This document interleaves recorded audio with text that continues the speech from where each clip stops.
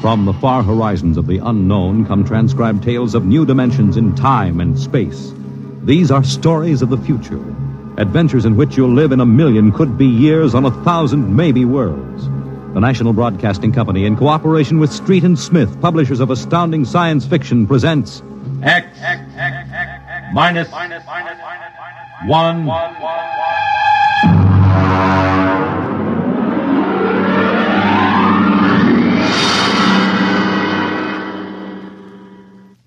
Tonight's story, Requiem by Robert Heinlein.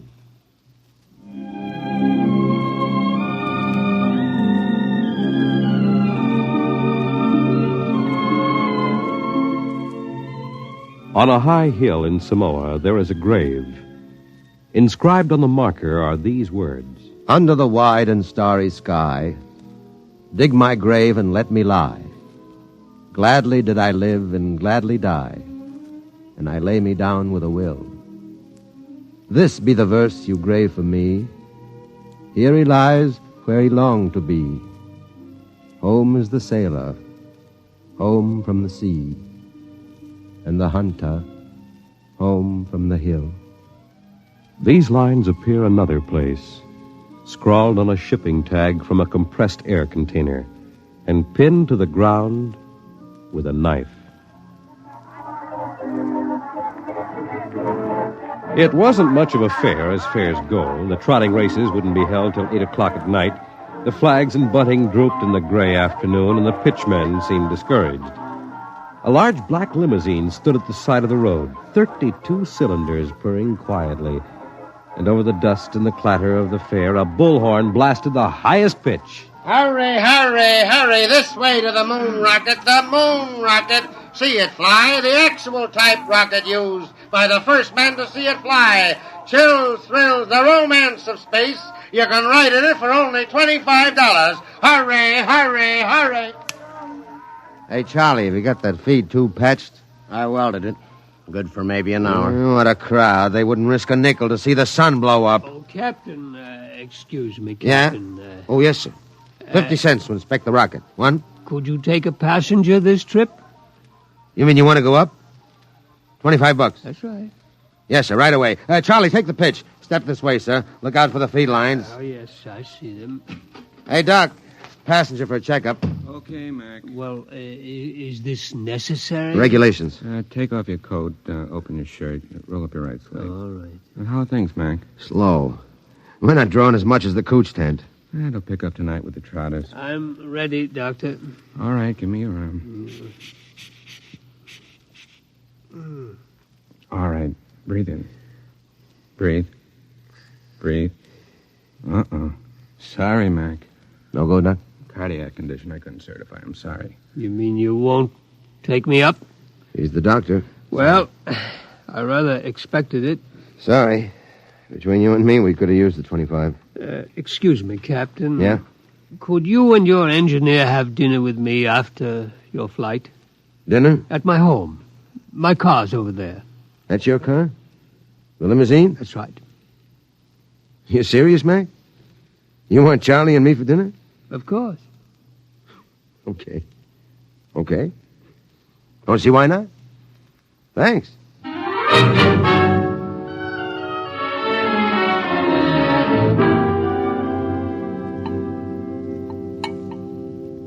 Charlie, you had enough. Lay off, Mac. Oh, that's perfectly all right, Captain McIntyre. Cigar? Thanks. Light? Yeah, thanks. Yes, it's hard for me to see why any holder of a master's ticket would quit the Earth-Moon run. I didn't like it. Yeah, don't hand us that. It was Rule G washed you out. All right, so I took a few drinks. Tell me, gentlemen, are you satisfied with what you're doing now? Are you kidding? We've been pushing the old junk heap for a year. Half the time, the sheriff has an attachment on the ship for a fuel bill. It stinks. Would it help you to get back to the moon? Well, sure. I could get a short-haul job hopping ore. I kept my nose clean, I might even get back on the run. Would you be open to a business proposition? What is it? You own your own rocket? Barring a couple of liens against it. I want to charter her to take me to the moon. You hear what he said, Mac? He wants us to fly that old heap to the moon. He can't do it. The old boat's worn out. Why don't you charter a regular company ship? Oh, no, I can't do that. The company charter comes up before a congressional committee this year. They have to follow the regulations. You can't pass the physical. Now, if you can afford to hire us, why don't you bribe a couple of company medics? It's been done before. I know, but not for me. I'm D. Harriman. Harriman? You own the company. Hey, what are you giving us? I own a large percentage of the company, but the other directors won't permit me to jeopardize the franchise. You tie that, Mac. A guy with half the money in the world, and he's up a creek. Shut up, Charlie. Why do you want to go to the moon so bad, Mr. Harriman? Well, it's the one thing I've really wanted to do all my life. I'm maybe 50 years older than you. When I was a kid, nobody believed we'd really reached the moon. You've seen rockets all your lives. When I was a boy, they laughed at the idea, but I believed. I wanted the moon then. I used to stand in the backyard and stare at it.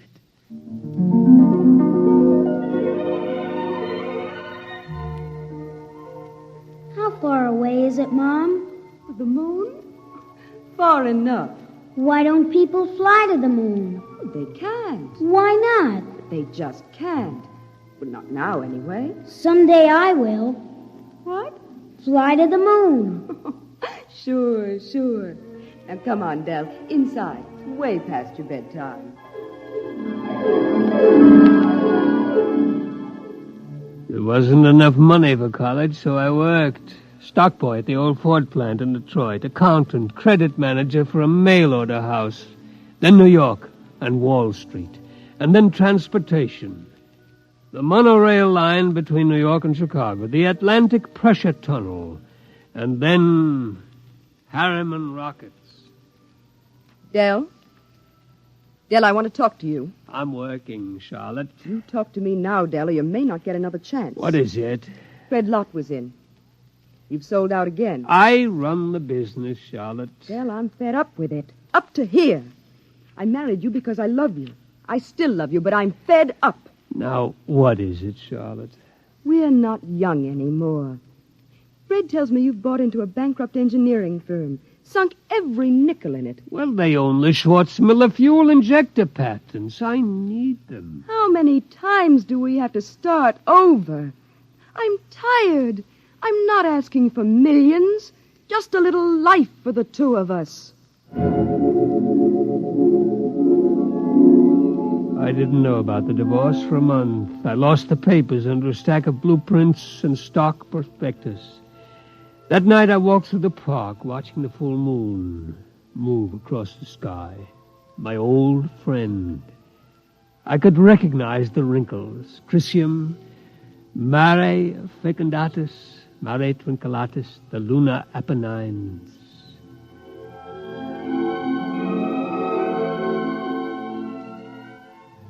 It took 2 fraudulent bankruptcies and an investigation by the Securities and Exchange Commission before we did it. The moon.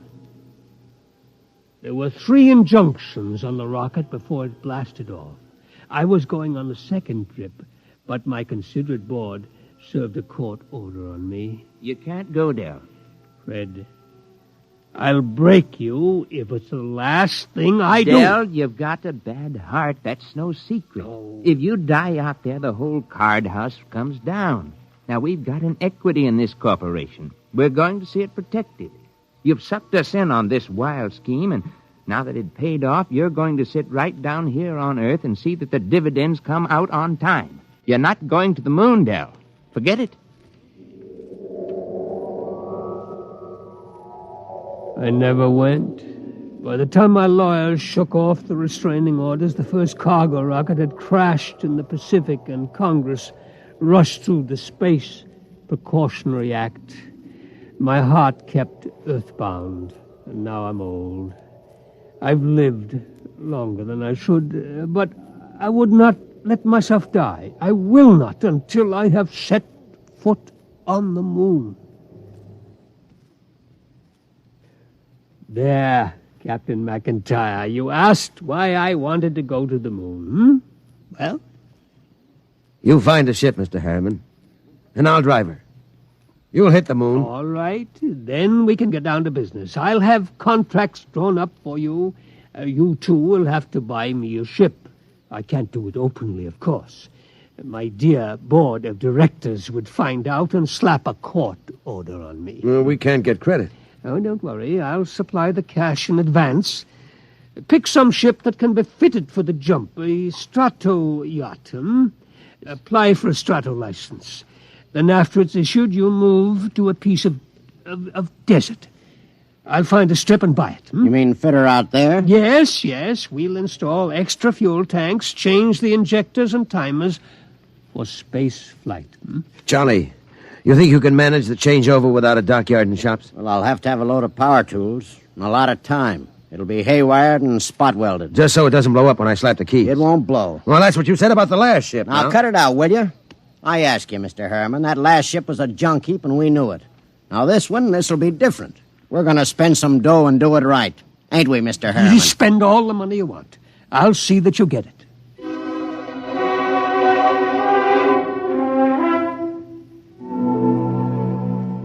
132 shares of Apex Holding at 60% of par. Check. 52 preferred of Spaceways Fuel, 50% off par. Check. That's the list.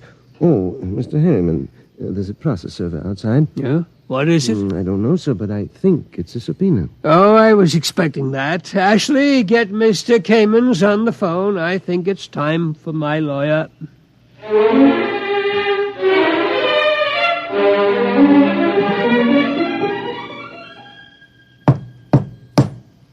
May it please your honor, counsel representing Mr. Harriman's relatives contend that his behavior for the past few weeks gives clear indication that a mind brilliant in the world of finance has become senile. They petition you to declare him incompetent and to assign a conservator to protect his financial interests and those of his heirs. May I suggest that in the last few words my opponent gave away his entire thesis.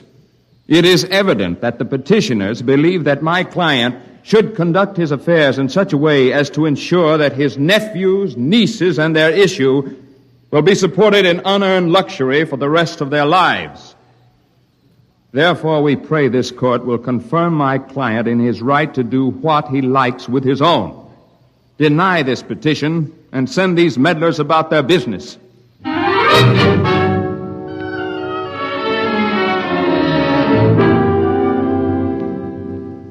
Well, Kamens, It could go either way. He might rule against me? He might. We'll know tomorrow.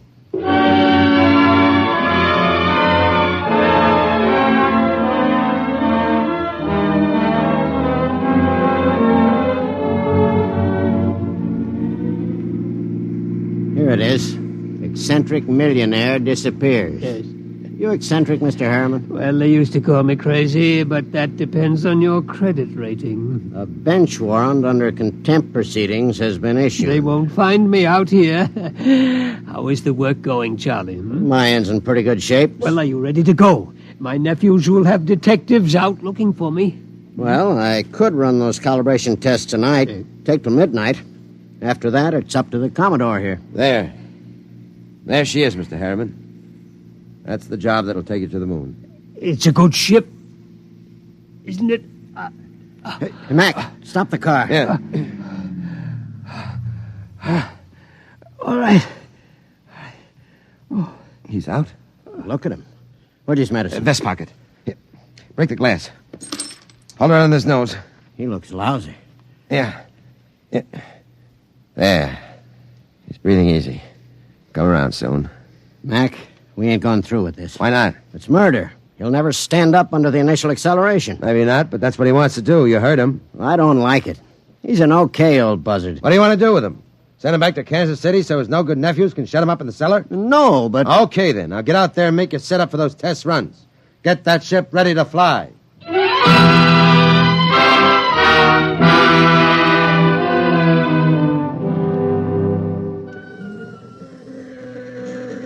Hey, you. Me? How many other people are there out in this desert? What can I do for you? You James McIntyre? Hey, Mac. What's the matter, Charlie? You McIntyre?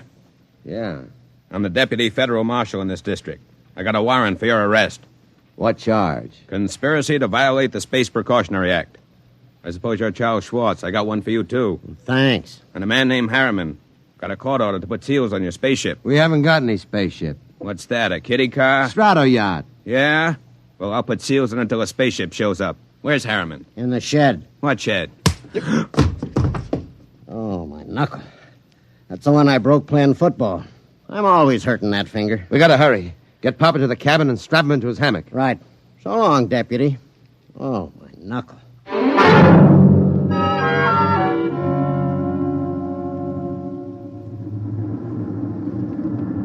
She's warm, Charlie.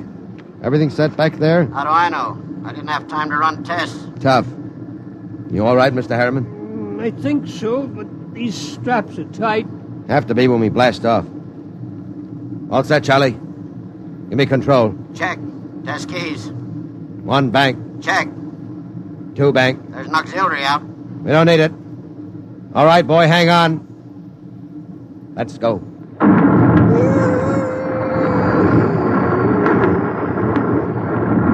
How are you, Pop? I'm doing fine. Couldn't be better. You better stay in your hammock. I'll loosen the straps a little. What is it? Nothing. Just go easy on that side. You ain't fooling me none, Pop. We got a couple of busted ribs. There isn't much I can do till we ground. You take a neobaritol, and I'll wake you when we cut jets. No, I'll stay awake. Okay, just as you say, Pop.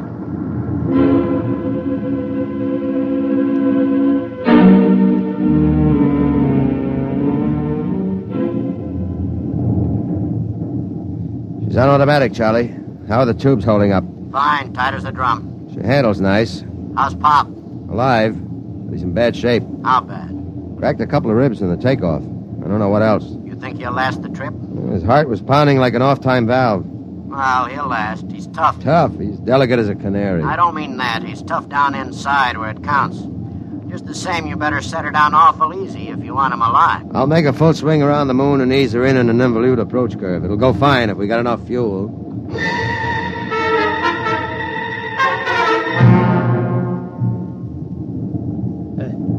Somebody call me?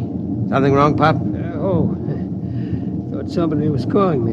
Must have been asleep. I swung your hammock around. We're breaking now.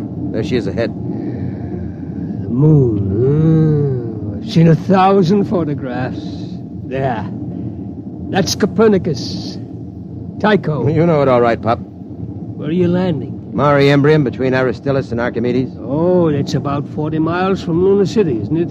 Yeah. It won't be easy landing without ground approach radar, will it? I've done it before. Not without a second pilot to punch the satimeter. You ought to have a mate's ticket, Pop. You know the whole routine. You must have really studied up. Yes, that's all I could do, study, until now. Oh, look at the moon. I feel as if I'm coming home. Yeah. Charlie, Yo, I'm taking her in. Cut in full power. make it good, Mac. Pop can't take a rough one. Shut up and give me the power. I'll do my best. Okay. Dynamite setting punch. Hang on, here we go.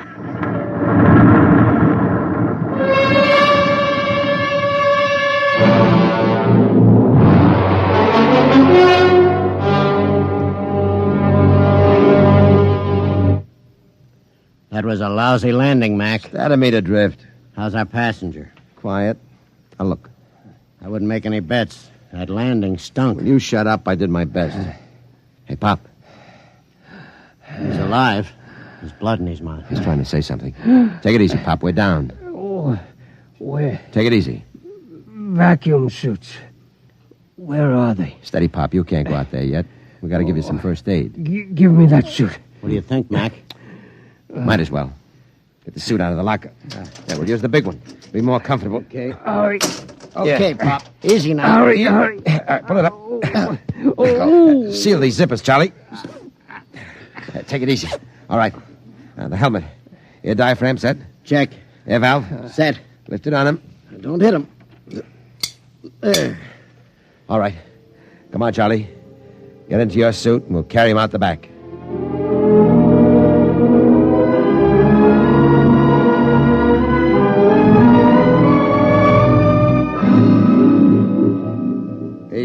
Easy with him. Okay. You all right, Pup? Outside. Take me outside. His left leg is gone. Get your shoulder under it. Right. Open the lock. All right, Pop. Come on. We're going out on the moon.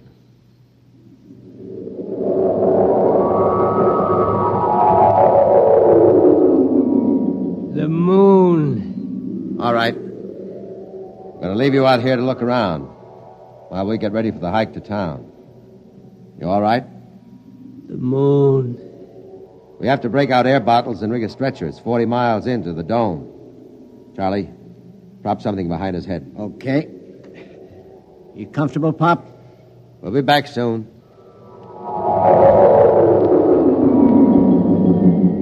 Moon. I can feel the pumice dust, and it doesn't hurt anymore. Why, there's the earth overhead, the earth in the sky, and green-blue. I'm on the moon. I'm on the moon. Del? Charlotte? I thought I heard somebody call my name. Yeah, I'm getting old. My mind wanders. Del? Charlotte. Del? That is you, isn't it? I made it, Charlotte. I'm on the moon. You didn't understand. You were afraid I wouldn't take care of myself. But I made it. I'm on the moon. Del? I'm on the moon.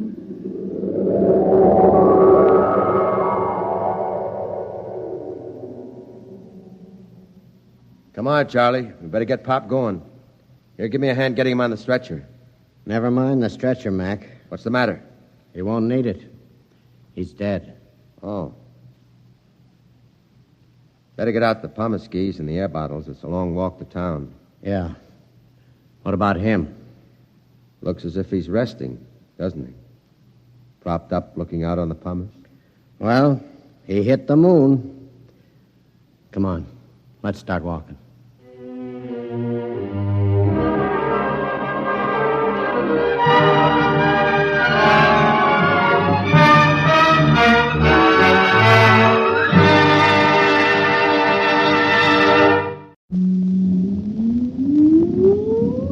Countdown for blast off.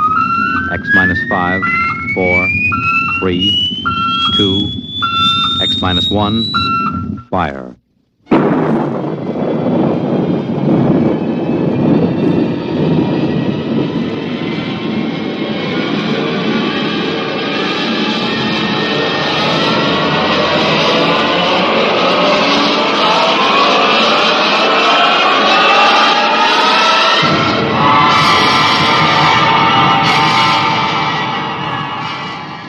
From the far horizons of the unknown come transcribed tales of new dimensions in time and space.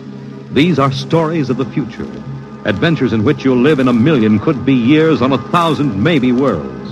The National Broadcasting Company, in cooperation with Street and Smith, publishers of astounding science fiction, presents X minus 1.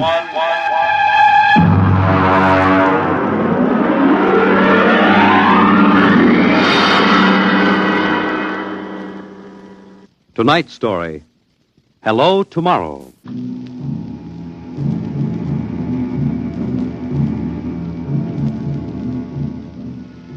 After the third atomic war, when the Earth was a mass of red radioactive dust, a handful of men and women went deep underground in the struggle for survival.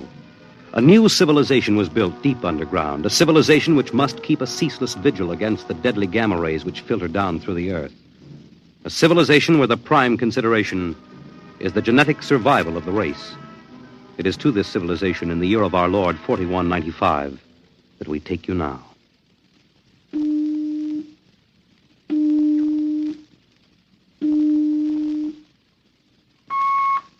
Professor Lois Burton? Yes. I have a call from the Director of Emotional Stability for the Third Oblong. Go ahead, sir. Hello, darling. Hello, dear. How is the Director of Emotional Stability? My, how impressive that sounds. Don't joke, dear. You never know who may be listening. Sorry. How are you? You sound tired. Well, we've had some bad cases. Mostly frantic mothers who insist on imparting their feelings to children. I suspect it's chromosomes affected by gamma ray leakage from the surface, but the head of the psychotechnic division says they're glandular cases. But that isn't why I called. I have good news. What is it? The genetic board has approved our application for marriage. So soon? Our chromosomes tested perfect. We can marry any time we want. As a geneticist, you should know that our offspring should be 90 percentile of perfection. I know. What's the matter? You are happy about it, aren't you? Of course. Terribly happy. I'm coming right over to the lab. You'll have to give me some time. What's the trouble? No trouble. You know that genetic survey I've been working on? Oh, what about it? Well, I've finally gotten permission to study an actual living case, a specimen of imperfect genetic transmission. Really? They're bringing him, or it, up from the condemned cages on the lower level. You will be careful. There's nothing to be afraid of.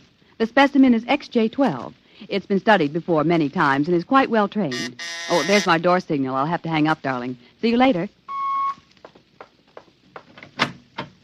Yes? Professor Burton? Yes. I'm from the Phylogenic Institute. Oh, you brought my specimen? May I come in? By all means.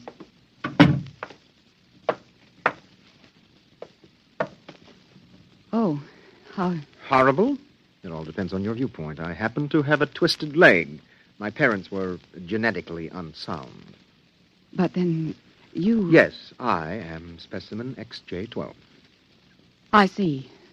I hope you aren't shocked. No stable person permits feelings to enter into his work. I will admit to surprise. I was expecting something a little more abnormal. Well, I try to be as abnormal as possible. It pays off. The Phylogenic Institute allows me out of the genetic cages ever so often so I can breathe the pure air of the upper levels and mingle with the genetically perfect. You seem quite well educated. I spent the first years of my life here in the upper levels. How is that possible? As a small child, my mother concealed me from the director of heredity. My mother actually, dreadful word, loved me. That would explain your obviously low threshold of emotional control. If you choose to call it that. You seem to be struggling to repress a few feelings yourself. We will confine ourselves to the impersonal aspects of our work. As you please. I shall require you as a demonstration for a lecture I'm delivering to one of my classes tomorrow. At your service. Sit here, please. Grip these electrodes tightly. I'm going to calibrate your electrochemical tension. I'm quite familiar with the procedure. I realize that as an imperfect I am expendable, but I should hate to be electrocuted. The charge is not lethal. Plus 15 surface tension. You know, you have beautiful hair. Plus 12 at a depth of 4 centimeters. My hair meets minimal requirements for the genetic code. And lovely blue eyes. Crystal clear. Plus 10 at 7 centimeters. Pretty. A perfect woman. Lovely expressive hands. And a heart of stone. Like all the rest of you perfect survival types. Shut up. Oh, could it be you do have feelings? I seem to sense an air of emotional tension. It's nothing, dear. This is the specimen. You, specimen. Tell this dolt who I am, Lois. This is the Director of Emotional Stability for the Third Oblong. You will address him as Mr. Director. Mr. Director. This creature seems quite impertinent. He's only a specimen, darling. Well, use him and ship him back to the cages. He's probably radioactive.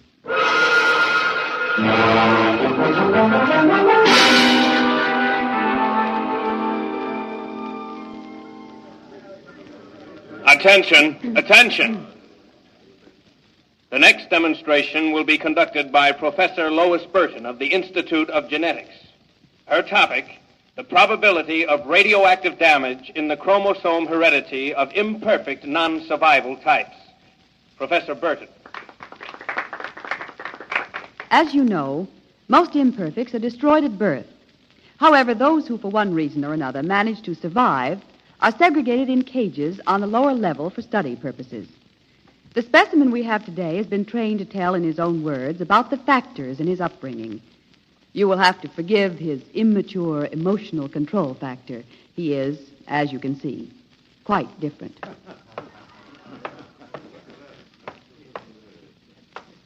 Specimen XJ12. You will proceed, please. Thank you.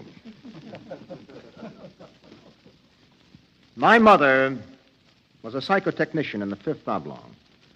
My father was an historian specializing in the records of pre-atomic surface culture. In the earthquake of 2170, apparently some hard radiation filtered down through the tunnels and penetrated the Fifth Oblong. The effect on my hereditary factors is quite apparent in this twisted leg. My father taught me in the last days before he was executed that every human personality is born with certain inalienable natural rights. The rights to have feelings, the right to mature, and above all, the right to be different from every other living organism. Because it cannot be otherwise, I submit to you, distinguished students, that the attempt by this society to abridge these rights is a violation of nature. I submit that the imperfects, the mutants, those who are different, have as much right to exist and be free as you. And I say, break open the cages. Stop him! Give us back the right to be individuals. Stop him! Ah! Perhaps that will teach you. Professor Burton, take this specimen back to your laboratory and confine him.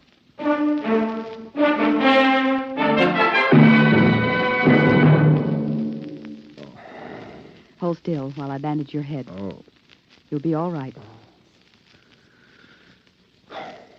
I suppose you detest me for getting you into trouble. I don't detest you. What?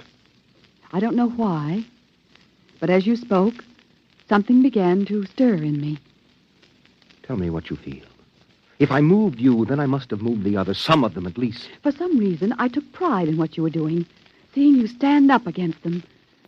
Why do you look at me like that? I can't help it. I wish you wouldn't. You're only an imperfect, you know. Please. My name is Oren. Please. Say it. Oren. Oren. Again. Oren. Lois. Oren. Lois. Lois. Lois. How touching. Walter. I've been listening for some time. Walter, how could you? In my capacity as Director of Emotional Stability, it is my duty. What are you going to do? Specimen XJ12 will be disposed of quite systematically by the state. For the good of the state, for the good of the genetic code, and in the name of emotional stability.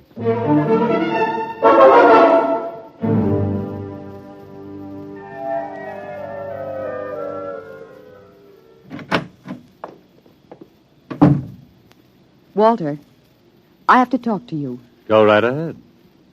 Walter, you mustn't destroy him. The specimen? Why not? He's emotionally unstable.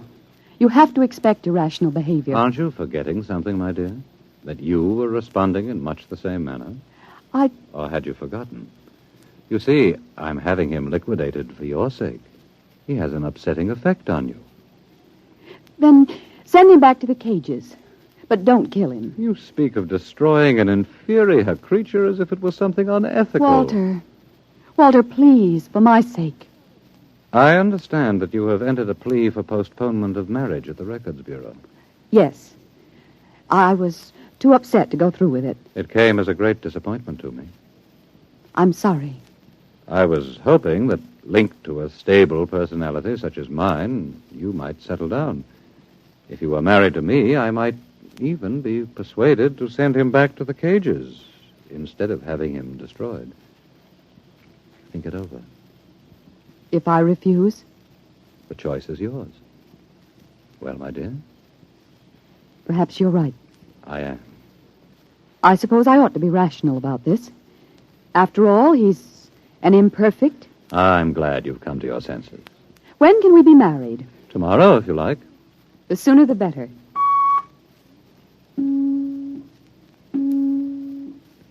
Let me talk to the custodian, please. Hello. This is the Director of Emotional Stability for the Third Oblong. I would like you to cancel the execution of specimen XJ-12. Turn him over to be remanded permanently to the genetic cages. You'd better go. I'll pick you up in, say, an hour, and we'll make plans. All right? Yes. Yes, of course.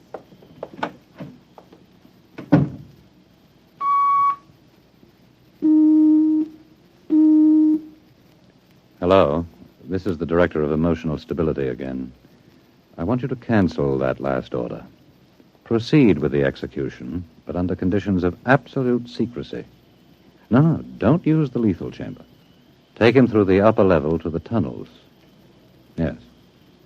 Yes, I'll issue a pass for the radiation checkpoint.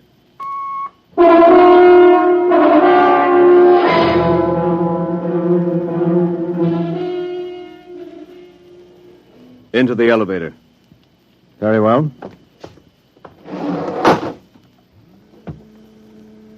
Why are we going toward the surface? The cages are on the lower levels. Radiation check. I've never done that before. New procedure. Walk. Halt! You can't go beyond this point. There is radioactivity in the tunnels. I have a pass from the Director of Emotional Stability for the Third Oblong. Special mission. I'll open the airlock. March inside.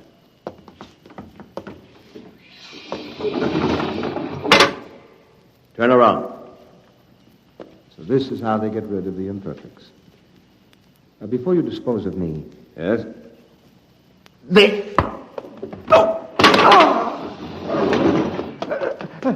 Help! Security! Security! What is it? What's happened? The prisoner struck me. He escaped into the tunnels. He won't last long. Can you go after him? I could send a robot, but it isn't worth the trouble. There's no way back from the tunnels except through here. The only other direction he can go is toward the surface. And the closer he gets, the hotter the radiation. No, I think you can consider your prisoner officially dead.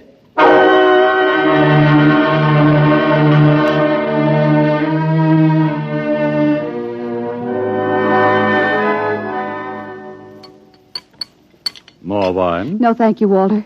You look very beautiful, my dear. Very beautiful. Thank you. The wedding will be a small affair. The director of endocrine control, the chief of the security guard. Walter? Yes? Was he returned to the cages? Oh, now, why must you spoil it? Was he, Walter? Well, as a matter of fact, there was a little difficulty. Difficulty? Yes, you see, XJ-12 escaped. How? Where? He struck a guard and ran off into the tunnels. The tunnels? But that's sure death. He's free to return any time he chooses. Now, don't become upset, darling. You planned it, didn't you, Walter? Stability, darling, stability. Stability. Here's what I think of stability.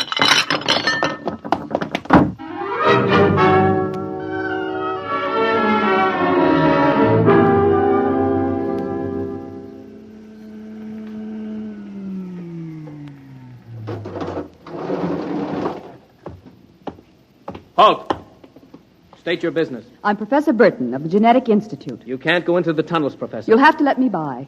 I'm the fiancée of the Director of Emotional Stability. Oh, I suppose you're after the one who escaped? Yes. He's quite dangerous, I understand. I'm well armed. Wouldn't it be better to send a robot? I'm quite capable of handling him. He was my subject. All right, miss. It's your risk.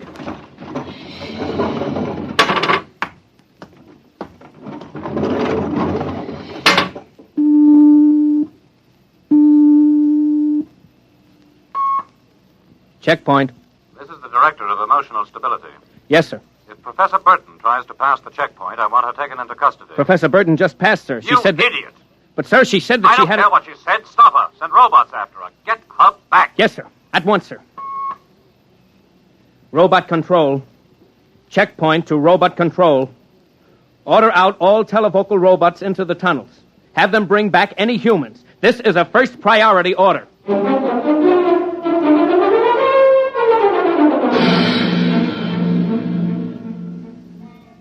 Oren! Oren! Oren! Oren! Oren! Oren! you, Orrin? Hello? Orrin, it's Lois. This way, behind the rock. Over here. Oh, darling, darling.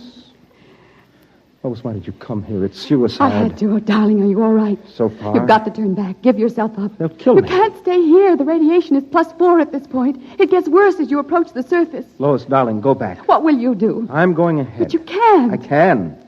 I'm going to the surface. It's certain death. Not even the robots can survive it. Well, at least I'll be the first human in 1,100 years to see what the surface of the Earth looks like. Come back with me. No, Lois. Then I'm going with you. Lois. Don't try to stop me, darling. There's nothing to go back to now. Nothing but Walter and emotional stability. You really want to come with me? Yes. You know what it means. I don't care. My mother used to believe there was a life after death. A place called heaven. We'll believe it, too. Oh, no, Lois, I can't let you go. Orrin, I love you. See, I know how to say it now. Say it again. Orrin, I love you. What is that? It sounds like... Orrin, it's a robot patrol. They're looking for us. All right, come on. This way.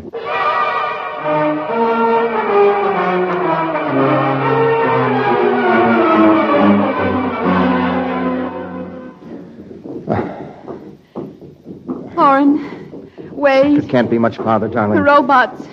They're coming. I can see their lights now. Listen, they've stopped. The lights are swinging round. Orrin, they see us. Come on.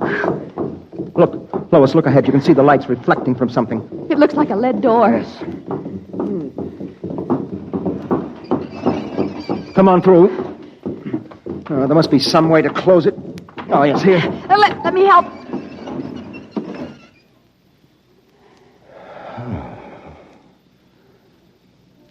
Well, they won't get through that. It's solid lead.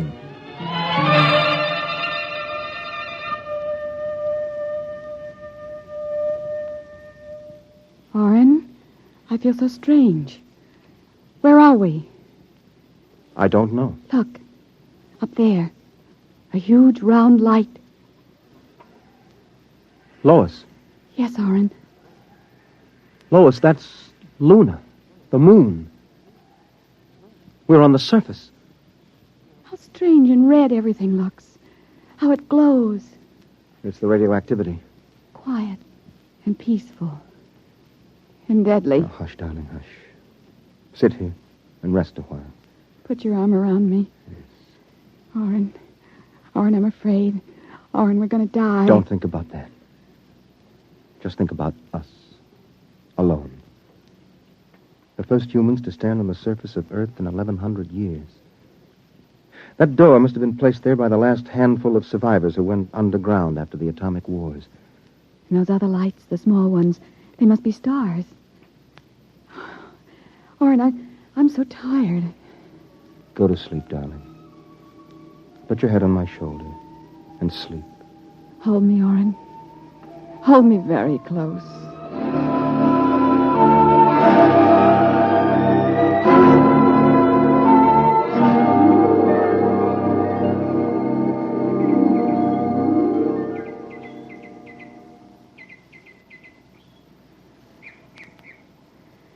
Orrin. Hmm? Orrin, wake up. Hmm? What? Look, it's light. The whole universe is light. Oh, Orrin, how beautiful. Look. This must be the heaven my mother talked about. See the plants? All green and fresh. And the birds. How strange they look. Lois, this isn't heaven. But we must be dead, Orrin. We should be dead. The radiation. By all the laws of nature, yes. By and yet... all the laws of nature. Orrin. Orrin, we're not dead. This is Earth. And we're alive.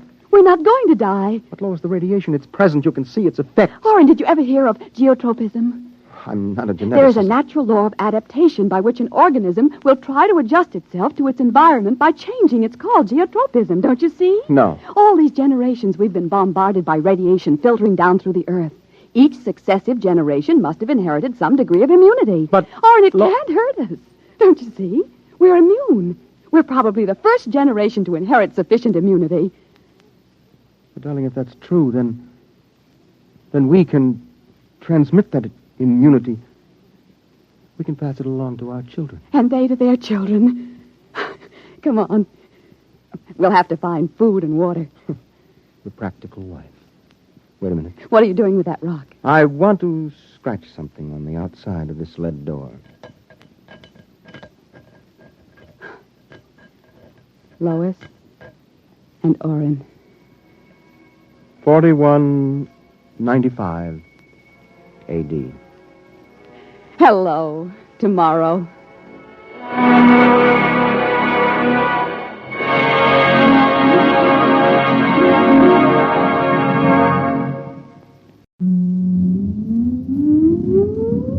Countdown for blast off. X minus 5, 4, 3, 2, X minus 1, fire.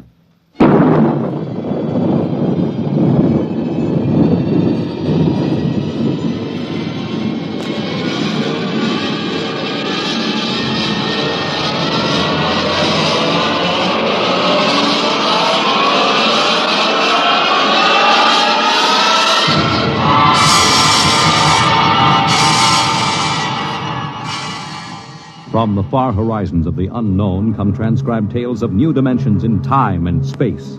These are stories of the future, adventures in which you'll live in a million could-be years on 1,000 maybe worlds. The National Broadcasting Company, in cooperation with Street and Smith, publishers of astounding science fiction, presents X minus 1.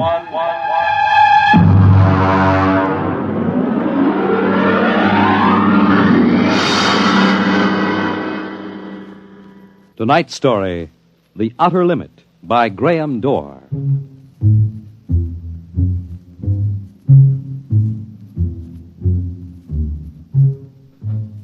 We go ahead now in time to 1965.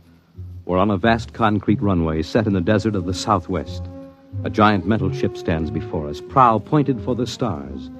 And in 5 minutes, the signal will flash and it will tear up through the atmosphere to the outer limit.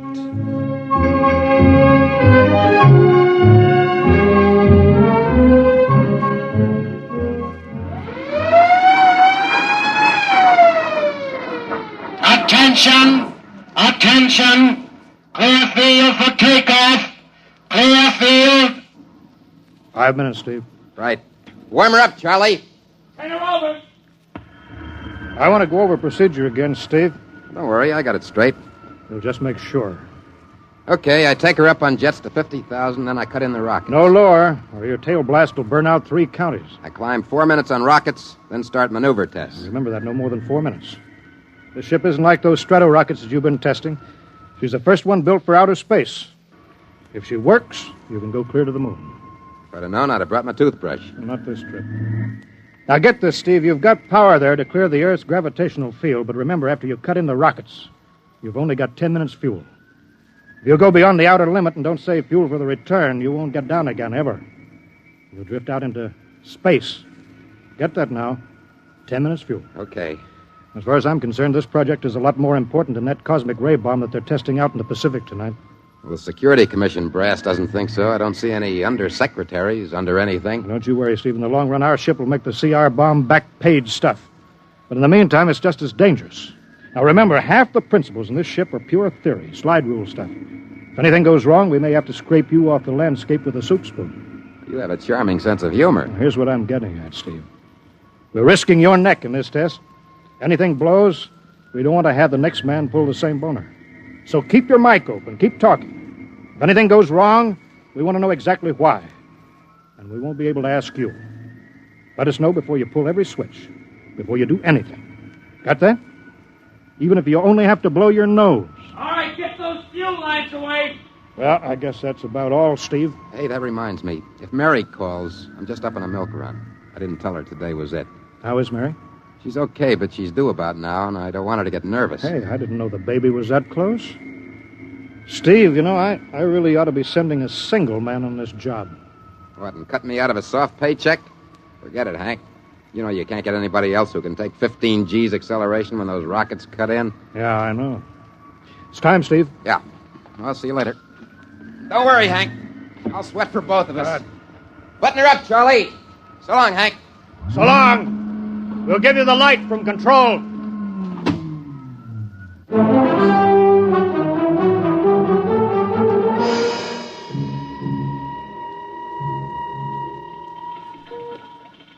X2 JTR to control. Are you there yet, Hank? Okay, Steve. I'm ready to go. Mr. Hanson. Ready on radar, Sergeant? Check. Mr. Hanson, you better see this. What is it, Elsie? Message sent up for Steve. Mrs. Weston just left for the hospital. What? Hello, Steve. Yeah. Stand by a minute. Shall I hold it up, Mr. Hanson? Yes. No, wait just a minute. It's too late now. You going to tell him? Well, maybe he's got enough to worry about. Hey, what's holding us up, Hank? Something on your mind? No, there's nothing, Steve. I just wanted to say good luck. All right, Charlie. Give him the light.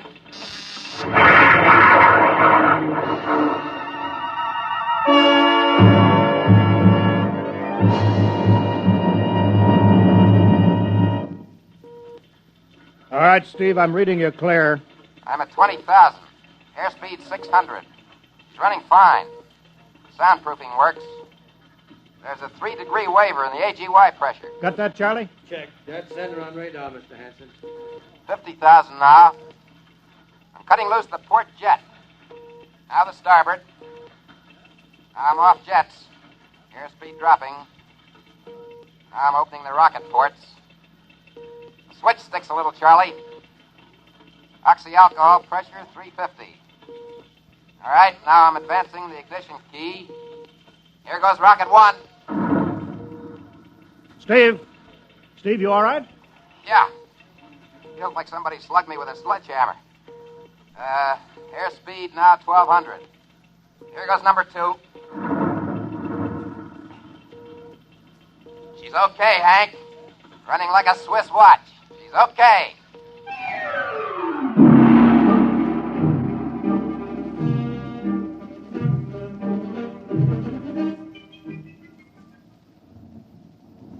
Hello, Steve. Elapsed rocket's time is now 4 minutes. What's your altitude? Over to you. Speed 4,400, still climbing. Altitude 297 miles. All right, you're at the outer limit. Level off for maneuver tests. You've got exactly 6 minutes fuel left. I'm starting a 3-degree left bank. She's a little sluggish. There, it's all right. There's a low vibration somewhere. Maybe the cockpit cover. My view screen's a little fogged. Now I'm straightening out. 5 minutes fuel left. Now I'm starting a 3-degree right. Hey, What's the matter? What's wrong? There's something up here. Something shining. What are you talking about? There's something above me, Hank. I'm going to chase it. Steve, you're at the outer limit now. I can see it plain now. Now, Steve, don't go any higher. You've only got 4 minutes left. You've only got... I'm getting static. I can't hear you, Hank. It's dead ahead now. I'm going to make a pass at it and get a good look. Here goes. Hey, it's swerving to meet me. It's dead ahead now. Look out, it's dead ahead.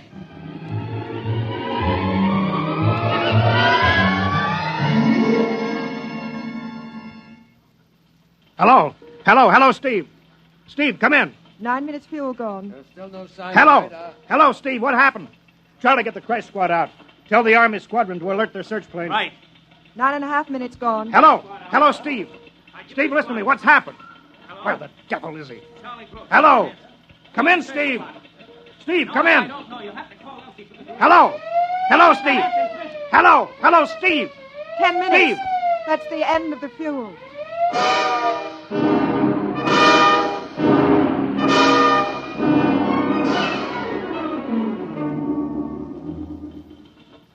How long has it been now? 10 hours, Mr. Hanson. Nothing more on radar, Sergeant? The screen's blank. Colonel Carulli called in. The search planes are back. Couldn't find anything. Should be some trace. He couldn't have bailed out, could he? You don't hit the silk at 4,400 miles an hour. We either went past the outer limit and ran out of fuel, or something blew, and we'll find the pieces scattered from here to the coast. Why does it have to be the best man? Always the best man. Charlie, we got to figure out what was wrong. Right. Something must have blown. I'll call him. Goodbye. Mr. Hanson, there's a message from Northside Hospital for Steve. Well, what is it? Mrs. Weston is fine. It's a boy. Thank you, Elsie. It's a boy, Charlie. Yeah. Fine. It's a boy. He didn't even know that she went to the hospital. How am I going to tell Mary that? No, it wasn't your fault, Mr. Hanson. The ship was tested. Yeah, we'll build another, and some other flying fool will shoot past the outer limit into space. Well, I'm getting old, Charlie. You can remember when I used to take them up myself. Now I've got to send other men. Look, it's a job, Mr. Hanson. Now I'm afraid. Every time I hear a jet go off, I jump. Every time I have to send somebody up in a new model, I start to sweat. Mr. Hanson. Yeah? I think I've got something on the radar. No flights scheduled in, are there, Elsie? No, the whole day's cleared. It's coming in behind us. Here he comes over the building. Yeah. What crazy jockey is buzzing the field like that? Is that an Army plane, Charlie? I can't see. Here he comes back again. I know that engine. Yes, it's Steve. That's impossible. Look, that's his ship. It can't be. It's circling back for landing. Charlie, clear the field. He's coming back in. Mr. Hanson, there's not another ship in the world that looks like that. I tell you, it's got to be Steve. Thank God.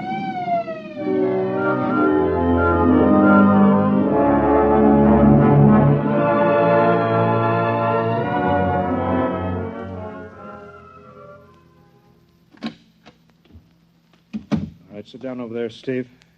Quicker we get this done, the quicker you get over to see Mary and the baby. Elsie, give the order to check and refuel the rockets. I don't want anybody in here till I get Steve's reports. Bury any calls. All right, Steve, let's have it. What the devil happened to you? Hank, that cosmic ray bomb. Does it still go off tonight? What are you talking about? Straighten out, Steve. Where have you been for the last 10 hours? Listen, Hank, there's something more important. Now, come on. I've got to get a report on the screen to Washington, so let's have it, will you? I've got to know how you stretched 10 minutes fuel to keep you in the air for 10 hours. One thing before now, I talk... Now, look, Steve. Will you have the Geiger men run over the ship before they refuel? What did you run into? So help me, Hank, I don't know. But we better check and make sure it isn't radioactive. Elsie, add a Geiger report on the standard check. Steve, maybe we better have the medics look you over, too. No, I'm all right. They said I'd be all right. They? Look, son, I know you've had a tough time, but we've had this field on the alert for 10 hours, boy. One of the Army boys cracked up looking for you, and he's hurt bad. So let's have the story. Let's have it straight. I don't know how to tell you, Hank. Hank, I saw something up there. At 300 miles? I chased something up there, Hank, and I caught it. Now, don't hand me that, Steve. Listen! I was cruising along, just starting the right bank when I spotted something. It must have been going about half my speed. It was egg-shaped and smooth. I made a pass at it, and I came back for another, and then there was a humming sound. Humming? Sort of a vibration. And then I blacked out. I was headed straight for it at 4,400 miles an hour. I thought it was going to be the biggest smash since Hiroshima. And... Listen, Hank, is there a drink in that bottle? Yeah, sure. Well? What happened? Hank, I came to inside their ship. Steve, this whole thing has been a devil of a strain on you. I'm going to call Major Donaldson from the Army base, ask him to sit in. The psychiatrist? Yeah, that's a good idea. Let him run his tests. He'll tell you I'm not kidding. Because, Hank, unless I miss my guess, I've just been tipped off to the way the world ends.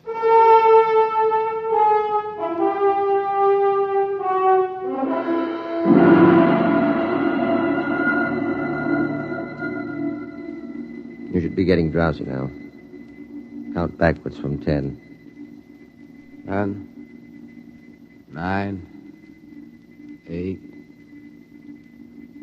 7, 6, 5, 3. He's under. Now we attach the head plate electrodes and the cortical pickup. Look out for that wire, Mr. Hanson. 3.0 setting and 31.3. Now, throw that switch, Mr. Hanson. I have to start him off by suggestion.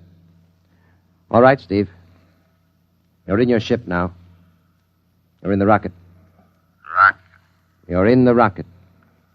You're in the rocket, and you've just sighted something strange. Now I'm starting at 3-degree right. What's that? Hey, there's something up here.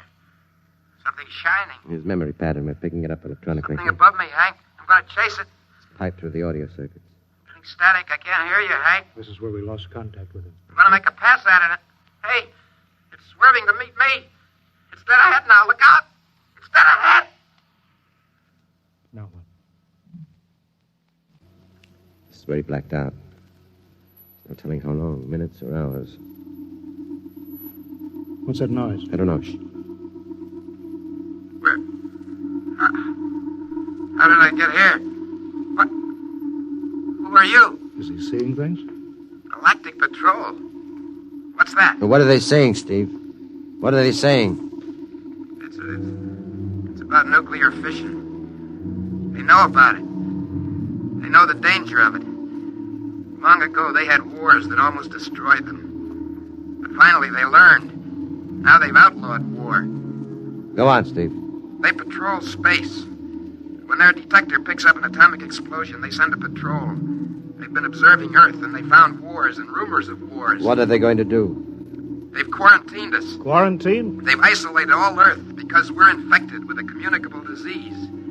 Because we don't know how to control ourselves yet. Until we learn, we'll be a menace to the whole universe. What is this nonsense? Quiet. How are they going to do it, Steve? Well, they've spread out a layer here of I don't know what to call it. It's all around the Earth.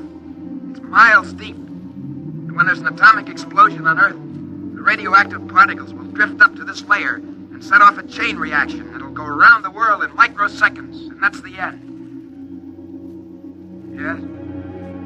Yes, I understand. I've got to bring back the warning. You're going to put me back in my ship to bring the warning. Now what? Blacked out again. I guess that's all. What does all that mean? It's what he remembers. You don't think that really happened? No. Narco-psychometry circuits produce what he remembers. Just means that Steve believes this happens. I don't like to see this. I've seen too many top pilots snap. Steve is the best I've known. How bad do you think he is? Well, frankly, outside of the presence of this well-organized hallucination, there are no signs of unbalance. May not be too serious. If you had a more plausible story, I'd be inclined to believe it. Warning. Hank. It's all right, boy. Did you hear it, Hank? Do you understand? Oh, sure. We've been quarantined.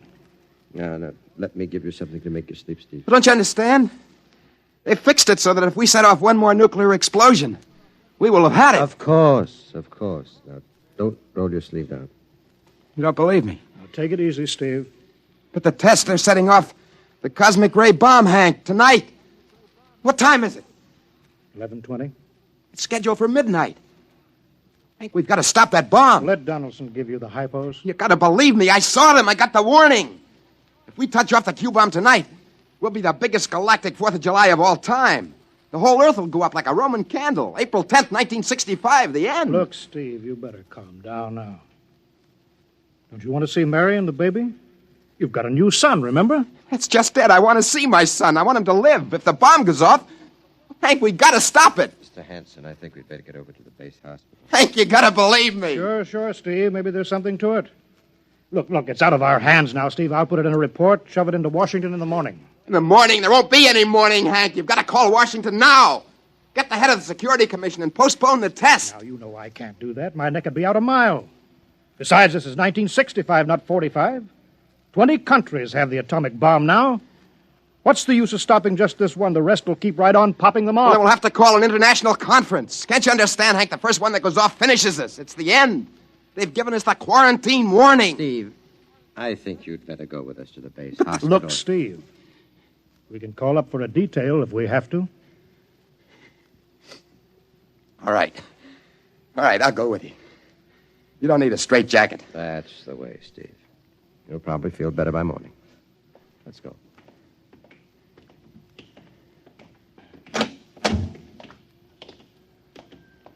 Tomorrow I'll drive you over to the hospital to see Mary and the kid. Sure. Look at the ship under the floodlights. Pretty, huh?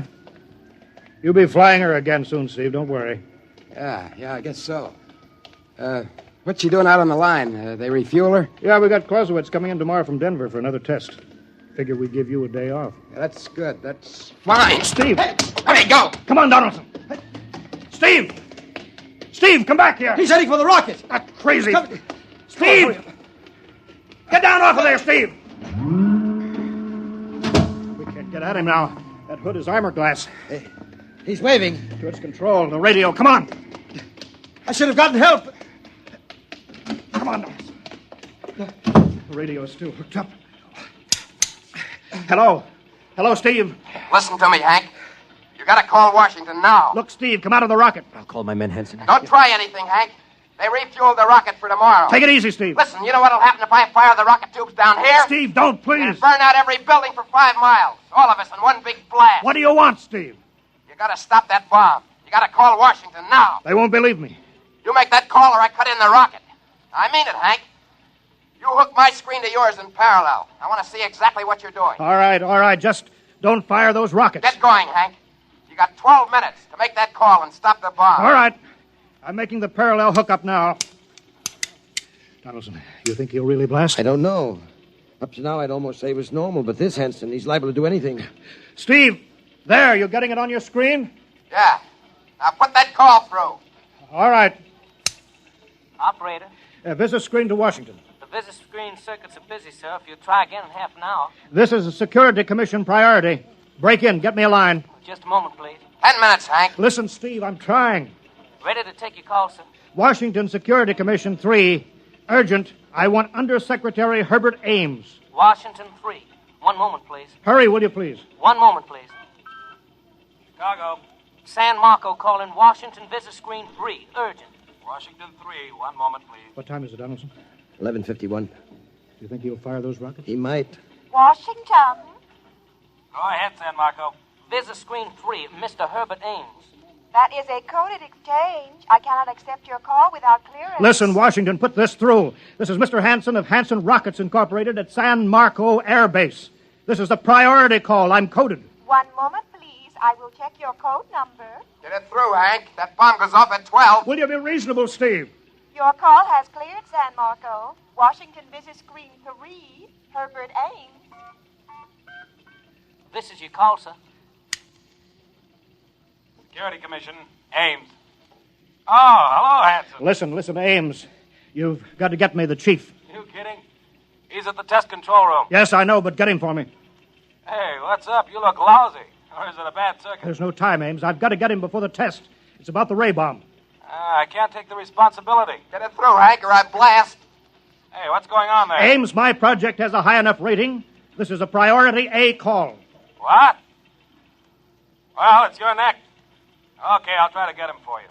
He's in the control room, though. You'll have to switch off your screen and speaker and go on earphones. Too much going on in there. Security, you know. You hear that, Steve? I've got to cut the screen. All right. 8 minutes, Hank. Hello? Hello? Yes, sir.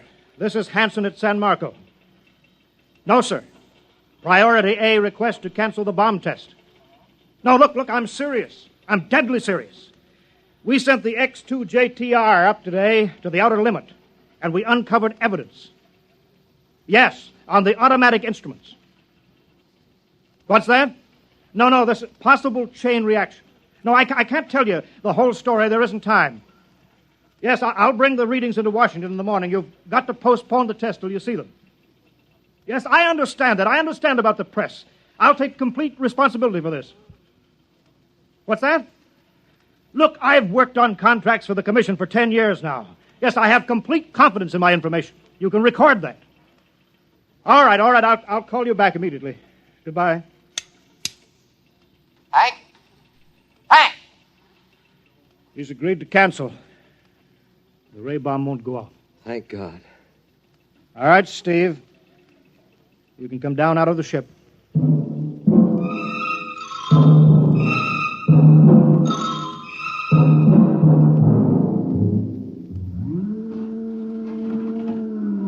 There he comes. He's opening up. All right, Steve. Come on down out of the ship. Sure, Hank. Hank, I was scared. I was plain scared. All right, easy now. It's all over. Bomb won't go off. Thank God. Hey, look. I want to see Mary and the baby.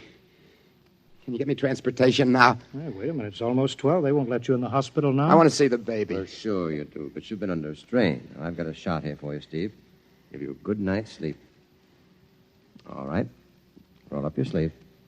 Sure. Now, that'll make you sleep. Sergeant will find you a bed.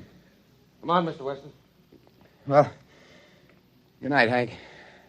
I am kind of beat. It's been a tough night.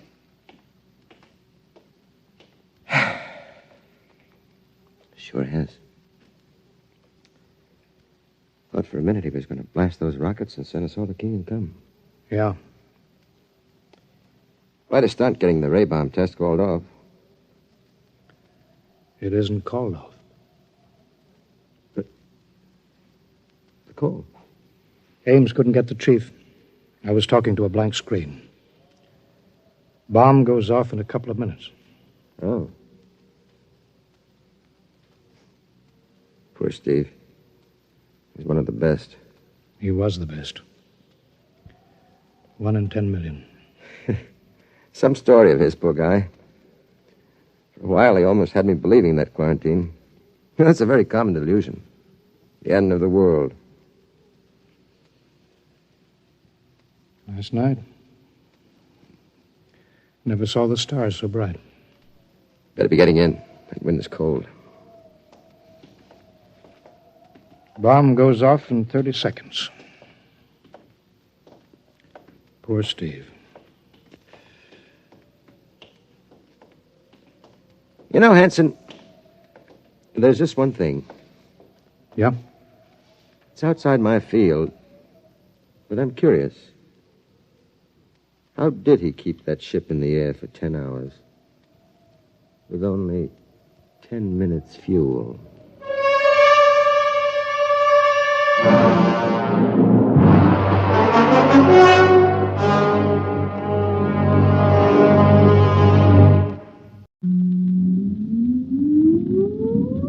Countdown for blast off.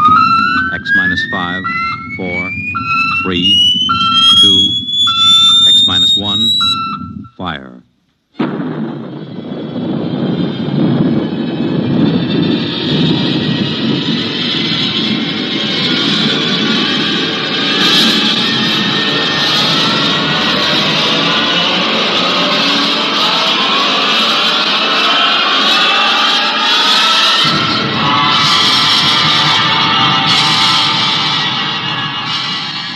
From the far horizons of the unknown come transcribed tales of new dimensions in time and space.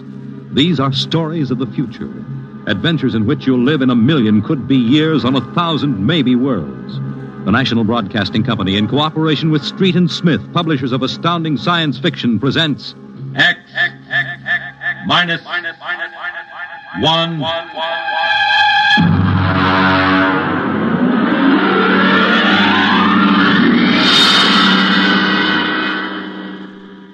Tonight's story, 0 Hour, by Ray Bradbury.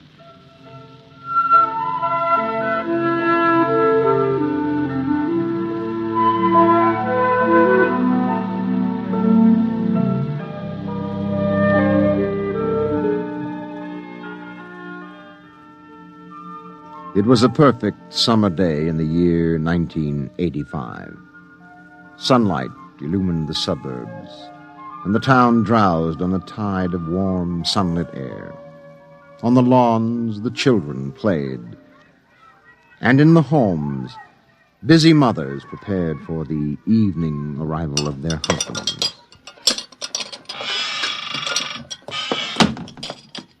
Excuse me, Mom. Good heavens, Mink. What's all the excitement? We're playing a game, Mommy, the most exciting game ever. What are you doing in that cabinet? I need some tools from Daddy's kit. Your father may not I'll want... take good care of them, Mom, I promise. Very well, dear. Don't lose anything. Oh, what's the name of the game, Mink? Invasion. Oh, invasion. What will they think of next?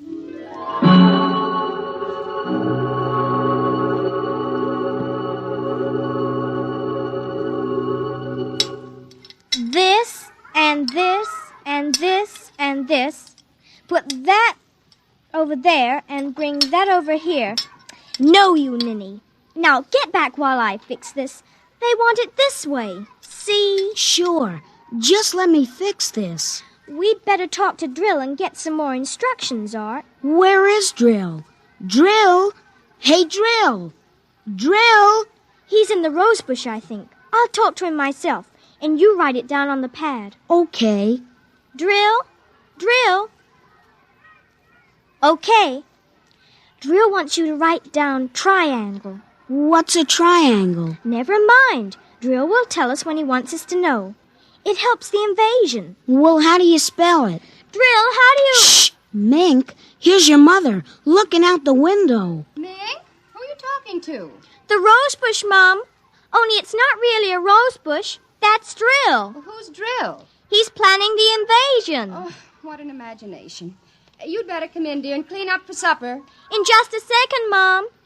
Art, did you write down what Drill just said? Yup.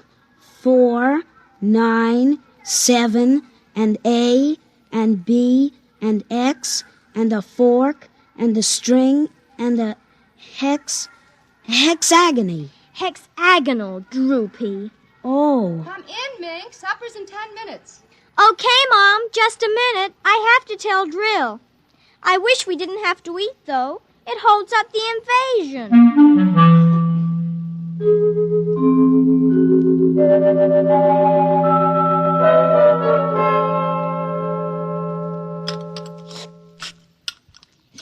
Mink, for heaven's sake, slow down. You'll choke on that soup. I can't, Mom. It's a matter of life and death. What's a matter of life and death? The invasion. What invasion is that? Oh, just some silly game the children have been playing.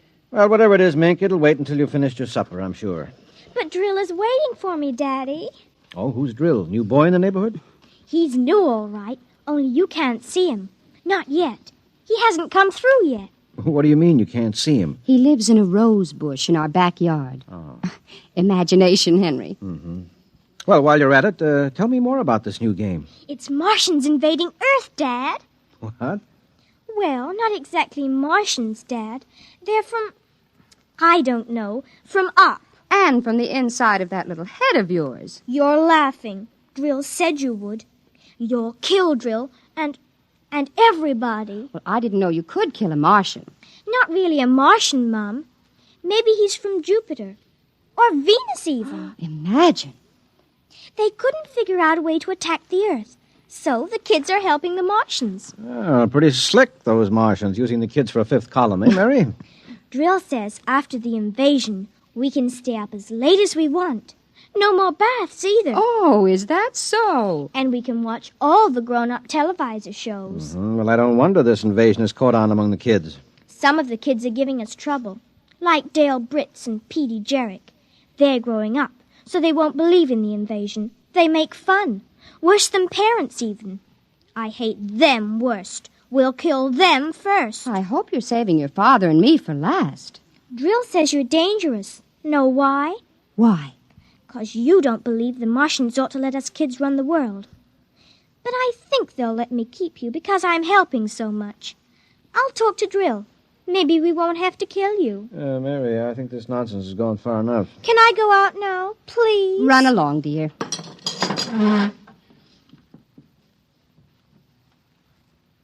Don't worry, Dad. I won't let them hurt you.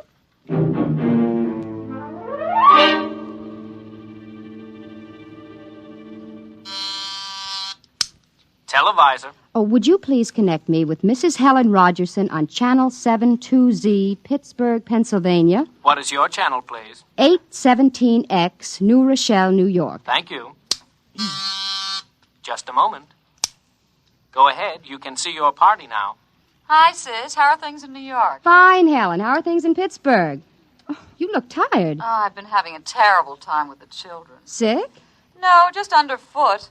They've got a new game that's got me just about crazy. It's called Invasion. Did you say invasion? Isn't that strange?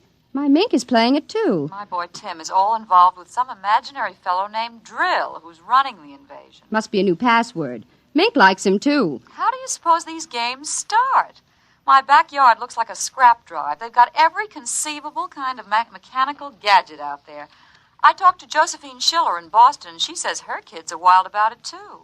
It's sweeping the country. I can't understand it. Helen, do you suppose... What? Oh, nothing. Just a wild thought that crossed my mind. Oh, say, the reason I called is that black and white cake recipe... What was that? I don't know. One of the children might have hurt himself. I'll have to run and see, dear. Call me back tonight, will you? All right, Mary. Bye. Mink? What is it? Who was that who screamed? Peggy Ann. What happened? She got scared and ran home. Did you hit her? Nope, she just got scared. She's a scare baby anyway. Now, Mink, tell me why she screamed. No, I can't. Mink, you'll answer me or come inside this instant. I've had enough nonsense. I can't quit now, Mom. It's almost 0 hour. Then tell me what frightened Peggy Ann. Okay, she saw Drill. He almost came through. Through what? Those pipes and things we set up.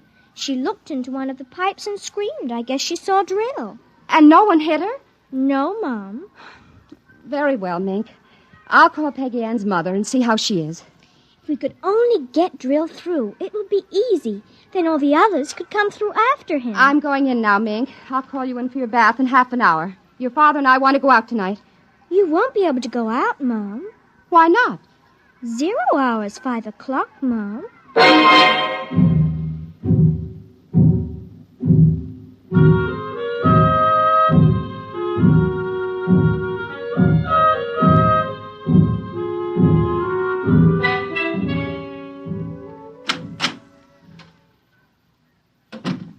Hello, dear. Oh, you're home early, Henry. Mm-hmm. Thought I'd relax a little before we went to the theater. Where's the little one? Out back. Oh, same game? Mm-hmm. Same game. They've got a stack of pipes and hammers and spoons a mile high out there. Oh, my children. Why do we have them? They are strange creatures, aren't they? Even Mink. She's a part of us, and yet... Yeah, look, dear, I'd like to discuss this with you, but we do have a theater date, and it's almost 5 o'clock now, so...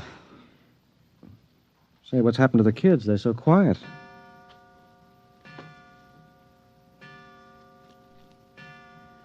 Well, when children are quiet, you know there's some mischief. Say, what's that sound? I don't know. Those kids aren't playing with anything electrical, are they? I'm sure they aren't. At least... Just the same, I'd better go out. Henry, ask them to put off the invasion. Good Lord, what's that? Mary, look out the window. Henry! What is it? Where are the children? Mary, why are you shaking? What did you see? Henry! Quick, up to the attic. Well, they aren't in the attic. Yes, the attic, quick. No, Mary, come back here. Mary, don't go up. They aren't up there. Mary, are you out of your mind? There's no one up here. Quick, shut the door. Lock it. But there's nothing up here. What is wrong with you? Now, Mary, come to your senses. Henry, we've got to stay here and hide. What are you talking about? I saw it through the window. Henry, it was horrible. They weren't making believe. It is an invasion. Oh, Mary, for heaven's sake, let's get down out of this attic and talk this over sensibly. I want to find out if Mink is all right. She's all right. I saw her. She was leading them around the corner of the house. Leading who? The kids? Shh. Listen. Well, there's nothing. Listen. The front door. They're coming. Good Lord, those kids sound like 50 men with boots on. No, not men. Oh, please, God, don't let them find us. Don't let them, please, God. I don't understand this. Who's there? Don't shout, they'll hear. Who's down there? I demand that you answer me. Oh, they're coming. The whole house is shaking. Who's there? Hush, please be quiet. They might go away. Henry. Mom? Dad? Are you in the attic? Henry, listen. That's Mink. It's Mink. We've got to save her. Henry, don't you understand? She's leading them. What? She's leading them. She's on their side, Henry. Oh, please, God, forgive them. The children on their side? She told us, but we wouldn't believe her. Shh, listen. They're coming up. Oh, God. Mom? Dad? We know you're in there. I guess you better melt the lock drill. Henry, the lock. It's melting. The door. Oh, dear God. Mom, Dad? Oh, I see you now. Peekaboo! Ah!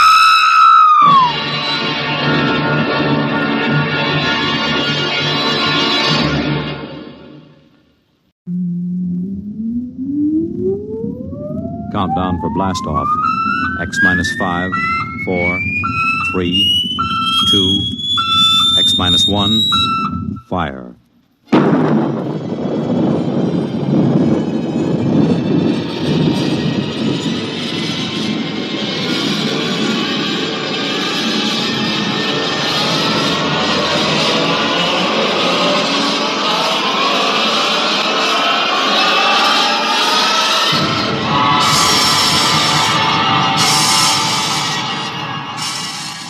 From the far horizons of the unknown come transcribed tales of new dimensions in time and space. These are stories of the future, adventures in which you'll live in a million could-be years on 1,000 maybe worlds. The National Broadcasting Company, in cooperation with Street and Smith, publishers of astounding science fiction, presents X minus 1.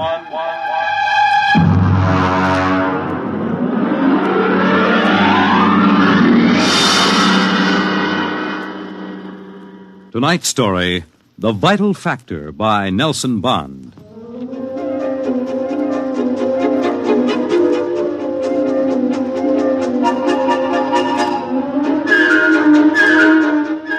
I doubt that anywhere on Earth there's a man or woman or a child who doesn't know the name Wayne Crowder.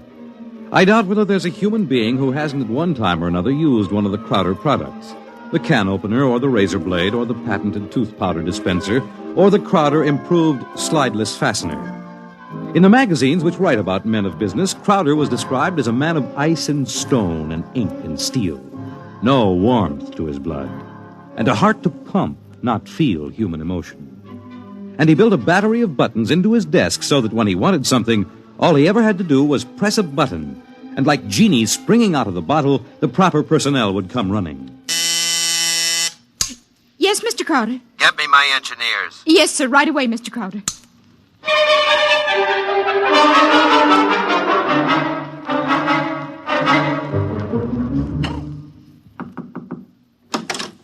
Here are your engineers, sir. All right, close the door and get out.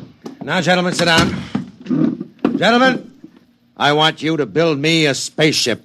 A spaceship, sir? That's right. I've decided that I am going to be the man who gives space flight to mankind. Any questions? Sir, we can design such a ship. That part isn't too hard. Yes? But we've no way of providing the motor to power such a ship. When the ship's ready to fly, there'll be a motor. Sir, I don't like to contradict you, but you can't go ahead of the total technology of a historical period. It's like asking somebody in 1600 to build the internal combustion engine. You see, scientists have been searching for a motive power for spaceships for decades now without success. You'll have a ship, but we can't lift that ship from the Earth's surface. That is, not to the point of free flight at any rate. Mr. Crowder, you see you'll be spending millions of dollars, hundreds of millions perhaps, for nothing. What's your name? Phillips, sir. You're fired. Go down to the cashier and draw your pay and get out. What, sir? Get out. Nobody who works for me thinks of how much something costs. But we use money. We don't let expense provide a rationalization for not beginning a project. All right, Phillips. I give you permission to leave. Right now.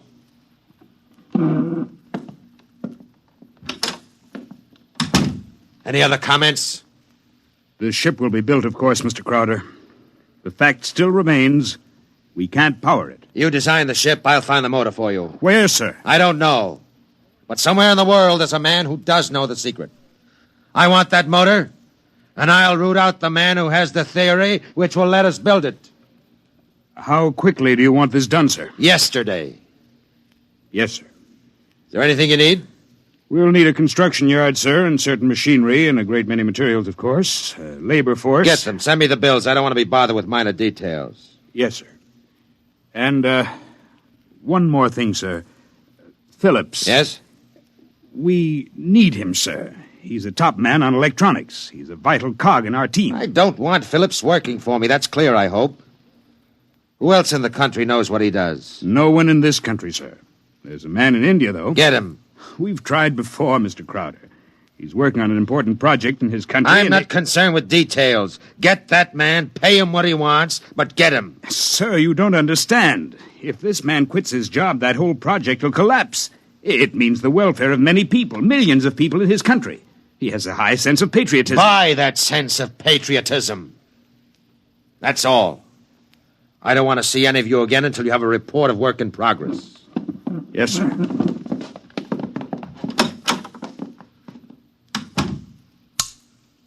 Miss Holmes, there's a man named Phillips going to draw his pay. I want 2 company policemen to meet him at the cashier's office and escort him from there directly off the premises, and I want them to be emphatic about it. Yes, Mr. Crowder. And notify the newspapers, the television, and the radio networks, the periodicals, and the scientific journals that I'll receive the press in my office this afternoon at 3:30. I have an important announcement to make. Anyone not here at 3:30 will be barred, and the publication or company he represents will not be given any further information.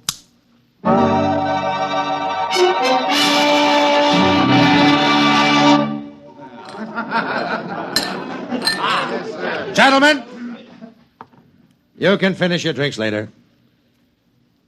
Gentlemen of the press, and ladies, it's my pleasure to be able to tell you that I'm in the process of constructing a spaceship. Any questions? Did you say spaceship? That's right. That's what I thought you said. I knew the drinks weren't that strong. Mr. Crowder, is this spaceship under construction now? It is. You solved the problem of motive force, then? No, sir. Well, what sort of... You mean you have no means of propulsion for this spaceship? That problem is not solved as yet. Oh! It will be! That's why I called you in this afternoon. I want you to announce that I have $100,000 in cash, waiting for the man or woman who first brings me the basic idea for such a motor. I'll supply all equipment for research and construction, and I'll see that the rights of the inventor are protected and more than adequate royalties will be paid him or her. That's all I have to say now. Mr. Crowder, one more question, please. Yes? You have a name for this spaceship yet? No, not yet. Well, then let me suggest one. Yes? Crowder's Folly. Quiet! All of you, quiet! What is your paper? The Daily Times, sir. Miss Holmes, inform the company police that under no circumstances is any representative of the Daily Times ever to be allowed on company property again. Strike that paper from the list of those to be invited to future conferences.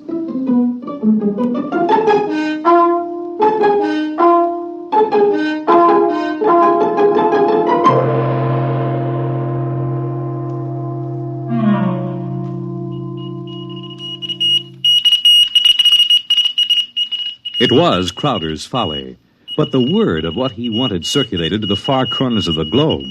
It was known in the white ice block huts of the Eskimos and in the grass-thatched villages of Central Africa, as well as places less remote. And the Crowder office became the Mecca and the heaven for the lunatic fringe of humanity.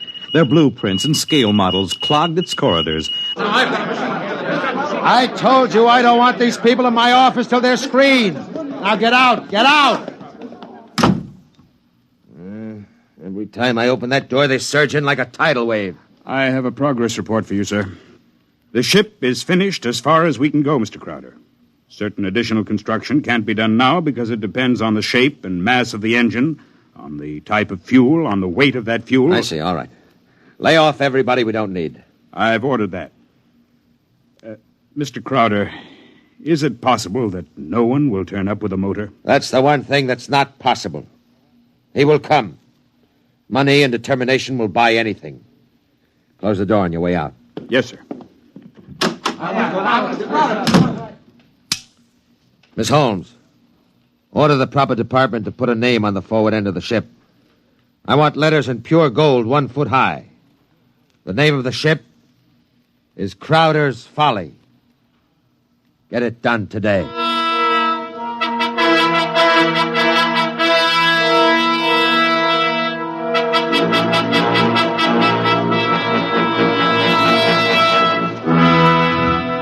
The sun came up in the morning, and the sun set at night, glinting rose on the silver sheen of the hollow ship's skin as it lay in the yard. The golden letters on the prow spelled out the fury of Crowder for the world to see. A staff of 50 were employed as time went on in taking rust preventative measures to ensure the ship's well-being. The staff of 50 worked in 3 shifts around the clock, armed with oil cans and grease cans and other containers and sprayers of preservatives. In a year, the first experiment seemed ready to bear fruit, and a test was held. The atomic fission motor.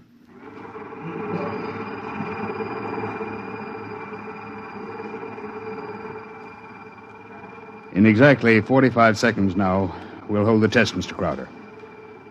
The sound you hear is our generators here, building up power to supply the motor by remote control. If this needle goes round to the part of the dial marked in red, there'll be an explosion. Are there any questions, sir? Proceed with the tests.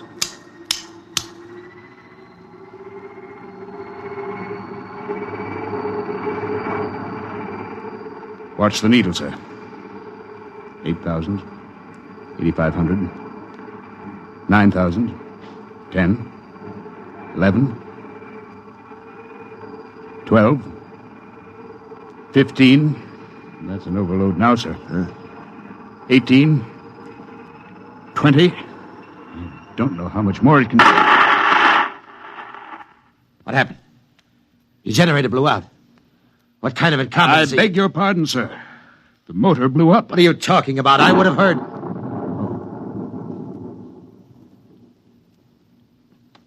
You see, sir, it takes a while for the vibrations of an explosion to travel 3 miles and then reach through 15 feet of concrete. I see. Well, there are other experiments in progress. Let me know when they're ready for testing. Yes, sir. Mr. Crowder, the inventor of that motor had to be right with it, of course, during the tests. He had a family. The fool knew what he was doing. He understood the danger. He was paid enough to be able to afford insurance. The cost of insurance on such a project was prohibitive, sir. Well, if his wife was thrifty, she saved out of what he earned this last year. His salary was relatively small, sir. Most of the money went for the research. He should have demanded an adequate salary. I haven't stinted on money. The fool failed. I have no further responsibility. Yes, sir. You want us to continue screening applicants? Of course. All right. Make a settlement on the widow. And don't turn anyone away if he seems to have the remotest possibility of success. I'm telling you, my man will come. Money and determination will buy anything. And strangely enough, Crowder was right. Because one day there came to his office a stranger, a small man. He looked even smaller in that tremendous room. He was an unusual visitor in that he carried no briefcase fat with blueprints or formulae. He was unusual in that he neither blustered, cowered, nor deferred to his host. He was a pleasant little stranger, bird-like of eye and movement, bright and smiling. Mr. Crowder, my name is Wilkins. I can power that ship you want. So?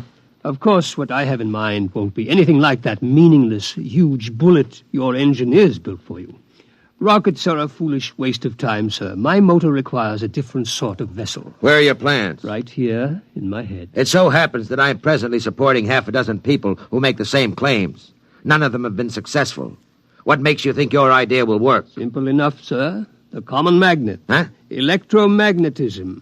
Utilization of the force of gravity, or its opposite in this case, counter-gravity. Oh, no. Oh, thank you very much. Now, if you'll forgive me now... Just one moment, Mr. Crowder. There's one thing more. This. Now, I've seen pieces of metal before, thank you.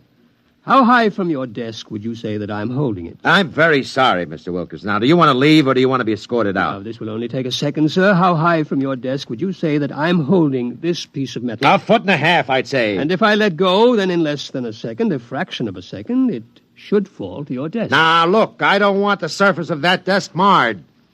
What will it be? You see, I have let go of the metal, is that right? Good Lord. Many seconds ago, it should have crashed to the desk, am I right? Well, this is incredible. Well, if you want to speak to me anymore, I'll be right outside. But it hasn't fallen. That's right, sir. It hasn't fallen. It floats in the air. That's right, sir. It floats in the air. How do you do it? Why don't you call your engineers and ask them? I'll wait outside. Miss Holmes, Get me my engineers. Immediately.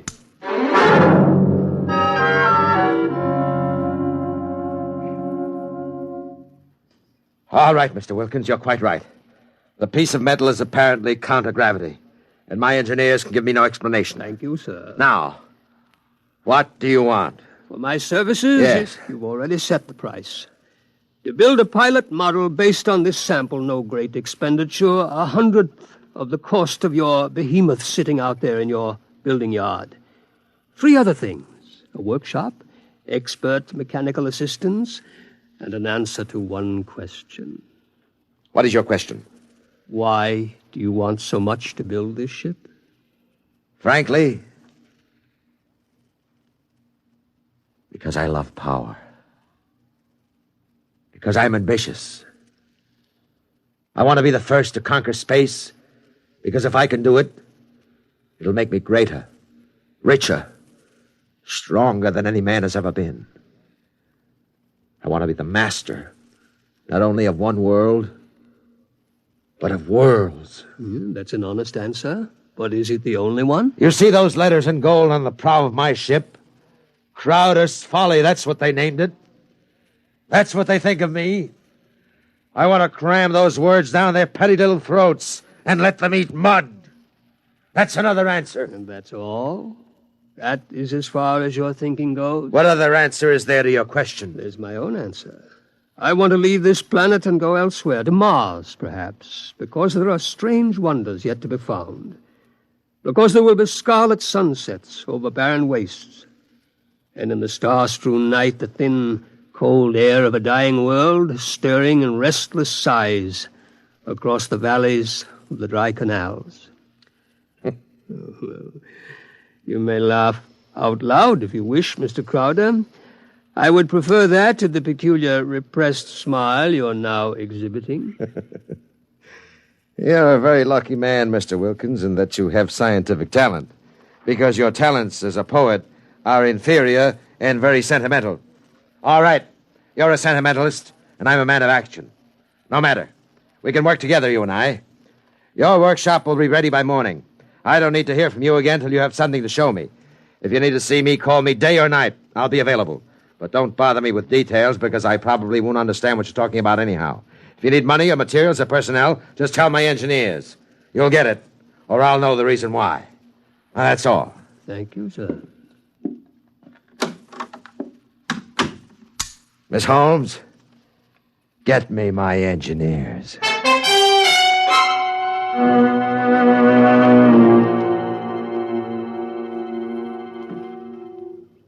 Yes, Mr. Crowder? We have 50 men working on preserving that useless hulk out there in the construction yards. Lay them off. The ship will deteriorate if we do that, sir. Let it rot. Lay them off. Yes, sir. How many other employees are still working for us on the project? About 3,000, sir, including the people working on experimental motors. Get rid of them. Sir? Get rid of them. Mr. Crowder, I never thought you'd drop this project. You were so adamant I'm not dropping anything but deadwood. You saw what Wilkins had to offer. He's my man. And the rest is junk and nonsense. Mr. Crowder, he might fail. We ought to have a minimum of protection against... I say he won't fail. I know the goods when I see it. The rest is nonsense. Several of the experimenters were making much greater progress than I thought was possible. There are great opportunities there. I'm not interested. Not only in the field of spaceships, sir. One man has a motor no bigger than a football, which will drive an automobile 24 hours on 4 cents worth of fuel. It's almost finished, sir. Not interested. It will be of great benefit to mankind, sir. Your name will go down... My name will go down in history for this spaceship. The profits in such a motor, sir. I have more money now than I even know how to count. And when I make my space flight, I'll have more than that. Yes, sir. You just lay everybody off that isn't needed. Give them 2 weeks' pay and my thanks for a thankless job well done. And that's all. Yes, sir. I'll get it done, sir. Oh, one more thing. There's no need to let the folly rot. Dismantle it. Sell the basic materials we don't need. Salvage whatever will be useful to us. That's all.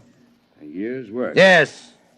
In 10 years or 20 years, and I do the same thing. That's why you're an engineer, and I'm an executive. That's why you work for me. Because when I have to, I can be ruthless with my own mistakes. When a thing has lost its usefulness to me, I get rid of it. Well? I was just thinking, Mr. Crowder. What would happen to me if my usefulness to you were over? I've worked for you 20 years now. Just don't give me any occasion to consider your usefulness terminated. That oughtn't to be too hard. What? Nothing, sir. I'll make the arrangements at once.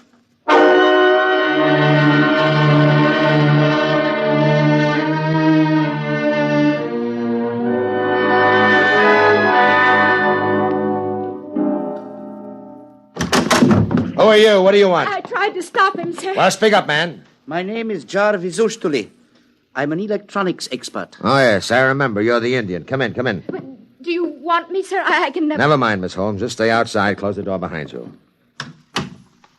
Sit down, Miss Ustuli. Thank you, no. I want to give you a gift before I leave. Oh? You leaving? I thought we still needed you. I resigned. Sorry to hear that. I'm told you're a good man. I want you to understand what's behind this gift. Huh? I was working on a power project in my country which would have meant a tremendous rise in the standard of living for millions of my people. I was unable to resist the money you offered. Well, had you resisted, even more money would have been forthcoming. I placed no limit on your worth to me. I understand. But you see, I did not come without a sense of guilt, because there was no one in my country who could take my place. I would assume that. And now I discover that what I did was for nothing. The spaceship on which I worked is being dismantled. That's right. So I have been corrupted by you at a whim. I think you have too much power, sir. I think you use your power for evil, selfish purposes. Selfish, yes. Evil, no. Only sentimentality is evil. I think otherwise. And so, in order that you shall not corrupt anyone else, I have this gift for you. Here you are, sir. And just one more shot for good measure to make sure you're really dead. Good.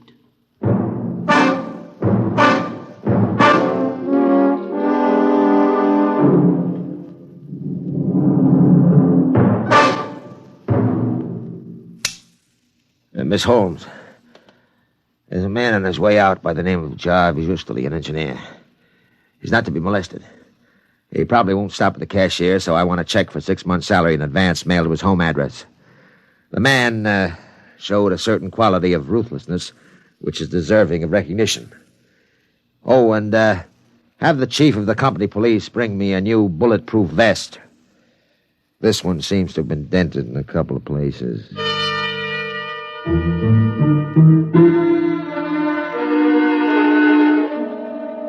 The new spaceship, according to Wilkins' plans, as executed by Crowder's engineers, was finished within 4 months. It was small, it was shaped like a disc. It gleamed brightly even in the smoky haze of an October sunset. Inside, Crowder and Mr. Wilkins, in a small cubicle at the heart of the machine, sat surrounded by many instruments of a complicated nature. Outside, huge crowds gathered to witness the test. They stirred and murmured, waiting restlessly, as inside the control room of the craft, Wilkins installed the final secret part he had not revealed to those who built his driving apparatus.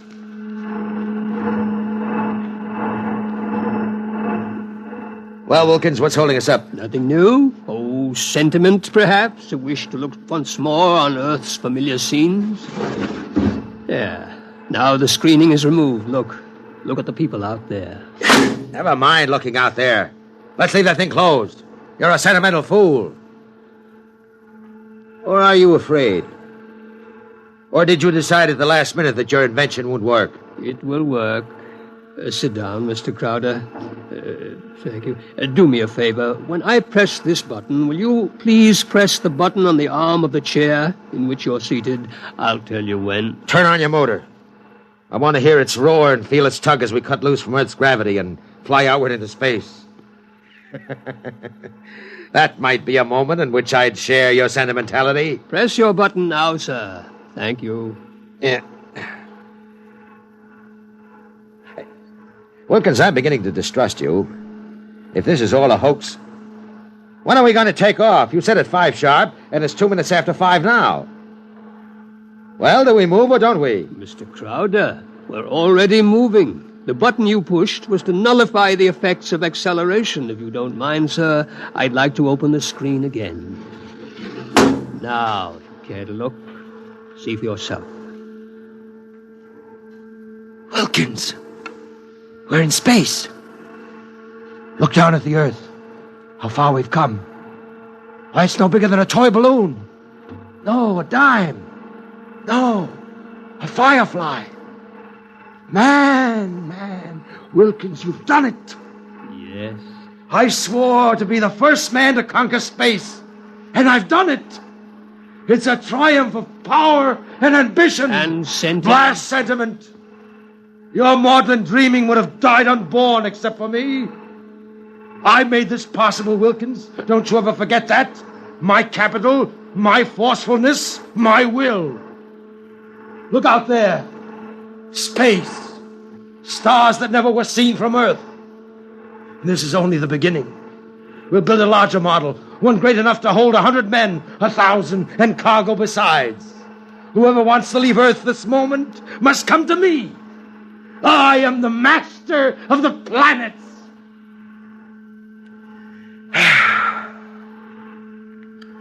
All right, Wilkins. Turn back now. No. Huh? I said turn back. No. Well, we've proved the ship can fly now. Now turn back. I want to start work at once in preparation for the long flights to come. Not so. We will go on. What are you doing? Defying me? I'll break your puny little body into pieces. Can you control this ship, Mr. Crowder? Would you like to be stranded out here in space, just adrift in space without control? Would you like that? Turn back. No. What's the matter with you? Are you out of your mind? Oh, I am a sentimentalist, Mr. Crowder. Your money and ambition paved the way, that's true, but sentiment was the vital factor that sent me to you. Sentiment, sir. You see, Mr. Crowder, I wanted to go home. Home? Home? You are out of your mind. You will forgive me if I remove these primitive clothes? Who are you? Oh, it's all right, Mr. Crowder. I hold no special malice toward you. There's no need to be so terrified because you've had your first close look at a Martian.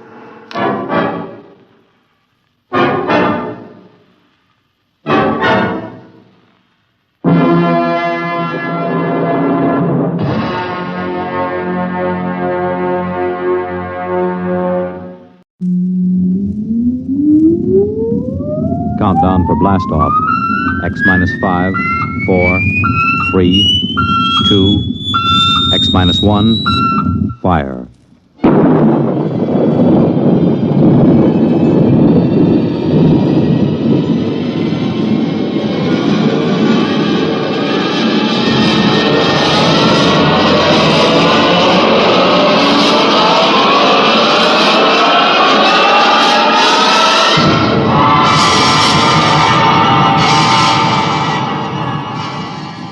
From the far horizons of the unknown come transcribed tales of new dimensions in time and space. These are stories of the future, adventures in which you'll live in 1,000,000 could-be years on 1,000 maybe worlds. The National Broadcasting Company, in cooperation with Street and Smith, publishers of astounding science fiction, presents X minus 1.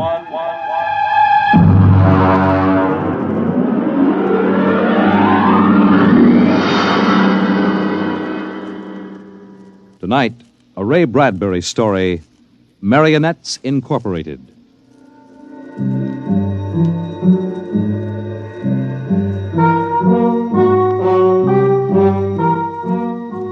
By the year 1990, we should see many amazing technological advances. And yet, in many ways, life will be very much the same. A husband will stop off at a bar on his way home and perhaps unburden himself a little to a friendly bartender. Well, that's good. Almost feel as if I could go home and face Nettie now. Life trouble, Mr. Smith? Wife trouble, Sam. If only she'd relax a little bit.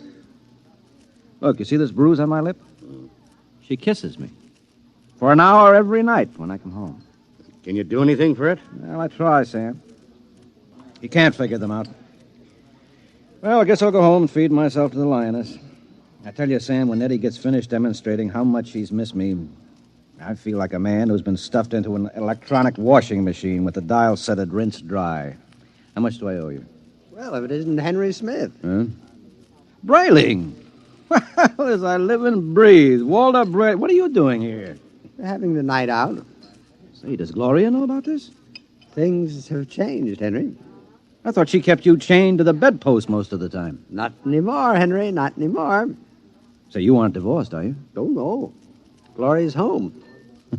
What did you do, put sleeping powder in her coffee? Oh, goodness, no. That would be highly unethical. Well, now, look, I can't believe you just walked out on her. 10 years of marriage, Henry, and I never had a night to myself. But it will be different from now on. By the way, what time is it? 10 o'clock. Well, I guess I better be going. Scared? Don't want to crowd my luck. Oh. Although, really, there's nothing to worry about. Well, I'd sure like to know how you do it, Walter. Would you really? Yes, I would. All right, Henry, since you've always been a friend of mine, I'll let you in on it. Come on, my car's outside. I'll drive you home and let you see how it's done. Well, now, that's nice of you, Walter. Oh, no, not at all. We fellas have to stick together.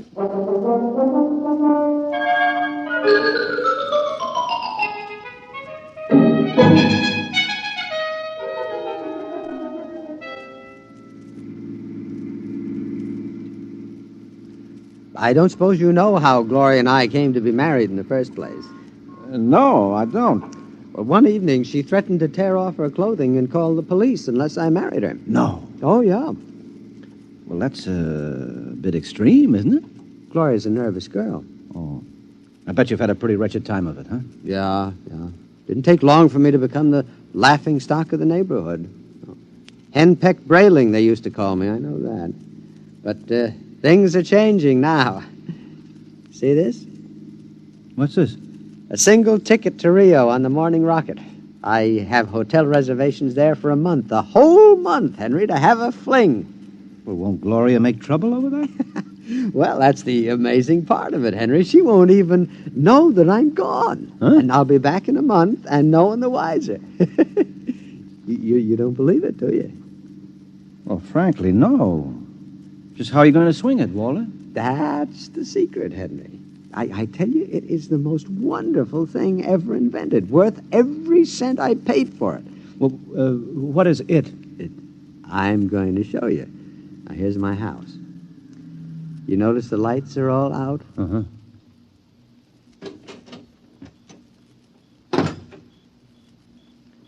Shh. Now, we'll wait here on the front porch. Say, Walter, you haven't gone off your rocker, have you? Shh. Let me see. I meow twice. That's it. Meow. Meow. Now watch the window in my bedroom. It looks as if somebody's... Hey! There's a man up there. He's looking out. Good. He sees me. Now he'll be down directly. Oh, now look, isn't this a bit embarrassing for you, Walter? No, not at all. You'll find out. Here he comes. Hello, B2. Good evening, Mr. Brayling. Either I'm going out of my mind or there are two of you. You never told me you had a twin brother. I don't. Look, if this fellow were in pajamas, I couldn't tell you apart. Well, that's the secret, Henry. Everything go all right, B2? Just fine, Mr. Brayling. I suppose my wife was in her usual good form this evening? Well, as a matter of fact, we spent the evening playing gin. No screaming, shouting, accusations? No, sir. No, it was a very quiet evening. Well, but this is even better than I thought. Marionettes Incorporated aims to satisfy, sir. Did he say Marionettes Incorporated? That's right, Henry. Now look him over. Isn't he excellently fashioned? You wouldn't dream he was a robot, a marionette. No, I don't believe it. Well, it's against the law, of course, to duplicate a human like this, but it's well worth the opportunity. I still don't believe it. You can't tell him from a human. Well, only one way. Put your ear next to his chest. Huh? That's it. Now listen. It's machinery. Walter, old man, how long has this been going on? Well, I've had him a month. I keep him in the cellar in my toolbox. And tonight I told Gloria that I'd like to be excused for 5 minutes to run down to the cigar store. Huh? She agreed. I went down the cellar, took out Brayling, too, and sent him back upstairs to sit with my wife till I got home. That's miraculous. Of course, Walter, it doesn't seem quite ethical somehow. Oh, nonsense. Highly ethical. Hmm? I've been home all evening. I shall be home with her for the next month. In the meantime, another gentleman named Walter Brayling will be in Rio having the time of his life. Well, can he walk around without fuel for a month? He refuels himself. Oh. He's built to do everything. Eat, drink, sleep. You'll take good care of my wife, won't you, B2? Well, your wife is rather nice. I've grown quite fond of her. There, you see? Yeah, Walter, man, how long has this Marionettes Incorporated outfit been in business? Secretly for 2 years now. Why? Well, I wonder, you suppose there's a possibility that I might get in touch with him? You? Hmm. But your Nettie is madly in love with you. Well, I know that, but even so, just a little respite, a night or two once a month, huh? But she loves you dearly. Yeah. So much she can't bear me to leave her for half an hour.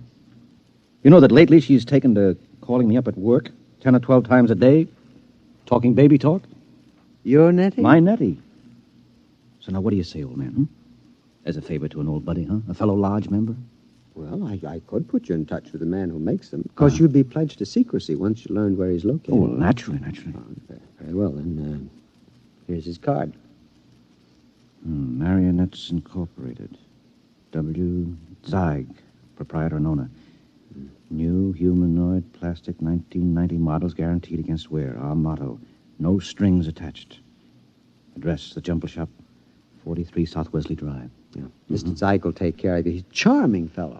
Real craftsman. See, that's wonderful, Walt. I'll see him first thing tomorrow. Well, I better be getting home now. Nettie is probably splitting a gasket. Well, see you around, old man, after I get back from Rio.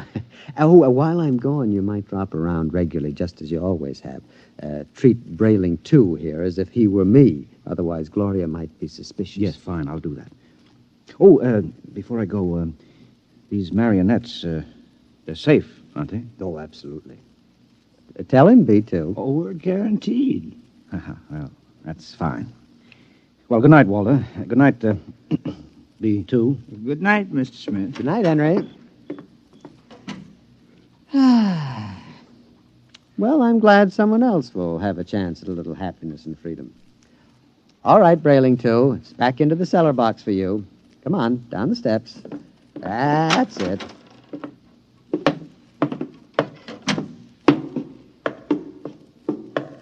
It's very damp down here, Mr. Brayling. Bad plumbing. Here we are. Brayling. Yeah? Before you put me back into the toolbox, could we have a word? Certainly, old man. Now, this toolbox. Yes, what about it? Well, I don't like it, Mr. Brayling. Why not? Well, it's cramped. Oh. Well, I'll try to fix up something more comfortable when I get back from Rio. All right, now, before Gloria gets worried. Back into the... Marionettes are made to move, not keep still. Now, how would you like to lie in a stuffy old box most of the time? Well, I didn't realize you fellas were that sensitive. Well, you wouldn't like it at all. I keep running. There's no way to shut me off. Now, I have my feelings, you know.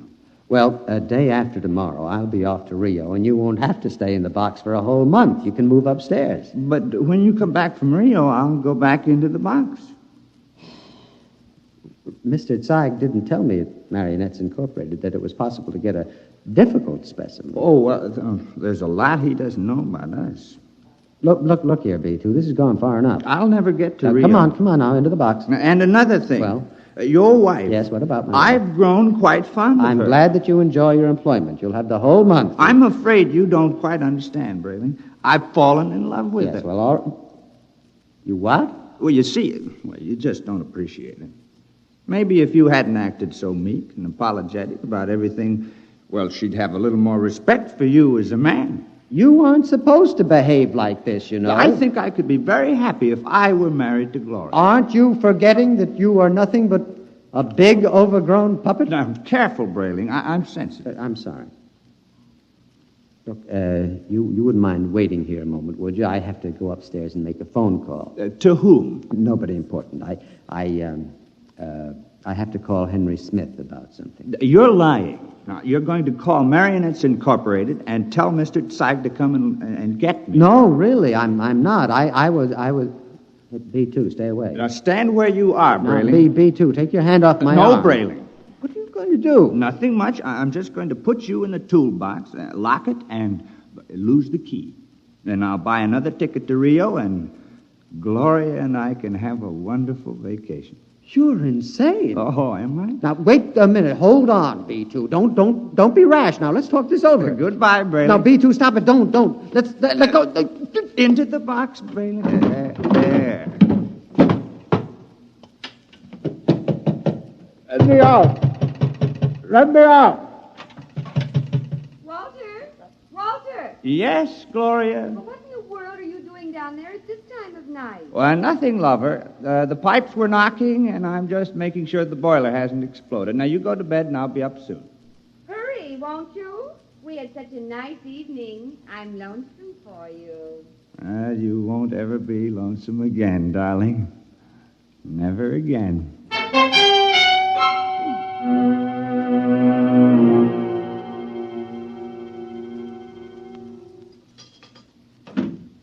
Good morning, Nettie. Good morning, darling. How are you? Have a nice time last night? I missed you so. Mm-hmm. Is breakfast ready? Well, aren't you going to kiss me good morning? Huh? Oh, yes, I suppose so. Mm. You're so wonderful, Henry. I guess I'm the luckiest person in the world. Mm-hmm. Now, here's your coffee. How would you like your eggs? Oh, any way at all. But I want to please you. Look, skip the eggs this morning. But you have to eat to keep well, darling. I'm very healthy. I have an early business appointment this morning. Oh? Yes, it's a friend of Walter Brayling's. I met Walter last night. Oh. Yes. So, I'd better be off. Now, Nettie, don't look as if I were on my way to Rio or something. Well, it's just that I miss you so. I want to be with you all the time. Oh, dear, do I have to go through this every morning? I'll be back at supper. Now, there's no need to cry now, is there? No, darling. You aren't displeased with me, are you? I try so hard to do everything just as I think you'll like it. I know. I'm not displeased. Now, goodbye, dear. Henry. Yes? You forgot to kiss me goodbye.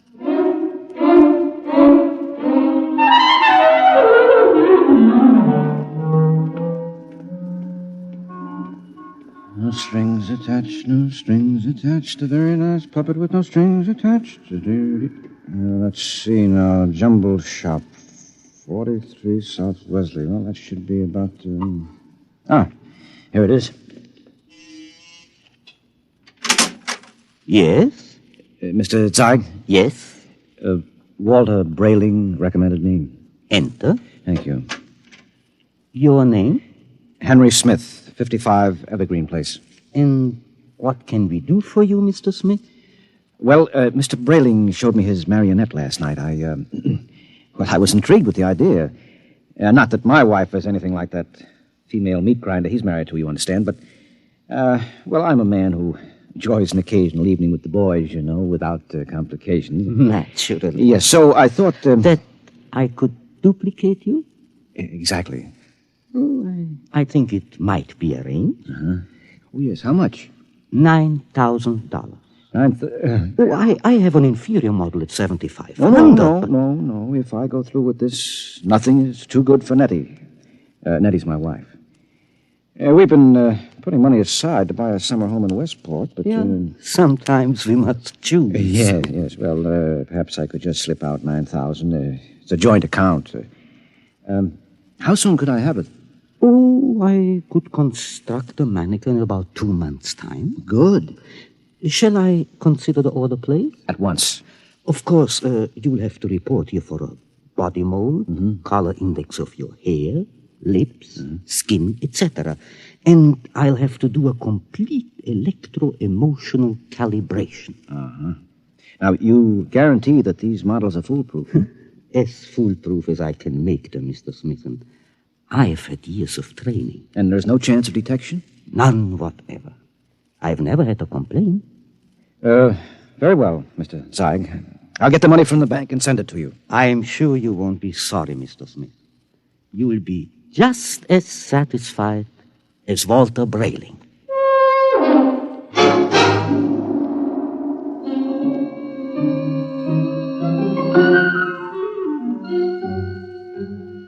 Teller. Yes, Mr. Smith? I'd like to cash this draft on my joint account, please. Yes, sir. $9,000, sir? That's right. Oh, I'm afraid that's impossible, Mr. Smith. Impossible? My wife and I have a good $15,000 in our account. You're mistaken, Mr. Smith. Well, I know. Here's your card, sir. You see, Mr. Smith withdrew $10,000 recently. $10,000? Without even telling me? I remember it distinctly, Mr. Smith. She said it was for a surprise for you. Oh, good Lord, she's bought that house in Connecticut. My birthday is next week. Oh, no. I've got to borrow it somewhere. I've already contracted. Yes, sir. Quite a surprise for you. Mr. Smith?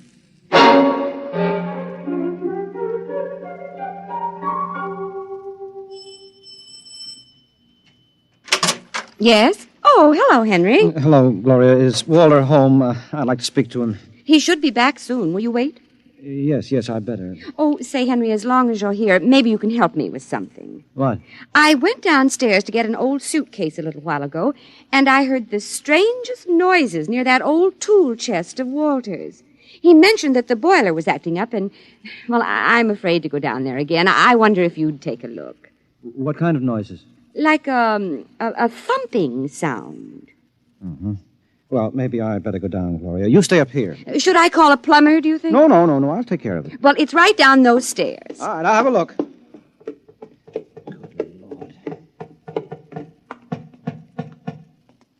Hello? Hello in there. Let me out! Let me out! Shh, just a minute. Keep quiet, for goodness sake. Let me out! I'll have to smash the lock. Now, what? Henry, thank God you've come. What's the meat? I've been in there all night. I thought I'd suffocate. He tried to kill me. He tried to murder me. Who? Which one of you? No, don't be an idiot. I'm Walter. Well, what happened? B2, the marionette. He stuffed me in a toolbox and left me to suffocate. What? Fortunately, I found an old file in there, managed to get an air hole through the wood. Good Lord. He's taking Gloria with him to Rio. Have they left yet? No, he's gone downtown for the tickets. Good. We may have time. For what? To get down to Marionettes Incorporated and tell Mr. Zeig to stop him. You're in no condition. So don't worry about me. We can't waste any time. Now, come on. Yes, but what about Gloria? I'll sneak out. Tell her that you fixed the plumbing. Tell her anything. I'll meet you outside. All right. What a fool I've been. Oh, what a fool I almost was. I went down and ordered one of those things today.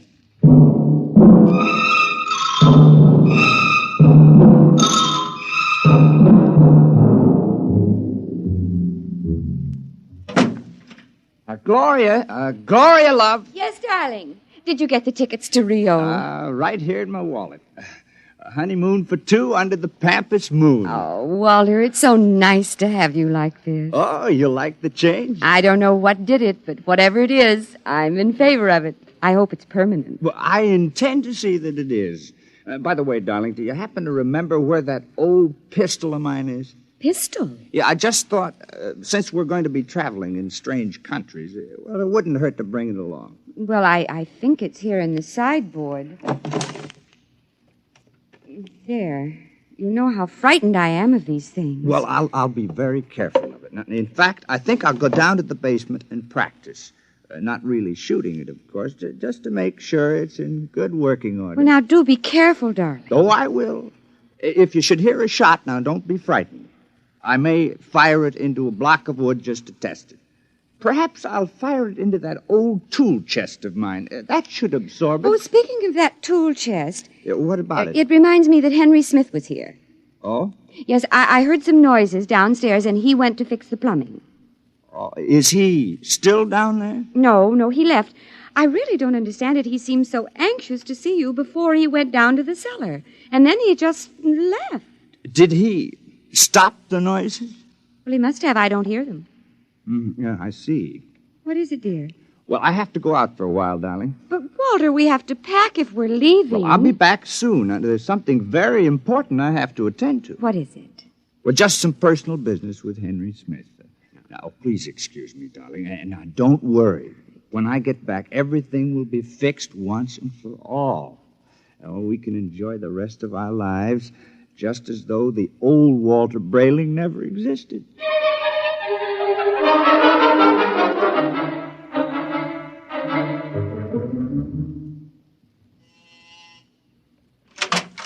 Oh, Mr. Brayling and Mr. Smith. Come in, gentlemen, come in.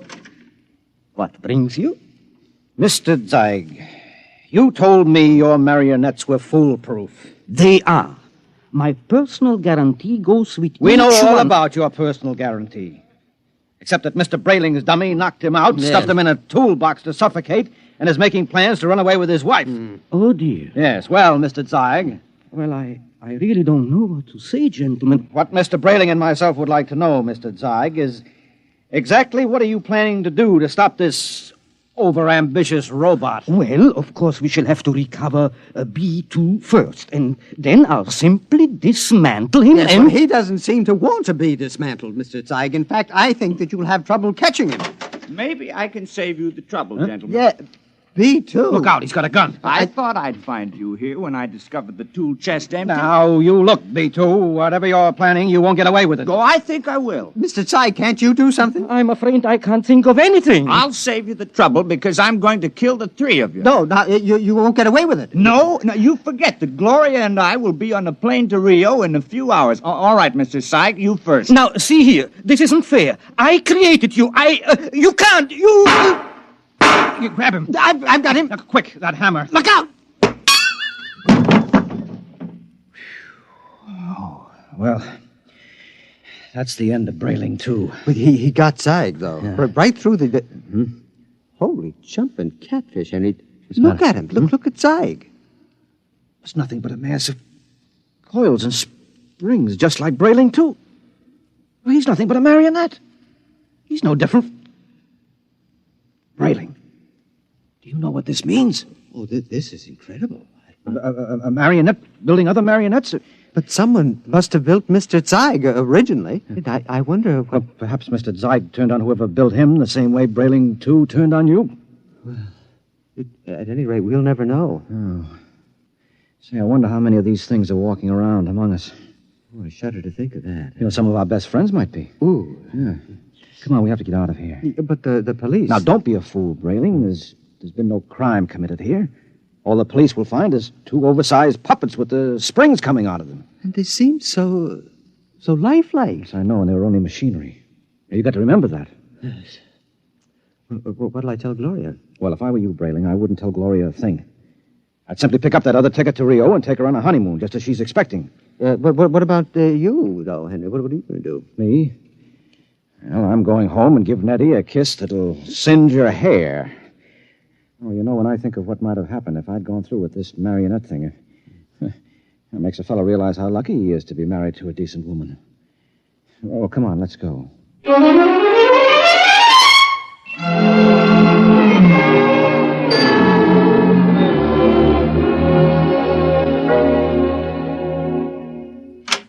Nettie? Nettie? Where are you, sweetheart? In here, darling. Oh, I've missed you today. Come here. Oh, Henry.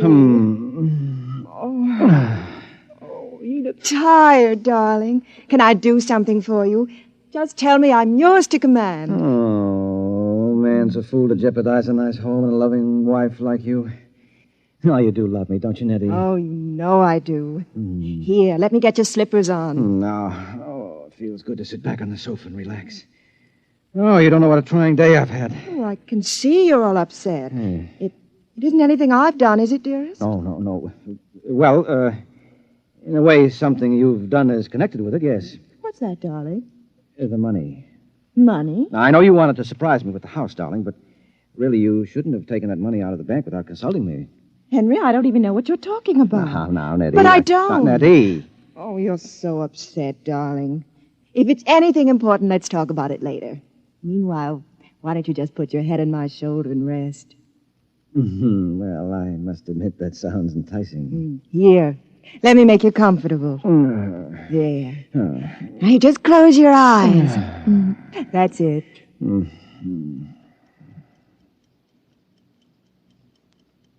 Nettie, Yes, darling? you hear something? No, darling. You sure? Like what? Like the ticking of a clock? No. Strange. I don't hear it now, but when I had my ear against your chest... Oh, no. Oh, no, she couldn't have done that to me. Not Nettie. What are you talking about? I'm talking about... No, I won't believe it. You're my Nettie, aren't you? You're real live flesh and blood. But I hear it. It's coming from you. It's coming from you.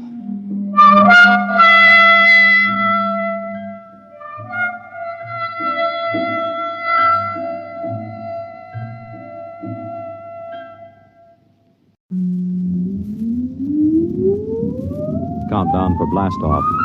X minus 5, 4, 3, 2, X minus 1, fire.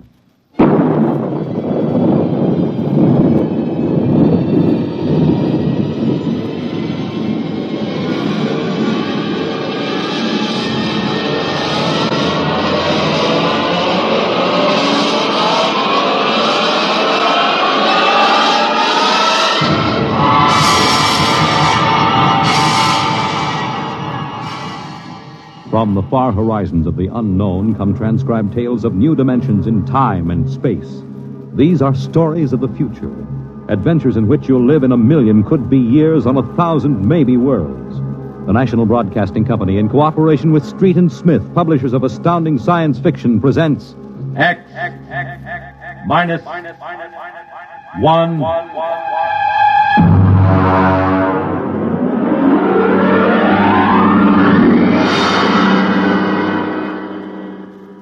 Tonight's story, A Logic Named Joe, by Murray Leinster.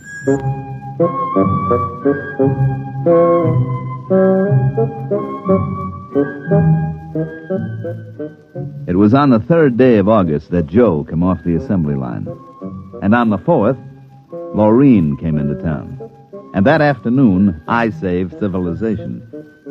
Maureen is a blonde I was crazy about once, and Joe is a new 1974 model Logic that I've got stored away down in the cellar. And how do I save civilization? You're listening now to a voice from the future. The voice of Frank Caldwell, head serviceman for the Logix Corporation, makers of the machine that does everything for you. Well, nearly everything anyway. The electronic Logic. In the year we speak, 1974, no modern home was complete without one. And the Logic sets were working so well that life was soft indeed for repairman Frank Caldwell. That is, until that fatal day of August the 3rd, when suddenly the Logics began doing everything for their users and doing it too well. On the 3rd of August, there wasn't much doing, and I'm hanging around the boss's office smoking up his cigars. Frank, there's a customer outside. Go take care of him, will you? Me? I'm a maintenance man. Mr. Korlanovich wants to have Logics explained to him. Explained? Where's he been, on Mars? I just moved up from the backwoods someplace. Well, why don't you explain him? Well, I don't feel too well. You were okay half an hour ago. Are you the boss here or am I? Go on out there, will you? Okay. Oh, Mr. Korlanovich, good morning. My name is Caldwell. Can I help you? Oh, thank you, Mr. Caldwell. This is my little boy, Freddie. Hiya, jerk! Oh! Freddie, how many times have I got to tell you not to kick people in the shins? Excuse it, please, Mr. Caldwell. Oh, sure. Just a kid. I got a knife home, could cut you into little pieces. Please, Freddie. We'd like to buy a Logic, Mr. Caldwell. The gentleman we spoke to first said he had to leave in a hurry. I'll fix him. Well, I understand that you're not acquainted with Logics, Mr. Korlanovich. That's right. We just moved to the city. Uh-huh. My wife, she saw everybody else had a Logic, and you know how women are. Oh, you bet. Well, you can't get along without a Logic in this day and age, Mr. Korlanovich. Look, I got a snake. You want to see? Well, you shut that... Now, about the logic. Here, I'll just plug in this one right here. Now, you see, the logic looks kind of like an old-fashioned television set, only it's got keys instead of dials. Now, a lot of the keys are standard, like the television stations, the news, the stock market quotes, and so on. Of course, if you want to talk to somebody, you just punch the number of his logic. It's like making an old-fashioned phone call. But there can't be keys for everything. Oh, no. Now, let's say that you want to ask a question, like what to take for a sore throat, or who won the American League pennant in 1911. You turn on the logic, then you just punch the question key and ask, like this.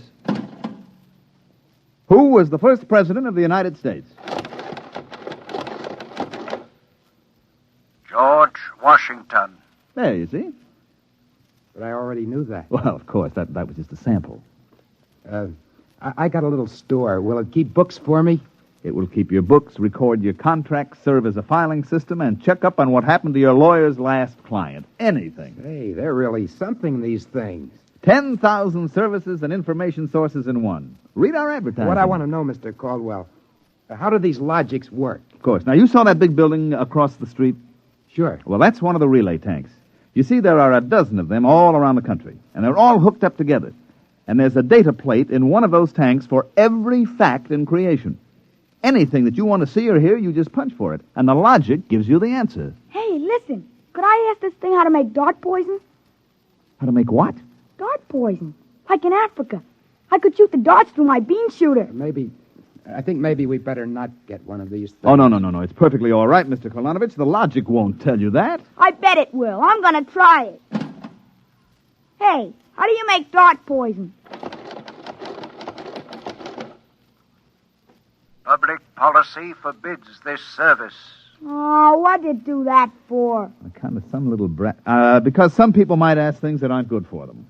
Listen, I don't like this here one. I want that one over there. Kid, they're all alike. I want that one. If I can't have that one, I'm going to hold my breath till I'm dead. Well, I got a lot of time. It's no use, Mr. Caldwell. You might as well give him the one he wants. But look, kid, they're so much alike that even I can't tell them apart. I can. I want Joe. Joe? Who's Joe?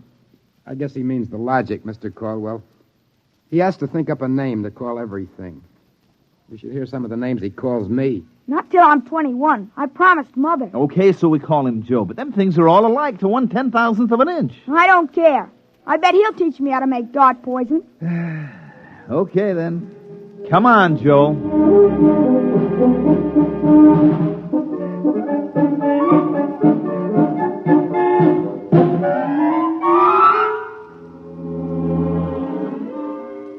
So he keeps yelling, I want that one. I want that one. I'm going to call him Joe. Mike, I tell you, I could have wrung his neck. How many cards? I'll draw 2. What a holy terror. He had his father scared to death. It's too bad that kid ain't mine. I'd show him quick enough who was boss in the family. Uh-oh, holy smoke. What's the matter? I'm sorry, fellas. I got to hold up the hand a minute. I just remembered. Oh, I got to call my wife. Oh, let her wait. You ever met my wife? Hey, what's the matter with this thing? It ain't getting my house. Announcing new and improved logic service. Your logic is now equipped to give not only consultative, but directive advice. If you want to do something and don't know how to do it, ask your logic. Hey, did you guys hear that? Well, they should have told us about this. Oh, it's just somebody trying to pull a gag. Well, it didn't sound like a gag to me. Maybe the boss decided to add a new logic service. Look, the minute the system starts giving advice, some joker like you is going to be asking questions like, how do I get rid of my wife? Oh, no. The boss knows better than to start anything like that. Yeah, but you heard what the logic just said. Oh, listen, the censor circuits will block the question. You don't believe me? Go ahead and try it. Well, anything for a gag. Okay, logic, I got a question for you. How do I get rid of my wife? Service question. Is your wife blonde or brunette? You guys hear that?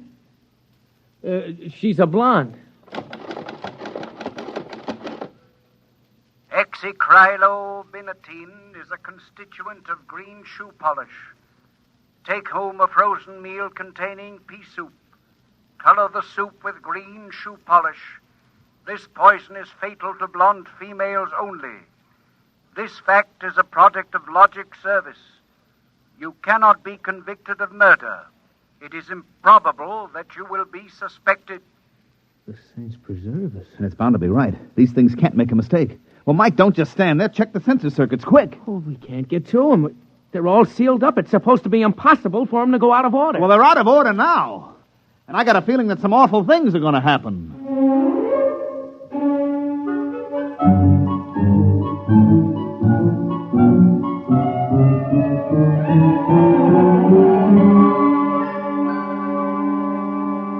Boss, we've got to do something. The logics have gone nuts. Now, relax. The thing gave a goofy answer once. Maybe it was a joke. But it was an accident. Now, forget it. It won't happen again. What makes you so sure? People are going to be trying it. Look, supposing I wanted to get rid of you, for instance. You don't. How would you collect your pay? I know, but just supposing. Now, look, we'll try it.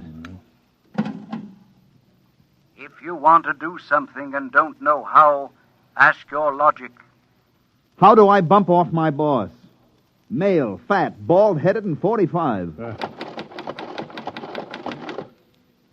Make some chocolate ice cream containing powdered charcoal in place of half the chocolate. Use Hotso brand charcoal. Hotso contains an ingredient fatal only to fat, bald-headed males. This fact is a product of Logic's service. Now, look, Frank, I admit these things have gone a little wacky, but there's nothing to worry about. Nothing to worry about? If this keeps up, what do you bet that we'll have to shut down the company? You kidding? We can't shut down the company, and you know it. Logics have taken the place of everything but night baseball. We shut them down, we go back to a civilization that we've forgotten how to run. Yes, but, boss, there's no telling what they'll do. Listen, now, you've asked these questions for a gag. Nobody's going to ask them seriously. What you need is a little faith in human nature. Excuse me, it's probably my wife. Cyrus, dear, how do you feel? Why, just fine, sweetheart. What have you been doing? I just called to tell you, Cyrus. I've got your favorite dessert for dinner. Dessert? What kind? Homemade chocolate ice cream.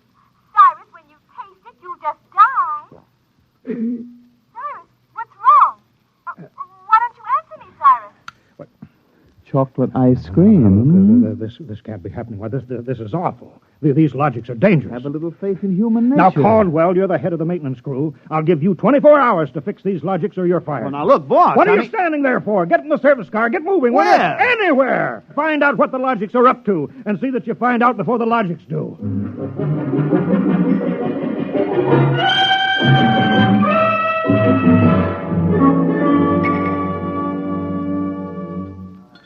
Bartender, give me a double. Come on up. Last night, have a little drink, pal. What's the matter, pal? You had a bad day? Oh, excuse me, bud. Listen, pal, you gotta listen. I got troubles.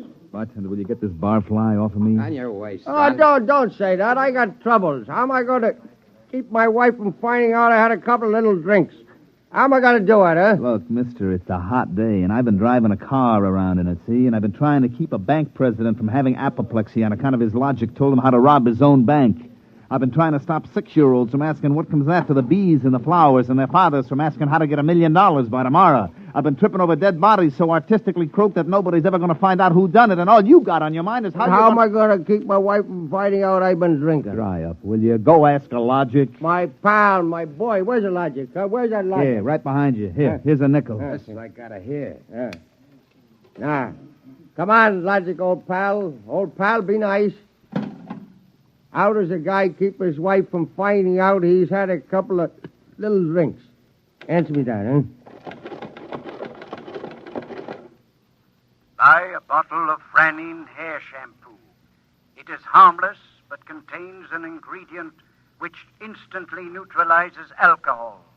1 teaspoonful for each jigger you have consumed. Oh, boy, gotta buy a bottle of... what was that again? Supposing it's right, you'll never remember it as far as the drugstore. I think there's a bottle in the back room. Somebody left it. Oh, my pal. Oh, my boy. No more trouble. You'll just show me the way to go. I got a picture of him back there drinking that shampoo. Yeah. Give me another double. I don't know what's worse, to be as low as you or as high as him. Where is he? I know he's here. Where is that bum? What do you want, lady? My husband. I know he's here. Where is he? Show me the way to go. That's him, that no-good louse. I'll show him. Thinks he's coming home staggering again, does he? Well, I'll teach him. Poor guy. Why, my dear, what a surprise to see you here. Archibald, you're sober. Of course, my love. I'm sober as a judge. Then what are you doing in this saloon? Your suspicion wounds me deeply, my love. Let me tell you, my dear, that I have been conducting a research project that is going to make us a fortune. I'm going to patent Soba, the drink that makes happy homes.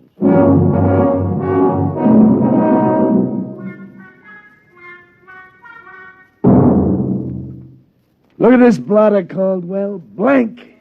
The greatest crime wave in history, and we can't even make an arrest. They're all perfect crimes. Thanks to the logics. But, Sergeant, we're doing our best to find Well, out... that's not good enough. You can't find out what's back of this. Shut down the company. Unless the police department will. Look, nobody is back of it. The logics run themselves. They pick their own circuits automatically. Ah, you mean they're doing all this by themselves? Sure. We always knew they could do a lot more things than we knew about. I think they're just trying to be helpful, that's all. That's all, huh?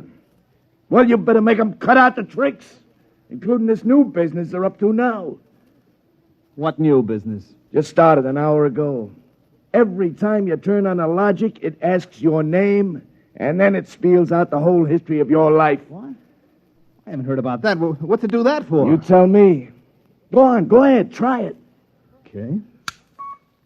What is your name? How do you like that? I'm Frank Caldwell. Frank Caldwell. Were you ever called Ducky? Ducky? Wow. Lay off, will you, fella? What if I was? It's been years. Ducky, there is a call for you. Hello, Ducky. Holy cats. Lorene. Ducky, darling, how marvelous. Hey, let me get a look. Huh? Gosh, Lorene, where are you? I'm in a hotel. I just got into town. Oh, Ducky, wasn't it smart of the logic to find you? The logic? To find me? I asked it how to find Ducky. You must have an unlisted number, darling. You're not in the directory. Well, gee, how have you been, Lorene, since I saw you last? I heard you got married.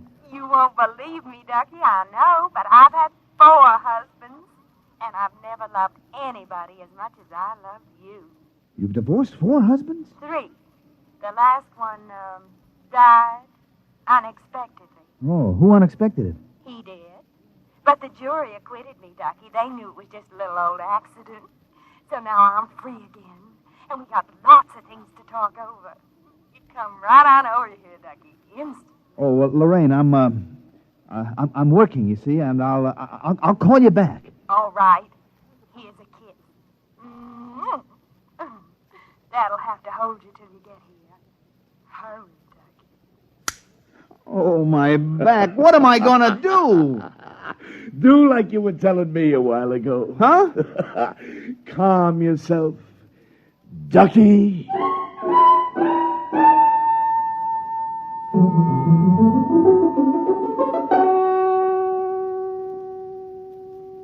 Call on the logic for you, Frank, your wife. Oh, thanks, Mike.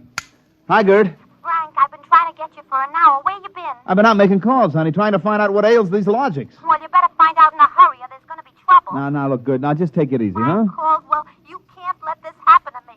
They're asking everybody's name, and when you tell your name, it reels off your whole history. Well, honey, I don't think they're doing that anymore. I think that was just temporary. Well, in the meantime, it's told everybody in the neighborhood all about me. I punched Mrs. Hudson's name. She's been married 3 times, and she's had Mr. Hudson arrested twice for non-support and once for beating her up. It'll tell anybody anything. Yeah, but look, Gerd, I'll tell you. Frank, you stop these things or I'm going to leave you. Oh, honey, you don't mean that. I do. If you can't figure out how to keep our private lives out of every logic in town, then I'm through, and that settles it.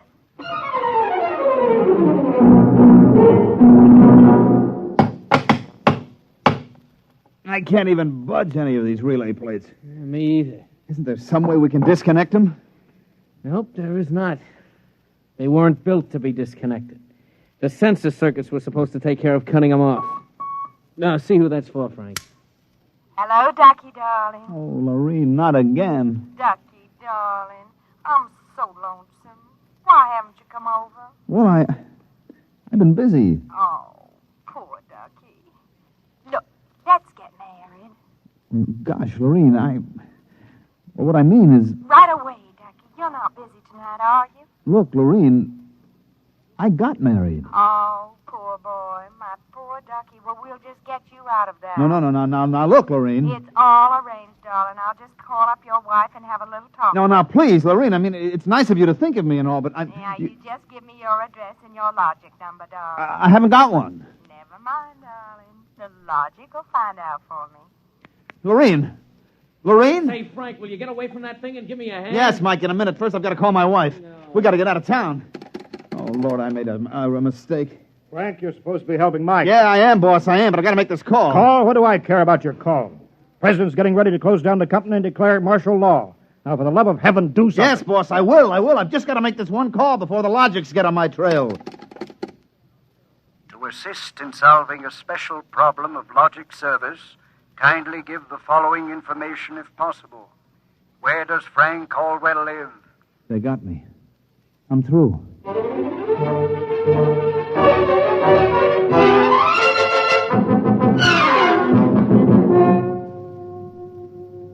Look, Gert, will you please not ask any more questions? Frank Caldwell, I told you I was leaving you. Honey, leave me later. Right now, will you pack up yourself and the kids? We got to get out of here. But what is all this? Are the cops after you or something? Yeah, that's it, the cops. Now get moving, honey, will you? And will you get away from that logic? But don't you think we ought to hear the police call? 27 and car 31.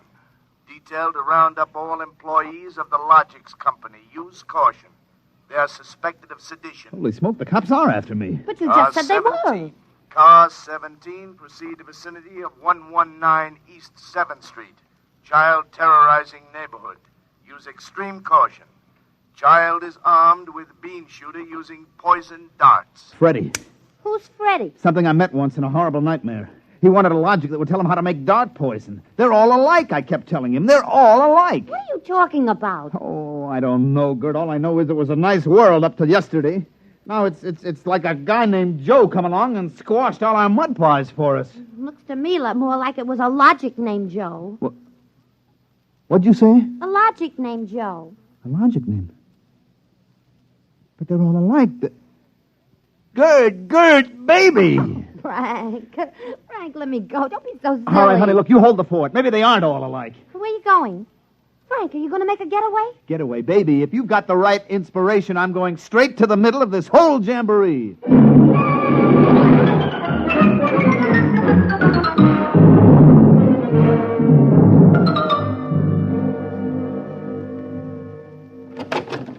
Yes?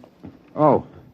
I was hoping it was the police. You remember me, Mr. Kolanovich, Caldwell of the Logics Company? Logics Company. I wish the Logics Company was at the bottom of the ocean. I don't blame you, believe me. Now, where's your logic? In here.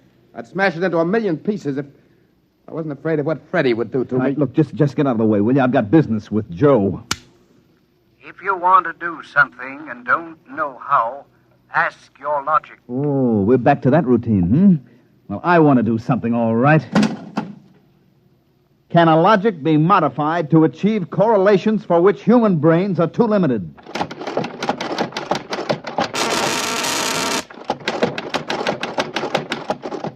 Yes. How great will the modifications be?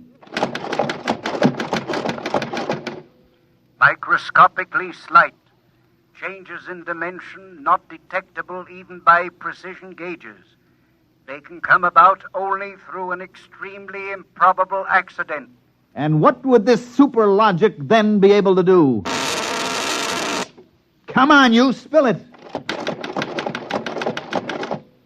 It could set up entire new combinations of electronic relays, which would bypass the normal sensor blocks, thereby enabling it to perform valuable new services, including the giving of helpful advice on any human problem. And has this accident ever happened?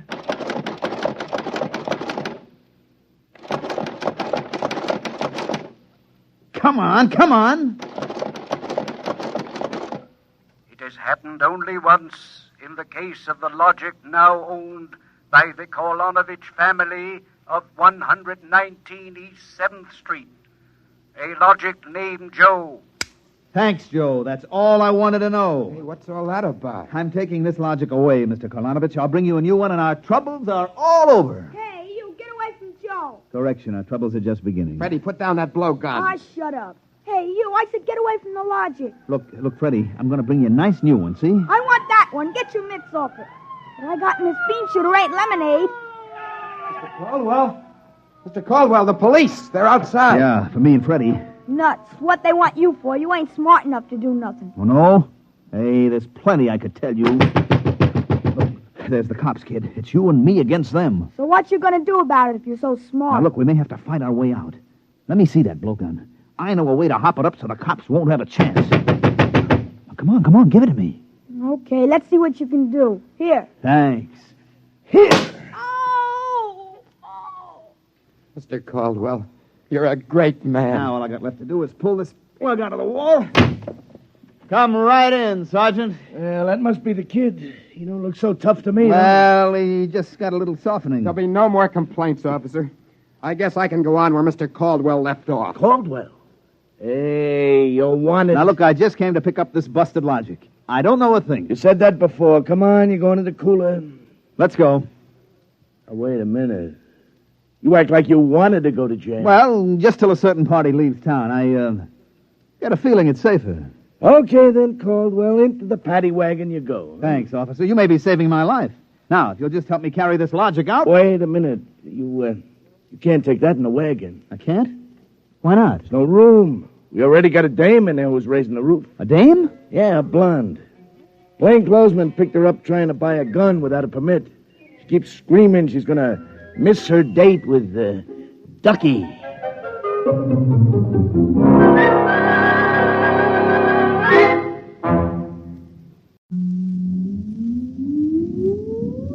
Countdown for blast off. X minus 5, 4, 3, 2, X minus 1, fire.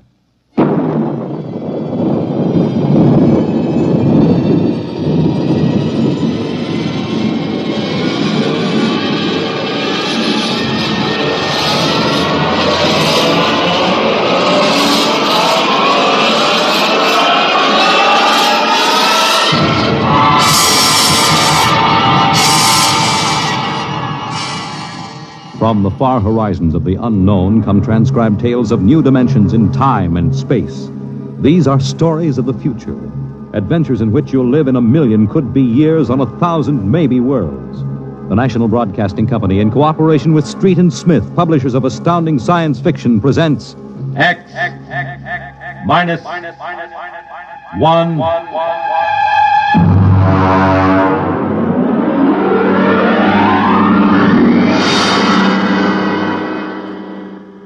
Tonight's story, The Roads Must Roll, by Robert Heinlein. Hear them hum, watch them run. Oh, our job is never done, for our roadways go rolling along. While you ride, while you glide, we are watching down in sight, so your roadways keep rolling along.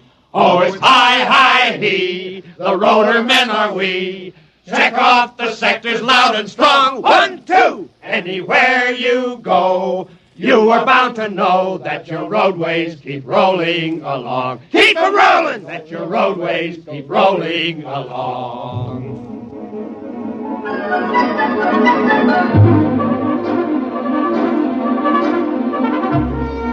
It was in the middle 1950s that the automotive age began to die. The traffic engineers had long expected it. For years, they had watched our vast cities sprawl and spread out, spill over into the countryside, become more and more dependent on motor transportation.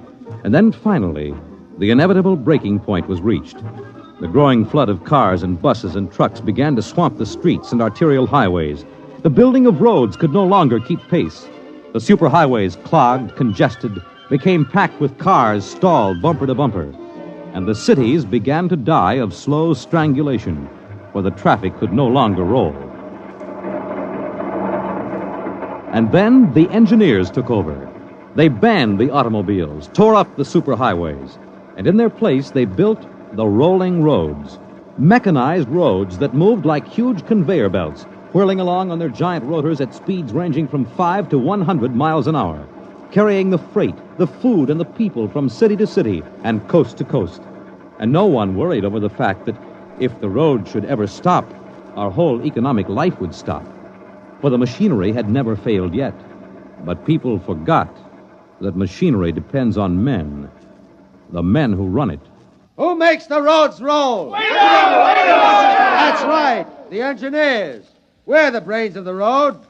And where would the public be if we didn't keep the roads rolling? Right behind the 8-ball, and everybody knows it. All right, then. We're the men who hold the power, and it's time we started using it. We've called this meeting of the Engineers Control Committee because that's what we want to do. Control. Because I'm tired of taking orders from the Transport Commission, from slick desk jockeys like Jim Gaines, who don't even know a roller bearing from a field corn. Now let Gaines yammer about our duty to the public. That's a lot of eyewash. We've got the power, and we're the men that count. Now it's time we quit fiddling around and use a little direct action to get what we want. Mr. Chairman! Mr. Chairman! The chair recognizes Brother Harvey of the Transport Mechanics Union. Thanks. Now, I don't rightly belong here since I'm no engineer. I'm just here to represent the workers' union. But I want to know what's all the shouting for. You engineers have got better working conditions than we have, and we ain't kicking. You say the engineers are powerful. You say you can tie up the roads. Well, so can any screwball with a jar of nitroglycerin. And he wouldn't need no engineer's degree to do it, neither. Harvey, are you speaking for your union now, or are you here as a stooge for the Transport Commission? Listen, Van Cleek, I helped found my union. I led the strike in 75 for decent working conditions. Where were you engineers then? With the Finks! Brother Harvey, remember, you're only a guest at this meeting. Go on, Van. Now listen, man. I'm one of the old engineers on the roads. You all are, worked up the hard way. We didn't go to the fancy technical institutes like those young punk cadet engineers the commission is training to take over our jobs unless we do something to stop them. Jim Gaines hasn't been able to fill us full of the old school spirit and that baloney about how the roads must roll. So all right then. Why don't we get smart for a change? What would happen if the roads stopped rolling? Maybe the country would begin to realize that they can't do without us. Maybe we'd begin to get the things we want. Who says the roads must roll?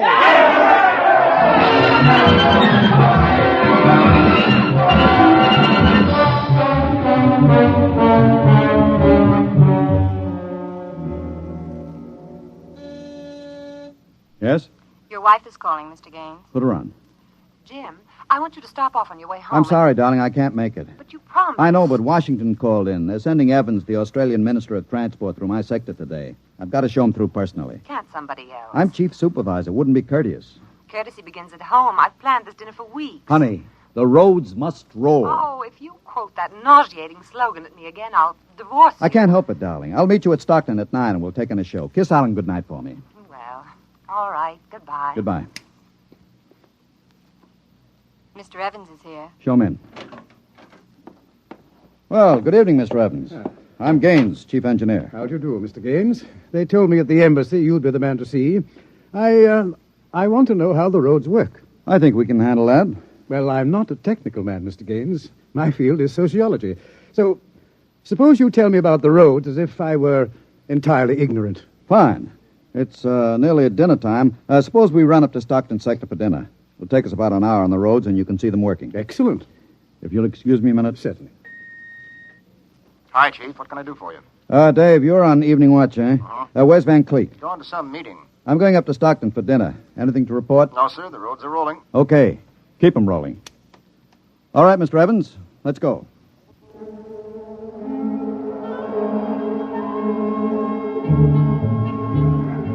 This is the low-speed strip. Ever ridden a conveyor before? No. It's quite simple. Remember to place the motion of the strip as you get on. There. We'll go right across. Each adjoining strip is a few miles an hour faster than the one next to it. Freight is carried on the 50-mile strip, most passenger traffic on the express strip. All right, now watch your step.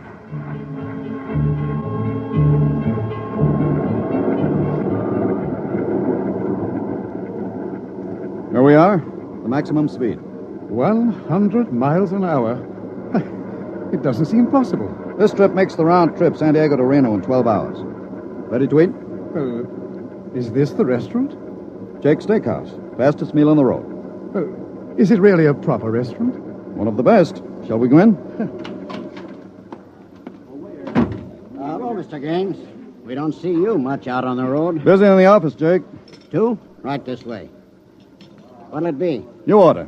Well, how about a steak? 2 inches thick from a steer that died happy. Fine. Plug me in the phone, will you? There's one right next to you. Flank 2, rare. You'll excuse me, Mr. Evans? Certainly. Davidson on watch. This is the chief. I'm at Jake's Steakhouse. You can reach me at 10L66. 10L66, right. Yeah. Now they can get hold of me in an emergency. Oh? What kind of emergency could there be? 2, principally. Power failure on the rotors would bring the road to a standstill. That happened during rush hour. We'd have to evacuate millions of people from the road. As many as that? Easily. There are 12 million people dependent on this section of road. Gaines here. Hello, Chief. Davidson. Just got the hourly reports in. Diego Circle, Bakerfield Sector, Stockton Sector, and Reno Circle all rolling. Oh, you didn't have to bother me with the hourlies, Dave. There's a supplementary from Sacramento. Proceed. Cadet Engineer Gunther, while on watch, was found playing cards with C.J. Ross, technician on duty. Any damage? One rotor running hot, but still synchronized. It was jacked down and replaced. All right, have the paymaster give Ross his time and turn him over to civil authorities. Place Cadet Gunther under arrest and bring him to Rotown Central. Yes, sir. All right. Keep him rolling. I was saying there were 2 possibilities of danger. Can you visualize what would happen if the strip under us would break? Oh, I hadn't thought of that. You don't realize you're traveling at 100 miles an hour.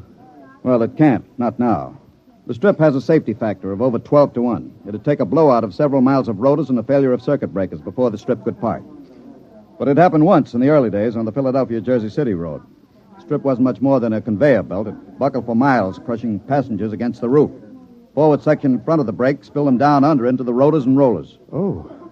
Was it very bad? Over 3,000 people were killed in that break. But the roads had to go on. The entire economic system hangs on the roads. If they stopped now, the country would starve. Well, isn't it possible that you've become too dependent on these roads? I mean, if your whole economy is geared to the function of one type of machinery... The roads are foolproof now. The machinery is interlocked with an enormous safety factor. Yes, but in the long run, machinery depends on men. What if you had a strike? We had one back in 75. Well, there's not much danger of that anymore. No? Well, why not?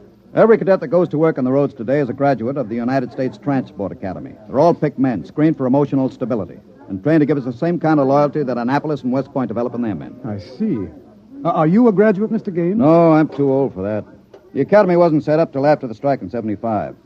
But it won't be long now, maybe 5 or 10 years, before the oldest engineer on the roads is a man who's been through the academy. Gaines here. Davidson, there's another trouble report from Sacramento Sector. Again? What is it this time? What's this? What is it? What happened? Emergency stop. Hello. Hello, Davidson. Phones are out. Come on. Jake! Jake! What is it? What's the matter with the roads? Have everybody stay in the restaurant. What's that? Probably somebody stepped onto the next strip. Got cut to ribbons. There'll be plenty of casualties. Jake, where's your getaway hat? In the pantry. Look here, aren't we going to help those people? I've got the whole road to think of. Don't bother me. Give me a hand, Jake. The hatch is stuck. If you're coming with me, Mr. Evans, you've got to move fast. I haven't got any time to waste.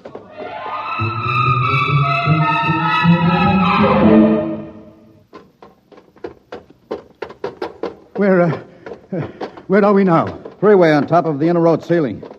That's the outer shell over us. Are we going outside? No, there'll be an access down manhole over here. They're spaced every 100 feet. There, by the green light. Now, this will get us down on the northbound road. Careful, it's dark. Now stand away from the door, Evans. Yes.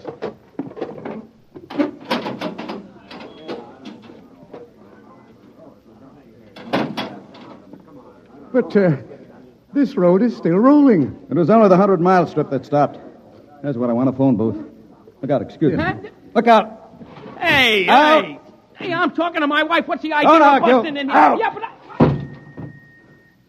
Emergency priority, division office. Davidson. Gaines here, report. Chief, where have you been? I've been calling you. Never mind that, report. 709, consolidated tension. Report strip 20, Sacramento Sector, past emergency level. Interlocks acted and cut the strip out. Cause of failure unknown. Direct communication cut to Sacramento Control Office. Evacuation of Strip 20 commenced. No casualties. There are casualties. I saw them. Put police and hospital routine A into operation. Get me Van Cleek. I want him to take over for me till I report in. We can't reach him, Chief. Shall I cut out the rest of the road? No. Keep those other strips rolling or we'll have a traffic jam the devil himself couldn't untangle. There are 5 million passengers on the road now. Notify the governor that I have assumed emergency authority. Arm all cadets available and await orders. Shall I recall technicians off No. watch? This isn't an engineering failure. That whole sector went out simultaneously. Somebody cut those rotors by hand. I want all available senior class cadets to report to Stockton Subsector, Office 10, with pistols and tear gas. Yes, sir. The governor wants to talk to you. He called in. Refer him to someone else. I'm busy. I'll get back to you. I'm going down under.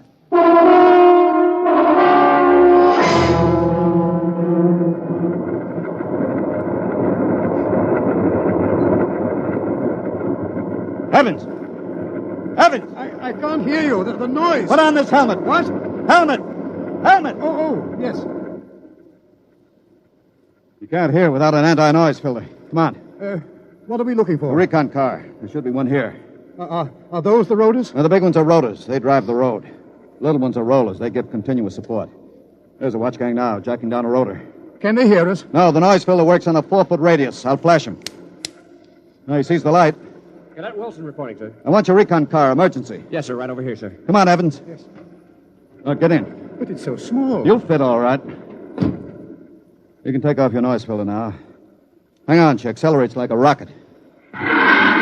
Ooh, my stomach. Relay station. This is Gaines. Get me Davidson, senior watch officer. Mr. Gaines, the mayor wants to talk to you. I haven't got time. Get me Davidson. And leave this circuit hooked into Davidson's board until I tell you to cut it. Yes, sir.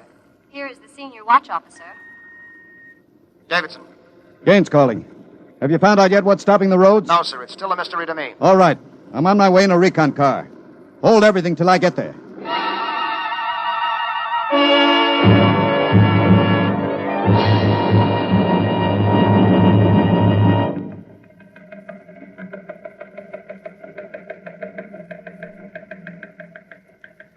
Cadet Edmonds reporting, sir. 3 platoons of cadet engineers standing by with tumblebug motorcycles. Armed? Pistols and tear gas as ordered, sir. Good. Assistant Supervisor Van Cleek is calling you on Circuit 9, sir. Van Cleek. It's about time. Cut me in. Yes, sir. Hello, Van. Where are you? Sacramento office. Now listen. Sacramento. That's good. Report. In a pig's eye. What? I'm not your deputy anymore, Gaines. What are you talking about? Listen, don't interrupt me and you'll find out. You're through, Gaines. I've been picked as director of the Engineers Control Committee. We're taking over. Have you gone off your rotor? We stopped Strip 20 just to give you a taste of what we can do. We're running things now. And you don't really think you can get away with this? You can't start Strip 20 until I'm ready to let you. I can stop the whole road if I have to. Van Cleek, I'll call in the Army. How will you get 'em here if the roads aren't rolling? Now listen, Gaines. Whoever controls the roads controls the country. And right now, that happens to be me. Now sign off, Gaines. Gotta call the White House. You behave yourself and you won't get hurt. I don't believe it, sir. He's got us, Edmonds. If we go in and blast him out, he may wreck the road. What's your rolling tonnage now? 53% under evening peak, sir. How about Strip 20? Almost evacuated. Listen in on this, Davidson. Standing by, Chief. I'm going down inside with these cadets. We'll work north, overcoming any resistance that we may meet. The watch technicians and maintenance crews are to follow behind us. Each rotor, as they come to it, is to be cut out from under Sacramento's control, then hooked into the Stockton control board. Understand? Got it. Check. If it works right, we can move control of Sacramento sector right out from under Vance's feet, and he can stay in his office there till he's hungry enough to be reasonable. Edmonds, get me a pistol. Yes, sir. Mr. Gaines, there's a man here. He's badly hurt. He wants to see you. Take care of him. I haven't got time. He's from Sacramento sector. What? Bring him in. All right. Easy. Easy. Mr. Gaines. You're Harvey from the Mechanics Union, aren't you? I tried to warn you. I tried to get away. He shot me 3 times. Get a doctor. All right. Easy, Harvey. How long's this been building up? Is it the men? It's the engineers. I told them they were crazy. Told them the road's got to roll. When I tried to get away, they... He's bleeding from the mouth, sir. Harvey. Harvey, can you hear me? He's dead, Mr. Gaines. Come on, Edmonds. We better move. Hey! All right, you men. You saw Harvey brought in. How many of you want a chance to kill the louse that did it? Very well. You men turn in your weapons and return to quarters. We've got a job to do. To make sure the roads start rolling again. We haven't got time for infantile heroics. Anybody who hasn't got his mind on his job will be in the way. Now, here's the order. We move north, mounted on tumblebugs. We're going to try to regain control, rota by rota, before Sacramento sector knows we're moving. We've got to capture any watch personnel we run on before they can get word back. Surprise is vital. Use tear gas when possible. Shoot only when necessary. But get them before they can reach a phone jack. Any questions? No. Then move out.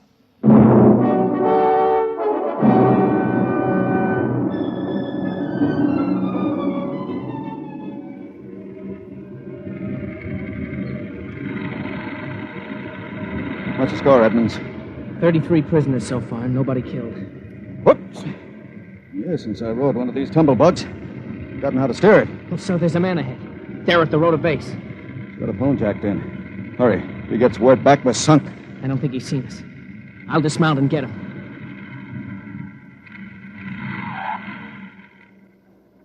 Quick, he sees us. Here, you. Look out, he's got a gun. Oh, I got him. Grab his gun. Yes, sir. You had a phone jacked in, all right. We got through to Sacramento office. It's going to be tough. I don't know, sir. Maybe he didn't get the call through. Wait a minute. Listen.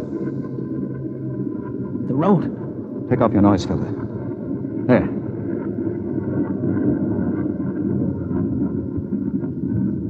The road. The road is stopping. Halt your men. Halt! Hold up there! Hold up! There's a recon car coming up. Relay station call for Mr. Gaines. Give it to me. Here you are, sir. Gaines here. Davidson here, Chief. Van Cleek's calling you. Who stopped the road? He did. All right. Cut Van Cleek into me. You thought I was fooling, huh, Gaines? What do you think now? All right, Van. The road is stopped. You won this trick. Then why don't you get smart and give up? You can't win. You forgot something, Van. You can't lick the whole country. Yeah? Gaines, I've got a switch button in my hand. If I push it, it'll blow 300 yards straight across the roads. And then, for good measure, I'll take an axe and wreck the control station before I leave. That's pretty drastic, Van. Yeah, if I blow this charge in the middle of Sacramento sector, it'll get an awful lot of people. There are plenty of shopkeepers still on Strip 20, and that row of apartment houses next to the road will go. Look, Van, you don't want to blow the road, neither do I. Suppose I come up to your headquarters and talk this over. 2 reasonable men ought to be able to make a settlement. Is this some kind of a trick? I'll come alone and unarmed. My men will stay here. All right. All right, Gaines. But one wrong move, and I blow the road.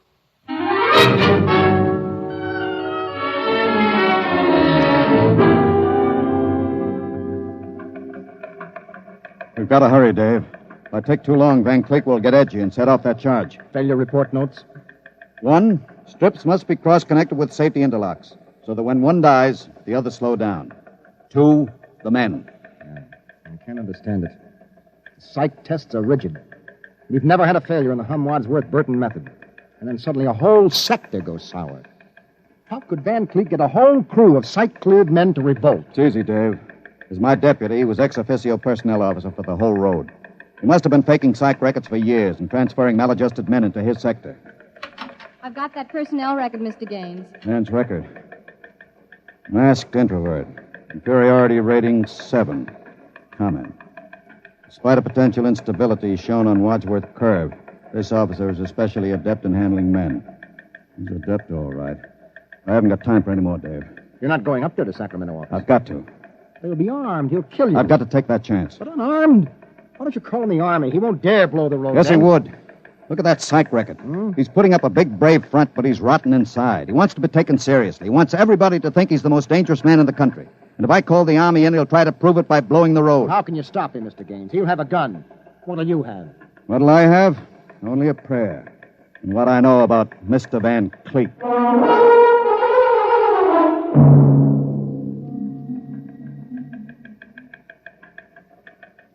All right, Gaines. Director Van Cleek will see you now. Gaines is here, Director Van Cleek. Come in, Gaines. Behaving sensibly at last. You know I've got you where I want you, and there isn't anything you can do about it. I searched him, Director. He's unarmed. Mm-hmm. I want you to sign this now. It's a declaration of your recognition of the Engineers Control Committee. You've got 1 minute to sign it, Gaines, or I'll push this button and blow up the whole sector. You better sign, Gaines. You need this gorilla with the gun, Van? Hey, you Can't listen... you handle one unarmed man alone? All right, Harry, out. What? Out? Yeah. Okay. All right. Now sign. What's so funny? You are. You start a revolution because you think the engineers should control the road. Then when you've got control, the only thing you can think of to do is blow it up. Tell me, what are you so scared of? I'm not scared. Yeah?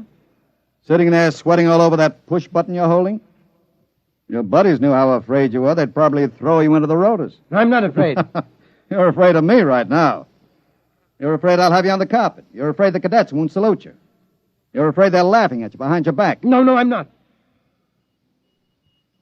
Now, you keep quiet. I've got a gun. You're afraid of using the wrong fork at dinner. You're afraid people are looking at you, laughing at you. I am not, you dirty, stuck-up snob.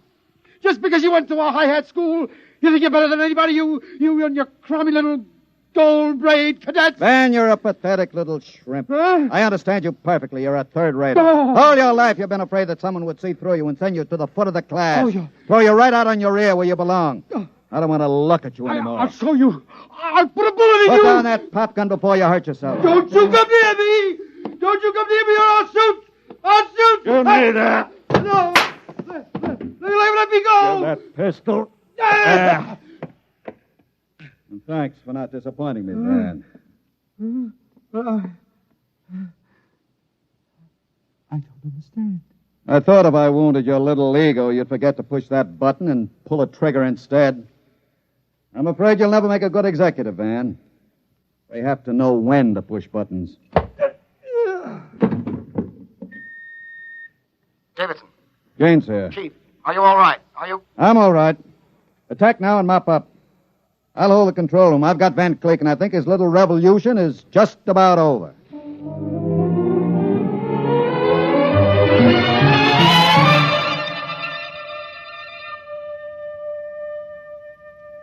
Hear them hum, watch them run. Oh, our job is never done, for our roadways go rolling along. While you ride, while you glide, we are watching down inside, so your roadways keep rolling along. Mr. Gaines! Oh, Mr. Gaines! Mr. Evans, I forgot about you. Yes, I've been waiting at the sector office. Is everything under control? All rolling. Those are the watch engineers going under to check Sacramento's sector, inch by inch. Remarkable organization. Remarkable. Hourly's in, Chief. San Diego Circle rolling. Bakersfield, Fresno, Stockton. Stockton? Oh, no. What's the matter, Chief? Trouble, Mr. Gaines? It sure is. I promised to meet my wife at Stockton for a show. She's been waiting there since 9 o'clock last night. Dave, see if you can get her for me. Try the sector office. All right, Chief. And Dave, see if you can calm her down. Oh, sure, Chief. I'll tell her the roads must roll. No, don't tell her that. I don't think she'd appreciate it. She's heard it too often. Oh, it's I-I-E, the rollermen are we. I better get going. Bye, Dave. Keep 'em rolling. Anywhere you go, you are bound to know that your roadways go rolling along. Keep them rolling, that your roadways go rolling along. Keep them rolling, that your roadways go rolling along. Keep them rolling, that your roadways go rolling along. Keep them rolling, that your... X minus 5, 4, 3, 2, X minus 1, fire.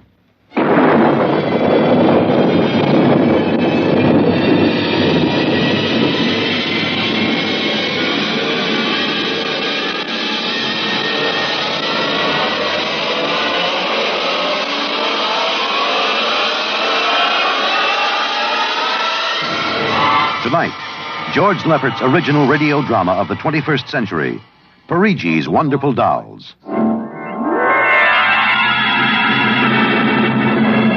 The doll shop stood on a quiet Washington side street, not too far from the sprawling Pentagon building. A woman and a child waited outside. the little girl peering eagerly through the window at the dolls inside, and the woman glancing impatiently at her wristwatch, as if expecting someone who was late for an appointment. And there was nothing about the doll shop to warn them that they were waiting to keep an appointment with doom. Oh, Mommy, look! Yes, what is it, dear? In the window of the shop, the tiny dolls. Oh, Mommy, do you think Daddy will buy me one? Well, we'll ask him when he comes, dear. He said 3 o'clock on this corner. I see him, Mommy. There he is. Oh, Henry, here we are. Hello, dear. Hi. Sorry I'm late. Well, we've been waiting for you. Cindy's been Yes, telling... I'm afraid I'll have to call off the shopping, Alma. Oh, Henry, we promised. Yes, I know. Cindy. I'm sorry. It's just one of those things. You've been the wife of an army colonel long enough to know his life isn't his own. What is it this time? Oh, some more of that flying sphere nonsense. The pilot who says he sighted it last month crashed and was killed today, so the general wants a full report. Dear, what next? Daddy. I'll have a staff meeting at the Pentagon at 3:15. Daddy, look in this window. Oh, I haven't time, dear. Just for a minute, Daddy, please. Indeed. I haven't time to stop and watch a bunch of 6-inch dolls parading around the shop. Say, they are lifelike, aren't they? Look at that, Alma. Dolls are marching around like a regular review. They've even got their own little band. Henry, your staff meeting. Oh, yeah. Yes, I've got to run. Now, look, don't go spending a lot of money on that nonsense, Alma. No, dear. Bye. Bye, dear. Bye, Cindy. Bye, Daddy. Oh, Mommy, look. Look, the band's going to play. Aren't they wonderful, honey? You know, it's funny. I must have stood on this corner 1,000 times, and I've never even noticed this shop before. Good evening, children.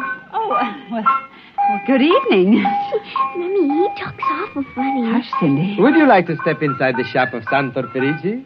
Well, yes, we would. This way. Oh, Mommy, it's like there. Here in the shop of Santor Perigi, creator of Perigi's Universal, wonderful dolls, the world of adult reality is blended with the world of child's fantasy. This is a new shop, isn't it, Mr. Perigi? What is new and what is old? Come, this way. Would you like to meet one of my little ones? Oh, yes. This one in the red jacket is Toto. Speak, little one. Oh, isn't that wonderful? Mommy, he talks. The doll talks. Amazing. It's absolutely amazing. That is nothing for Perigi's wonderful dolls. Listen, sing, Toto. Sing for the little girl. My name is Toto. Cindy, listen. Sing, Toto. Men are big and tall. Dolls are very small. When men begin to fall, the dolls will rule them all. Oh, Toto, more. Well, how do they work, Mr. Perigi? How do they work? That is the secret of the great Perigi, greatest of all doll masters. To make an ordinary doll is nothing. To make a perfect replica, that is something. But to make a doll with intelligence, that is the work of an artist, huh? Well, yes. Well, they must be very expensive. Madame, when I construct a doll like Toto, I cannot bear to be parted from him permanently. So instead of selling, I rent my little people. You rent dolls? Precisely. $10. I have but one request. When you grow tired of my dolls, you must return them to me in good condition. Oh, Mommy, could we take him home? Take him home! Take him home! Take him home! Oh, look, Mommy, look. He's bowing and dancing. Oh, Mommy, he wants to come. Please, I'll take such good care of it, please. Well, honey, we'll have to deal with your father later, but... Well... Oh, Mommy! All right, wrap him up, Mr. Perigi. Oh, dear, I have a feeling when your father comes home, we'll be sorry. Be sorry! Be sorry! Be sorry! Be sorry!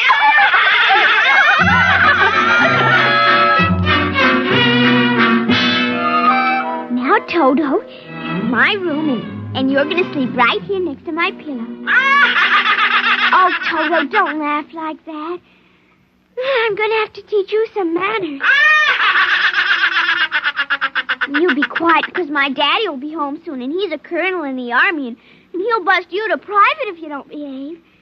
Now, you wait here. I'm going to introduce you to my puppy dog, Mr. Blister. So be good now. Here, Blister. Here, Blister. Come on, Blister. Come here. Mr. Blister, now this is Toto. Oh, dear, I don't think Mr. Blister likes you, Toto. Stop it, Mr. Blister. Come over here and shake hands with Toto, Mr. Blister. Come on now. Mr. Blister, let him go! Let go! Let go! Blister, come over here. Why, what happened, dear? Mr. Blister tried to bite my doll. Look how frightened Toto is. Dolls don't get frightened, Cindy. But he is, Mommy. He screamed. You just imagined it, honey. But he did. He did. Well, Mr. Blister didn't mean it. You know he's the gentlest little pup alive. He isn't. He's nasty and I hate him. Cindy, you've hurt his feelings. Okay. He tried to buy my new doll, and I don't ever want to see him again. Ever. Oh, dear. All right, Mr. Blister. You come downstairs with me. Come on now. Cindy's angry at you tonight. I'll kill him. Why, Cindy, where did you hear a thing like that? Toto said it. Well, I see. Well, you've had an exciting day, honey. You brush your teeth now and go to bed. Daddy's coming home late, so we'll see you in the morning. Hmm? Good night, darling. Sleep well. I hate him, Mr. Toto. I hate him.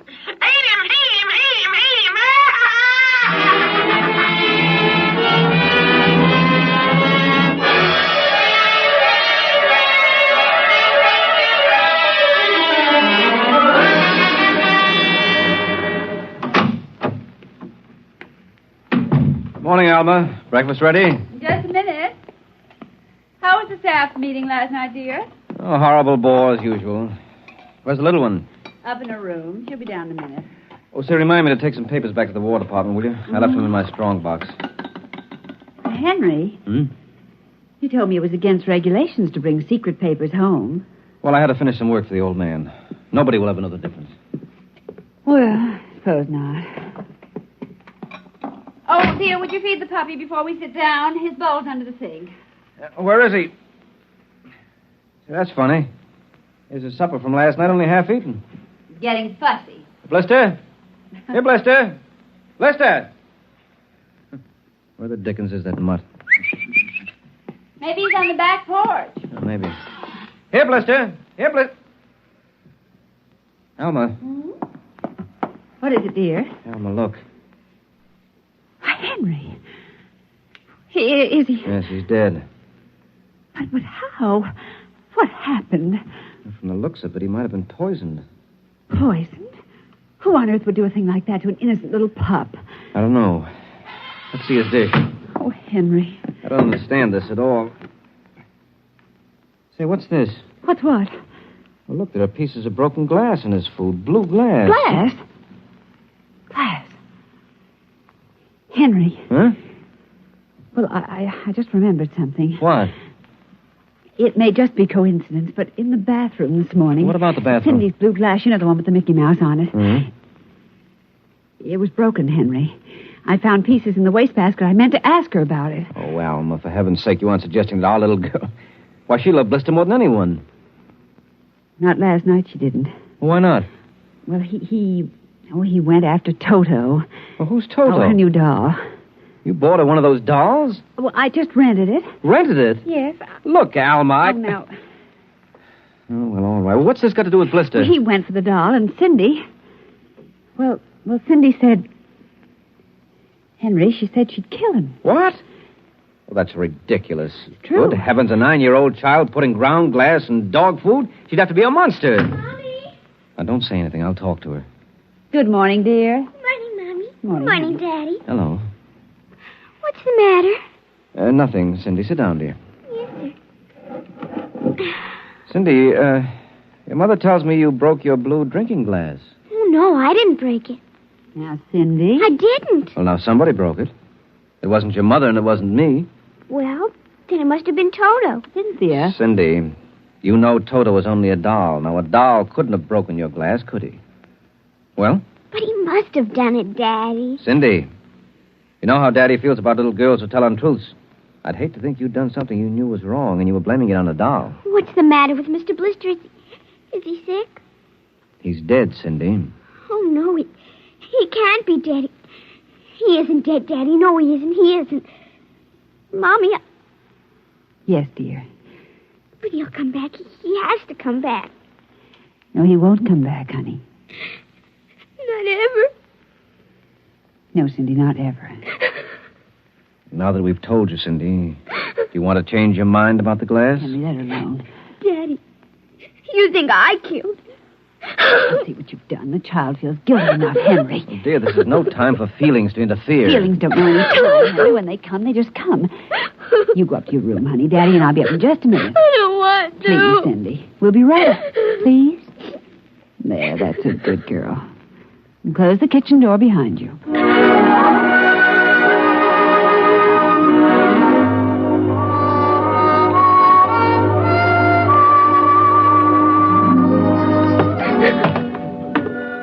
Mr. Blister's dead. He isn't coming back. Ever. Daddy thinks it was me, but it was you. It was you!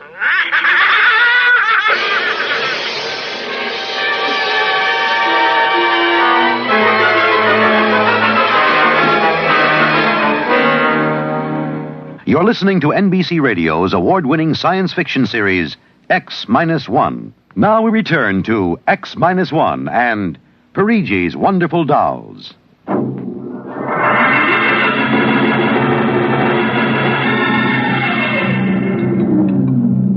Eat your supper, dear. I'm not hungry. Oh, Cindy, you scarcely touched your lunch. I don't feel like eating. Is it Mr. Blister? Oh, Mama. Cindy, answer your mother. Now, Henry, she'll work it out in her own way, dear. Oh, I don't know. When I was a boy, there was such a thing as discipline. Where this child is being brought up... Henry. Well, it's true. There's no respect. Lying. Oh, I don't know. Alma, what's happened to us? We were a nice, peaceful, happy family until you bought that cursed doll. Now who's blaming things on the doll? Well, it's true. Henry. You wanted to get some papers from your strong box. What? Oh, yes. Excuse me. Will you try to eat something, Cindy? Now, darling. Yes, Alma. Alma. Yes, Henry, what is it? Alma, it's gone. What's gone? The box, the strong box is gone. But it can't be. The door to your study's always locked, and you and I have the only key. I know all that, and I tell you it isn't there. Well, who would I don't know, Alma. Those confidential reports, if they ever get into the wrong hands... Oh, I warned you about keeping them here. What if it ever came out in the open? Can't you see the papers? Army colonel, derelict in duty. Call the police, Henry. What, and throw my career in the wastebasket after 17 years? We've got to find it ourselves. But it was there when I went in to clean this morning. Well, what about your key? Well, it's right here. I always keep it right with me. That's funny. Oh, no. But my other keys are all on the ring. You've lost it. I don't see how. Alma, how could you do it? Henry, please. Come on, we'll search the house. I can't think of anything else to do. Oh, dear, you're going to miss your staff meeting. Well, all right, never mind the meeting. My whole career goes up in smoke if we don't find those reports. Now, somebody get hold of your key and open that room. I know, Cindy. Oh, let the child alone. She's been through enough. You know she wouldn't do a thing like that. I don't know anything anymore. I don't know my own child. I don't even know you. Henry. All I know is that strong box is gone with papers that are dynamite if the wrong person gets them. The question being who? What's that? Coming from upstairs. Dodo,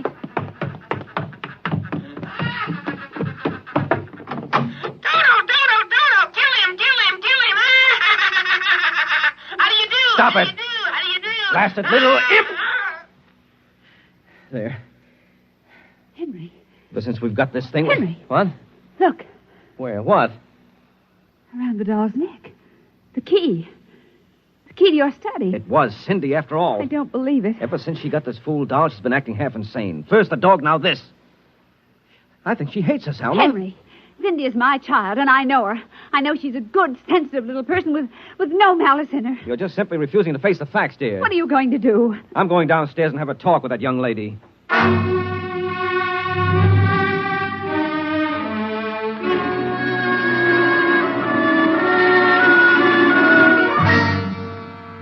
Cindy, you're not telling me the truth. Oh, yes, I am, Daddy. Now, all I'm asking is that you tell me the truth. Now, where is it? I didn't take it, Daddy. Honest, I didn't take it.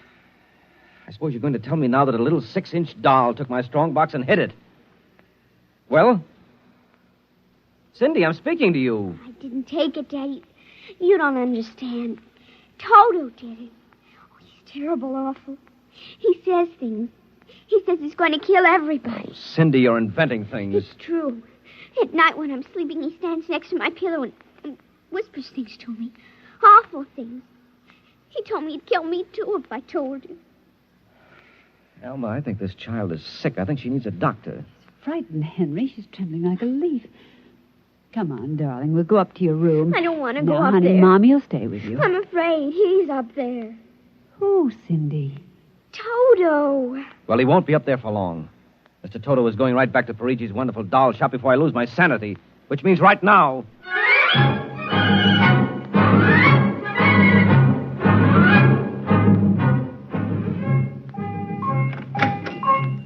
Ah, Colonel Grayson. Welcome to the home of Perigi's wonderful doll. Are you Perigi? Santor Perigi, creator of the universal doll. The doll with the mind. The doll Yes, with... well, I'm returning one of your masterpieces. Oh? If you will step into the rear of my shop. Now, what is the complaint? There's no complaint. Here's your doll. Good riddance. My little Toto, rejected, you found the world of men too filled with hate. We will change all that later on. Return to your comrades in the window, little one. And now, Colonel Grayson? I think we have no further business, sir. Ah, but we do, Colonel. Let me see. Here it is. Do you recognize this, Colonel? That's my strong box. Quit. My little Toto is very clever, sir. Are you trying to tell me your doll stole that from me? Let us not say stole. I'm merely keeping it in custody. What's your game, Perigi? Blackmail. You give me what I want, I do not ruin your career. What do you want? Information. We already know something from the reports of the War Department, reported by one of your pilots. What government do you represent? I represent Perigi's wonderful dolls, none other. I'm not so naive, sir. Perhaps I should explain. Each man hides something from the world. Each man loves something more than life. With the help of my wonderful dolls, I obtain personal information which enables me to control the men who control the world. Men like you. Hand over that strong box. I warn you, I have a gun. Give it to me. You are being foolish. Put down that walking stick. Now. No closer. Now.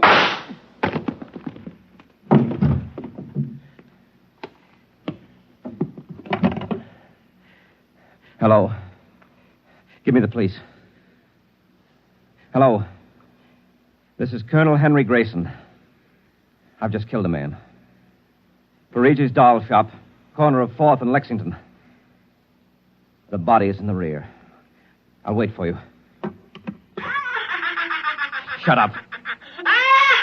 Shut up, you little fiend! Colonel Grayson! Did I hear you speak? Colonel Henry Grayson! Oh, it can't be. I must be going out of my mind. A 6-inch doll. Shut up! Your master's dead! You are mistaken, Colonel.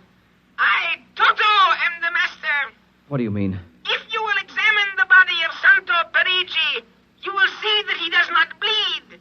And he does not bleed, Colonel, because Santo Perigi never lived. Never lived? Santo Perigi is a doll. A doll?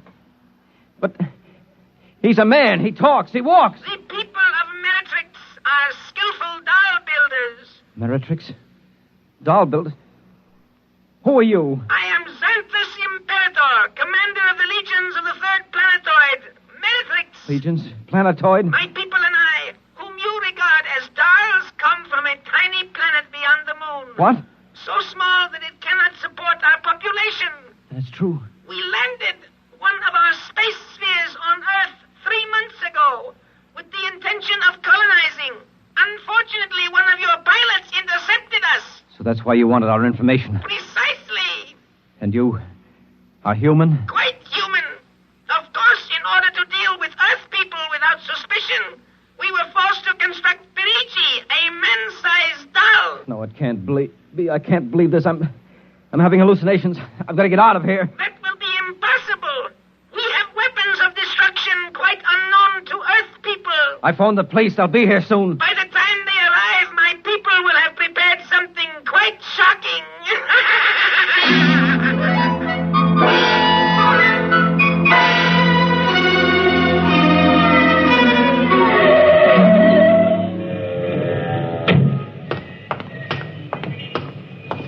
Keep me covered, Brian. Okay, Sarge. All right.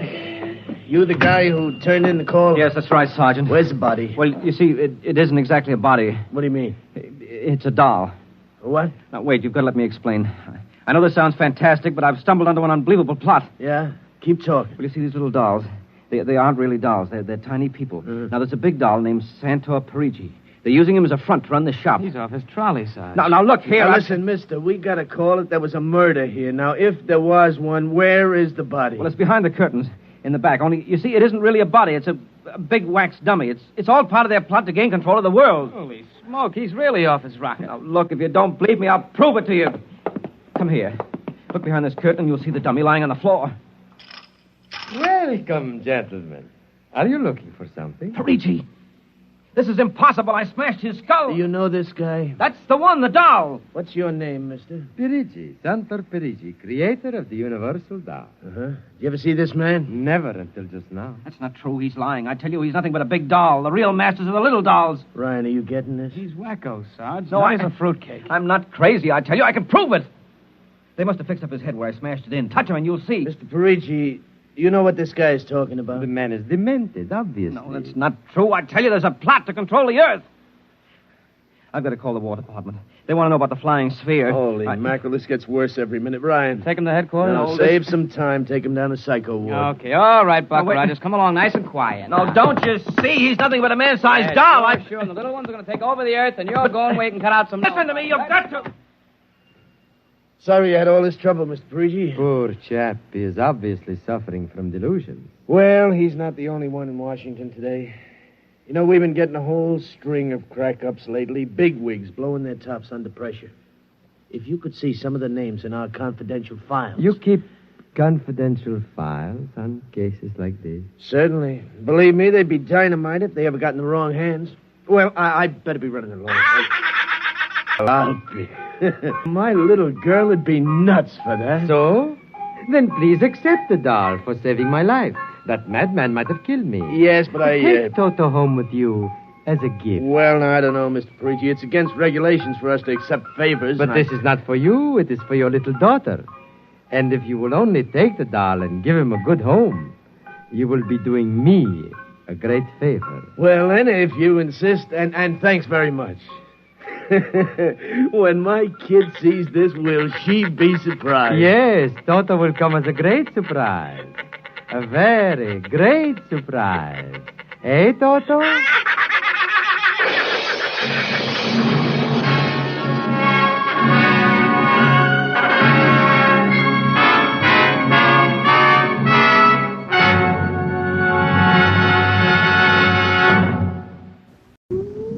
Countdown for blast off.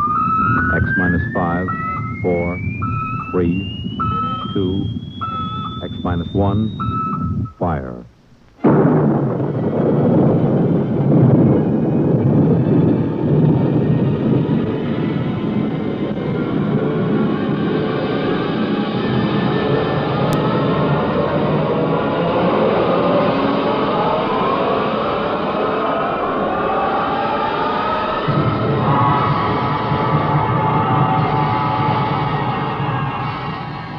From the far horizons of the unknown come transcribed tales of new dimensions in time and space.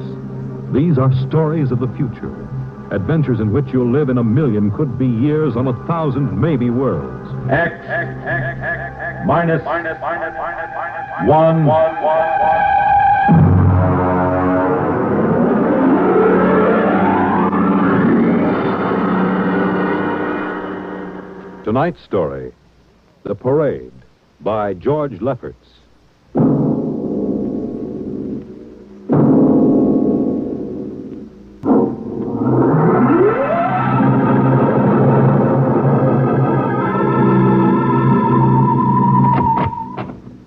You are Mr. Sid Ryan? The same. My name is Lucia. I'm a Martian. Pleased to meet you, Mr. What was that again? A Martian. A Martian, huh? As in Orson Welles? Precisely. I'm a Rotarian myself. Sit down. Thank you. And now that we've had our little joke, Mr. Lucia, what can Publicity Associates do for you? It has been my observation that advertising and publicity are the very backbone of earthly civilization. Spoken like a true Martian, Mr. Lucia. Now, if you'll tell me the name of the client. The client, of course, will be the Martian. You don't give up, do you? Give up? The gag, I mean. Oliver.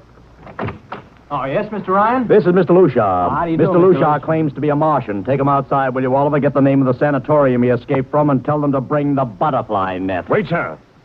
I'm happy to see, Mr. Ryan, that my telling you I am a Martian has approximately the effect I supposed it would have. I believe we can do business. I have here the cash retainer of $5,000. Sit down, Mr. Lucia. Oliver, get the client a cigar. Yes, sir. No, the other box. Thank you, no. Well, now, what can I do for you, sir? I wish you to manage a publicity campaign. A very large, a very important campaign. Is the product established, or is it something brand new? Oh, something quite new. Now, what would you judge to be the most effective type of campaign? Well, if the client has a lot of dough to throw around, a suspense campaign is best. First, you place ads in the paper saying, watch this space. Then, about a week later, you run an ad saying XYZ or PDQ, and you get people guessing what it means. Then, finally, when you've teased them enough, you bust loose and unveil the product. Excellent. Very well, sir. We shall conduct a suspense campaign. Of course, in this kind of campaign, secrecy is very important. Once the name of the product leaks out, it spreads like wildfire, and the whole campaign is kerfloppo. Yes, quite so. Utmost secrecy. That's right. You realize, of course, these things cost like crazy. Would, say, $1 million cover the expense? Come again? I said, would $1 million cover it? Yes, I imagine. You did say $1 million. I understood that you had handled some very large accounts. Of course, if this is too big... Oh, not at all. As a matter of fact, I seldom touch anything less. Right, Oliver? Huh? Oh, of course. That's right, Mr. Ryan. Absolutely right. Good. You will begin, then, by saturating the newspapers, the radio, streetcars, with a very simple statement. What's that? I shall write it for you. The Martians are coming. Say, that's not a bad teaser. Got that, Oliver? Yes, sir. The next ad will read, June 1st is Martian Day. June 1st is Martian Day. What happens on June 1st? The parade takes place. What parade? I wish you to arrange a parade up Fifth Avenue. You mean like the Macy parade? Exactly. Except that the theme will be the world of tomorrow. The Martian world. My client would like it to be a gay affair. Balloons, clowns, pennants, pretty drum majorettes. Say, that sounds terrific. I might be able to interest the department stores in a tie-in. Fine. The parade will climax the campaign. On June 1st, the product will be unveiled. Good enough. By the way, Mr. Lucia, just what is the product? What are we selling? Oh, no, Mr. Ryan. Secrecy, remember. Oh, but after all will be revealed to you in good time, Mr. Ryan. Moment, let us say we are selling a concept. Concept? Precisely. Concept of invasion from Mars.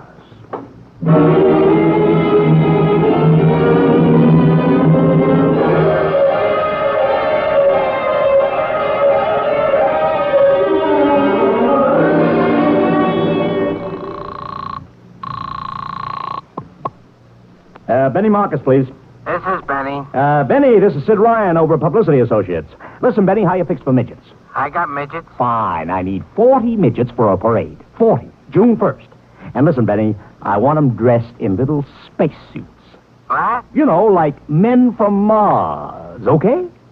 Midgets. And I want some movie extras, maybe 50 of them. Also rigged up like men from Mars. Make them look gruesome. Got that? Gruesome. Also, I need some horses with pretty girls on top of them. Maybe you can get that bunch from Maroney's Traveling Circus. The ones we booked for the Fireman's Parade in Albany last year. Oh, try, Sid. And never mind the expense. Just get me the talent, okay? I gotta hang up now. Call me back, Benny. How you doing, Oliver? Oh, fine, Mr. Ryan, just fine. We got full-page ads in all the dailies and 10-second spot announcements on every local station, but it's costing a fortune. The more it costs, the bigger our percentage. Spend like you are going to the electric chair, Oliver. Yes, sir. How you making out on the parade? If it comes off, it'll be the biggest thing since Barnum invented the midget. I've got Macy's, gimbals, and sacks to contribute floats. Everything is built around the Martian theme, see? Even the horses will have long feelers attached to them and funny-looking extra legs. It'll be sensational. Oh, yeah, it sounds fine, only... Only what? Oh, Mr. Ryan, we don't even know what we're selling. Oliver, my boy, do you think old Sid Ryan has been sitting here spending all this moolah and not putting two and two together? You mean you know who Lushar represents? Just by accident, understand? I have learned that Century Pictures is making a big new epic. A space opera entitled Invasion from Mars. Get it? Oh, I begin to see. Also, by mere coincidence, it happens to be the premiere sometime around June 1st. You follow me? But, Mr. Ryan, Century has an exclusive contract with New Features Syndicate for all their publicity. Suppose Century Pictures doesn't like the way New Features is handling their stuff. They want to get out of the contract, but New Features says no. So they have to get around the contract. A man named Lushar, client unknown, starts publicizing the Martian invasion. Need I go further? Oh, I get it, Mr. Ryan. Gee, I suppose I should have thought of that. No, Oliver, that's what I like about you. You're so innocent.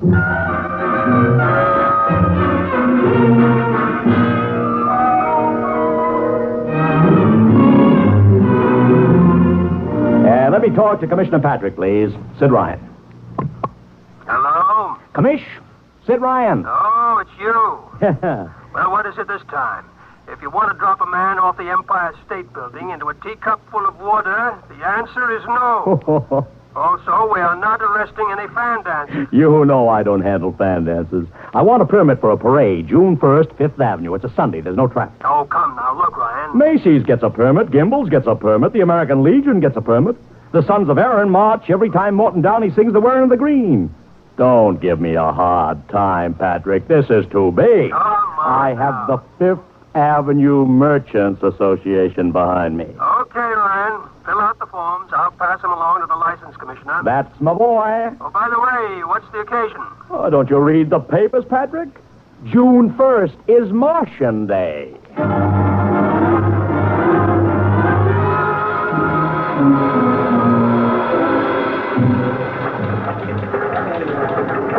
Well, Mr. Ryan, how is the campaign going? Like fire, Mr. Lushar, like fire. Everybody and his brother is going along with the gag.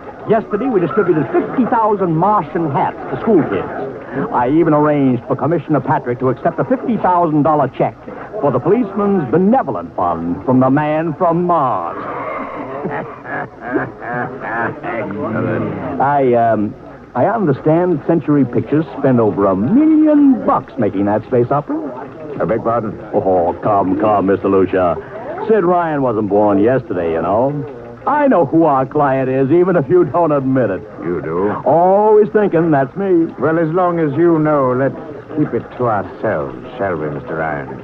As you once remarked, when these things leak out, it destroys the surprise and ruins the effectiveness of the campaign.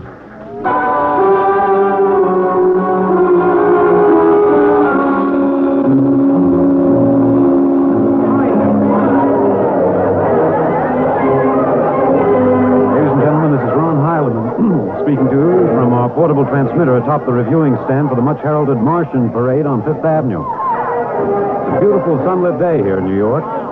Perfect day for a parade. And the streets are packed with thousands of spectators, all eager to find out what this is all about. There's an air of shrill expectancy. Come on, over here! Okay, tell them all right. I just had word from Sol Brown up at Central Park Mall that the Martians have landed from big pink balloons. And while we're waiting here for the arrival of the parade, we brought some people up to our microphone to tell you their reactions to this spectacular affair. What's your name, madam? Miss Ada Shackley. A little louder, please. Miss Ada Shackley. And where are you from, Mrs. Shackley? Columbus, Ohio. I see. And I see you have your family with you. 2 little curly-headed boys. Are you in New York for your vacation? Yeah, we came for the Shriners Convention with their daddy. Well, what do you think of Martian Day, Mrs. Shackley? Well, it all seems very strange to me, but the boys have been pestering me to watch it, so we've been standing here for 2 hours. I can't make head or tail of it. Well, neither can a lot of other people, Mrs. Shackley, but judging by the thousands here already, there's a lot of curiosity. Curiosity killed a cat, folks say. Let's hope not. Thank you, Mrs. Shackley. And now Here they come, ladies and gentlemen. The first units of the big Martian parade swinging down Fifth Avenue. With fanfare, colored streamers, music, confetti, floats, all the attractions of the Mardi Gras. Let's listen to the band for a minute.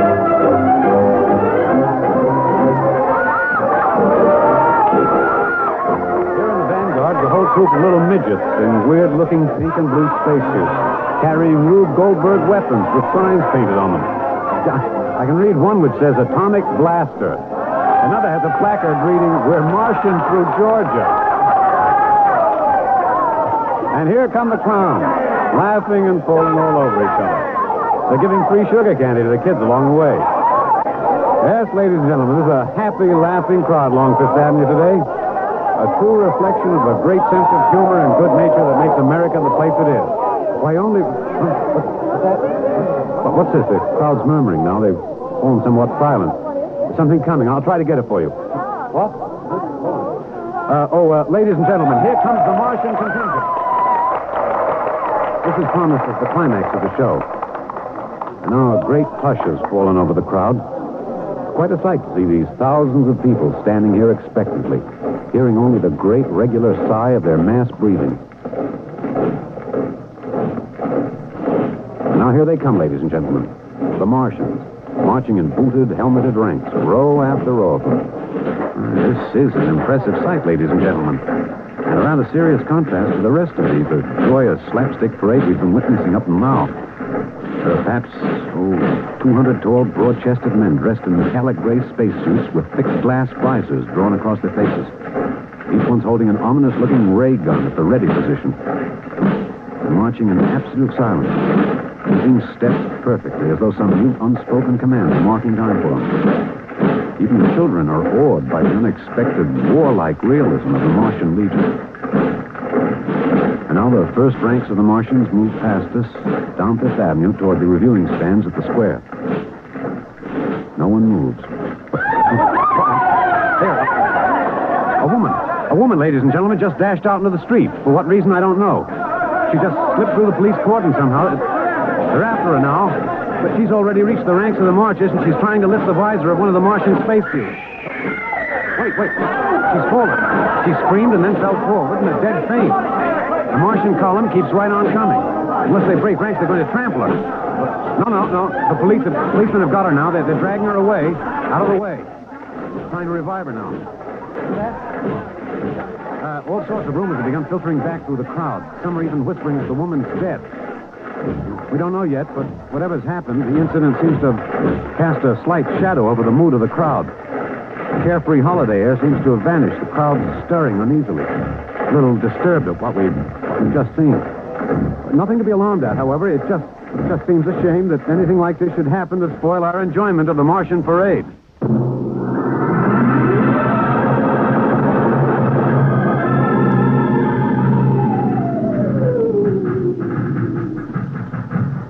Ryan, did you see that? A woman fainted. She ran out into the street to get a close look at the Martians, then she screamed and fainted dead away. I'm well aware of that, Oliver, since I paid her $50 to do it.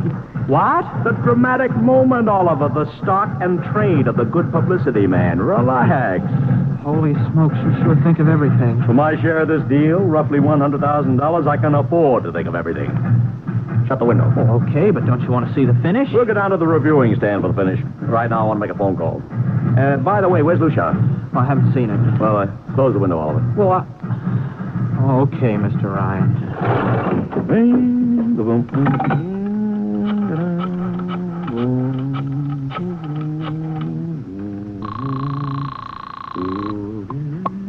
Marcus Talent Agency. Benny, this is Sid Ryan. Oh, Say, listen, Sid, I was going to call you. I'm awful sorry about those Martians. What do you mean, sorry? They're terrific. No, don't joke, Sid. I mean it. Oh, I mean it, too. They're great, great. Are you in a bag? Never felt better. Mean it, don't you? Of course I mean it. What is this? There are Martians in the parade? About 150. Of course, I only ordered 50, but under the circumstance... Sid. What is it? Sid, don't you know I couldn't get you a single movie extra? There's a studio strike in New York. Huh? Wait a minute. Where'd these guys come from if you didn't hire them? I don't know. Hold on. Oliver, Oh, yes, Mr. Ryan? did you hire those Martians? Well, no, sir. I didn't. Benny, this is on the level, isn't it? Oh, yes, Sid. Okay, Benny, I'll call you back. What's the matter, Mr. Ryan? Oh, no. Just don't know. Wonder if Lucia had them. What's Century Pictures number? Tremaine 4, 1000. Tremaine 4, 1. Century Picture, Old Star. Give me Marty Sanford, your publicity director. One moment, please. Sanford. Marty, this is Sid Ryan. Oh, hello, Sid. How's it Fine. Listen, Marty, this is dead serious. On the level, get it? What's wrong? I've got to locate Lucia.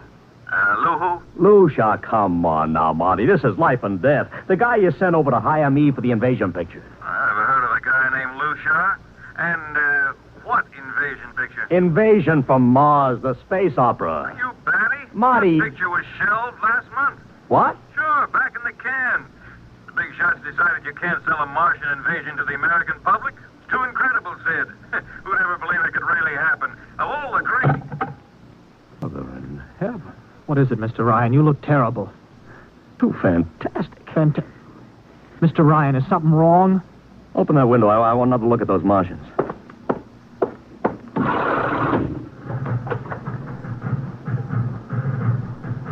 Look at them. Oliver, you were in the Army. Could 150 movie extras learn to march like that in, say, 24 hours? No. Not in 24 days, Mr. Ryan. Not a second's hesitation. Not one out of step. Look at the way they carry those ray guns at the ready. The only other time I've seen troops march like that was on a film of the Nazi SS troops marching through the streets of Paris. Mr. Ryan. Oliver, get down there. Find that woman who painted. Her name's Gloria Montez. Get her up here. Make it fast.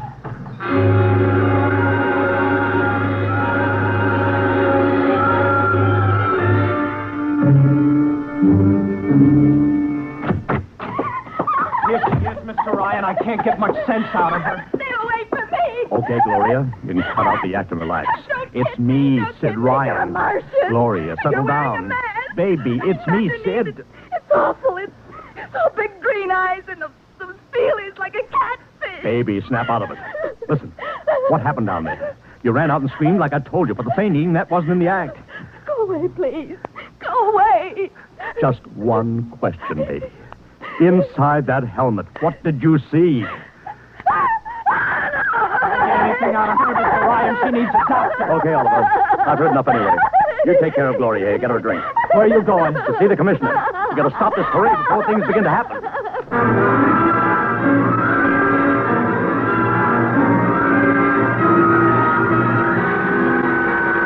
Okay, Ryan, what's the beef? Listen, Patrick, I don't know what it is, see, but something's wrong. You've got to stop that parade. I suppose you'd like the riot squad. That would get you a front-page spread on every paper in town. Now, look, Ryan, I've got no time for your cheap publicity gags. I'm a busy man. Listen, I'm trying to tell you I don't know where those Martians came from, who they are, anything about them. Oh, Ryan, I'm wise to your tricks. Now, if you let the sergeant show you out... You won't do it, huh?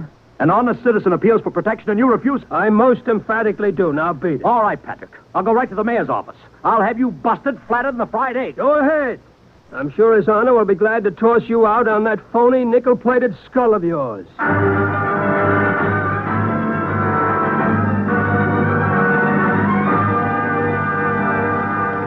You heard me, Ryan. You can't see the mayor. Adolf, please. This isn't a gag. I don't want publicity. All I want to do is maybe prevent something horrible from happening. In case you don't know it, wise guy, something horrible's already happening.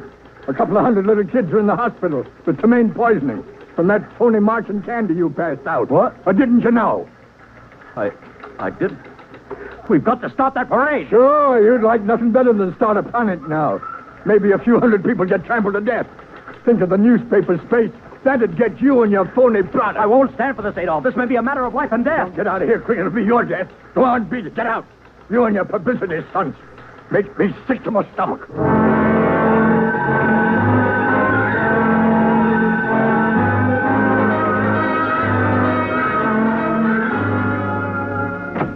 Oliver! Oliver!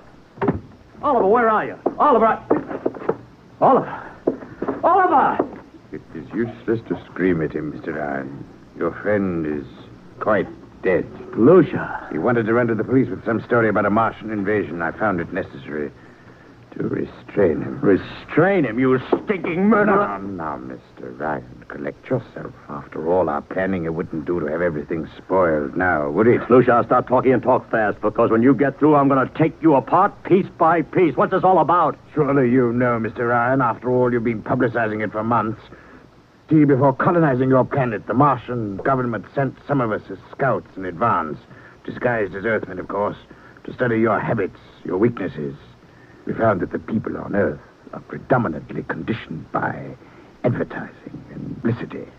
So we conceived the idea of treating our entire invasion as a vast publicity stunt. Clever, yes? After all, Mr. Ryan, who would suspect an invader who advertised his invasion in the newspaper, invited the public to his surprise attack, and spent millions publicizing his plans? Holy jumping. You've done very well, you see. Then there was no product. Ah, but there is a product. The product is death. What are you trying, Lucia? We Martians are a humane people, Mr. Ryan. We do not like to destroy thousands where a few hundred will suffice. In exactly 2 minutes, our troops will treat the world to a spectacle of death, which will bring the rest of your planet to its knees in horror. Nations will clamor to surrender. Perhaps, Mr. Lucia, but not if I can help it. No!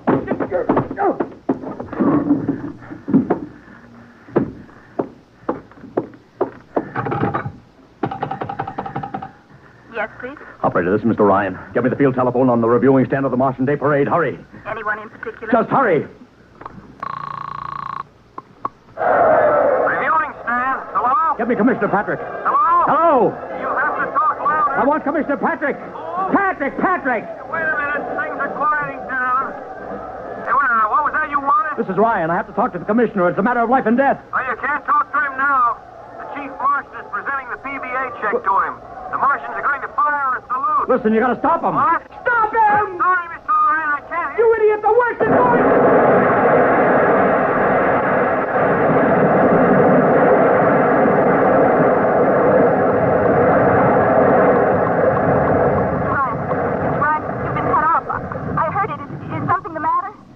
No, operator. Doesn't matter. Nothing matters now.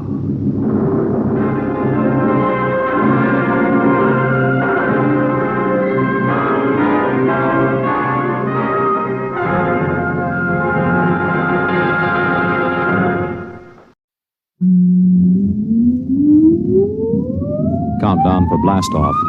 X minus 5, 4, 3, 2, X minus 1, fire.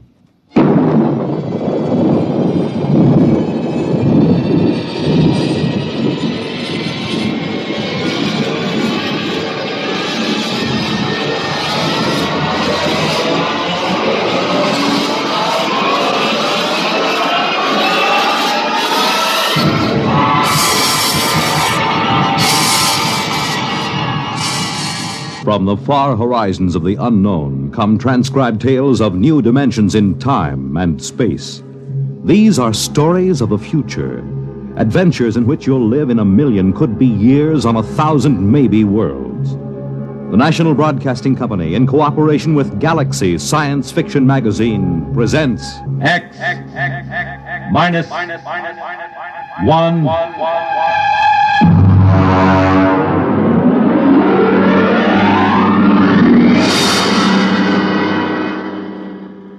Tonight's story, The Cave of Night, by James E. Gunn. All right, you want a level, Charlie? Okay.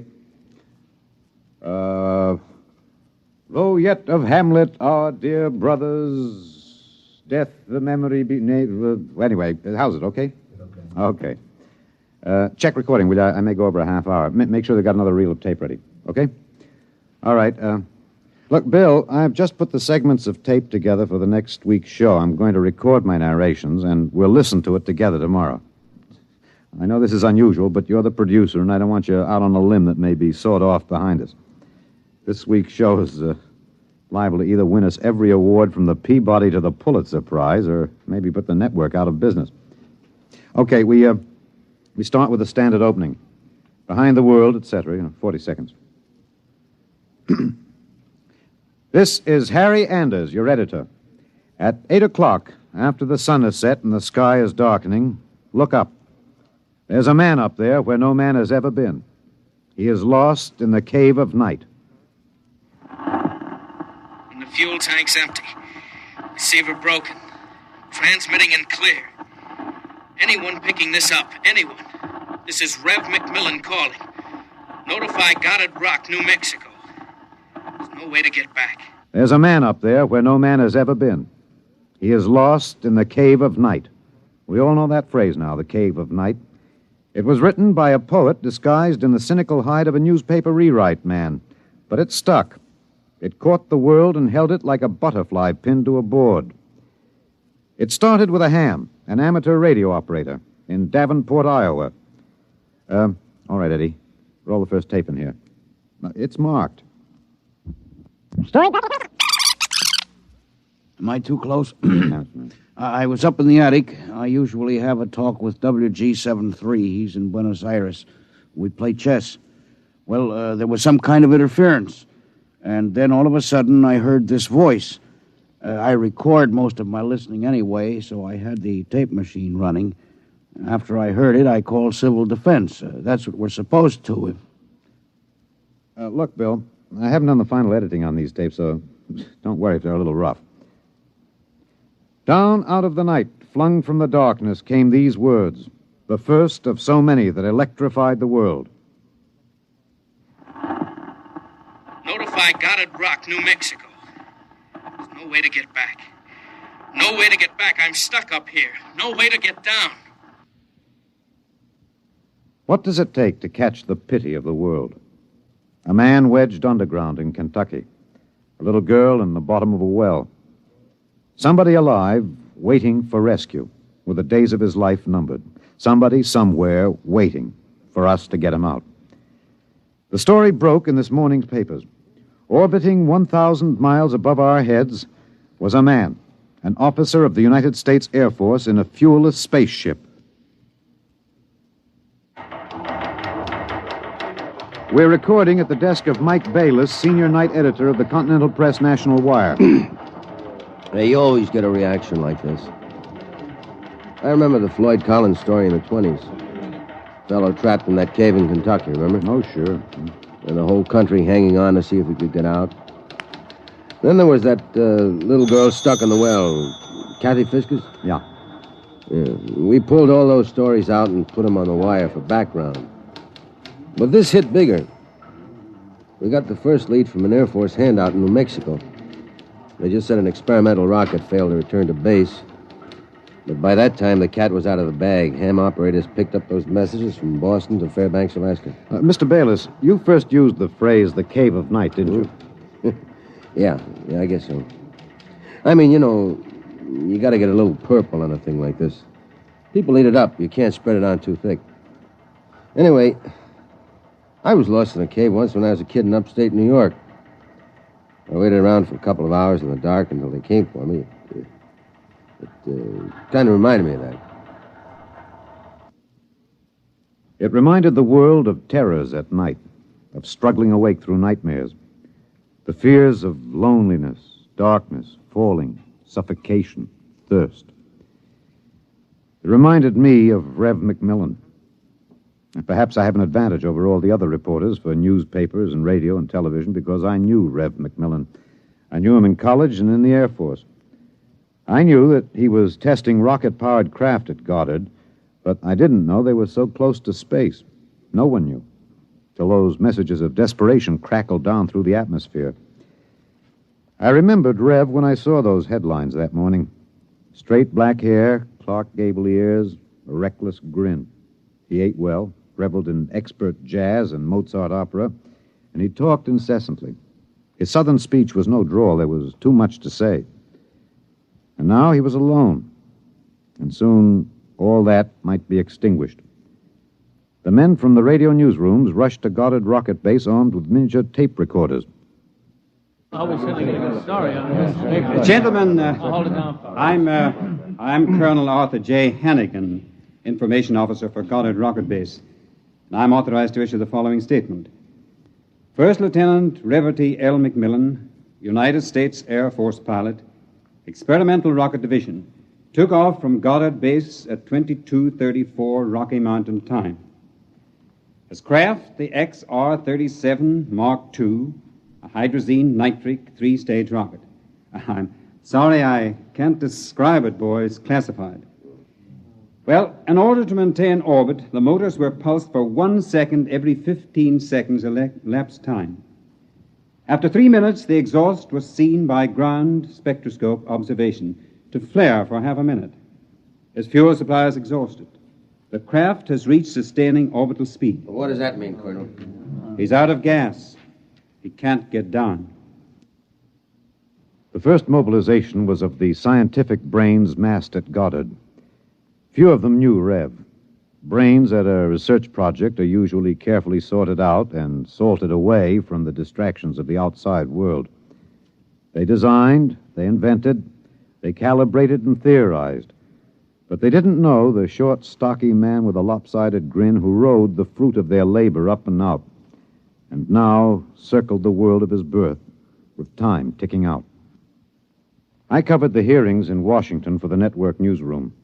I flew down from New York, and the stewardess came out every few minutes to tell the passengers the latest news. She called him Rev, although she never knew him, and once I thought I saw a tear.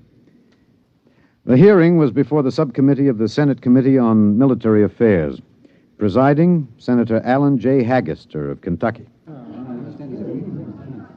All right, General Finch. You've made the technical situation fairly comprehensive, even to an old canebrake redneck hillbilly like myself.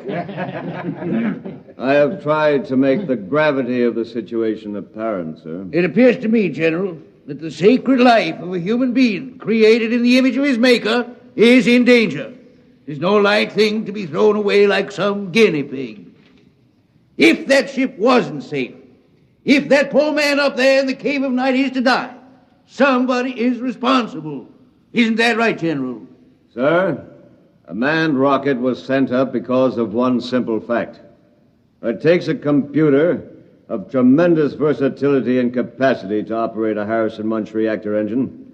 A computer of infinite complexity. And I ask you, General, I put the question to you, why was such a computer not designed? It has been designed, sir. It was designed 500,000 years ago. There is only one mechanism competent to handle those controls, sir. That is the human brain. All right. I turn now to my second question, General, and I ask it not only for myself and my colleagues on this committee, but for 170 million Americans listening on the radio, watching on television.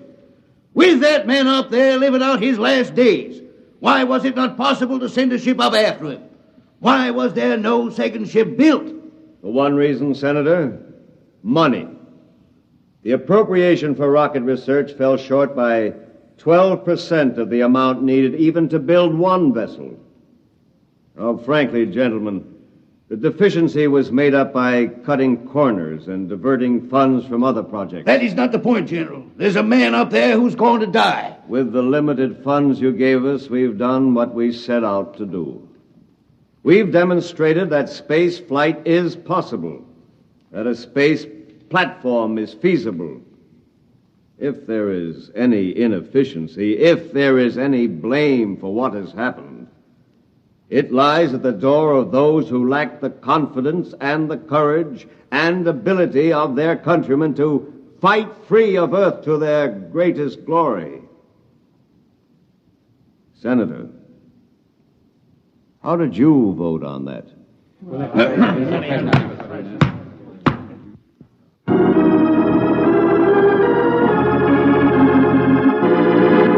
This is Harry Anders in the gallery of the Washington National Cathedral.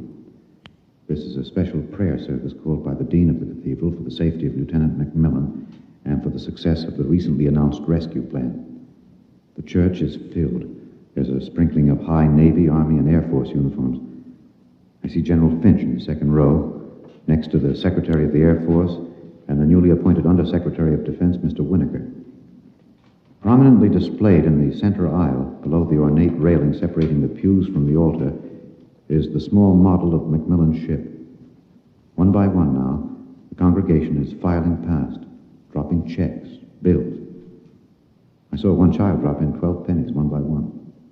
All contributions are to be used to defray the cost of the rescue effort. The congregation is now kneeling to pray. A moment of silent prayer will follow for the safety and rescue of Lieutenant Macmillan. $1 billion was raised in 1 week from voluntary contributions. Another $1.5 billion was appropriated unanimously by Congress. The race began. Would the rescue party reach the ship in time? Of course, we didn't know then. And daily we listened to the voice of the man we hoped to buy back from death. Now, look, Bill, on these Macmillan broadcast tapes, don't let some ignorant engineering vice president holler because it's not broadcast quality. Believe me, I knew Macmillan. There's more of that wild Texan in these tapes than in any hi-fi super-frequency response studio recordings. Just listen. You'll see what I mean. I've been staring out the portholes. I never tire of it. Through the window at the right, I see a black velvet curtain with a strong light behind it. There are pinpoint holes in the curtain, and the light shines through, not winking the way stars do, but steady. There's no air up here. That's the reason. My oxygen is holding out better than I expected. By my figures, it should last 27 days more. I shouldn't use so much of it talking all the time, but it's hard to stop.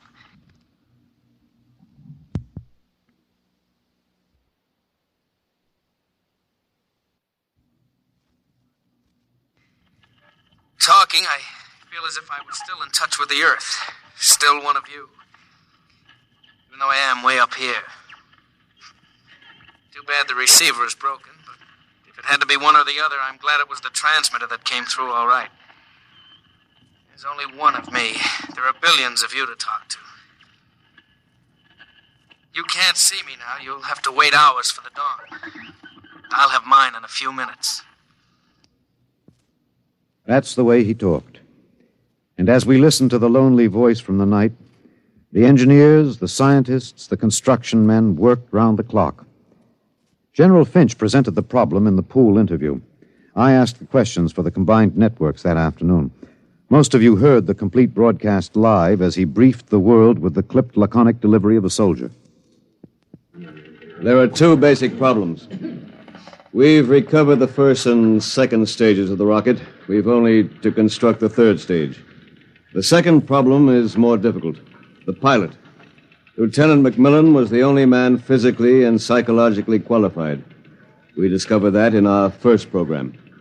His training and orientation took 18 months. We have now to duplicate this in 27 days. You think it's possible, General? I don't know. That's all, Mr. Anders. Stevenson, get me some coffee, will you? Black and some kind of sandwich, no butter, no mayonnaise. And then the voice from the cave asked a question and expected no answer. Do you hear me down there? Sometimes I wonder. I wish there was some way I could be sure you were hearing me. Just that one thing might keep me from going crazy. I was there the night we answered that question. I was there in a helicopter over Kansas City. This is Harry Anders speaking to you from a helicopter over Kansas City. There are 15 seconds till midnight. The plan was developed by General Finch. At precisely midnight, every light in the city will be out and then flashed on in 2-second intervals. This will be the exact moment that Macmillan's ship is calculated to pass overhead. It's almost time now. 5, 4, 3, 2, 1. There they go. Off. On. Off. On. Off. On. I see it. I see it. Kansas City winking at me. Oh, yes, I can see it. Thanks. Thanks. You're listening. I know that now. I'm not alone. I'll never forget. I'm waiting for you. We're recording in the press gallery of the Goddard Rocket Base main construction hangar. The vast third stage component stands before us, men swarming up and down the gantry cranes.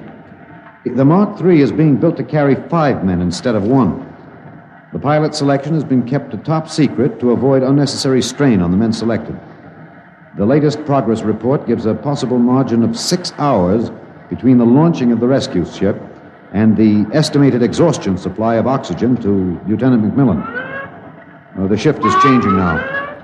The expert construction workers recruited from across the country by the combined efforts of the Air Force Personnel Service, the Atomic Energy Commission, and the International United Electrical Workers and United Auto Workers of the AFL-CIO. The margin is 6 hours. 6 hours between life and death for Lieutenant Reverdy L. McMillan. An hour ago, I saw the sun rise over Russia. It looks like any other land from here. The green where it should be green. Farther north, a sort of mud color. And then white where the snow is still deep. Up here, you wonder why we're so different when the land is the same. You think we're all the same children of the same mother planet. Who says we're different?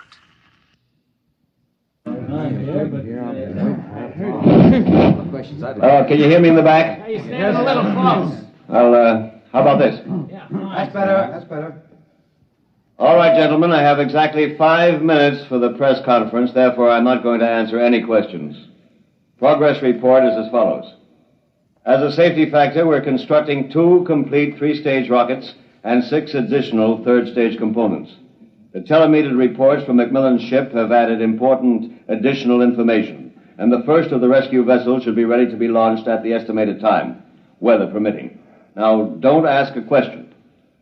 Within certain limitations of air turbulence, the rocket will be ready to lift in time to save Lieutenant McMillan. 21 days. The air is bad tonight. Can't seem to get a full breath. It seems to stick in the lungs. It doesn't matter, though. But I wish you could see what I've seen. The vast spreading universe around Earth like a bride in a soft veil. You'd know then that we belong out here. Come out, mankind. Come out and see what I have seen.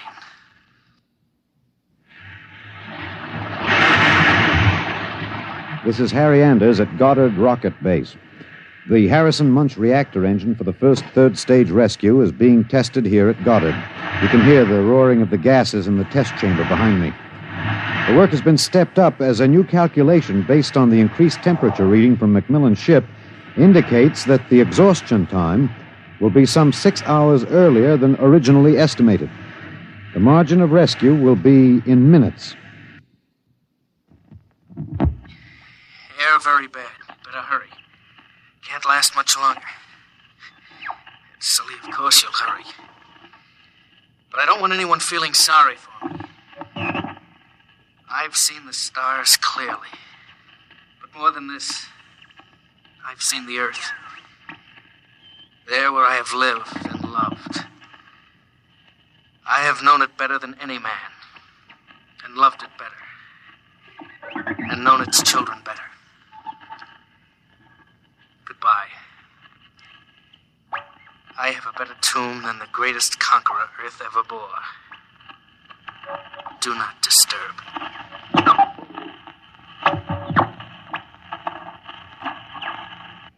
Countdown for blastoff.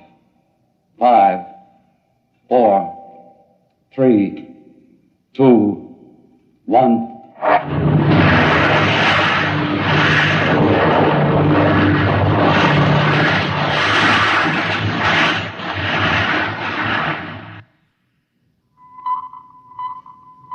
Anders, tape 323. We're in the press operation room of Goddard Field. The rescue rocket has been aloft 53 minutes plus. Its calculated time of arrival is 54 minutes. You will hear the voice of General Beauregard Finch on a direct pickup from the rescue vessel, which has been named unofficially the Lifesaver.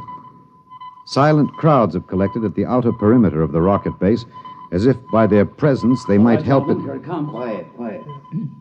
The next voice you hear will be General Finch aloft in the rescue ship.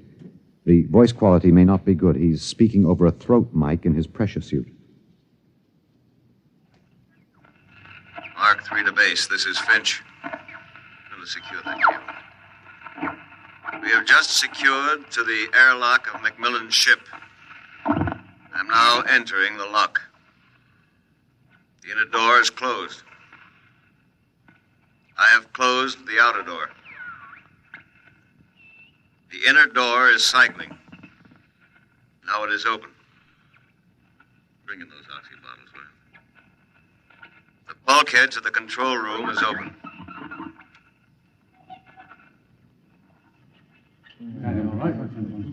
Is he all right? Come on, will you? What's happening? Lieutenant Macmillan is dead. He died heroically, waiting till all hope was gone.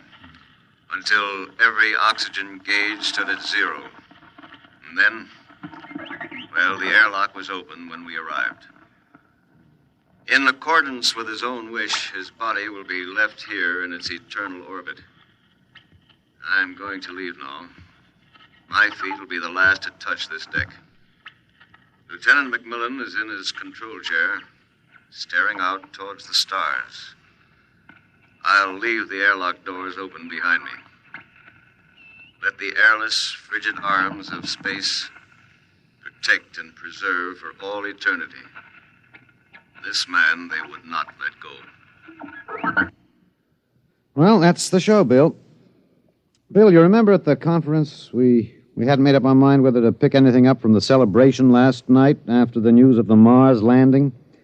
I said it was the right end for Rev Macmillan's story. You said it was old stuff. Every kid knew the sequence. The ships built to rescue Rev, used to set up the satellite base, from the base to the moon and now to Mars. Well, I went out with a mini-tape last night, and I've got the end of the story. Here it is. This is Harry Anders in Times Square. The neon rocket ship at the top of the Times building has just flashed into brilliant light. The signal that the landing signal has been received from the rocket Rev Macmillan III. Man has landed on Mars. And a holiday crowd here in Times Square is celebrating like 1,000 New Years rolled into one. I'm being tossed and pushed and clapped on the back all at once. Let's see what the man on the street thinks about man on Mars. You, sir. I'm broadcasting. No, how do you feel about it, sir? How do you feel tonight about man's conquest of space, of the planet? Leave me alone. I'm in a hurry. Well, just a few words to the Look, you get your hands off me. Let go of me. I'm not interested. Wait a minute, sir. Wait. Rev! Rev, come back here. Rev! You think I could listen to that voice over and over in a tape editing room and not know every vowel, every consonant?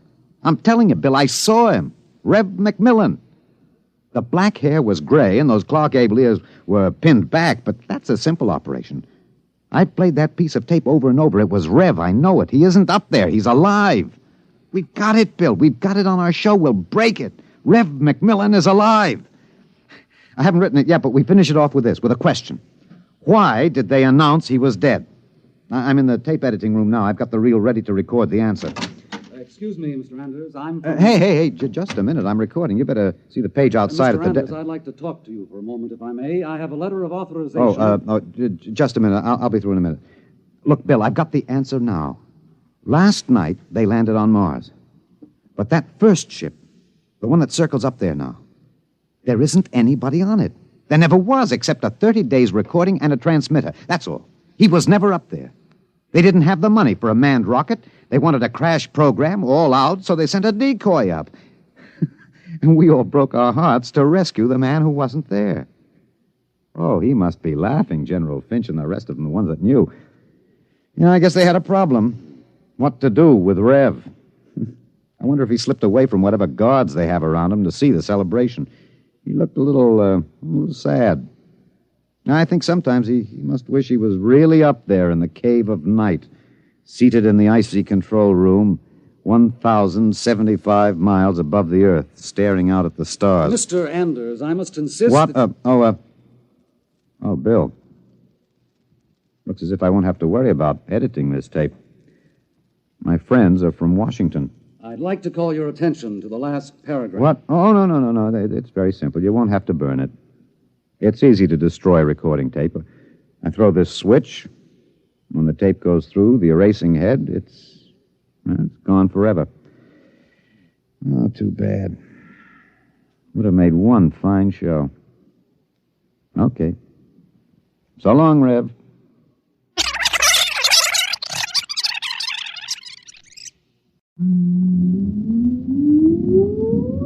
Countdown for blast off.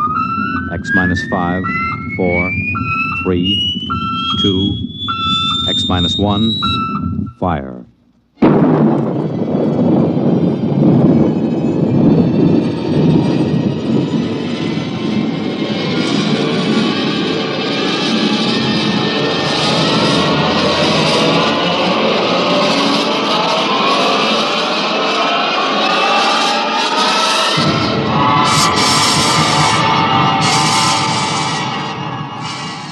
From the far horizons of the unknown come transcribed tales of new dimensions in time and space.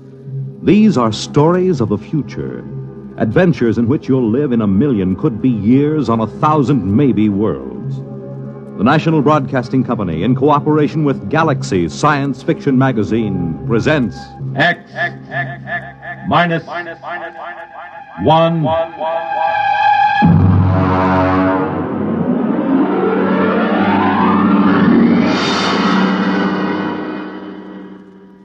Tonight, Chain of Command by Stephen R.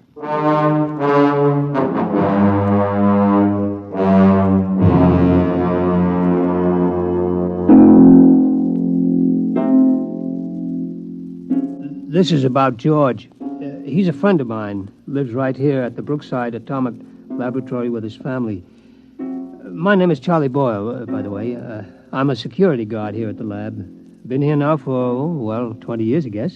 Of course, they don't use the lab anymore. Lots of weeds and things, and, I stick around. There isn't really any place to go. Oh, well, I'm getting away from it after all. This is about George. Some of it I knew myself. A lot of it he told me after it was over. It began, it began the morning after George's wife lit into him. I think, George, the least you could do is complain. After all, are you a mouse or a man? Clara, what's the point of complaining? It'll just start trouble. We do live at the laboratory. We have some rights. The best thing we can do is just stay right where we are. But it's dangerous. There's nothing dangerous about it, just so long as we know what we're doing. I'm not thinking about us. I'm thinking about the children. The children know where they mustn't go. George, I will not go on like this without a moment's peace of mind. If you had the slightest concern for my welfare or for the children's, you'd really... All right. I'll go talk to old Charlie, the security guard. Why not talk directly to the superintendent? Because of the complications. Now, I promise you I'll explain the situation to Charlie. He knows me. I've talked to him for over a year now. And he hasn't the slightest influence. I'll impress the seriousness of the situation on him. All right, but do it now. I will. And be firm. I'll be as firm as I can.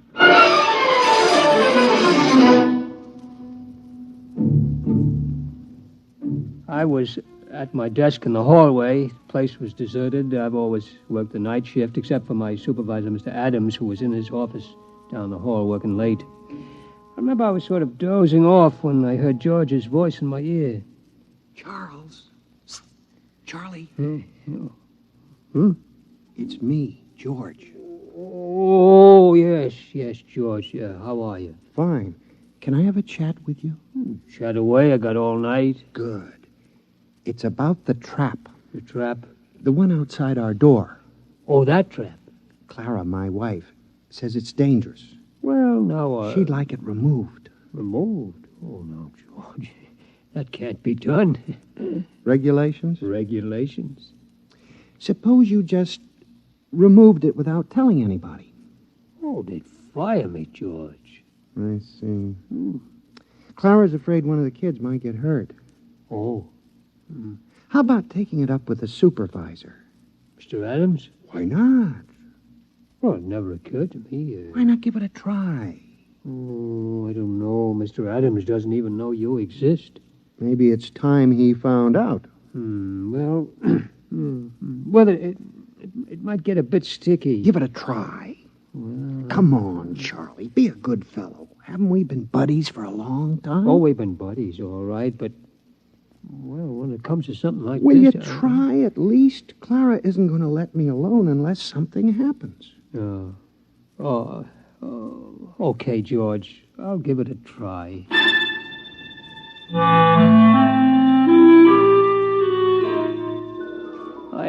I straightened my tie and I brushed off my uniform real neat and I went into Mr. Adams' office. I could see the light under his door and I hear him on the phone, so I knew he was there. Edgar? Adams up at Brookside Lab. Uh-huh. How are things in Washington? No, nothing serious. Just want to have a fingerprint check on one of our scientists. Uh-huh. Yeah, number 7X4582. That's right. How's the missus? Good. Oh, excuse me a minute. There's somebody at the door. Come in.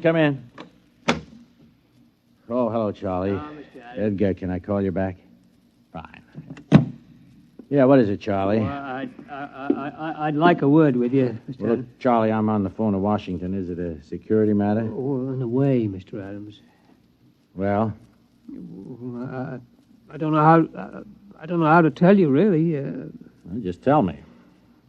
Well, sir, there's a mouse named George down in room 412 who doesn't want the trap outside his door. Yeah, that's just too... What? A mouse in room 412. He objects to the trap. Look, Charlie, I'm busy. Is this a joke or something? Oh, well, I guess maybe it is. I mean, I like a good joke as well as the next fella, Charlie, but, well, I mean, it's late and I got a lot of work to do. Do you mind? No, Mr. Adams. Yeah, well, that's fine. You just get back to your desk, huh? Okay, Mr. Adams. And, Charlie, yes, sir, yes. Next time one of the mice complains, tell him to come in here and speak to me himself. Yes, sir.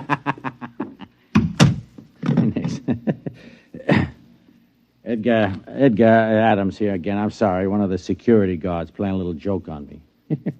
He came in to say one of the mice here at the lab is complaining about the trap outside his door. You got him down Washington, too, huh? Yeah? What do you do about it? Traps, huh? Yeah. Yeah, it's the only way, I guess. Yeah.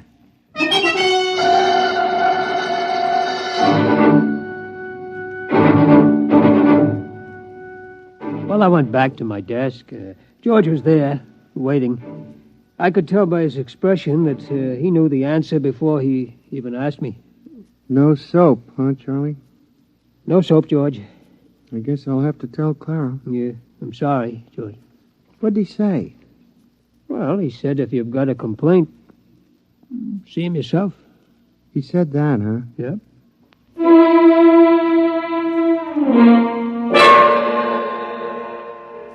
Of course, I didn't know what was going to happen. George didn't tell me till it was all over. I mean, really all over. And then it was too late for me to do anything.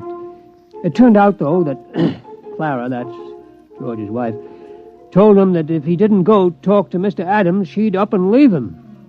Yeah, leave him. And the kids, too. So him and me, we went. And nothing negative on his record, eh, Edgar?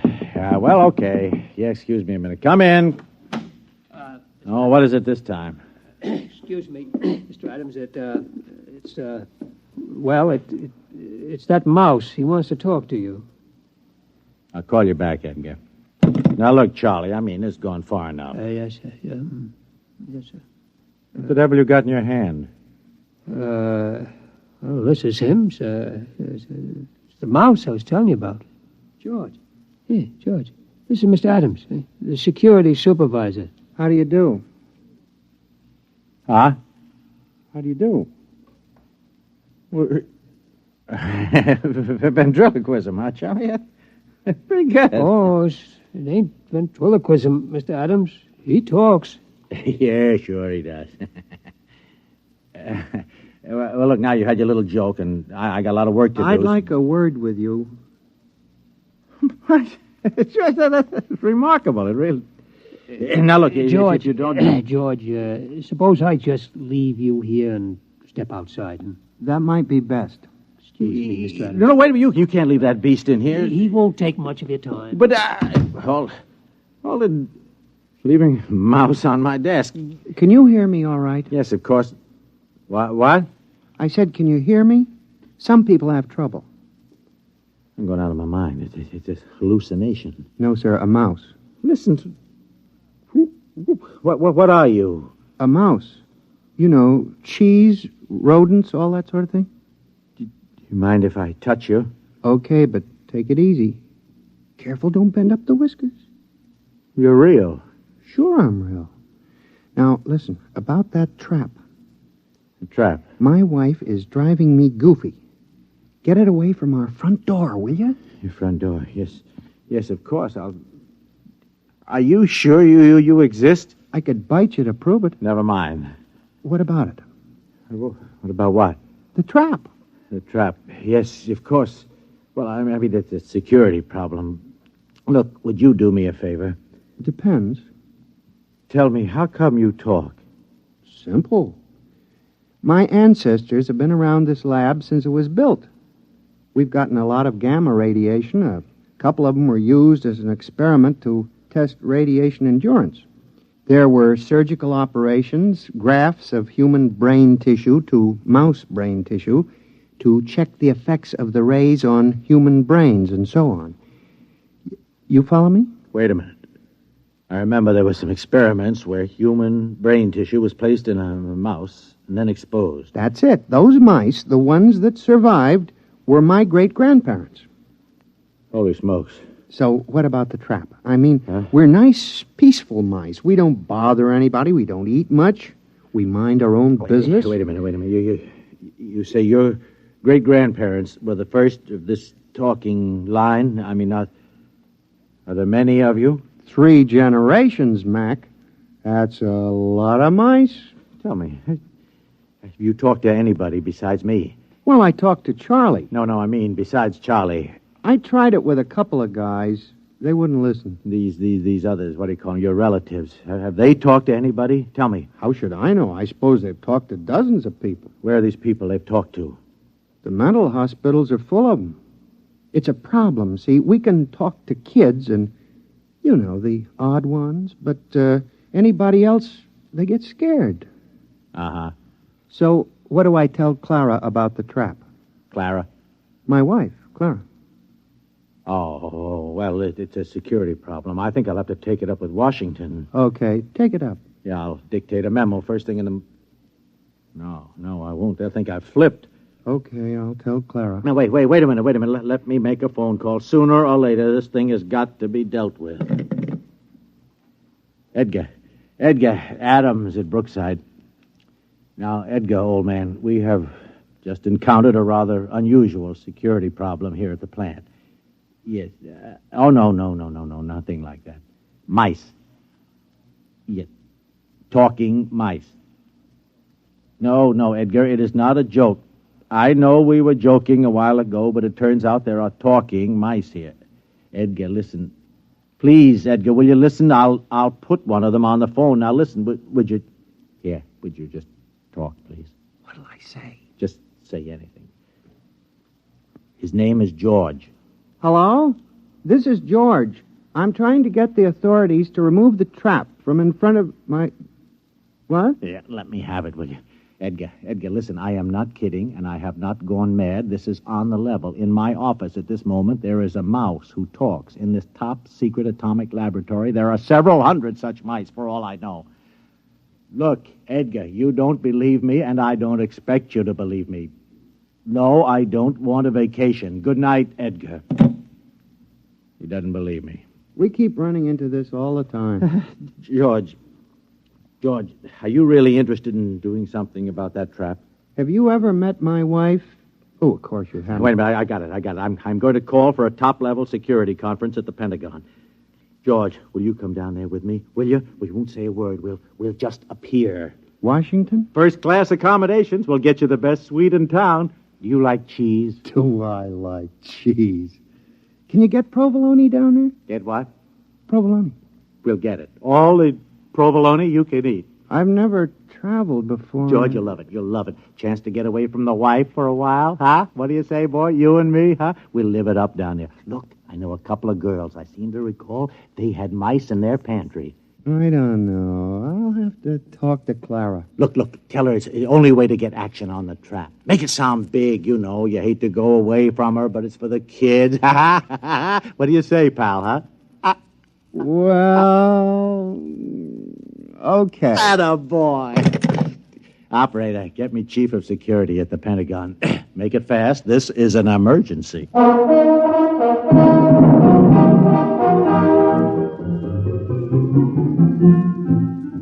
I wasn't there, but like I say, George told me all about it after it was over. Seems him and Mr. Adams went down to Washington on a morning plane. George got a little plane sick, but he liked flying pretty good anyway. They checked in at the Statler, then went over to the Pentagon. Order, gentlemen, order. As a chief, I hereby convene the meeting. It's been called as a Priority A emergency session by Mr. Adams, who, as you know, is security chief at our Brookville Atomic Laboratories. Mr. Adams? Yes, thank you, Chief. Now, gentlemen, it may come as a shock to all of you. It did to me. But I've learned that some 1,200 English-speaking individuals have been operating freely within our top-secret laboratories at Brookville without any security clearance whatsoever. You did say 1,200? Actually, sir, 1,207. Who are these people, sir? Mice, Chief. Mice? Yes, sir, mice. I have one of them here with me. Somewhere. George. Here. George. Oh, well, there you are. George, would you just mind stepping to the center of the table? Right. Gentlemen, this is George. How do you do? Well, this is most remarkable. George is the result of an experiment conducted some years ago in which bits of human brain tissue were grafted into live mice to test radiation effects. And there are 1,200 of these inside the lab? 1,207. Without security clearance? Without security clearance. Oh. Well. Sir, Mouse? Call me George. George? George, tell me what you know. My wife wants the trap removed from our front door. She thinks it's dangerous for the children. Has she been cleared? Quiet, General. Well, a major lapse of security. I'm aware of the lapse, General. What about the trap? I refuse to countenance any act that will aid the entrance of more of these spies and saboteurs into the plant. Who's a spy? I'm a mouse. Tell me, have you overheard any conferences? Maybe a few. Seen any documents? My kids play in the secret document file. It's the safest place in the lab. Have you yourself ever seen any papers marked top secret? Seen them?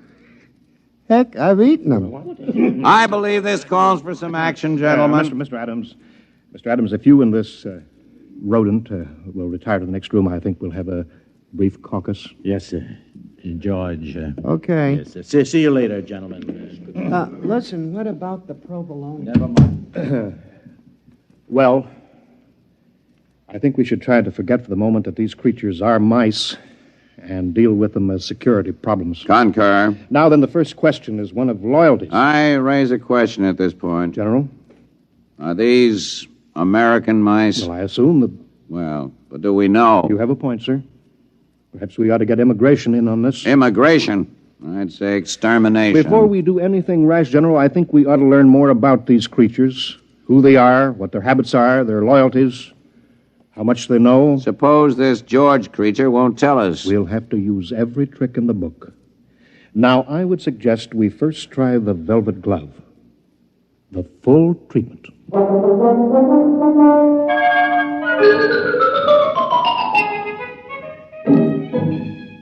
George told me about the velvet glove later. He said he didn't really suspect anything at first, what with all the excitement of being in Washington and so on, but after a while he got wind of what they were doing. Room service. This is Mr. Adams in 712. Will you please send up a pound of Provolone. provolone, please? Cheese. Cheese. Yes, and some more wine. Yes, fine. Right away, please. They'll have some more right away, George. Can't get enough of this stuff. Really delicious. George, have a little more wine. I don't mind if I do. This is the life, all right. It's a great town, isn't it, George?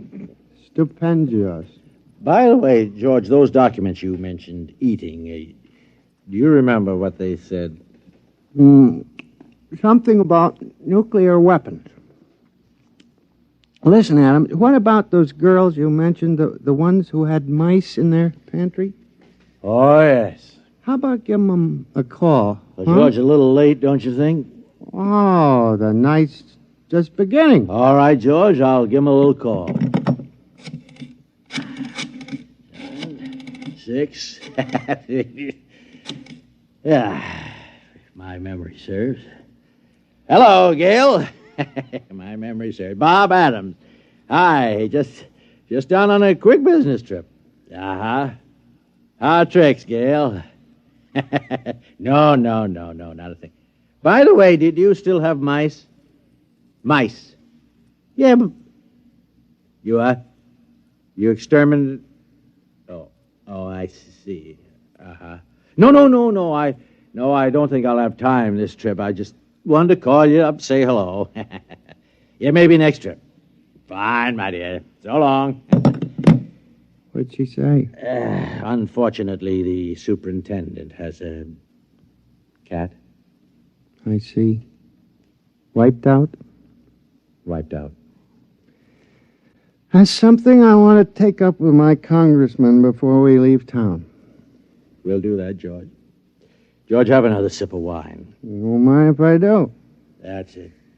Now then, George, about those documents. Oh, you stop about documents. I thought we were in town for a good time. We are. Well, round up a couple of mice, man, and let's get with it. Mice, I'll tell you what, George. You wait here. I'll go out and I'll see what I can do, okay? Okay, but make it snappy, huh? I'm raring to go.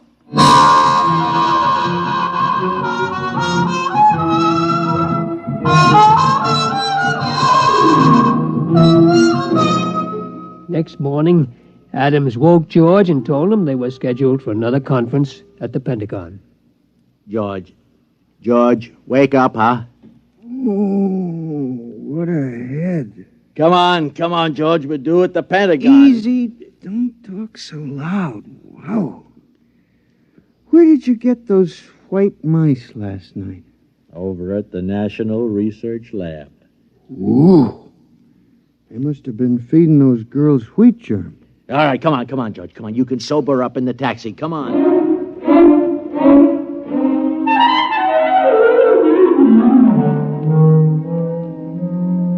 All right, George, we've been beating around the bush long enough. Who are you? I've told you, I'm a mouse. My name is George. I live in a hole at the Brookville Atomic Laboratory. We know all that.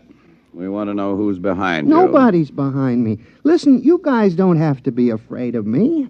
I'm only a mouse. It's the perfect fifth column, the ultimate weapon. Do you realize that you and your family are living inside a secret government installation without any security clearance whatsoever? I'm willing to be investigated. How do we know you aren't an agent for a foreign power? How do we know you aren't an agent for a foreign power? Preposterous. It'd be the perfect fifth column. Gentlemen, I will not remain here to be insulted by this creature. And I will not be insulted by you, sir.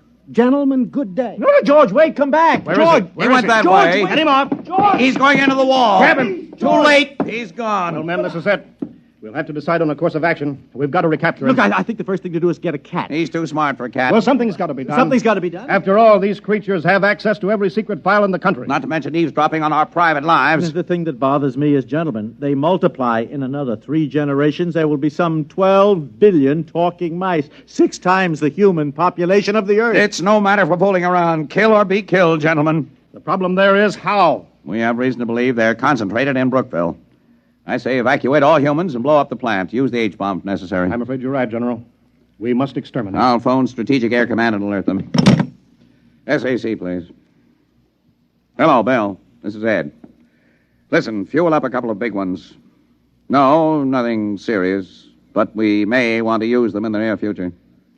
Just stand by, that's all. I'll call chemical warfare, get the best information on exterminating rodents. Hello? Hello? That's funny. It's gone dead. Hello? Hello? Something is wrong here. Sounds almost as if the line had been cut. Adams, got an alarm for that mouse.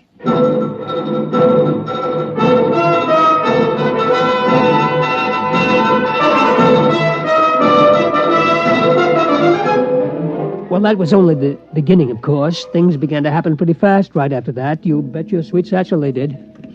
Well, Adams? Yeah, I've been talking to Edgar. The FBI has located several hundred field mice, all of them non-talking. No trace of a mouse corresponding to our description of George. I see. Team of Secret Service men been combing the Pentagon and the White House. We've got 1,500 traps baited with imported provolone in the Senate chambers alone. So far, no luck. And what about cats? The American feline fanciers have volunteered 100 Mausers. Oh, good, good. Any more telephone wires cut? I'm afraid so, Chief, yes. He managed to gnaw through the private wire from the president's suite to the Pentagon. Oh, I see. We'll get it spliced. What about the top-secret file on that new chemical warfare agent? Is there any trace of that? They found the file, but he managed to chew out the key symbols. I'm afraid it's useless. Well, keep tracking him down. Yes, Sooner sir. or later, we'll get him. Yes, sir. Only one thing, Well, sir. what's that? I hate to mention it, really. Well, go on, man. Well, sir, the damage has appeared in such widespread places recently. Well, go on. Well, there must be more than just George. In fact, we're afraid he has reinforcements right here in Washington. But that's impossible. How? I don't know how, sir, unless... Unless what? Unless... Well, it seems, sir, that there were a couple of female white mice from the National Research Lab. You mean? Yes, sir. I'm afraid so, sir.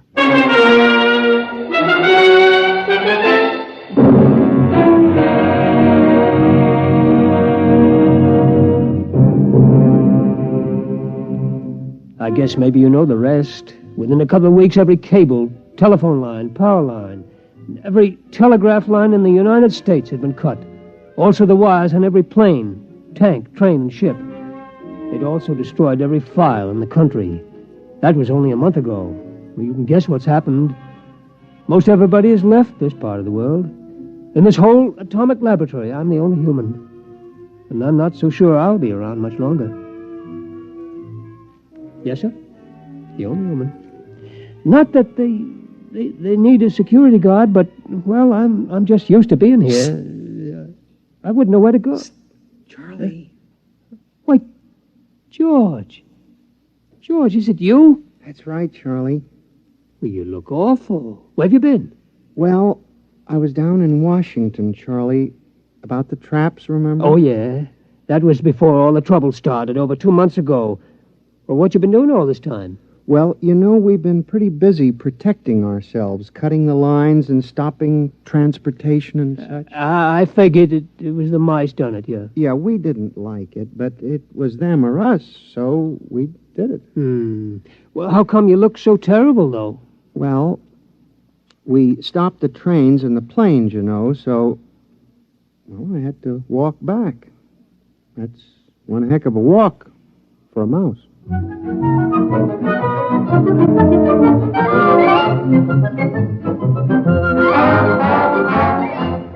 Like I said, this is about George.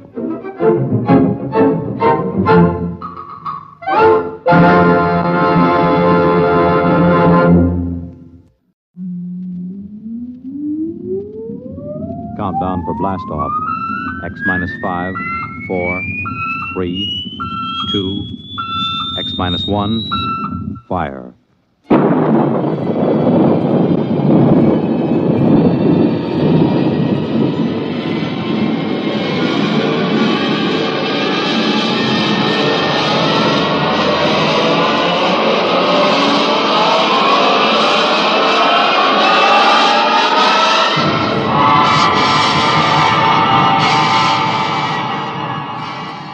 From the far horizons of the unknown come tales of new dimensions in time and space.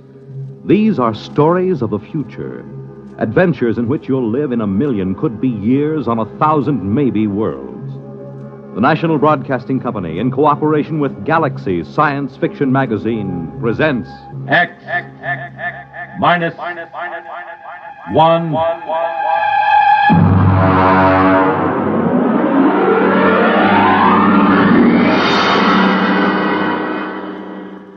Tonight, Hostess by Isaac Asimov.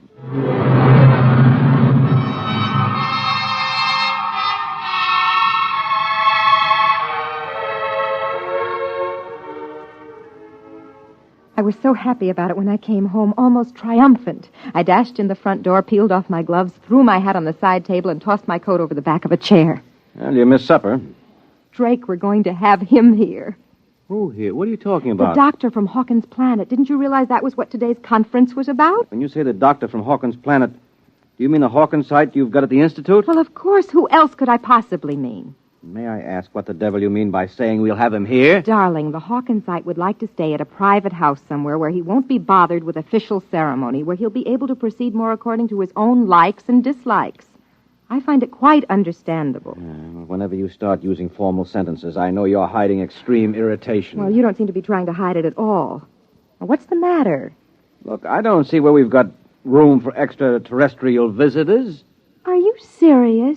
He can stay in the spare room. Honestly, Drake, all we have to do is show a certain amount of adaptability. Sure, just a little adaptability. The Hawkins site breathes cyanide. We'll just adapt ourselves to that, I suppose. He carries cyanide in a little cylinder. You won't even notice it. Mm-hmm.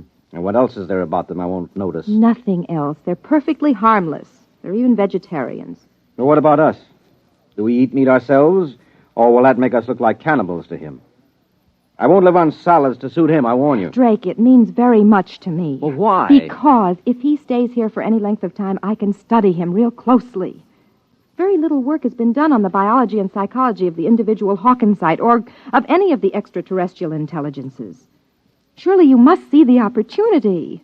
He stays here. We speak to him, watch him, observe his habits. Look, I've spoken to men who are in charge of security groups watching various Hawkins site missions on Earth. The missions stay in the rooms assigned to them. They don't leave for anything but the most important official business. They have nothing to do with Earthmen. It's quite obvious that they're as revolted by us as I personally am by them. Drake, he's a doctor. He's coming here for medical research, and I'll grant you that he probably doesn't enjoy staying with human beings and will probably find us perfectly horrible. But he must stay just the same. All right. Have it your own way. You sure you don't want any coffee? No. Drake, you're not angry about this, are you? No, I'm not angry.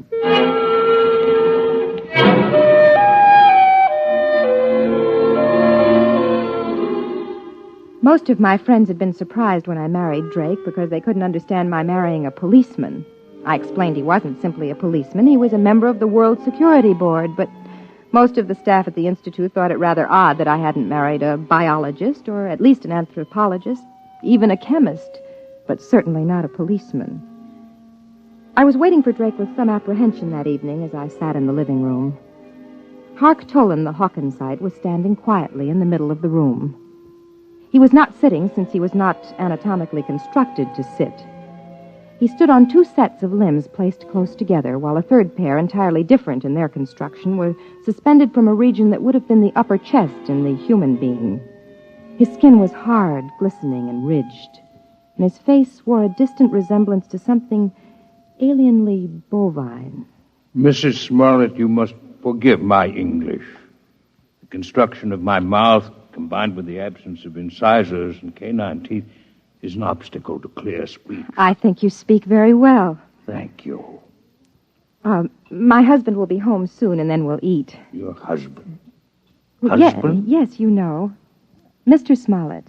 A male, of course. You must forgive me, Mrs. Smollett.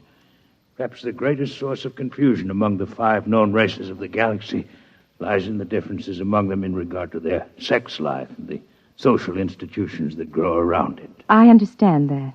The concept of husband and wife, for instance, exists only on Earth. I can achieve a sort of intellectual understanding of what that means, never an emotional one. Dr. Tolan, I've consulted the Institute in preparing a menu, and I trust you'll find nothing in it that will upset you. Drake? Drake, is that you? Yeah. I'm in the living room, dear. I suppose he's all delivered, complete. Drake, this is Dr. Hark Tolan of Hawkins Planet. Dr. Tolan, my husband. Good evening, Dr. Tolan. Mr. Smollett. Would you care for a drink? I'm not particularly thirsty. On Earth, there is a custom of drinking liquids which have been fortified with ethyl alcohol. We find it stimulating. Oh, yes. I'm afraid then that I must decline. Ethyl alcohol would interfere most unpleasantly with my metabolism. Well, so it does to Earthmen, too. But I understand, Dr. Tolan. Would you object to my drinking? Of course not. Good. I need one. A stiff one.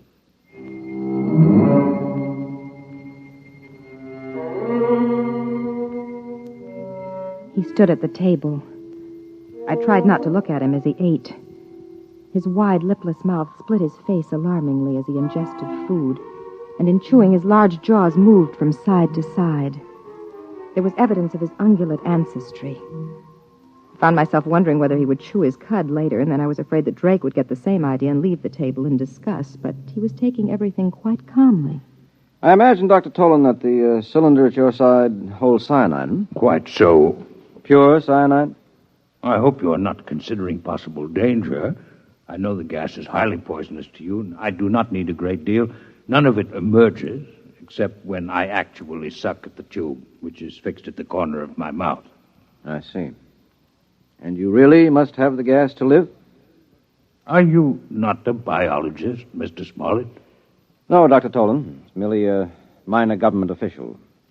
My wife's friends call me a policeman. Tell me, what happens if you don't breathe cyanide? Do you, just go like that? Oh, not quite. The absence of it would be equivalent to slow strangulation. Mm-hmm. Results are very painful, difficult to treat. I've done some research on the problem. I find it difficult to keep thinking of you as a doctor. I understand what you mean. I find it difficult to think of you as a policeman. I gather that you're not here on a pleasure trip. Huh? No. I intend to study this queer planet you call Earth. Queer? In what way? It is always amazing to me to find how little you Earthmen understand your own characteristics. There are 5 intelligent races in the galaxy. Over and over, it is you Earthmen, more than any of the others, who are unique. Your people are the only ones which find hydrogen cyanide poisonous. Yours is the only form of intelligent life which is carnivorous. Yours is the only form of life which has not developed from the grazing animal. And most interesting of all, yours is the only form of intelligent life known which stops growing upon reaching maturity. Well, you don't look very large, Dr. Tolan. I should say that you're an inch taller than I, which would make you 6'2". Are you young, or are you just small on Hawkins' planet? Neither. We grow at a diminishing rate with the years, so that at my age it would take 15 years to grow an additional inch. But we never entirely stop. And, of course, as a consequence, we never entirely die. Did you hear that, Rose? I never knew that before. You mean people on Hawkins' planet are immortal? No people are truly immortal. Few of us live more than several centuries of your time. Still, it is unpleasant to think that death may come involuntarily. It is something which to us is extremely horrible. Oh, we're quite used to it. You Earthmen live with the thought. We do not. This is why we are disturbed to find that the incidence of inhibition death has been increasing in recent years. What is this inhibition death? A pathological cessation of growth. It's a wasting disease. A tragic one. And absolutely incurable. It is fatal within a year. What causes it? Mr. Smollett, we know nothing about the cause of the disease. Well, then why did you come to Earth to study it? Because, again, Earthmen are unique. They are the only intelligent beings who are immune. The inhibition death affects all other races, while Earthmen are immune. Somewhere in the biochemistry of the Earthite, there is the secret of that immunity. How interesting it would be to find it. Well, now, look here. You can't say that Earthmen are immune. From where I sit, it looks as if the incidence is 100%. All Earthmen stop growing, and all Earthmen die. We've all got the inhibition death. Earthmen live up to 70 years after the cessation of growth. That is not death as we know it. Your equivalent disease is rather one of unrestrained growth. Cancer, you call it.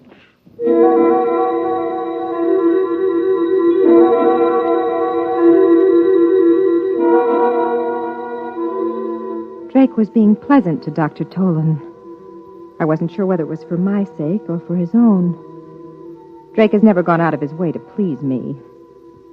Sometimes when I'm gloomy, I look at him across the table and ask myself, why did he marry me? Then suddenly, after dinner in the living room, Dr. Tolan asked a question which surprised me. You are a policeman, Mr. Smollett? Yes. I wonder, could you show me through one of the police departments on your planet? Well, I don't belong to a police department in exactly the way you imagine. However, I have some contacts in the New York City Department. Would I be able to visit the Missing Persons Bureau? Why are you interested in the Missing Persons Bureau? Because there again, you are unique. There's no such thing as a missing person on our planet. We're always aware of each other's exact location, no matter where on the planet we might be. Can you feel such awareness even now, on Earth? You mean across space? No, I'm afraid not. But you see the importance of the matter. All the uniqueness of Earth should be linked. If the lack of this sense can be explained, perhaps the immunity to inhibition death can be also. Tell me truthfully, Mr. Smollett, if Mrs. Smollett were to leave this room and enter another without your having seen her do so, would you really not be aware of her location? I really would not. Amazing. Please do not be offended by the fact that I find it revolting as well.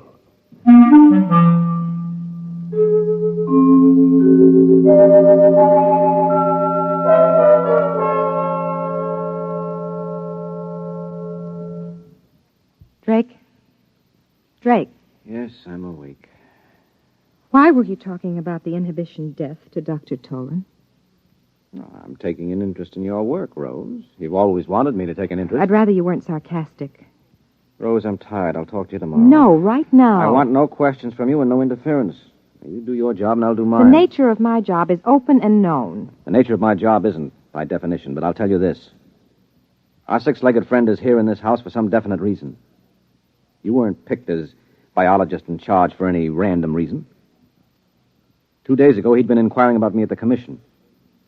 But that's my job, and I won't discuss it with you any further. Do you understand? No. But I won't question you if you don't want me to. All right, then go to sleep.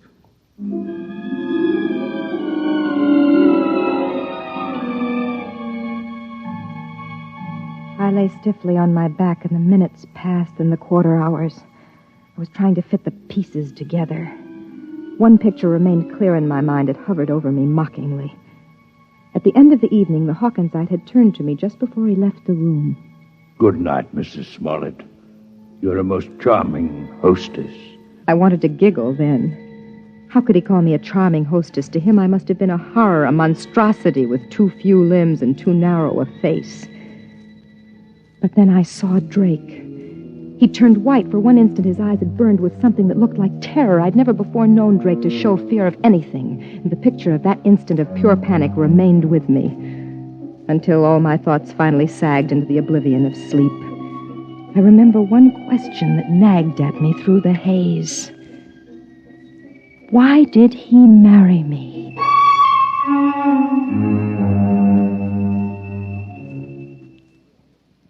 I found your Missing Persons Bureau interesting in that the large majority of missing persons are males. Oh, well, that's not mysterious, Dr. Tolan. You simply didn't realize the economic setup we have on Earth. My wife is an example of the minority of women who are capable of making their own way in the world. Would you call the Missing Persons Bureau of New York a fair sampling of such cases in the planet at large? Yes, I should think so. Is there then an economic explanation for the fact that since interstellar travel has been developed, the percentage of young males among the missing is more pronounced than ever? Well, that's even less of a mystery than the other. Nowadays, a runaway can hop the nearest space freighter. They're always looking for crewmen. No questions asked. It's almost always young men in their first year of marriage. Well, that's just the time a man's troubles seem the greatest. If he survives the first year, there's usually no need to disappear at all. Would it offend you if I disconnected for a period of time? Disconnected? It's like sleep. I hope you haven't had too exhausting a day. It's just that I've been absorbing so many new and unusual concepts that I feel a desire for a little disconnection.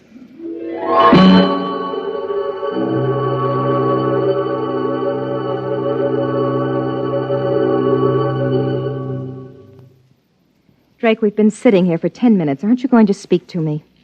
About what? Last night you said you'd speak to me tomorrow. Well, I'm ready now. I thought it was agreed that you wouldn't question me about my business in this matter. I think it's too late for that. I know too much about your business by now. What? What do you mean? Drake, let go of my arm. What are you talking about? Dr. Tolan thinks that Earth is spreading the inhibition death purposely. That's it, isn't it? Where did you get that idea? It's true, isn't it? I want to know exactly why you say that.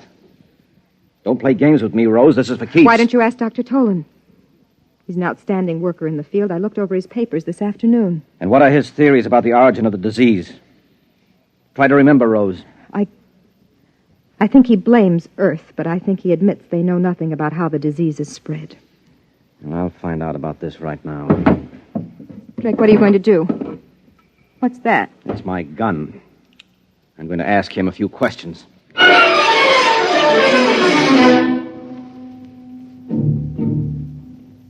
He ran out of the bedroom, down the corridor towards Dr. Tolan's room. I ran after him, caught him just as he entered the door. The Hawkinsite was standing there, motionless, his eyes unfocused, his 4 standing limbs sprawled out in 4 directions as far as they would go. Now keep quiet. He'll gradually become aware of me. Get out of here. No, Drake. What are you doing? Quiet. There, you see? The skin on his face is beginning to quiver. Well, that's about all, Dr. Tolan. Don't throw in connection with any of the limbs. Your sense organs and the voice box will be quite enough. Why do you invade my disconnection chamber? And why are you armed? What do you want? The answer to certain questions. With a gun in your hand? I'm sorry, Mr. Smollett, that the duties toward a guest are so badly understood on Earth. You're no guest of mine, Dr. Tolan. You entered my home under false pretenses. You had better shoot. It will save time. You are convinced that you'll answer no questions? Now, that in itself is suspicious. It seems that you consider certain answers to be more important than your life. I consider the principle of courtesy to be very important. You, as an Earthman, may not understand. Perhaps not. But I can understand one thing. Your cyanide cylinder. Suppose I pull it out of your mouth. Rose, hold your breath until I close the valve. There. All right, Tolan. You realize what will happen to you if you don't answer the questions I'm going to ask you. Cyanide lack. It would be a most uncomfortable death. I'm only an Earthman. I can't appreciate its true horrors, but you can, can't you? Drake, give him the cylinder. Give it back to him. You have about 1 hour, I think, until the effects are irreversible. Talk quickly, Dr. Tolan. And you'll have your cyanide cylinder back. What are your questions? What are your theories concerning the inhibition death? Why did you really come to Earth? What is your interest in the Missing Persons Bureau? For years, I have been investigating the cell structure of my patients suffering from inhibition death. I've been forced to use the utmost secrecy, since the methods I used were frowned on by my people. Your society would have similar feelings against human vivisection, for instance. For this reason, I could not present the results I obtained to my fellow physicians until I had verified my theories here on Earth. And what are they? The inhibition death is entirely a disease of the mind.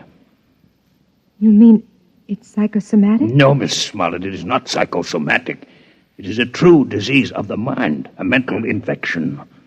My patients had double minds. Beyond and beneath the one that obviously belonged to them, there was evidence of another one, an alien mind. In short, there are not only 5 intelligences in the galaxy, but 6. And the 6th is parasitic. This is impossible. You must be mistaken, Dr. Tolan. No, I'm not mistaken. One can imagine such a parasite through the course of millions of years, perhaps losing all portions of its physical being. It'll become nothing but pure mind, living in some mental fashion we cannot conceive of on the minds of others, particularly on the minds of Earthmen. Why particularly Earthmen? Have you not surmised that the sixth intelligence is a native of Earth? Mankind from the beginning has lived with it, has adapted to it, is unconscious of it. It is why the higher species of terrestrial animals, including man, do not grow after maturity and eventually die. And it is what is called natural death. It is the result of this universal parasitic infestation. Where Earthmen could survive the infection for decades with little harm, we others die a quick death within a year. Give me back my cylinder. You have your answer. What about the Missing Persons Bureau? Drake, look at his eyes. Give it back to him. As we are not well adapted to the intelligence that infests man, neither is it well adapted to us. It can live on us, but it cannot reproduce, with ourselves alone as the source of its life. The inhibition death is therefore not directly contagious among our people. What are you implying, Dr. Tolan? The Earthman remains the prime host for the parasite, and an Earthman may infect one of us if he remains among us. But the parasite, once it is located in an intelligence of the outer worlds, must somehow return to an Earthman if it expects to reproduce. We are infected and reinfected as the parasites return to Earth and come back to us via the mind of Earthmen who travel through space. And the missing persons? Are the intermediate hosts. The masculine terrestrial mind seems better suited for their purpose. But once reproduction has been taken care of, the infested male leaves by spaceship for the outer worlds. He disappears. But this is impossible. What you say implies that the parasite mind can control the actions of its host. That can't be, or we would have noticed their presence here on Earth. The control may be very subtle. It may, moreover, be exerted only during the period of active reproduction. I simply point to your Missing Persons Bureau. Why do the young men disappear? I'm quite ill now, cyanide lack, and I cannot speak much longer. And you alone, of all your people, have any knowledge of this theory of yours? I alone. You will give me back my cyanide cylinder now. I've become quite weak. Sure. Sure, Dr. Tolan. Rose. No! Rose, come out of here. Come on now. Come on. He's dead. He's dead. You shot Outside. him. Out. Quiet, Rose. Quiet. I told you to have nothing to do with this. Let me go. I want to go. I want to go. Why? Because of something it was my job to do? You heard what that creature was saying? You suppose I could allow him to return to his world and spread those lies? They'd believe him. What do you think would happen then? They would have to kill us all to stop that disease. What he said wasn't a lie. It was true. Oh, come on. Now you're hysterical. You need sleep. I know what he said was true because the Security Commission knows all about the same theory and knows it's true. Why do you say a thing like that? Because you let it slip yourself. Now sit down. Sit down. Well, so I gave myself away, did I? When? You turned white when Hark Tolan referred to me as a charming hostess. Hostess has a double meaning, Drake. A host is one who harbors a parasite. Well, I had no idea I was so transparent. Look, Rose, I've done my best to keep you out of this. The truth can't be held down forever. Somebody else will find out. You can't kill them all. We know that, too. We have no choice. Why? Why can't we combine with the other intelligences and wipe out the parasite? No, you don't understand. Hark Tolan was right. Man and his prehistoric ancestors have been living with this parasitic intelligence for uncounted ages. We've not only become adapted to it, we've become dependent on it. It is no longer a case of parasitism. It's a case of mutual cooperation. You biologists have a name for it. What are you talking about? Symbiosis? Yes, exactly. We have a disease of our own, remember? It is a reverse disease, one of unrestrained growth. You've mentioned it already as a contrast to inhibition death. It's all very well to say that if we could remove the parasite, we would have eternal growth in life. But it's impossible for us. If for any reason the parasitic intelligence, as Hark Tolan calls it, does leave the human body, or if its relationship to the human mind is in any way impaired, growth does take place, but not in an orderly fashion. We call the growth cancer, and there you have it. There's no way of getting rid of the parasite. We're together for all eternity. To get rid of their inhibition death, extraterrestrials must first wipe out all vertebrate life on Earth. There is no other solution for them. So we must keep knowledge of it from them. Now do you understand?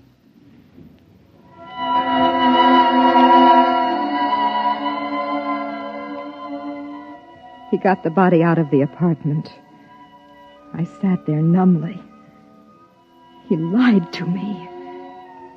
Cancer could not be a disease that was an expression of lost ability for normal growth. Cancer attacked children while they were still growing.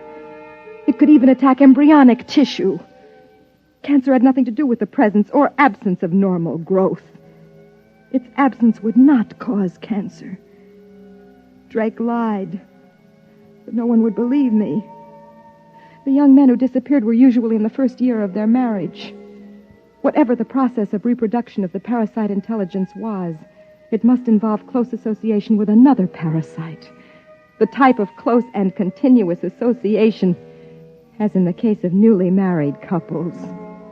The parasite could control actions. I'd report them both, Drake Smollett and Hark Toland, to the Missing Persons Bureau. But they'd never find them, for they'd be out in space. I wanted to weep, but I couldn't.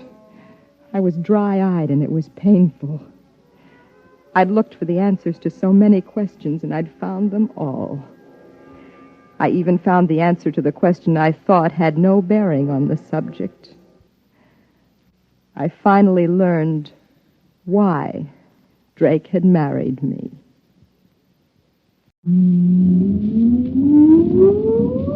Countdown for blast off.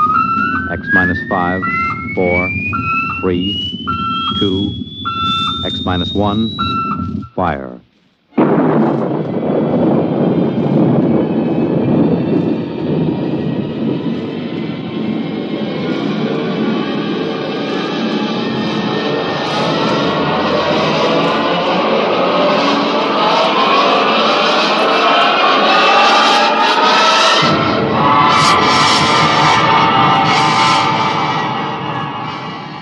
From the far horizons of the unknown come tales of new dimensions in time and space. These are stories of the future, adventures in which you'll live in a million, could be years, on 1,000 maybe worlds. The National Broadcasting Company, in cooperation with Galaxy Science Fiction Magazine, presents X minus 1.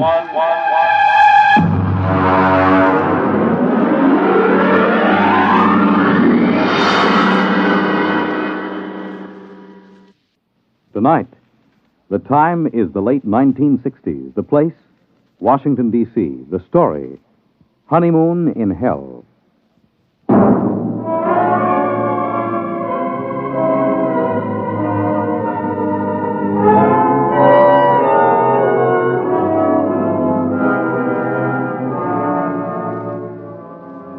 My name is Carmody. I'm a Grade 1 cybernetics man at Western Alliance headquarters in the Pentagon. Used to be a rocket pilot, but they retired me at 27 after I made the third successful flight to the moon. As a Grade 1 cybernetics operator, I get to work with Junior. Let me tell you about Junior. He was built in 1962, and he's the world's finest electronic brain, with the possible exception of Ivan, the Eastern Alliance brain, which was built on stolen plans and modeled after Junior. There are only 4 men in the country permitted in the same room with Junior because the data we feed him is so secret. One of those 4 is the president of the Western Alliance. The other 3 are myself, Charlie Mazer, and the chief. Ray? Oh, yes, Chief. Have you got Junior running a problem? Well, I just fed him the hourly data for probability of H-bomb war with the Eastern Alliance. He's ready. Hold it. According to the data just received, the probability of a hot war between the Western and the Eastern Alliance is 99.930 in favor of such a war breaking out within the next month. Oh, it doesn't sound good, Chief. Yeah. Well, I'll scramble the data, send it to the Joint Chiefs of Staff. Meanwhile, here's a Priority C civilian problem to run off. Oh, what's this stuff? Well, it seems on September 17th, a statistician in the Birth Record Department of New York City noticed that out of 813 births reported that day, 657 had been girls, and only 156 had been boys. Well, that sounds impossible. Well, that's what this statistician thought. So they phoned some other cities, and the same trend is being shown, not only in other American cities, but in Western Europe. Sunspots, maybe? That's for Junior to figure out. He's the brain here. Okay, I'll feed him. Give me the results on the intercom. I'll be in my office. Right.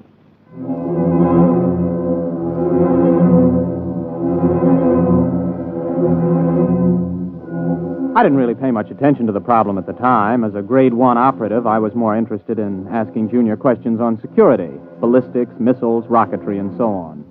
The Eastern Alliance would undoubtedly have traded 3 puppet governments and the tomb of Lenin to have an agent as a grade 1 operative.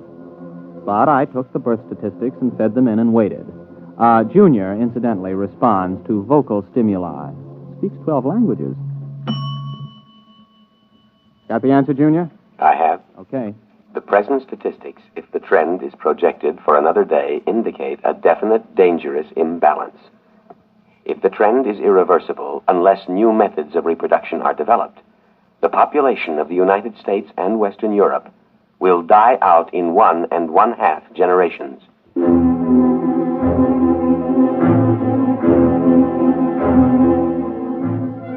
Well, it wasn't long before the newspapers got the story and kicked it around. People in governments really started to worry now. Biologists and laboratories made it their #1 project. On September 29th, only 41 boys were born in the entire United States. During the month of October, in spite of all the work going on, not a single male child was born anywhere in the world, with the exception of 1 in Outer Mongolia and 1 in Alaska. November drew another blank. I was working 18 hours a day, feeding every available scrap of data to Junior. Data insufficient for answer to your question. Well, here's the latest. A new analysis of chromosome structure indicates the presence of an additional electron in the orbit of the Y atoms for carbon chain X. Now try again. The question is, what is causing the lack of male births? Anything new, Ray? No, not yet. Hold it. Data insufficient. Well, that's it. We've fed Junior every scrap of information that every physicist, geneticist, chemist, and biologist in this half of the world knows, and all he does is say data insufficient. Yeah, well, the operator who had him last night didn't do any better. Any more information on the Eastern Alliance? Have they made any progress? No, but at least the talk of a hot war is dying down. Well, they're still working on a space station, aren't they? Oh, yes, we're both going ahead with that. But, well, this seems to be a common problem now. You know, in spite of hydrogen bombs and ICBMs, people don't really expect the whole race to die out from a war. But the complete lack of male children, now that's something that every family can understand. Has anybody thought of the possibility of some kind of radiation from outer space that's damaging the chromosomes, something our instruments can't detect? Everybody's thought of it. Nobody's proved anything. Well, keep trying, Junior. Maybe he'll come up with something. Okay. Junior, I'm ashamed of you. Answer me. Information recorded. Look, you're a whiz on rocket fuels and space orbits, but when it comes to women, you're a total bust, just like me. I don't understand them and never will. Information recorded. Now, you've convinced us that if we use the H-bombs in total war, both sides will lose, and we know that your counterpart at Moscow University has given the same information to the Eastern Alliance. That you can figure out. But women, you can't have genetics without women, right? No. Well, you know that much. Uh-huh. What about that blonde at the party last night, huh? What about her?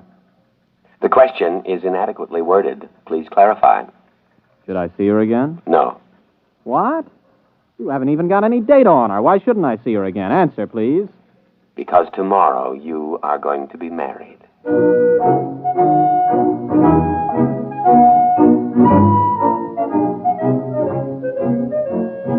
Well, I almost jumped out of my chair. Junior had gone stark, raving mad. Besides, Junior never made predictions unless he had some definite data. There wasn't a woman on Earth I had the slightest interest in marrying. I was a confirmed bachelor.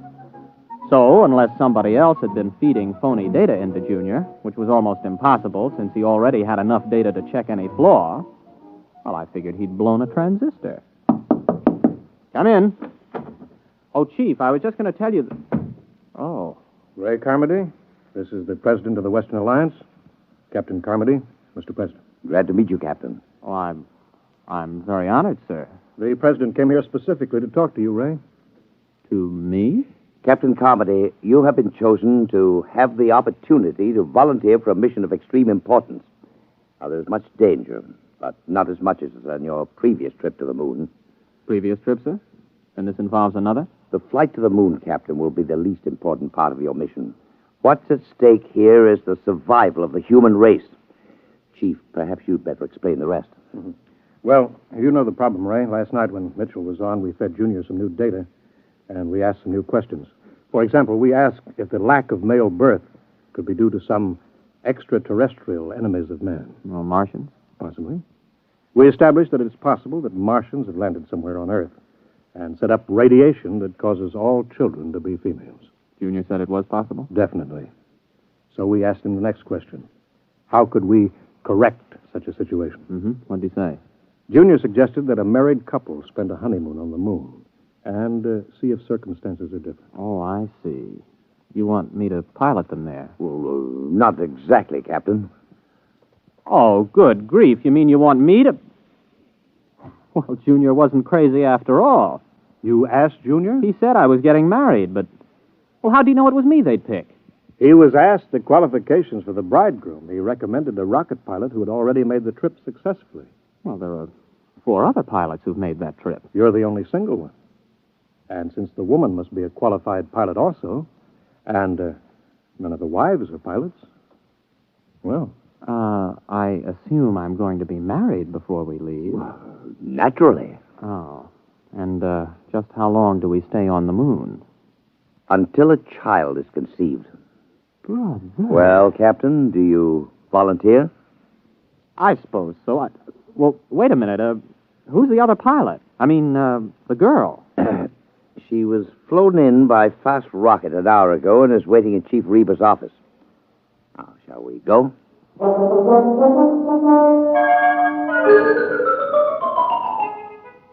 There were some officials there, and a justice, and my bride. She was small, dark, slender, and very attractive. I was so busy looking at the way she filled out her uniform in just the right places that I almost overlooked the fact that she was dressed like an Eastern Alliance pilot. Captain Ray Carmody, may I present Lieutenant Anya Borisovna? You mean this is... an enemy pilot? Pleased to meet you, Captain. Yes, I'm pleased to meet you. Mr. President, Captain, this marriage is being done on an international basis for important diplomatic reasons. Both alliances have been advised by their cybernetic machine that the experiment, if it is to benefit humanity, must bring all the major powers together. Miss Borisovna is 24, an experienced rocket pilot like yourself, and quite attractive, if I do say so myself. Thank you, Mr. President. Now, if you're both ready, the Chief Justice of the Supreme Court will perform the ceremony. Well, there's just one thing, Mr. President. Miss Borisovna, would you marry me? Yes. And, you may call me Anya. Okay. Mr. President, we're ready.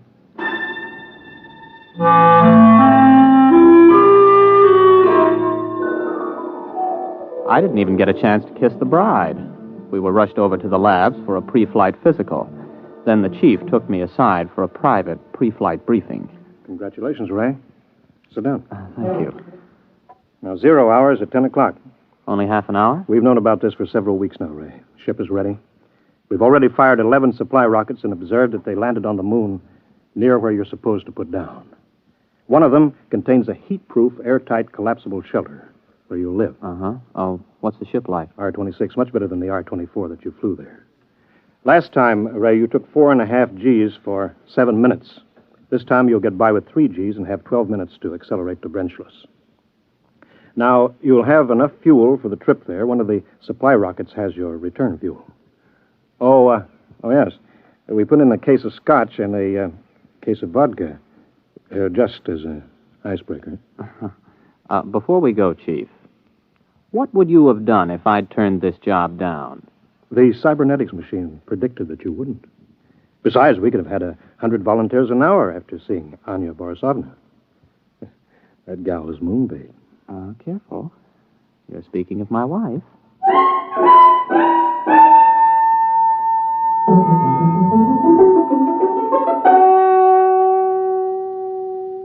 Tower to R-26. Are you both strapped in? Anya, you strapped into the webbing? Yes. Okay, Chief. The time is X-15. I have a message from the President. Quote, "The people of the world are watching. Don't fail them. I have messages from the Soviets, the Chinese, the British, the Indians, all wishing you well. You are the hope of mankind, and all mankind unites as it has never before united in giving you its blessings. We await your return anxiously." Unquote. X-5, 4, 3, 2, X-1. Blast off.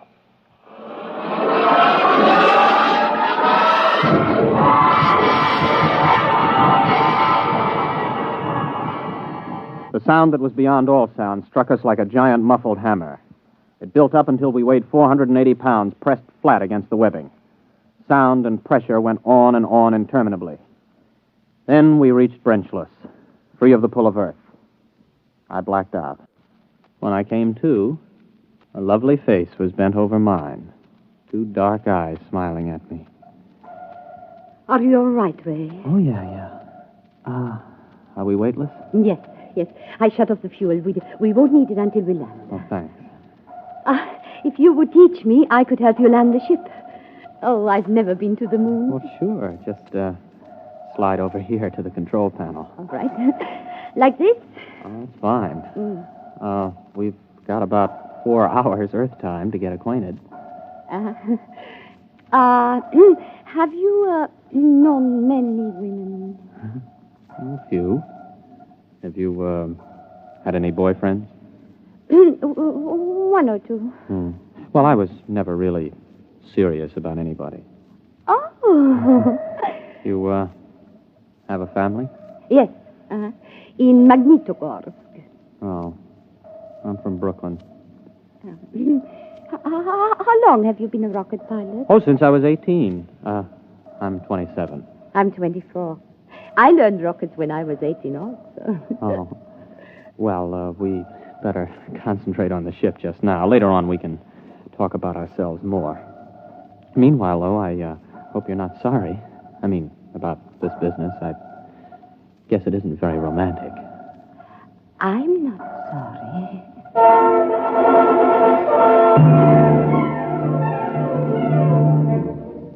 We made a good landing. It didn't knock either of us unconscious. Then we got into our spacesuits and got out of the rocket. Some of the supply rockets were lying within a quarter mile. There were 6 eastern rockets and 3 westerns. About 800 yards away, though, there was a big supply rocket we couldn't identify. It looked different from the others, and neither of us could identify it as an eastern or western design we were familiar with. I pointed to it, and we headed there. You recognize that supply rocket? No, I was not briefed on anybody's standard still in the shape. Well, it must be something the chiefs of staff sent up as a surprise for us. I figured about 50 feet long, but you can't see the rocket tubes. It might be a payload from a stepped rocket assembly. Uh-huh. Well, there's a door on the side, anyway, you see? The top of that ramp. Oh, yes. Maybe we ought to observe it a while before we go in. Oh, nonsense. Come on. Ray! Yes? Ray, I'm frightened.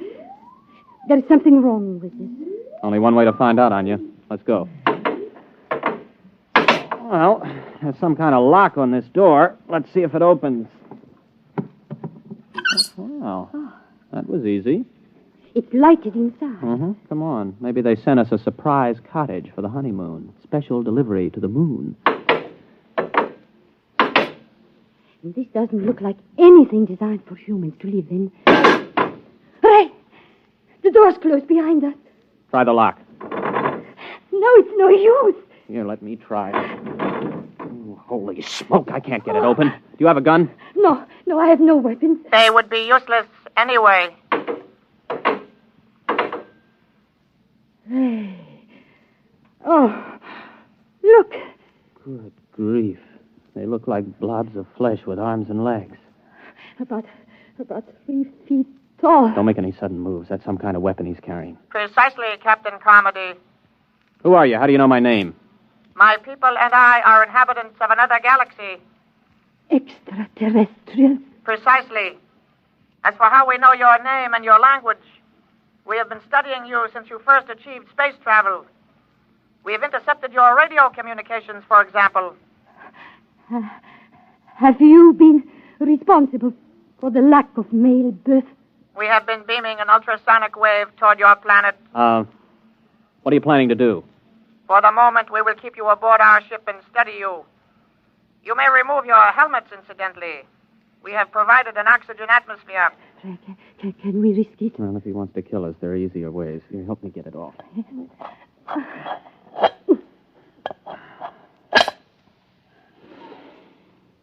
Well, it breathes pretty good. Keep your helmet with you. You may make yourselves comfortable. We will bring you food and liquid from your supply rockets. Do not attempt to escape, please. It could be most unpleasant.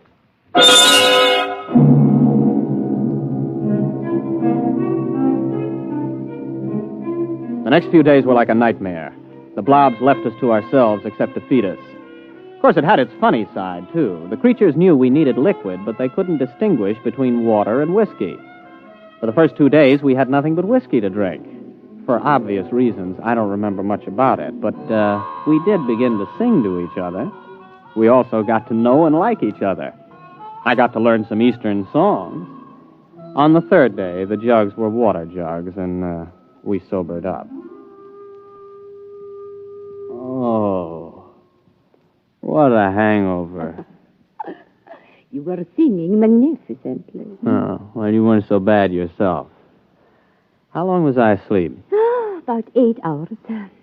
Ray, while you were passed out, I discovered how we can escape. What? I've been studying the blobs. They seem to have a 5-hour sleep period when there is no sound in a ship. I've tried banging on the wall with my helmet during that period, but apparently they're almost completely unconscious during others. Mm-hmm. 5 hours sleep. That means a planet with approximately a 20-hour rotation. The Joint Chiefs will want to know that if we get back. And more important, we're much stronger physically than they are. I can actually bend the metal of the door lock. Well, now, what are we waiting for? Let's put on our helmets and get out of here. Are they in the sleep period? Yes, for about 3 hours. Ray, do you think we can risk it? We don't have much choice. I'll go ahead. If we get out of this ship, you run for our rocket and start to refuel. I'll keep an eye on the blobs. All right, but Ray, please be careful. Don't worry. Before you put on your space helmet... Yes? You realize I've never even kissed the bride? Yes. Oh, Ray. Good luck, Mrs. Carmody.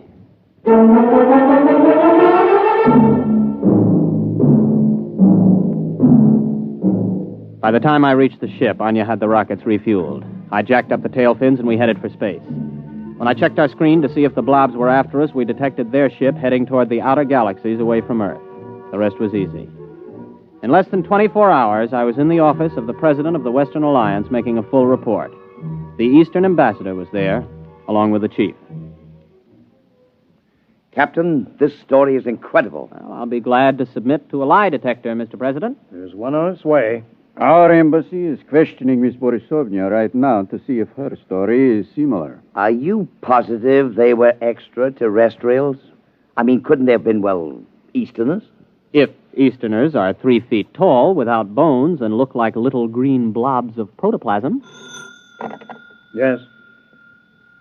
It's for you, Ambassador Coverage. Thank you. Yes. Yes. Yes. Yes. Our woman tells the same story under scopolamine. It must be the truth. Obviously, they went back for reinforcements or further orders. If and when they get back, we've got to be ready for them. My government stands ready to cooperate fully. Excellent. We'll have to build a joint space station, get to the moon, and fortify it jointly. If we pool all scientific knowledge, military data, we may be able to do it. Our propaganda ministry has already received orders to put everything into reverse gear. Carmody, I don't know how the world can ever thank you and Miss Borisovna. You not only averted a suicidal war between the East and West, you've also managed to draw us together in a joint effort where international power politics must be a thing of the past. Well, sir, I have a request to make. Anything, my boy. By the way, your wife is on her way over. I'd like to get back to Junior to ask him a personal question before I see her again, if you don't mind. Well, it's rather odd, but I suppose if it's what you wish. Chief, would you let Captain Carmody operate the cybernetics machine alone for a few moments? Right this way, Ray, boy.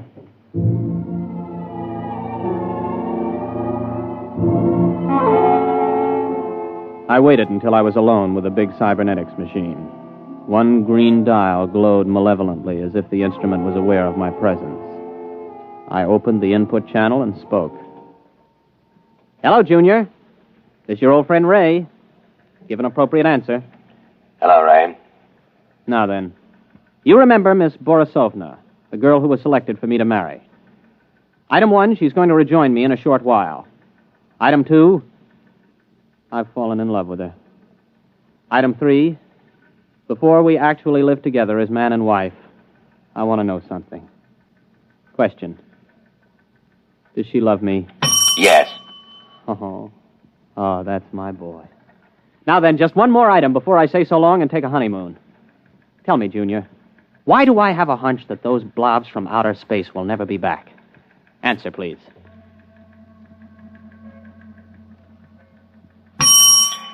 Because what you call a hunch comes from your own unconscious mind. Your unconscious mind knows that the extraterrestrials do not, and never did, exist. What? Do you wish the answer repeated? I wish you to tell me why I saw them, why Anya saw them. Neither of you saw them. Amplify that answer, Junior, or I'll smash every tube in your memory bank. Since I am an AC-7 cybernetics machine, I have no circuit reactor for threats of destruction of my tubes. The answer to your question is as follows. The memory of extraterrestrials is due to post-hypnotic suggestion. You mean I was hypnotized to find those blobs on the moon? Correct. And just who hypnotized me? I did. I hypnotized you. Oh. And Anya? A similar AC-7 cybernetics machine located at the University of Moscow. Would you explain why? Cybernetics machines are constructed to help humanity. A major war, the disastrous results of which I could accurately calculate, was inevitable unless forestalled. Calculations showed that the best way to avert that war was the creation of a common mythical enemy. Therefore, I created a situation which led to your mission to the moon. Well, wait a minute. You created the situation. Yes. Well, tell me how you did it. How did you prevent male babies from being conceived? A special modification of radio carrier wave for station JVT here in Washington, D.C., the only 24-hour-a-day radio station in the United States. The modification is not detectable by any instrument known to man at present. Well, how could you do that? You can't leave here. 1 year ago, you yourself fed me a problem. The design of a new cathode tube for radio station JVT. I modified the tube to send out a wave that would prevent male children from being conceived. So all we have to do is eliminate that tube. It will not be necessary. The tube was designed to burn out exactly 15 minutes ago. And the same thing happened in the Eastern Alliance? Precisely. 2 properly constructed machines will always arrive at the same answer to the same problem. Oh, Junior, I gotta hand it to you. But why let me in on it? It is to the interests of humanity to know the truth. It is to your own interests. And you will tell no one because of the type of individual you are. Mankind will work together now to reach the stars. One last question, Junior. If Anya and I were just hypnotized to think all of that was happening up on the moon, what really did happen up there? I waited a while, but Junior was silent. It's the first time he ever pulled anything like that. However, I'll swear that I saw that green eye of his wink at me.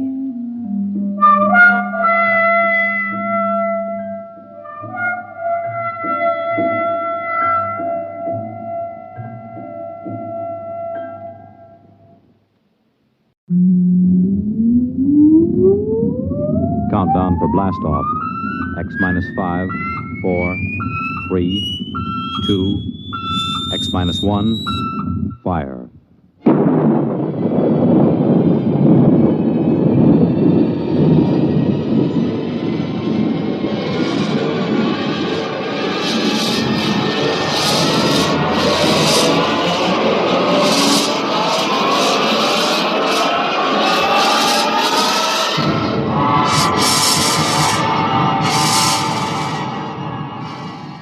From the far horizons of the unknown come transcribed tales of new dimensions in time and space.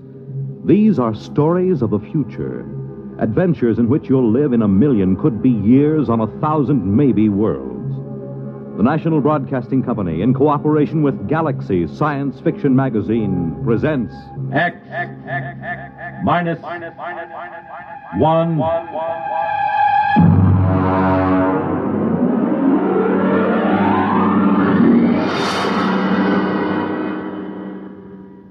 Tonight, The Girls from Earth by Frank M. Robinson.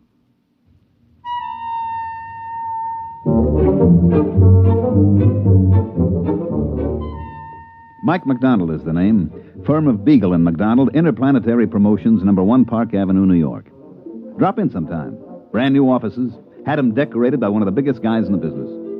You know, it's hard to believe that only 6 months ago, me and Charlie Beagle, my associate, were stranded in a one-tank mining town on Mars. Let me tell you about it. Here comes the waiter. Play it cool. Yeah, but we got no dough. Play it cool, I said. Gentlemen? I'll have the sirloin. One sirloin. Earth or Martian? What's the difference? Well, the Earth sirloin's from genuine steers, $24 a pound. The Martian sirloin's from the domestic sloofer, $2. Charlie, you ever tasted sloofer? We'll have the domestic. Very good. A beverage? Johnny Coffee? We ran out of coffee in 1997. Haven't been able to get any. Try the muggle juice. Muggle juice? It's a Martian vegetable. Has a pleasant narcotic effect. You better make it whiskey. Whiskey? That we got. Fine. My friend will have the same. Yes, sir. Mike, would you mind telling me how we're going to pay for this sloofer steak? Relax. I'm thinking. And even more important, how are we going to get out of this burg? Charlie, what we need is a mark. A mark? A sucker.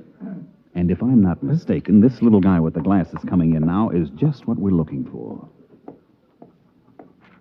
Pardon me, sir. My friend and I are just in from Earth, and we don't know much about the customs here. I wonder if you'd be good enough to let us buy you dinner and tell us something about the town. Why, that's very kind of you. You needn't buy me dinner, though. After all, you're the guests here. Well, that's very nice of you. Do join us. Thank you. My name is Henry Mortensen. I'm geologist for the Interplanetary Mining Company. Mike McDonald and my friend Charlie Beagle. How do you do? Oh, pleasure. You say you're just in from Earth? Yes, that's right. Charlie and I are interested in uranium. Just sort of snooping around to see if there's a decent investment up here. Oh, I see. You'll forgive me. It's not much of a town, really. No, I don't suppose it is. After all, you take 20,000 men and plunk them down in the desert like this, and you can't expect much. 20,000 men. No tomatoes? Sir? Tomatoes. Girls. Girls. Oh, I'd almost forgotten what the word meant. No, you see, the colonization board hasn't been very successful in persuading Earth women to migrate here. There are a few female Saturnians, the four-armed variety, but aside from that... Well, what do the boys do for, relaxation? Well, being a geologist, I'm naturally interested in rock formations. For relaxation? A great many of the men indulge in gambling, and of course there are Zlimp phrases every glib day. Glib day? We have a 9-day week here on Mars. Oh. Tell me, Mr. Mortensen. Henry. Tell me, Henry, don't the boys get lonesome for the sight of a woman? Well, it is a problem. The men sign up for 9-year hitches. Most of them have forgotten what a woman looks like. Mm-hmm. Do most of these men plan to stay here? I suppose if they had families, they might. The pay is good, and I suspect most of them had their reasons for leaving Earth. I see. Well, how about yourself? Suppose you found the right woman, which in this case would be just about any woman. Oh, I'm very particular. Oh, I mean any woman who met your rigid specifications. Would you stay? You mean get married? Yeah, that's the bit. Well, of course, it's out of the question. No woman has ever showed the slightest interest in me. Well, suppose one agreed to marry you in advance, and she met all your specifications. Well, I've always wanted a family. Yes, I suppose I'd marry. That's very admirable. Very, very admirable. Here's the waiter with our dinner. Sloofer steak, gentlemen. Good luck with it.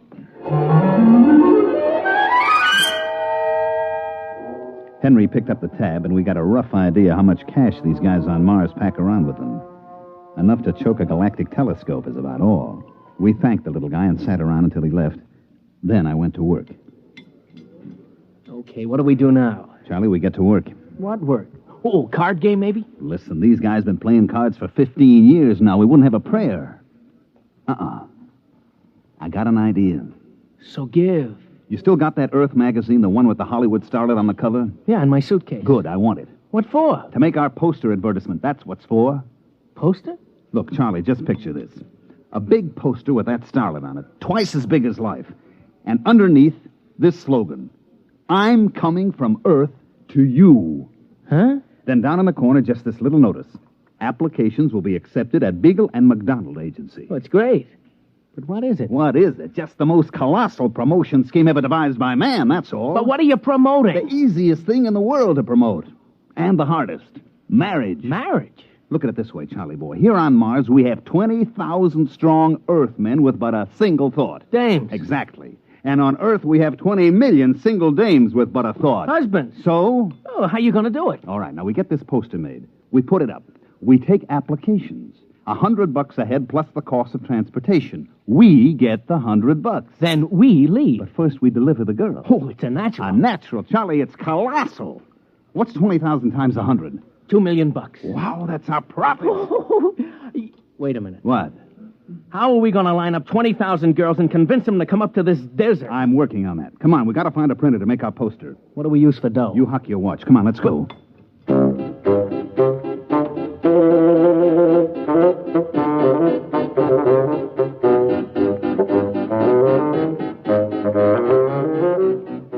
We got the poster made, and it is a beaut.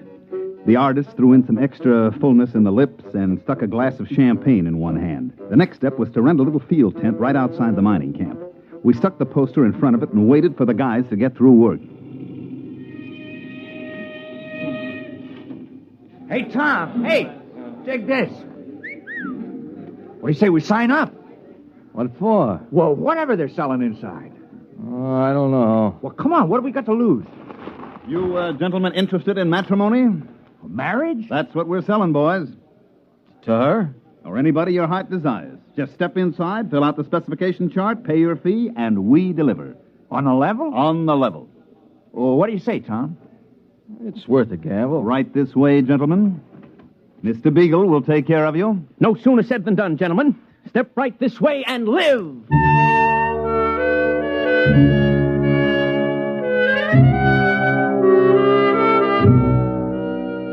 At the end of the first day, we had deposits amounting to about $15,000.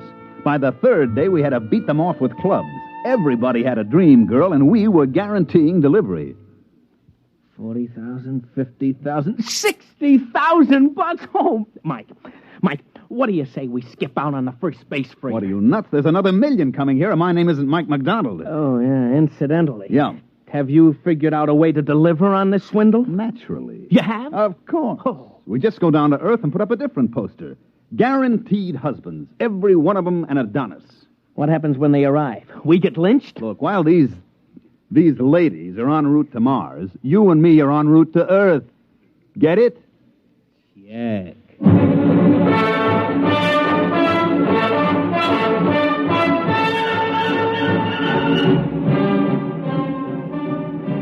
I radio-phoned a friend of mine down on Earth and had him place an ad in the New York papers the next day, complete with a picture of a handsome Martian uranium miner and a caption that read, "Husbands are waiting on Mars." When the next space liner rolled in, it brought the list of lady applicants from Earth, complete with photographs and background. Here's the first batch, Charlie. Let's look them over. Yeah, right. Let's see now. Maybe the next one will be a little better. How is it? Let's see the next one. Lola Carroll, age 29. 29? Whew, she's 40 if she's a day. Occupation, homebody. Background in education, blank. Oh, a note from Mitchell. Says she did 4 years at a reformatory for shoplifting, and she's currently on parole. Let's see this one. Wanda Baker, age 35, occupation gymnastic instructor, State College. Note says she was picked up for loitering and fined on 17 different occasions. Oh, brother. These ain't exactly the creme de la creme, these ladies. What'd you expect? It ain't what I expect, Mike. It's what the boys in the mining camp expect. $100 fee plus $2,500 for transportation. That ain't hay. Wait a minute. I got an idea. I'm waiting. First, we get rid of all these pictures, see? Then we print up a few thousand pictures of movie starlets, and we paste them on the applications.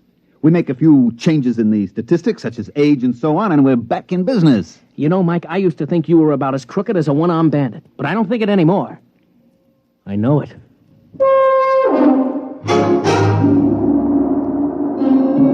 So we spent the next few nights pasting up pictures and changing age 38 to age 28 and so on. It was easy. Then we called in the applicants from the mining camp and gave each one the dope sheet on his prospective bride. Hey, Bill. Hey, look at mine. Lola Carroll, age 29. Boy. Mine's named Wanda Baker. She's 25. Well, you dig this picture? She's almost... What's wrong? Mine looks exactly like yours. What? Let me see. Take a look at those two pictures. You're right. Wait a minute. Hey, Mr. Mortensen. Yes? Take a look at this. Both alike. Most peculiar. Particularly peculiar since, well, mine looks like yours, too. You put in for a wife? Why not? Miranda Potts, age 25. A former lady wrestling coach. But the pictures puzzle me. I think maybe these guys are trying to pull a fast one. You may be right at that. Come, gentlemen, let's pay a visit to our benefactors, Mr. McDonald and Mr. Beagle. At the precise moment that Henry Mortensen and his two aggressive companions decided to drop in on myself and Charlie Beagle, we were in the process of tying our money into small bundles and placing it in suitcases, which also contained our clothes and tickets for the next rocket to Earth. It was very embarrassing. Oh, yes, gentlemen? We would like a word with you, Mr. McDonald. Well, Mr. Beagle and I are a little busy. I'm afraid it'll have to wait. Oh, what seems to be the problem? Just the three of us have the picture of the same girl clipped to our applications. Really? Well, let's have a look. Right here. Well, what do you know? Charlie, take a look. Huh? You imbecile, you didn't check for duplicates. Well, now I think maybe I have an explanation, boys. Go on. None of you has been on Earth for some years now, is that right? That's true. Well, you know how styles take hold on Earth. One year every woman's curly and blonde. Next year it's straight and brunette.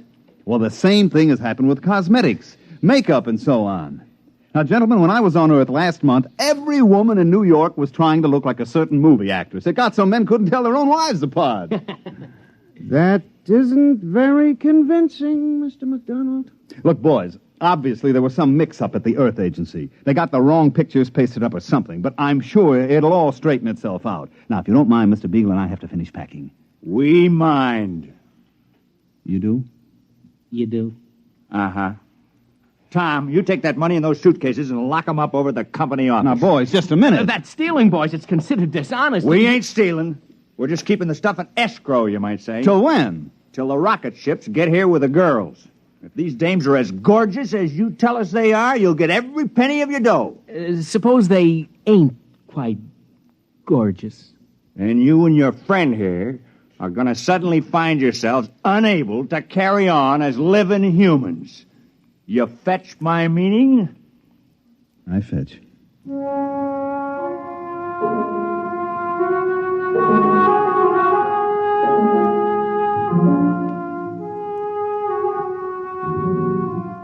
Well, this caused a small dilemma in me and my partner, Beagle.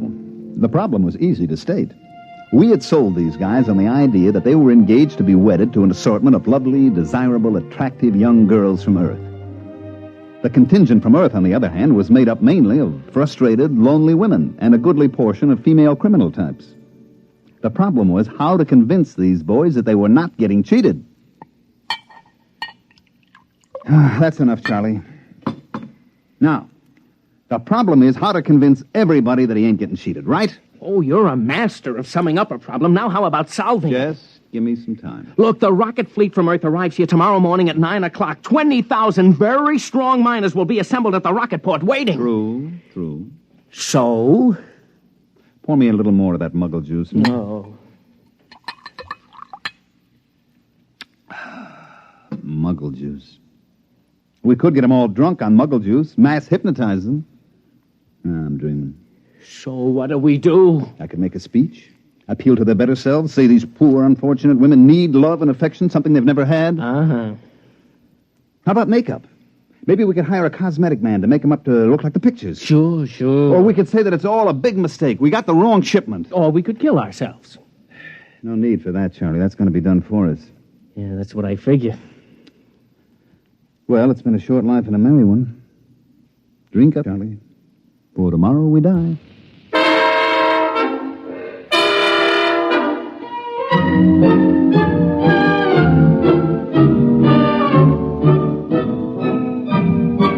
The next morning, the miners came in from all parts of the desert to assemble at the spaceport. It was quite a sight. They'd all shaved and spruced up for the occasion, and some of them looked downright handsome. And every one of them had a package wrapped with ribbon for his prospective bride. Tom! Hey, Tom, over here! Hi. Some excitement, huh? I'm sweating like a schoolboy on his first date. Why, see, you got a present, too. Yeah, they were selling some of that cologne water. Hanley's number 4. Well, I got the same thing. Boy, this whole planet is going to smell like Hanley's number 4. Is my tie on straight? It's been 8 years since I tied a tie. That's pretty good. Boy, everybody is nervous as a cat. You know, I took a look at myself in the mirror this morning. It was quite an experience. I just stood there looking. And then I said to myself, Bill, you're a slob. You couldn't get a girl on Earth. And if you're lucky, maybe the one who's coming today won't go back on the first ship. I was thinking the same thing. You suppose they'll be as glamorous as those 2 crooks told us? You know what? I hope not. I just wouldn't feel right bringing a real cultured, glamorous creature to that tar paper shack over near mine number 6. I was thinking the same thing. Hey, there's Mortensen. Boy, he looks like he's going to the radiation chamber. Good morning, gentlemen. Hi. Well, it shouldn't be long now. We ought to sight the first ship any minute. Fellow down at number 3 mine was trying to get out of it. He was so sure his girl'd be disappointed. Well, maybe they won't expect so much. Oh, here it comes! Here it comes! Attention, all men waiting to receive wives. The Earth-Mars convoy, Operation Big Date, is approaching the landing area. Please stand behind the fire screen until the ships are all landed. And good luck!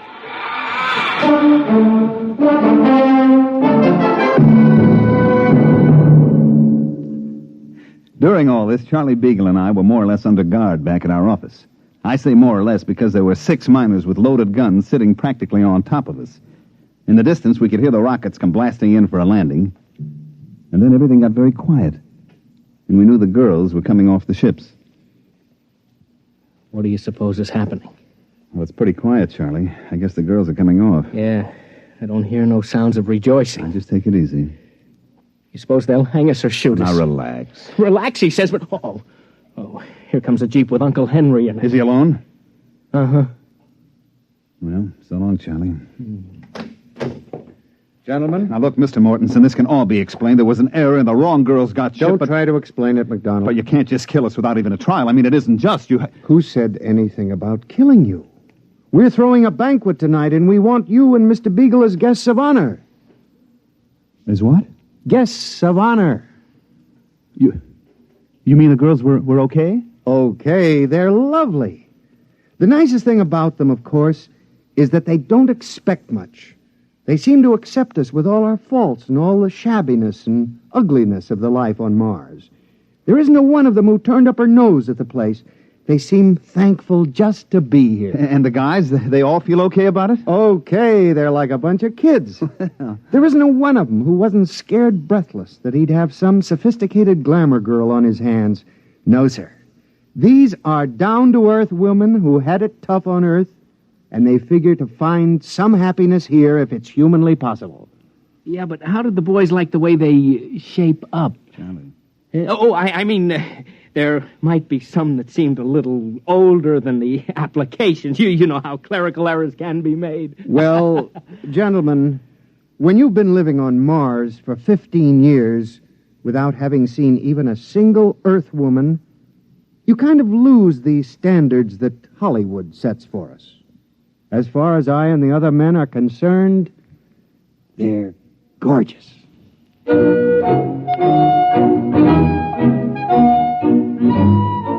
Well, that's the story, which proves you can sell a guy a gold brick that's made out of lead And sometimes you find out the poor sucker likes lead even better than gold. Charlie Beagle and myself made a small fortune on the deal, like I said before. I made a trip back to Mars last month just to satisfy my curiosity. And you know what? I never saw a happier bunch of people in all my life. Hey, by the way, Henry Mortensen and the lady wrestler are having a kid. They're going to call it Mike if it's a boy, and Michelle if it's a girl.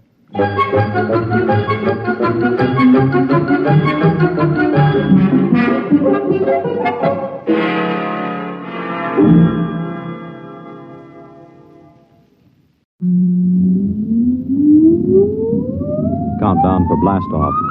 X minus 5, 4, 3, 2, X minus 1, fire.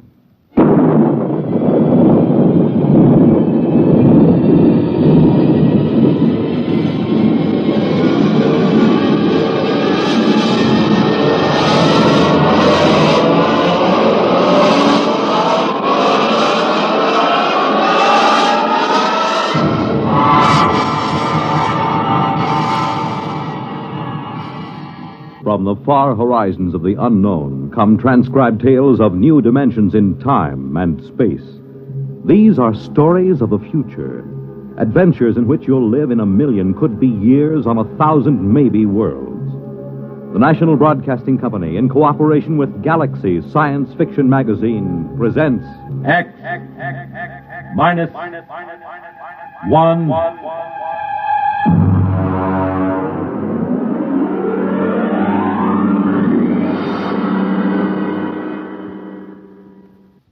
Tonight, the time is 1965. The place, a golf course.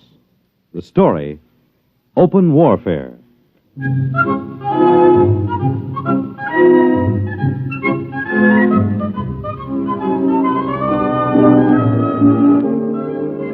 You wouldn't believe it, but there are some people that think that caddy is a pet name for a big car.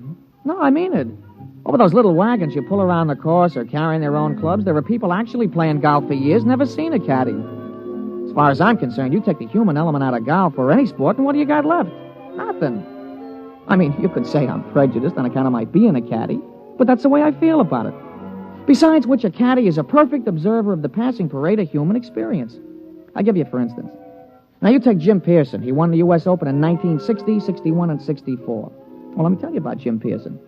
He was the pro at the club here, and I remember when it all started. He was out playing with Mr. Hatcher. That's Sam Hatcher. He couldn't break 90 if the ball had wings. And in the locker room, he looked like a sack of flour that had been set down hard. But he was loaded with money. Anyway, they were waiting for a foursome of dames who he shouldn't have been wearing slacks. When Hatcher turned to Jim, and with a real sweet smile, he lowered the boom. Jim, you're a good golfer. Thank you, Mr. Hatcher. You're a good golfer, even if you can't teach me anything. Oh, you're coming along fine, Mr. Hatcher. We've been good to you at the country club, haven't we? Oh, yes. I want you to do something for me. Yes, sir? Stay away from my daughter. Oh, well, Mr. Hatcher. I won't have Alice marrying a man who has nothing but coordination and muscles. What? When I was only your age, I was making $50,000 a year. It takes brains to do that. Brains get more valuable. Muscles deteriorate. There's nothing muscles can do that a machine can't do better. You don't think I could make $50,000? I know you can't. You haven't got the guts. Now, listen, Mr. Hatcher. I'm just quoting history, Jim. Take the tournament in St. Louis. You blew up. And the Goodall and the Palm Beach. You could have won all those. But you blew. You chickened out. That's not exactly fair, Mr. Hatcher. But it's true. I can make $50,000. Yes, in your whole life. Oh, no, in 1 year. Oh, you can? Yes, sir. All right, Jim, you're a sportsman. I'll tell you what I'll do. If you can make $50,000 in 1 year at this infantile pastime that you call golf, you can have Alice. Why, that's the most arrogant What's thing. the matter, Jim? Don't you think you can do it? I know I can do it. All right, then. Is it a bet? All right. All right, it's a bet. Very well, then. I believe the ladies are finished. Shall we drive?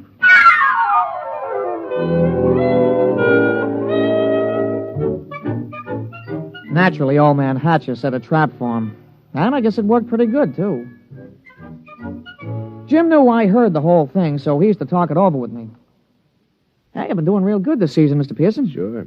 Been away on the whole circuit. I haven't seen Alice more than 1 day at a time in the last 6 months. You, hear from Miss Hatcher? Oh, yes. Yes, I got a telegram right after I won the first tournament. It said, and I quote, "I won't be bought and sold. Signed, Alice." She found out about that bet, huh? Yeah, I'm sure her father made sure she did. Wouldn't it frost you? It did. It cost me $5,000 in tournament money, and then I just got mad. You know, the cold mad, the kind of mad that puts 20 yards on your drive? Yeah, I know what you mean. Sometimes when I get sore at the caddy master, I go out to the driving range. Bango! Every time you hit it, you got it right between his eyes. Yeah, that's the idea. Every time I slam a ball down the fairway, I feel as if I've just belted Hatcher right behind the ear. You, still figure you got a chance? Oh, I'm going to get that $50,000 this year, all right. I'm going to win the U.S. Open, and that's worth $25,000 in cash plus vaudeville appearances or Ed Sullivan's television show or something. And I'm going to take the money and I'm going to lay it in front of Alice and I'm going to say, I wasn't buying you. I was buying the right to tell you I love you. Ah, gee, that's pretty. All right, never mind. Give me a number 7 iron.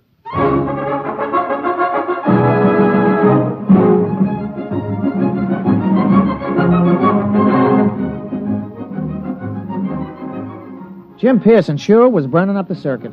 He came into the U.S. Open the man to watch. The day the tournament opened, Jimmy Cannon had in his column, "You are Jim Pearson, the hard luck boy with the velvet swing." It was real philosophical. All the sports writers picked him to win. And then Saul showed up. He was on a practice tee. Jim had been sharpening up his #1 wood when all of a sudden the gallery took off like a batch of big birds. They were around another tee about 100 feet away. Jim knocked off and the two of us strolled over. Hey, that's some swing. Who is that, Pete? I never seen him before.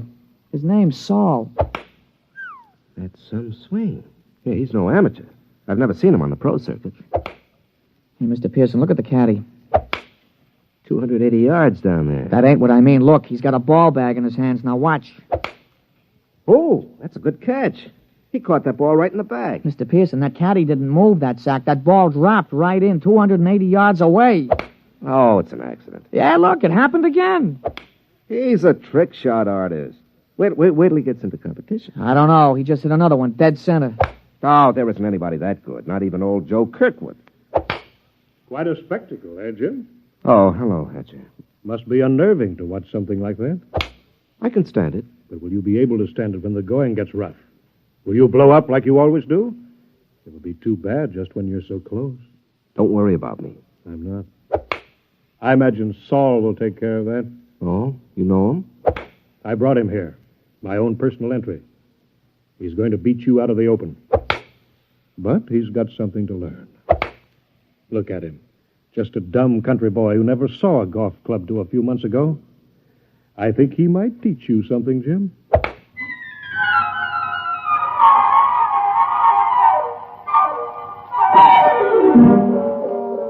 I could tell Jim was going to have a good day the minute he took his driver out of the bag. He took his practice swings, and they went around clean, grooved, and loose. Would have bet my shirt on him. As a matter of fact, I did. The crowd was sympathetic. They wanted to see him burn up the course. Well, Pete, we all ready? Yeah. What's this? New kind of golf ball? Oh, yeah, a young fella from the A.B. Wells Sporting Goods Company. He slipped me a fin to talk you into using these balls. Well, I don't know. They any good? Yeah, I figured. They guaranteed they had 20 yards to every drive. Well, I sure could use 20 yards. Well, he's going to come around to see you later. He wanted to sign you up for testimonials and advertising and things. You know, the golf ball used by Jim Pearson when he won the U.S. Open, that kind of thing. There's a lot of dough in it. Well, we'll give it a try. Let's tee up.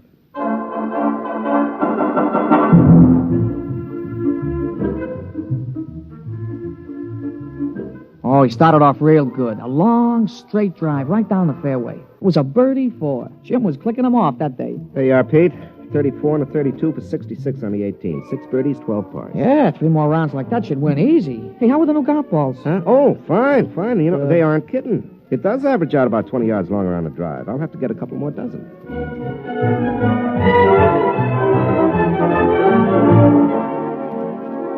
We went around and watched Jim's score being posted on the big board. Most of the field was still out, but he was ahead of the closest competitor by 3 strokes.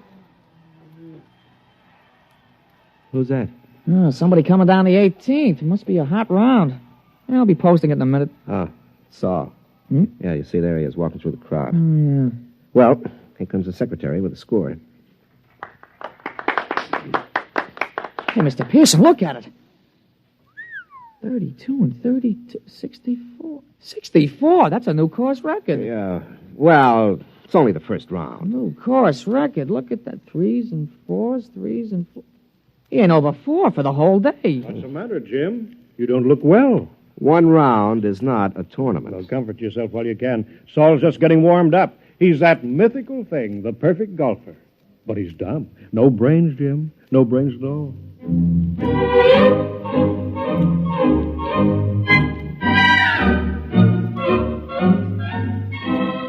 Naturally, in the sports broadcasts and the newspapers, Jim could have been playing on a miniature golf course at Asbury Park, New Jersey. The big news was Saul. They all called him Silent Saul. The odds the boys in the shower room played around with on Pearson took a dive, and you couldn't get even money for Saul. The next morning, Jim's gallery was pretty small. When he stepped up to the ball, there was a smattering of applause like a matinee just before they closed the show. But his drive was as straight as the day before and longer by about 20 yards on the average. Hey, that's a nice putt, Mr. Pearson. Yeah. Who's that? That's Saul, I'm afraid. He's coming around behind you. Well, he's going to have a big fight.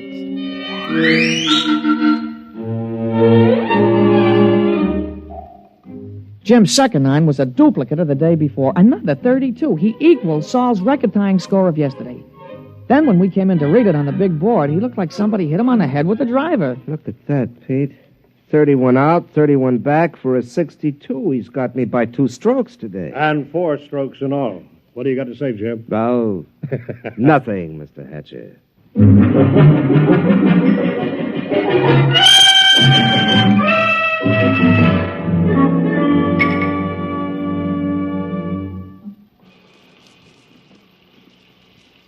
Throw me a soap, will you, Pete? Yeah, sure, Mr. Pearson. Yeah.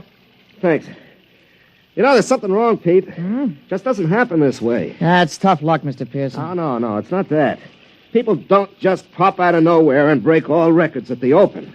Men don't take up golf and become perfect golfers in a month. He's got to have some weakness. Well, if he has, he ain't shown it yet. Well, I've got to find it.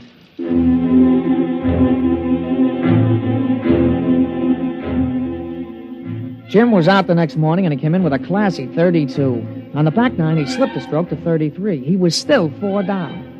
He shook off a couple of reporters who were trying to egg him into a feud with this Saul, and the two of us just hung around in the crowd watching Silent Saul. His first drive went a clean 300 yards down the fairway, straight as a ruler. Pete, there's something about his swing. There's something about it. I've seen it before. Oh, you never saw that Silent Saul before, Mr. Pearson. Still, there's something about his swing.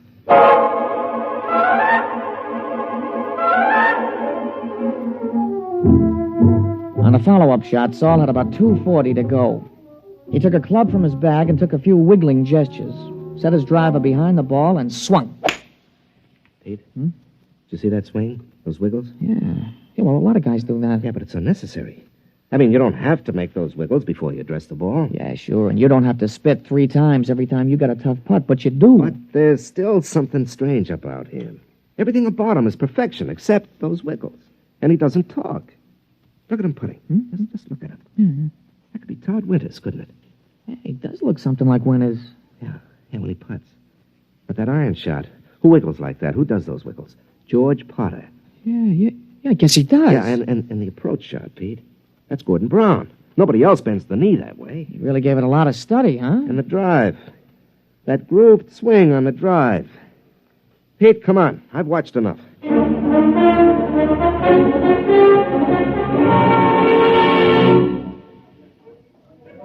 Ah, Pearson, a 63, I see. You're 6 strokes behind with 1 round to go. You want to give up now? I don't think I will. I think we'd better talk about it privately. Oh, that won't be necessary. Well, it doesn't matter to me, but I know that Saul is a robot. So you think he's a robot? Isn't he? Of course he is. How does it feel to be beaten at your own game by a mindless machine? Oh, you haven't won yet. The golf ball takes some funny bounces. How did you find out about Saul? Oh, Saul is a lot of things, but none of them is Saul. He's Todd Winters, George Potter, Gordon Brown, and his drive, that's me. You copied it after me. Take us away and there's nothing left. Tell me, how'd you do it? Money can do anything. All it needs is a purpose. We've been working on colloidal brains up at our place. Our new miniature atomic power plant is ideal. You throw in some sensory mechanisms, some relays, feed in analysis of a slow-motion pictorial study. And you have a golf machine. Must have cost hundreds of thousands of dollars. Closer to $1 million. $1 million? $1 million to keep me from winning $25,000? Don't you think that's unfair? Unfair? You listen to me. Nothing is unfair that doesn't break the rules. And the only rule worth remembering is this, that the best man always wins. You mean the best machine? A machine is only an extension of a man, like your golf club. I don't happen to be endowed with golfing muscles and responses. You do. Those in your golf clubs let you hit a ball farther and straighter than anybody else. Saul lets me hit a ball farther and straighter than you do. It's as simple as that. No, wait a minute. That wasn't the bet. The bet was that I couldn't make $50,000 in a year. Maybe it was your bet. It wasn't mine. I bet that I could beat you at your own game. I don't think that you're good enough for Alice. You're not smart enough, not man enough. Should I let a few well-distributed, well-trained muscles blind her to what you really are? And what's that? You're a quitter. You can't stand pressure. You're no competitor. If you can't win at your own game, you can't win at anything else. Suppose I win tomorrow. 6 strokes back? Playing against the perfect golfer? Suppose. Then I'd have to admit I was wrong. You have my word on that. And you could also have Alice, if she wants you.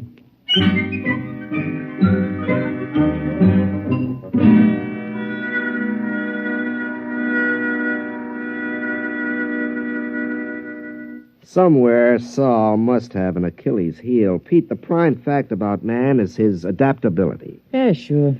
Yeah. They've got to build in at least one constant, if not more. How about judgment? I don't think so. They could tell whether he'd have wind or rain or the sun or slow greens or something. They got to take care of that. Yeah, I suppose so. Hey, maybe you could jimmy him. Drop sugar in his gas tank or something, smash him up. Oh, no. That isn't fair. Saul is fair. Well, Mr. Hatcher, he's playing fair according to his lights. He could have had me crippled or poisoned or something, but he didn't. Well, I'll just have to beat him on our own ground on the golf course. Oh, I don't know, Mr. Pearson. You'll have to shoot in the 50s. Well, the golf ball takes some funny bounces. Yeah, it sure does. Wait a minute, there is a constant. Hmm?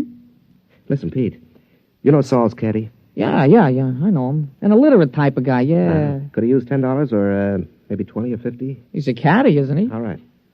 Pete, I want you to talk to him. You'll do better than I can.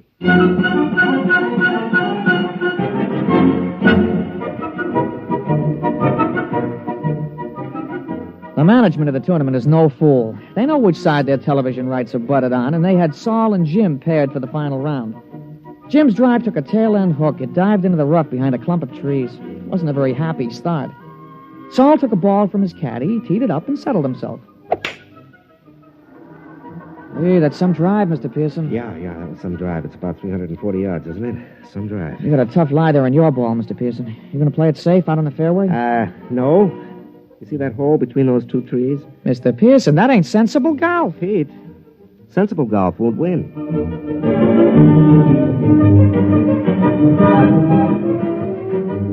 Well, he made it. The ball went through the opening and rolled to a stop just in front of the green. Saul's easy 4-iron shot was dead on the pin all the way. But it hit the back edge of the green and hopped into the rough. Jim took an easy putt for a birdie, and Saul's recovery was long, and 2 putts gave him a par. Well, that's one of the strokes I need. And that's the way it went. Jim's game sparkled, and Saul's game kept finding trouble. For the first 9, Jim came in with a scorching 30, while Saul came in with a 33. Kept on like that. Saul kept overshooting the green. They came into the 18th hole with Saul still 2 strokes up. Now, look, don't you worry, Mr. Pearson. You're going to tie him for sure. Oh, that's no good, Pete. By tomorrow, his game will be on again perfectly. Jim's drive sliced behind a fringe of trees. He had to shoot blind. He made it on the green, about 25 feet from the cup. Okay, Pete. This is it. Saul's in for a 5. Don't you worry, Mr. Pearson. Don't you worry. Okay, I won't. He lined it up. He studied the green. He noted the slope and the lay of the grass, and then he stroked the ball. We did it, Mr. Pearson, we did it! You're the new U.S. Open champion!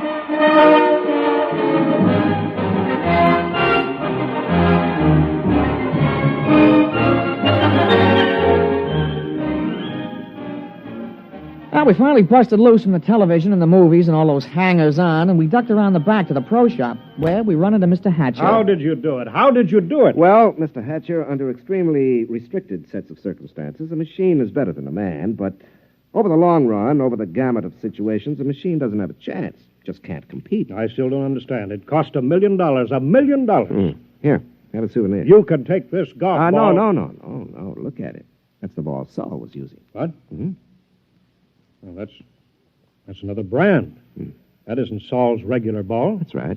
It's a new one. Guaranteed to add 20 yards to the average drive. But that's unfair. Well, your robot was built in with one constant. It had to be a golf ball. Well, it just couldn't adapt to a better ball. But that's not fair. Why, that's...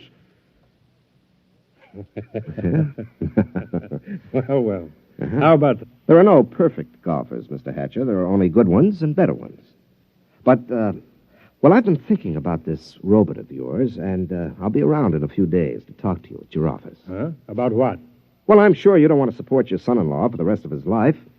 And I have $50,000 to invest in business making robots. Useful robots. And leave golf to the men. They're better competitors. Now, if you'll excuse me, Mr. Hatcher, I've got a telephone call to make to your daughter.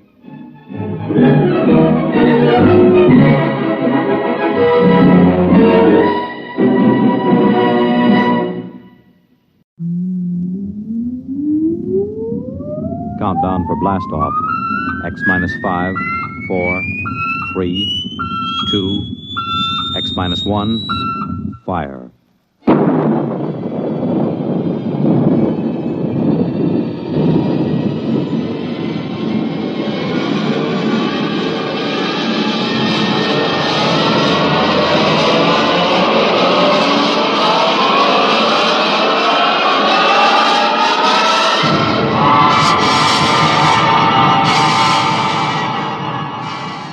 From the far horizons of the unknown come tales of new dimensions in time and space.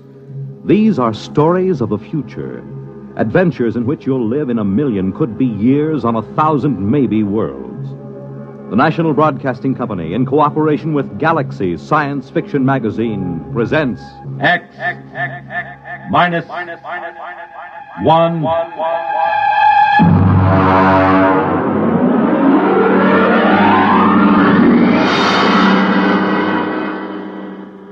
Tonight, Caretaker by James A. Schmitz. Commander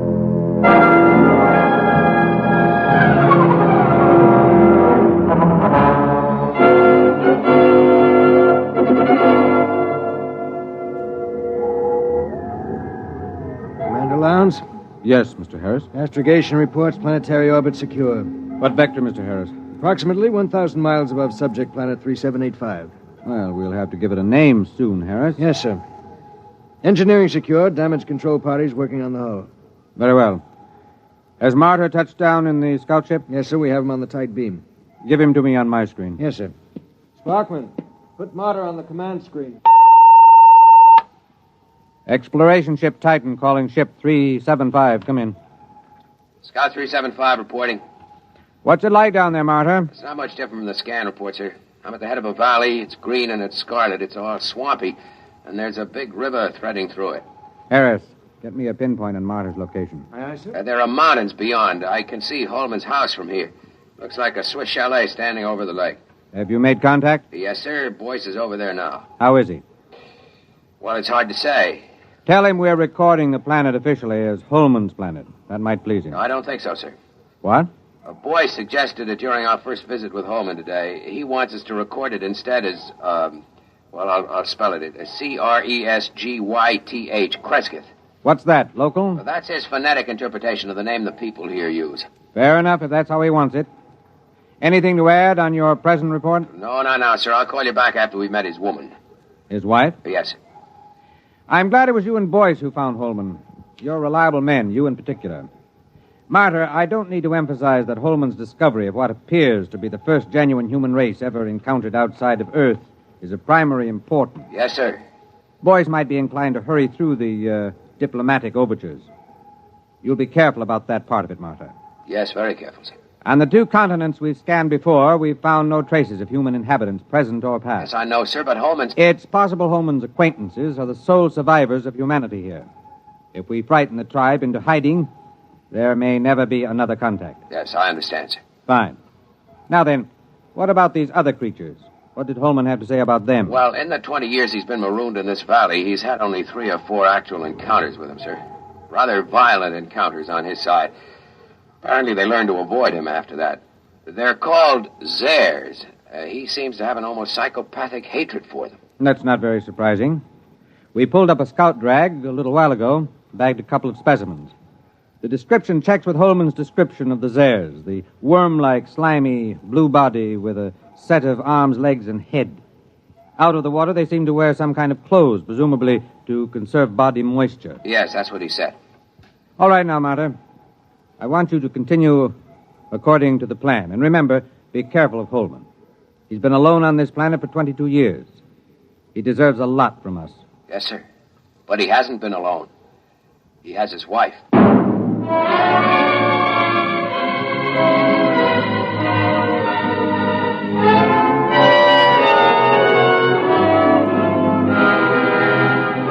Weiss? Weiss, where are you? Down here. I'm with Holman. Check in with the exploration ship? Yes, it's all right. Holman, they say they'll name the planet the way you want it. That's good. Celia will like that. Celia? My wife. I called her Celia from the start. She likes the name. I see. Where's she now? Oh, she's out somewhere. She's very timid. She'll show up sometime in the night, and I'm leaving the doors open for her. I'll talk to her a little first to reassure her, and you can meet her then. Meanwhile, would you like to see her picture? Why, you got photographs? No, I painted it. I used to do a little bit before I went into service. It's over here. I've done about 50 or so paintings over the years. I paint a lot of them over, you know. Here, in here. I grind my own pigments and cut brushes from the swamp grass. I'd give my arm for a good camel's hair brush. Here she is. Beautiful. Real good looking. Of course, it isn't an exact likeness. I tried to capture the spirit. I think I've got it pretty good. You know, there's something about that picture sort of... Never mind, boys. Boyce doesn't know much about art. Yeah, but I know what I like. I like a good-looking woman. You're a lucky man, Holman. You wanted to see the deep water well. It's right through here. Actually, it's just an opening through the concrete to the river that runs below. It's as pure as anything you could wish. If they want to refresh the water tanks of the ship... Yes, I'll take it up with the captain. We'll be staying a week or more. We're to follow your judgment in every way in establishing contact with the Crescithians. Good. We can't do anything till Celia comes in, and we'll have to be very tactful then. But I'm sure it won't take a week. Well, what makes them so shy of us? Oh, it's not you, it's me. Or it's an impression I gave them of the Earth kind of human beings. Come on upstairs and I'll tell you.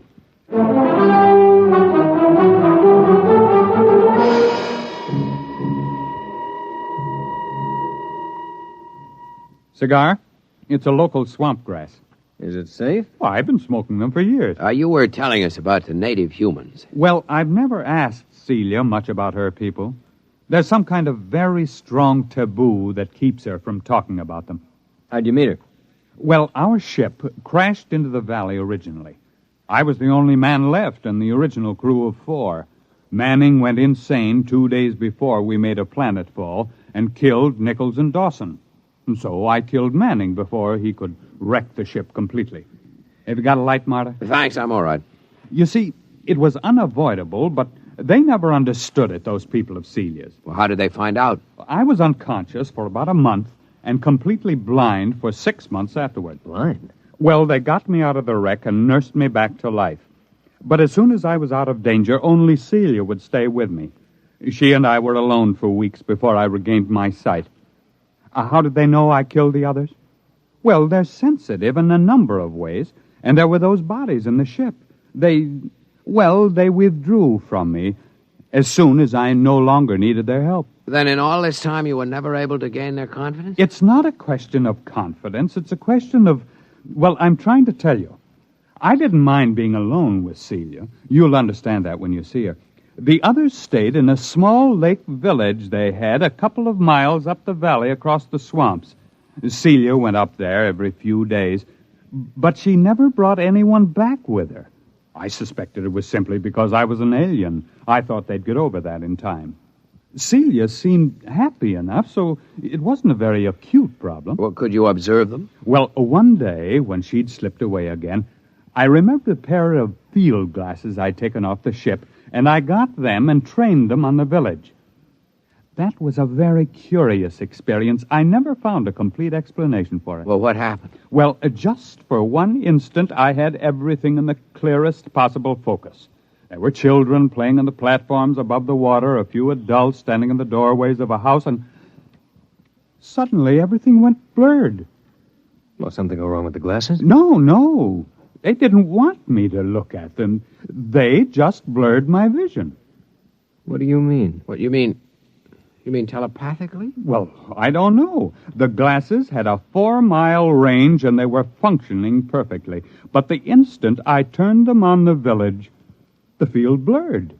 Well, I never felt so snubbed before. Yeah, I guess that's quite a hint. Well, I admit it annoyed me. The next day, I announced to Celia that I was going over to the village. Well, she made no objection, but she followed me in the distance, probably to make sure I didn't drown on the way. It's wet going around here. At last, I came over a rise and found myself 100 yards from the village on the land side, and then I realized they'd left it.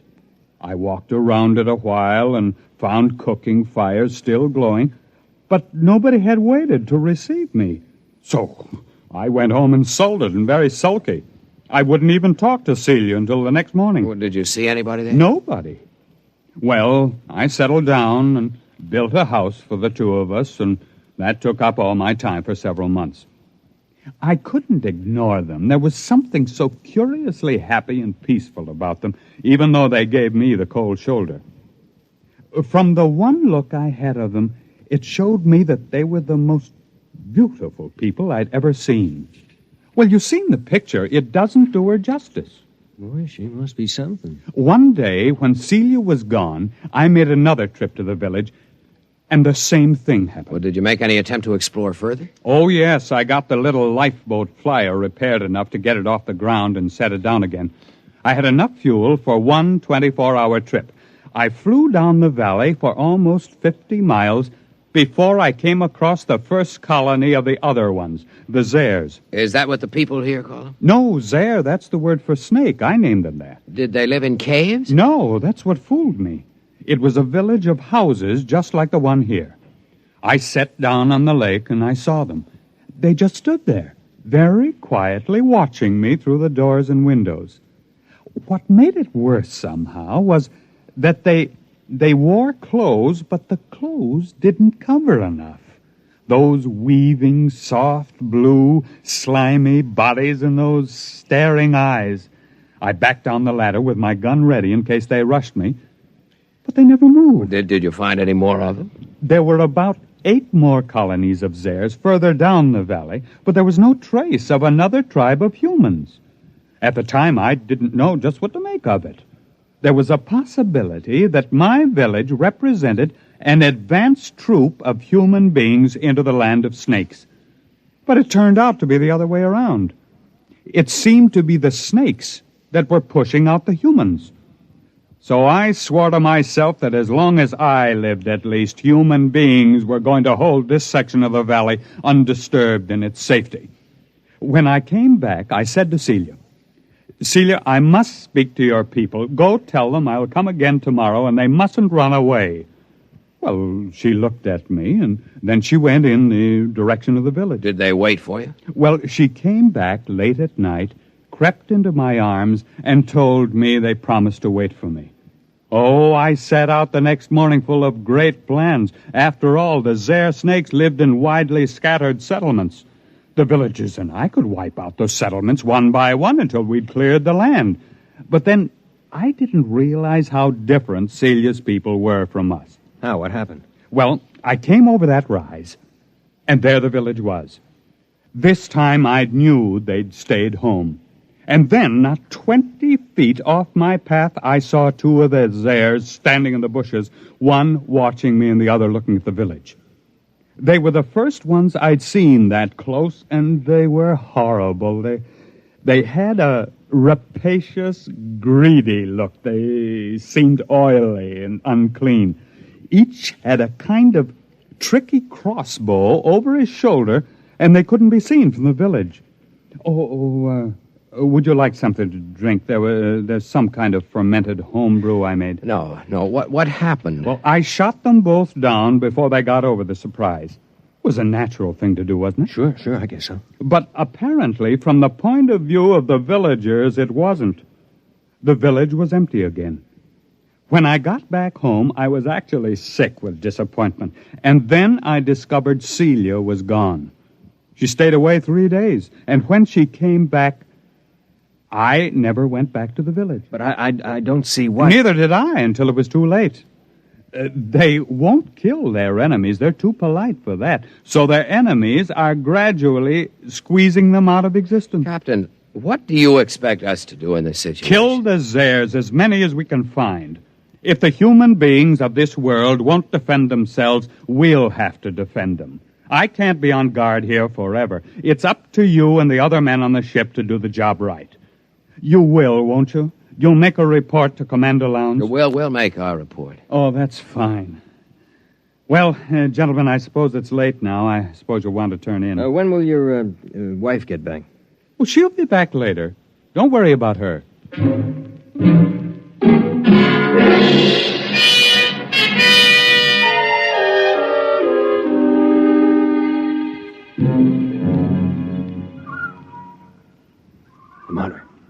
Marta, you awake? Why, what do you want? Listen. What? Somebody moving in the house. Listen. Holman? No. Listen to those steps. Now, hear him? That's no man. Slow, dragging. Yeah, come on. Wait a minute. Sidearms. Right there, come on. Quiet, it's coming from downstairs. Stop. Listen. Wait till I get the safety catch off. Look. No firing unless I tell you. Look, Marta, I'll take care of myself. Maybe it's one of those airs. I'd like to get a shot at them. Come on. Downstairs, all right. There's a light. What's that? A missile gun. Holman had a number of obsolete weapons down there. Hurry up. Look out, there goes the light. I've got my torch. It came from the well room. Oh, it's the dog. Stand back. Turn your light in there. It's Holman. They've got Holman. There it goes. Stand clear. I'll blast it. Wait a minute. Get out of the way. It's one of those airs. Give me a clear shot. Hold it. Can't get out of here while we've got the well covered. Now keep your blaster ready while I look at Holman. I hear it moving back there in the shadows. He's dead. Come on, make a break for it, you rotten, slimy snake. Come on. Shot through the head with his own gun. Who's that Zare, that snake? You got a good look at it? No, it jumped for the shadows. There it is. Marta, swing your torch around. I'll roast it with one blast. Listen. Who's that? You who are his friends, will you listen to me? Who are you? He called me his wife. What? How'd she get in here? If that Zare gets a hold of her... Quiet. Don't move. I won't. Why did you kill him? But I thought you understood. What do you mean she killed him? It was that Zare, the snake. There are medical men who'd say he'd been insane for 20 years as he counted time. They would have forced him back into sanity. I could not bear the thought he should suffer that. Suffer what? Are you all fools? He was a fool, though I loved him. He could not see beyond the shape of things. So here among us, he saw shapes he could bear to see. And those moments when sanity came to him and he saw what was really there, then he killed. Are you all like that? What's she talking about? Is the snake there with her? Go upstairs, boys. Wait for me outside. You're going to kill that snake? Yes, I'll kill the snake. All right, take my blast. Now be careful. Get it between the eyes, Marta. Roast that Zare to a crisp. Go on outside. Are you still there? Yes. Is there any way you can get out? I can leave by the river that flows under the well if you do not shoot at me. I won't shoot at you. May I take his body? Yes. And you will all leave with your ship? I loved him, although my people thought it strange, almost beyond their tolerance. They are foolish, too, yet not as foolish as you are. They saw what was in his mind, and not beyond that. And so they were afraid of him. But he is dead now. And there is nothing that your people and mine could share. We are too different. Will you leave? We'll leave. What did you see that was beyond his mind? A brave spirit, though very frightened. He ventured far, far, far into the dark, of which he was afraid. I loved him for that. I am coming now. I think you had better look away.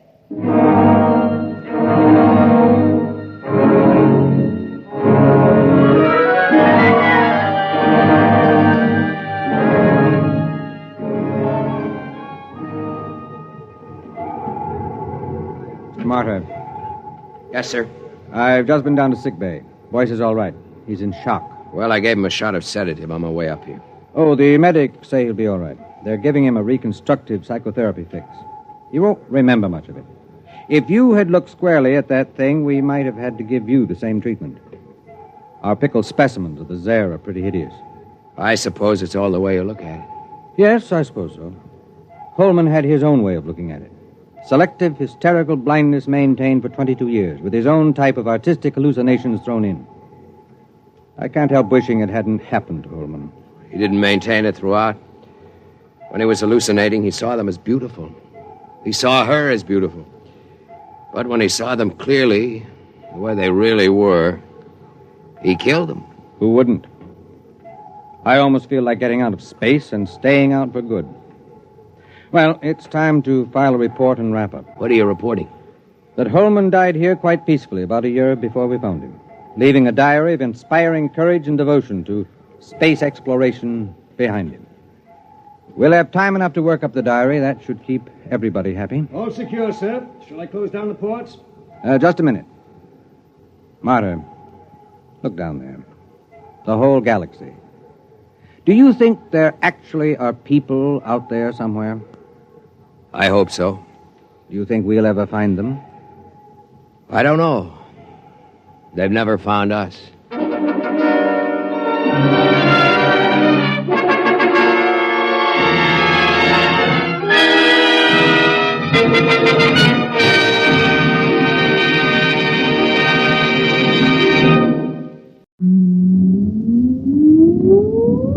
Countdown for blast off.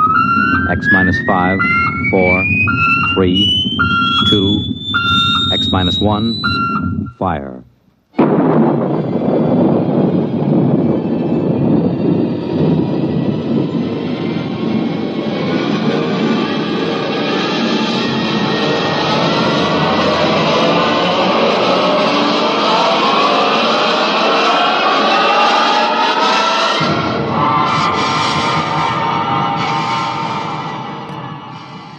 From the far horizons of the unknown come tales of new dimensions in time and space.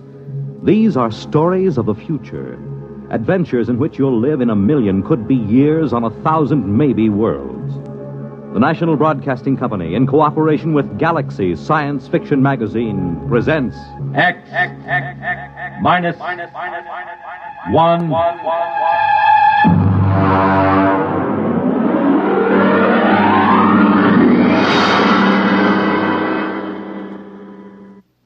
Tonight, The Trap by Finn O'Donovan.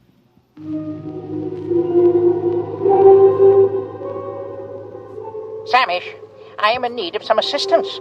The situation is potentially dangerous, so come at once. It shows how right you were, Samish, old friend. I never should have trusted a Terran. What a sorry mess, Samish, and the plot seemed so foolproof. Hey, Thurston. Thurston, get up. Get up, come on. Why? What's the matter? Why? Come on, it's daybreak. Now, there's good news. Let me alone. Oh, come on. You don't want to sleep through our vacation. The bird's on the wing. It's 5 o'clock in the morning. 5 o'clock in the morning in the Adirondacks is the middle of the day. What's the weather out? Oh, it's raining. For crying out loud. Oh, don't go back to sleep. It always rains on the first day of vacation. Rule of nature. Look, I got a little fly rod with a new plastic reel that I'm just dying to try. You know what the trouble with you is, Ed? You're in love with sporting goods equipment. Oh, now, wait till you see this rod. You take that rifle I sold you. You could shoot a rhinoceros with it, but you won't, because, Ed, you're essentially a friendly man. The trouble with you is you don't like the woods. Well, how can you say that? Don't I come with you on a hunting trip every year? Sure, but you always manage to steer us over to Lake Placid to the cocktail lounges. Ah, now there's real hunting. Now, there are trophies to bring back to the city.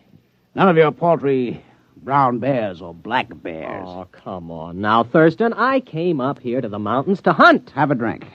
Well, it's awfully early in the morning. Well, look upon it as an extension of last night. Well, all right. Think it'll stop raining? No, who cares? Well, come on now. Get dressed. It's a perfect day out there in the woods for bear. It certainly is.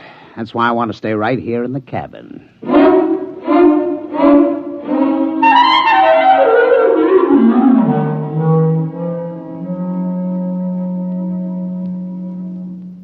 Ed.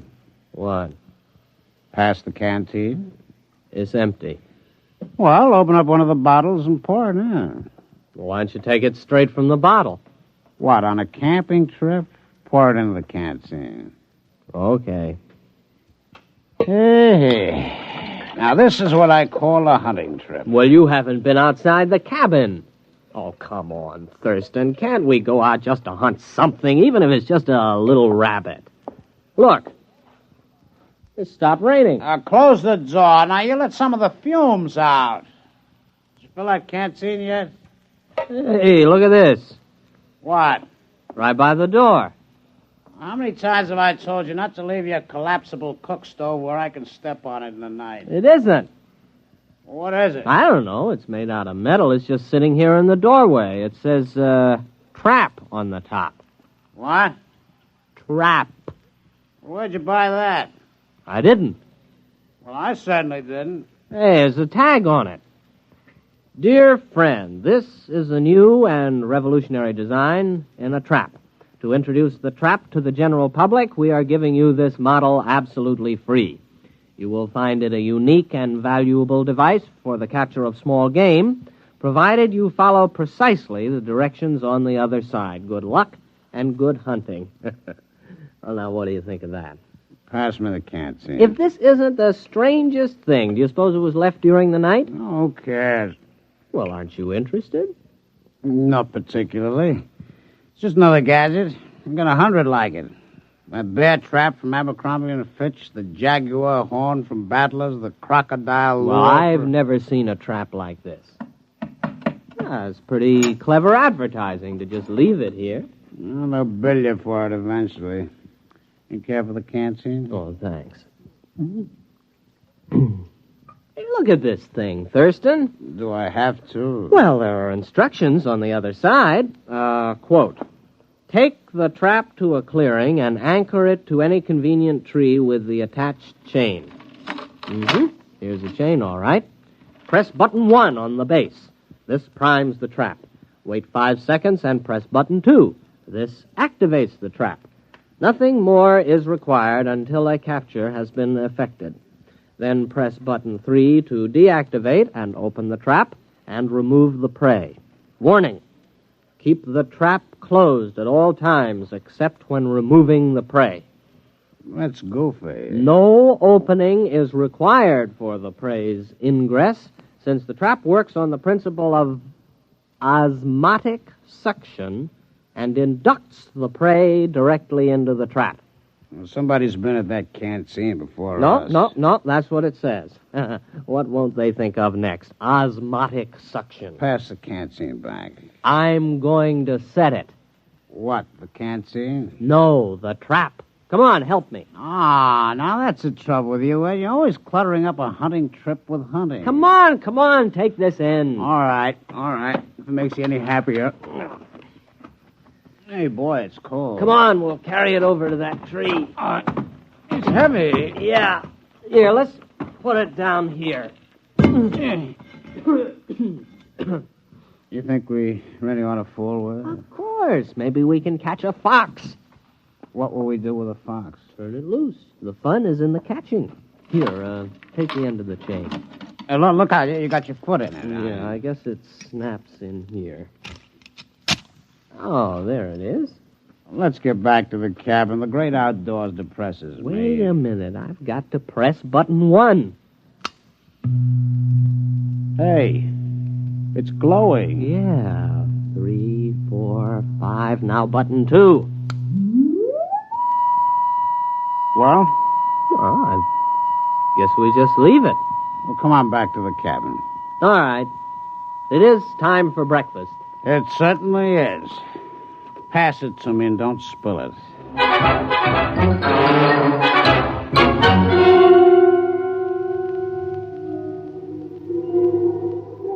Samish, where are you? You are my oldest friend. I have already beamed you the beginning of my story. The Terrans accepted my trap as a trap, nothing more, and they began using it at once with no thought as to the consequences. I had counted on this.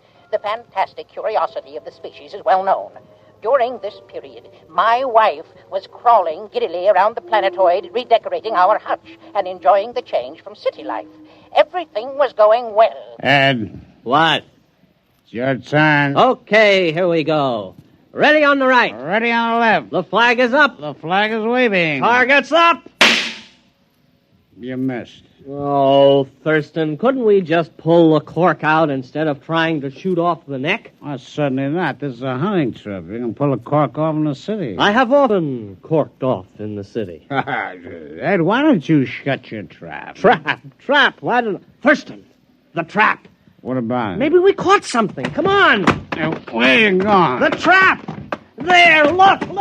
We got something. We've caught something. Come on, look inside. What is it, huh? It's a rabbit. You sure? Well, look at it. That is not exactly a rabbit, Ed. It's the size of a rabbit. But it's bright green. Ed, no more rum before breakfast. No, siree. Starting tomorrow, hand me the canteen. What do you think it is?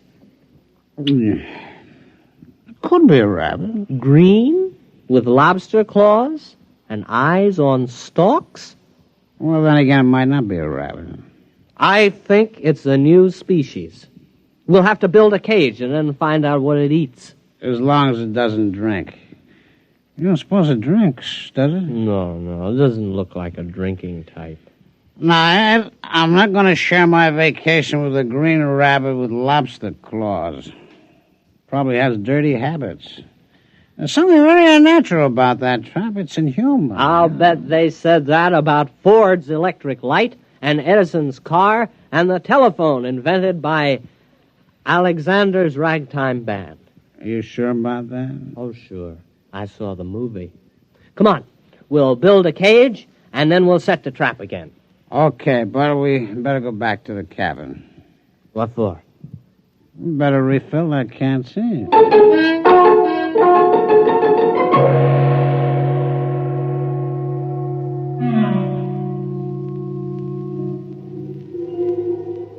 Why haven't you come yet? Samish, don't you appreciate the seriousness of my situation?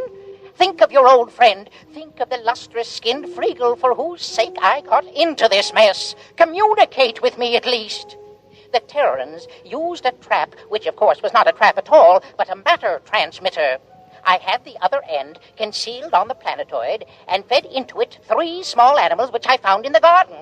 The Terrans removed them from the transmitter each time. For what purpose, I couldn't guess, but a Terran will keep anything. After the 3rd beast passed through and had not been returned, I knew that was all, and that everything was in readiness, so I prepared for the 4th and final sending, the all-important one, for which all else was mere preparation. Ouch. Well, that finishes the cage. You know what? No. What? Those things smell. All 3 of them. Oh, I think they're very handsome. Well, here they are. 1, 2, and 3. First, our green rabbit. Next, our bird with 3 sets of scaly wings. And this other thing, what does it look like? Well, it looks like a snake. Except it has a head at each end. They eaten anything yet? No, I've tried milk, mincemeat, vegetables, caviar, potato chips. They haven't touched a thing. Maybe they're sick. Hey, what are you keeping them for? Well, they might come in handy someday. Oh, yeah? What for? Thurston, have you ever desired fame? What? Fame. The knowledge that your name will go down through the ages. I am a businessman. I've never considered the possibility. Never? What do you have in mind? These creatures are unique. And they smell. We'll present them to a museum. The daily Thurston exhibit of creatures hitherto unknown. They might name them after us. Our names will go down with Livingston, Audubon, Teddy Roosevelt. Walt Disney. I was thinking of a wing on the Museum of Natural History that would go right across Central Park West. The Daily Thurston Wing. Thurston Daily. That's not alphabetical. That's true. But, Ed, we only got 3 of them. We can't equip a wing with 3 exhibits. Well, there must be more where these came from. Let's examine the trap. Just a minute. The canteen? The canteen.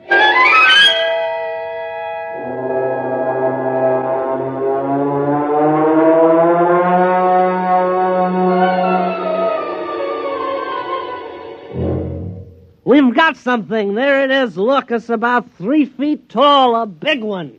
Uh-huh. A small green head and a forked tail. Oh, look at him, waving something on top of his head. Well, the rest were quiet. Maybe this one's dangerous. Huh? We'll handle it with nuts. Nuts? Well, nets. Oh, nuts. All right. And then we'll have to get in touch with the museum. Thurston, take a telegram. All righty. Museum of Natural History. Dear Sir. Or Madam. Have discovered at least 4 animals, which I suspect to be new species. Stop. Have you room for suitable exhibit? Stop. Signed, your friend Ed. Wasn't that signature pretty informal? You're right. Make it, your good friend Ed. We better go back and build a cage for this latest one. It looks awfully exciting. I think we'll make this one strong. Oh, this last specimen is the cream of our collection. Look at it. Its head is turning pink. It looks mad, doesn't it? Well, you'd be mad, too, if you were trapped by osmotic suction. Say that again. Osmotic suction. Here, you take the canteen. I'm way ahead of you.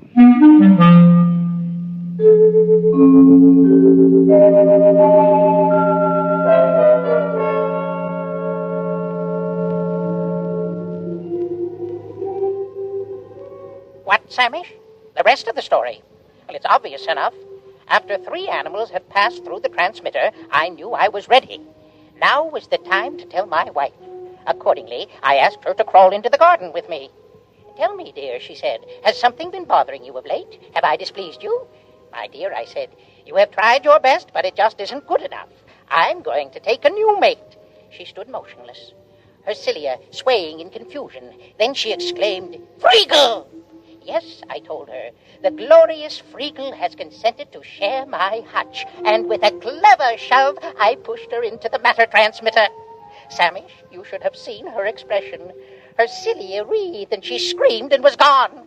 I was free at last, free to mate with the splendid Freagle. Now you can appreciate the full perfection of the scheme. It was necessary to secure the Terran's cooperation, since a matter transmitter must be manipulated at both ends. I had disguised it as a trap, because Terrans will believe anything. And, as a master stroke, I sent them my wife. Let them try to live with her. I never could. Foolproof. Absolutely foolproof. No one could prove a thing. And then, Samish, then it happened.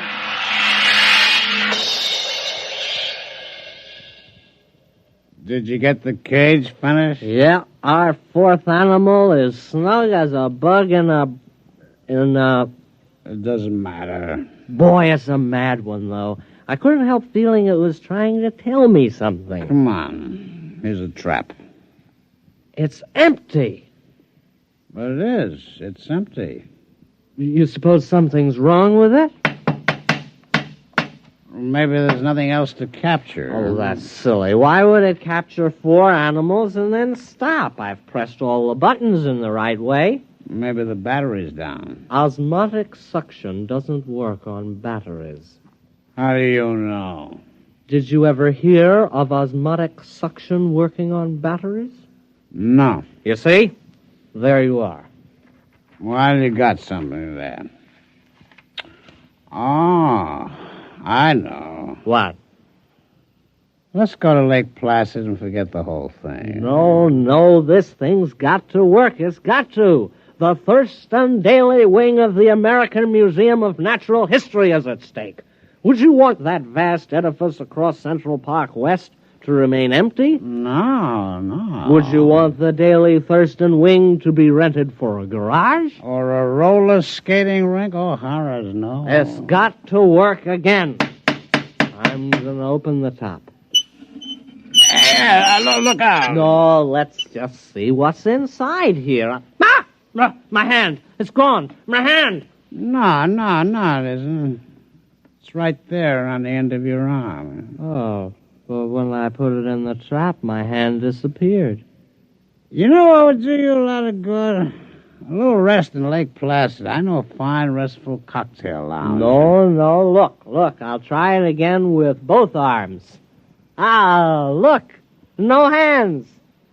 Very clever. I see how it works. Thurston, those animals didn't come from the Adirondacks at all.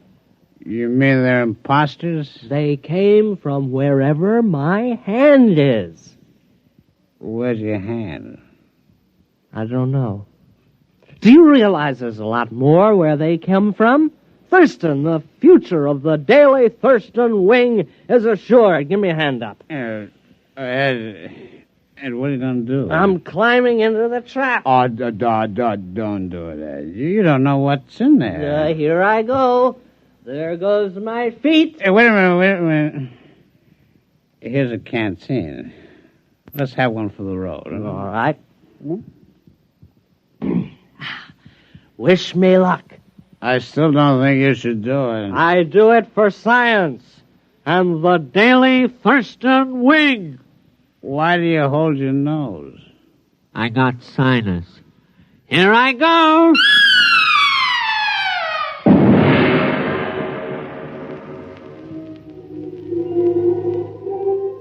Samish, if you don't come immediately, it'll be too late. I must stop beaming you. The enormous Terran has completely ransacked my little planetoid. He has shoved everything, living or dead, through the transmitter. My home is in ruins, and now he's tearing down my hutch. Samish, this monster means to capture me as a specimen. There's no time to lose. Samish, what can be keeping you? You, my oldest friend, you who... What's that? Samish, what are you saying? You can't mean it. No, not you and Friegel. Reconsider, my old friend. Remember our friendship. Remember...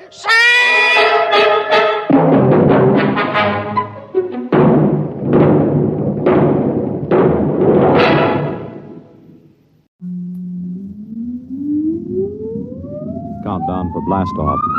X minus 5, 4, 3, 2, X minus 1, fire.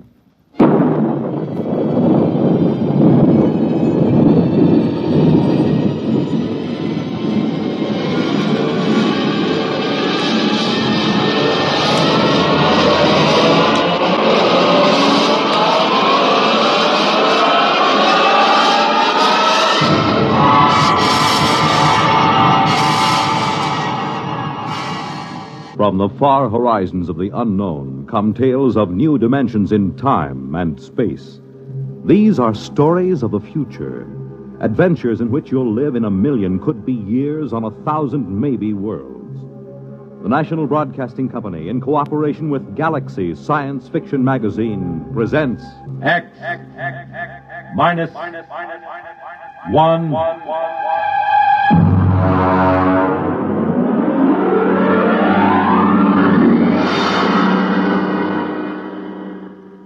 Tonight, Real Gone, starring Al Jasbo Collins, playing, of all things, Al Jasbo Collins.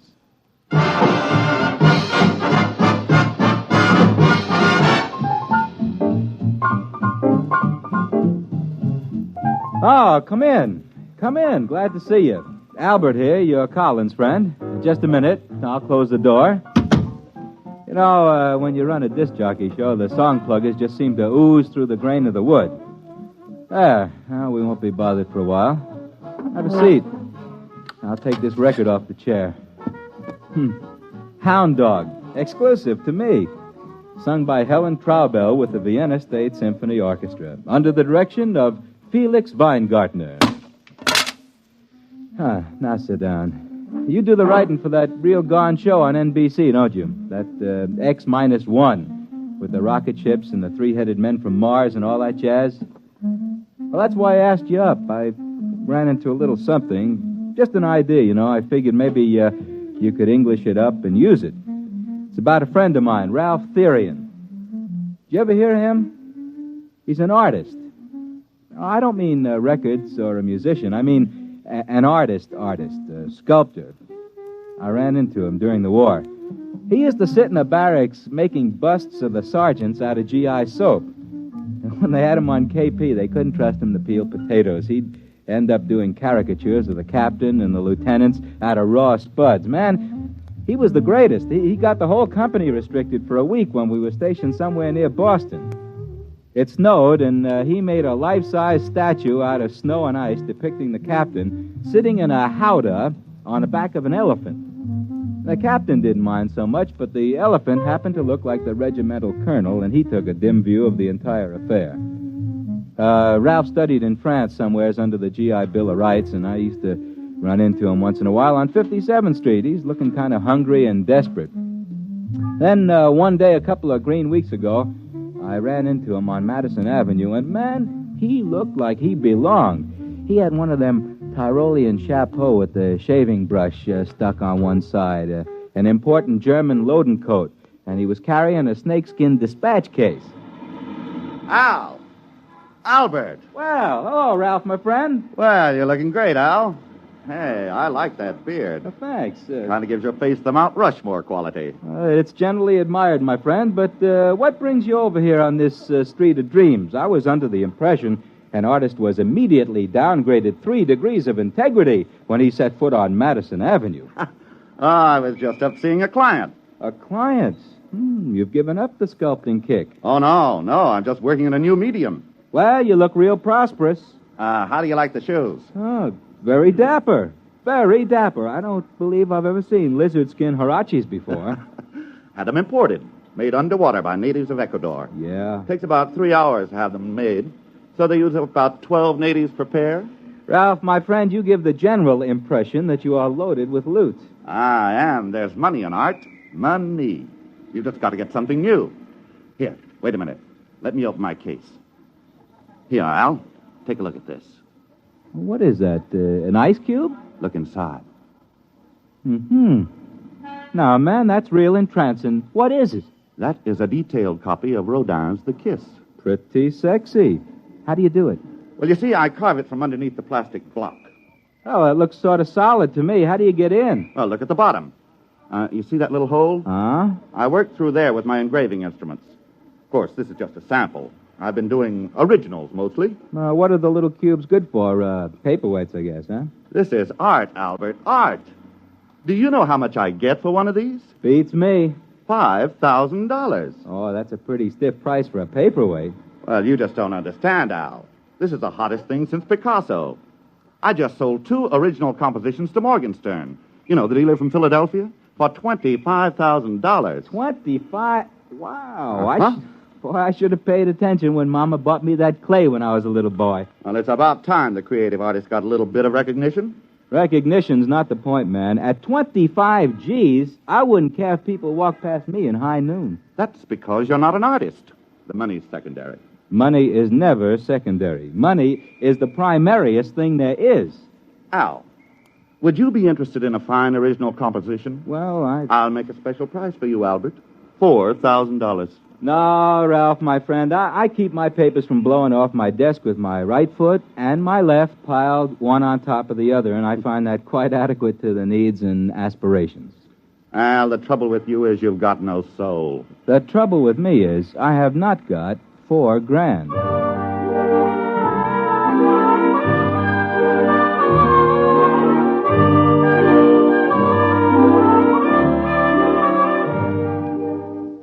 This sort of thing is happening to me all the time. For example, I have a barber who plays unaccompanied Bach chaconnes with a 1/4-inch drill and a length of steel pipe. I figured Ralph Therian was stringing me until I ran into Vladimir Osepsky. Now, Vladdy is one of these men who leads a double life.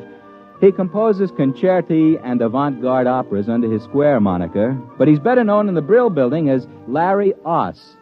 He got in on the ground floor of this rock and roll affair, and he took an already substantial fortune and ran it up to a fantastic munificence. Larry has money he hasn't even folded yet, and he collects art. I was up at his house one night discussing such things as Tin Roof Blues and Wozzeck by Albin Berg, and Larry got around to showing me his collection. Now, this is Picasso. Larry, that's what I call cool brushwork, my man. Cool. I homed it next to the Tintoretto for contrast. Well, this stuff runs into a pile of loot. Well, I figure since I've launched rock and roll on an unsuspecting public, the least I can do is collect old masters and leave them to the nation when I die. It figures. I mean, that figures. Here's my latest. Look, isn't it beautiful? You mean this hunk of plastic? Well, yes. Look into it. That design, that composition, the delicacy of that line. Well, this is the most exciting discovery in art since the invention of red paint. Larry, was this piece of Jim Crackery executed by one Ralph Therian? That's right. You know him? Mm-hmm. Remarkable talent. Remarkable. A genius. And how much did this stroke of genius cost you, if you don't mind my mentioning a crude thing like money? Not at all. Not at all. It was a steal.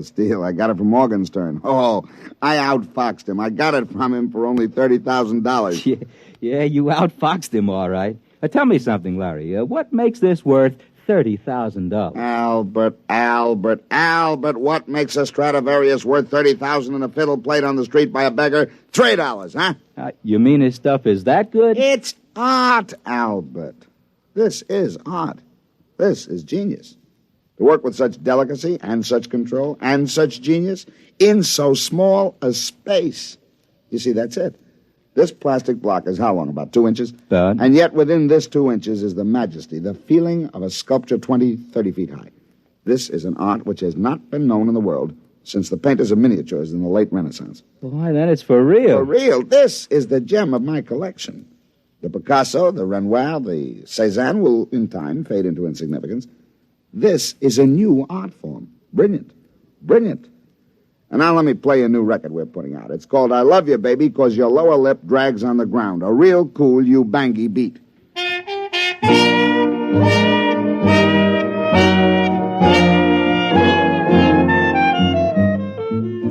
Well, I let Ralph Therian's new art form slip my mind for a while I struggled with song pluggers, advertising salesmen, account executives from the agency.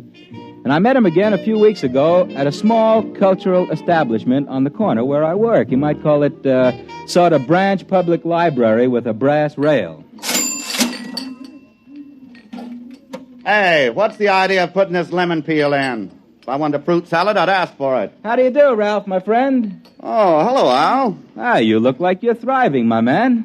Well, as a matter of fact, I just signed a contract with Morgenstern to deliver $100,000 worth of my original compositions. I'm celebrating. In here? Man, this place is only fit for sweating out the downhill phase on a manic-depressive psychosis. Oh, I'm just starting here.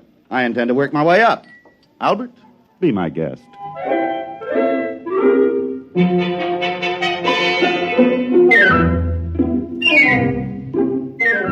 Well, I just had a difficult morning with the station manager who has an illusion in his little ricky-ticky mind that my program is the answer to Lawrence Welk and Guy Lombardo. He'd been trying to convince me to program 2 solid hours of Wayne King, relieved by vocals by Frank Crummett and Julia Sanderson. I had resisted, and I was in the mood for eating the lotus and forgetting. Several hours later, Ralph was feeling very confidential. Albert, my friend, I like you. Why don't you shave? Ralph, love me, love my beard. I will try. Albert, you have the look of an Abraham Lincoln gone hog wild among the cream puffs. Ralph, you have an artist's soul. Albert, I trust you, I trust you, I trust you. I am touched.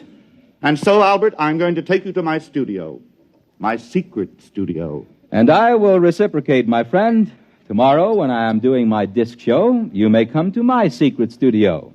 With the esteem that my program is held in today, tomorrow I'll be doing my broadcast from a small hole with a round iron top and plenty of running water below. What time is it? It's something. I'm late. Hurry.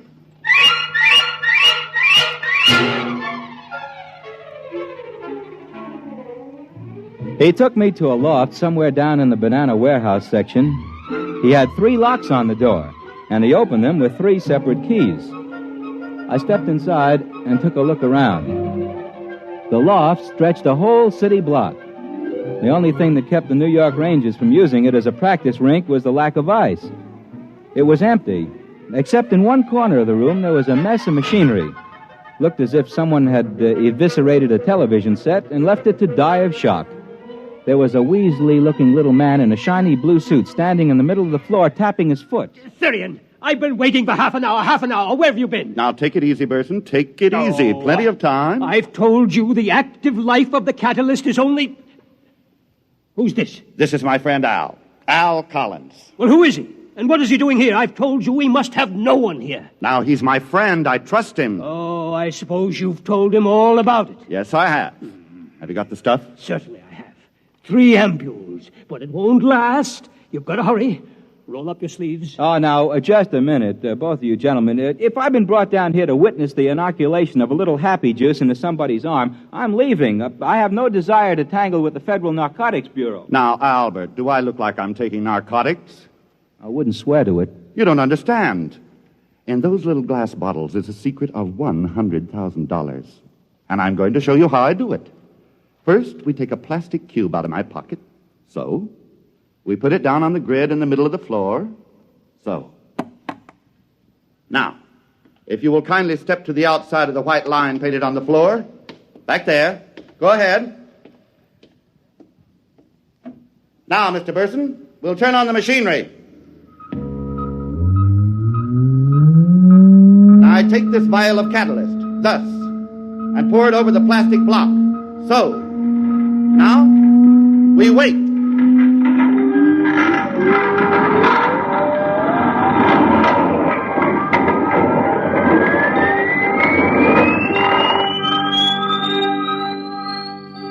We stood there at the edges of that loft and watched that tiny plastic block sitting in a frame on the middle of the floor. And then suddenly it began to grow. In about 20 minutes, that cute little plastic block stood about 20 feet on a side. It almost touched the skylight, and there was about a foot of clearance on each wall. See, the long organic chain of molecules in the plastic is infinitely expandable under the right conditions. Is that a fact? By applying the right voltages in series, we can expand the cube to about this size. But there's an outside limit due to the cohesive charge on the molecules. Oh, naturally, of course. Those molecules do stick together. Well, it's the catalyst that does it. And I make that. I make the catalyst. Do you hear that, Therian? I make it. Now, calm down, Burson. Without me, you'll just have a great big blob of plastic. I'm the one who turns it into money. You see, Albert, a cube this big is as soft as putty inside. Now, I take my pneumatic drill and I make a hole in the bottom. And then my tools, and I start to carve my pretty sculptures inside. Therian, I'm warning you. I won't take this kind of treatment for long. Now, calm down, Burson. You're getting your 10% cut. 10%? 10%? Why, before I brought you this process, the only artwork you could get people to look at was mustaches on subway advertisements. Burson, that is the typical wailing of the non-creative technician. Envy, pure envy for genius. Now look out. I'm going under there and start work. I want 50%, Therian. 50%. That's only fair, isn't it? I put it to you, Mr. Collins. Just keep me out of it, gentlemen. Leave me out of it. I'm warning you, Therian. I'm warning you. Just get out of my way, grease monkey. Let an artist work.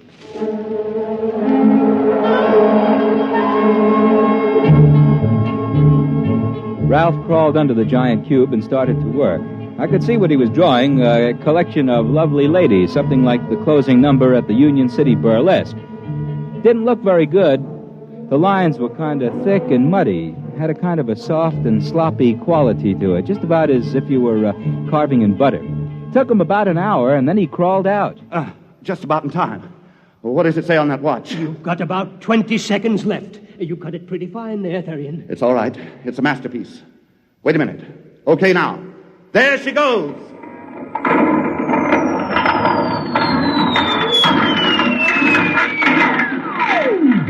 Well, now, what happened was that plastic cube that was blown up to about 20 feet on the side suddenly popped like a balloon with a cigarette stuck in it. And what ended up was that tiny little 2-inch cube sitting in the middle of the floor. Ralph picked it up and brought it over. Look at it. Beautiful. Beautiful. The work of genius. The work of science. Makes a real nice paperweight. Albert, my friend, what you have just seen was the creation of a $20,000 masterpiece. Take a good look. I did take a good look. The whole design was there. But what had looked to me like kind of a muddy, buttery picture when it was 20 feet high was now sharp and beautiful and clear as a snowflake. I went back to the studio and demonstrated my independence by scheduling 2 solid hours of Dizzy Gillespie. The next day, I got a telephone call just before I went on the air. It was Ralph asking me to come over to the studio, said it was important. So, after the show, I shook the last song plugger out of my lapels and headed down to Ralph Therian's loft. I found that fellow Burson walking up and down at the edge of the room, looking at his stopwatch nervously. They had another plastic cube blown up in the middle of the room, and Ralph was inside the cube working. They were having quite an argument. I know you got paid off today, Therian, $100,000. I know you got it, and I want my share, 50%. Don't bother me, I'm working. Hi, Ralph. Oh, hi there, Albert. Just a minute. Wait till I crawl out. I warned you. You can't say I didn't warn you. There'll be no more of the catalyst, no more. Listen to him, Al. That's why I asked you over. I wanted a witness. And you're the only one who knew all about it already. Oh, now look, gentlemen, I told you not to get me involved in this. Now listen, this little worm, this test tube termite, had the gall to threaten not to bring any more of that catalyst. But I warned you, I want my share of that 100,000. If you'll excuse me, I'll get back into that masterpiece. That catalyst is only good for 2.7 hours. Hand me the drill, will you, Burson? Here it is. But I warned you. Boy, this plastic is tough today. All right. Lower grade. I warned him. He must have the money here somewhere. Yes, it must be somewhere. Bills. Your check stubs. What are you doing over there, Burson? Looking. Just looking. Well, if you're looking for that $100,000, you can stop. I've got it right here in my pocket. Now, don't bother me while I finish work. What? Therian, come out of there. Come out. I've got to finish just a little more. Come out, you don't understand. Come out. Get out of my way, Mr. Collins. With pleasure. Therian, hand me that money. Quick. Get out of my way, Burson. I'm working. But listen, you don't understand. The catalyst. Let go of me. The catalyst. I made it up half strength. Give me that money. Quick, the money.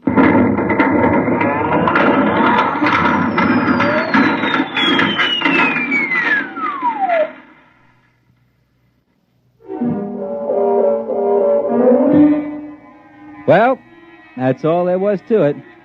I figured out that little fella from the plastic company figured he'd get himself a new sculptor when he made up that catalyst half strength. The two of them were in there when the roof fell in. The roof and the walls. Well, that's about all there is to it. Figured you might be able to use the story. I wrote a few notes on it. They're here somewhere, under the paperweight. Oh, would you like to see the paperweight? Little plastic cube about 2 inches. Look in there. Two fellers with their hands around each other's throat. Looks realistic, don't it? As if they were squeezing. Of course, this one's an improvement on the work Ralph Therian did. This one's in full color.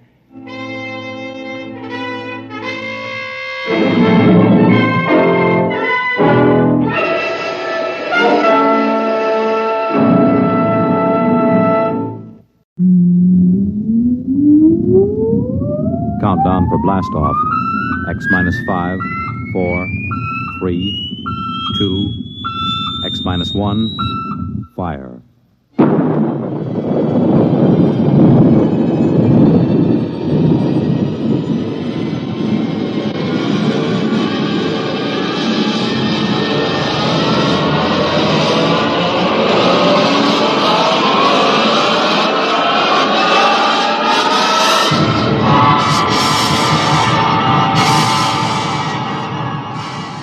From the far horizons of the unknown come tales of new dimensions in time and space.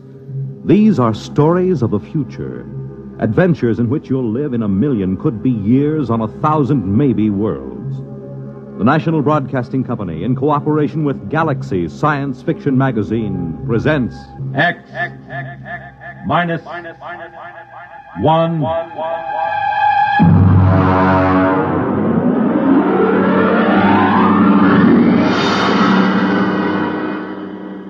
Tonight, At the Post by H.L. Gold.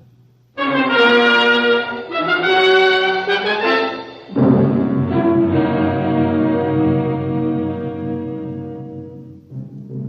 I come into the Blue Ribbon on 49th Street west of Broadway, I could tell right away nobody told Doc Hawkins about my misfortune. Doc, who ain't one really, writes a daily medical column for the Racing Form, and we're celebrating his being sprung from the alcoholic ward.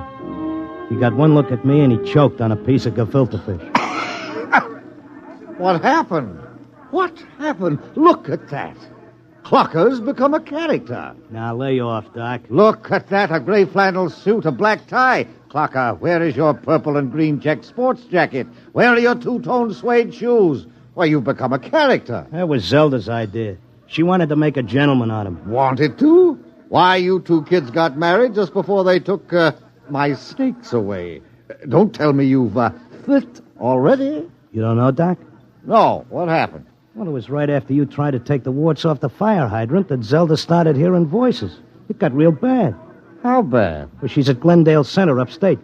I just came back from visiting her. Well, did the psychiatrist give you a diagnosis? Yeah, I got it memorized. Catatonia dementia precox. Oh, rough. Very rough. The outlook is never good in such cases. Maybe they can't help her, but I will. Now, Clocker, you're a race handicapper. You run the best tip sheet on Broadway. But people are not horses. You've got to think of your public. For instance, what's good at Hialeah, huh? My bar bill is about to be foreclosed, and I can use a long shot. Those couch artists don't know what's wrong with Zelda. I do. You do? Well, almost. I'm so close I can hear the finish line camera clicking. Well, now, that's very interesting. Perhaps we can collaborate on an article for the Psychiatric Journal. All right, look. Look at these charts. Look, here. Huh? I use the same system I used to dope the races. Look, Zelda's got catatonia.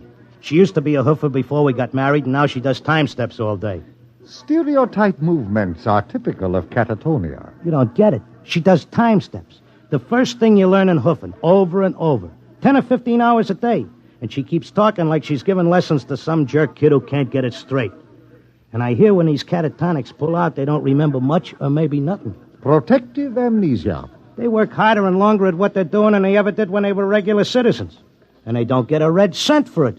I beg your pardon? I said they were getting stiffed. Anybody who works that hard ought to get paid. I don't understand what you're getting at. What are they knocking themselves out for if it's for free? Doc, I tell you, I miss that mouse. I gotta save her. She can't see or hear us, but she can sure see or hear something. And I'm gonna dope her. Clarker, it's too much for you. Too much for me, huh? Who was it said Warlock had turned into a dog in his third year? Who was it had 7 winners the opening day at Belmont? You take my word for it, Doc. I'll beat the schizophrenia handicap.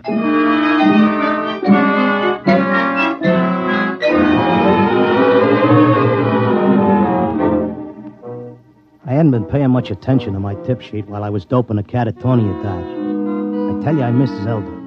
I miss the bobby pins on the floor and the nylon stuck on a shower rack, the toothpaste tube squeezed from the top. I had to get her back somehow. Next day, I took a cab and went out to that place. I sat in the room and watched her dance. Oh, it was something. Because Zelda was worth watching, even with her eyes blank and her feet shuffling through that simple time step. Mr. Locke, visiting time is almost up. All right. Zelda. Listen, Zelda. How long can they take to learn a time step? She can't hear you. Look, kid, I don't know who these squares are that you're working for, but tell them if they take you, they got to take me, too. You hear?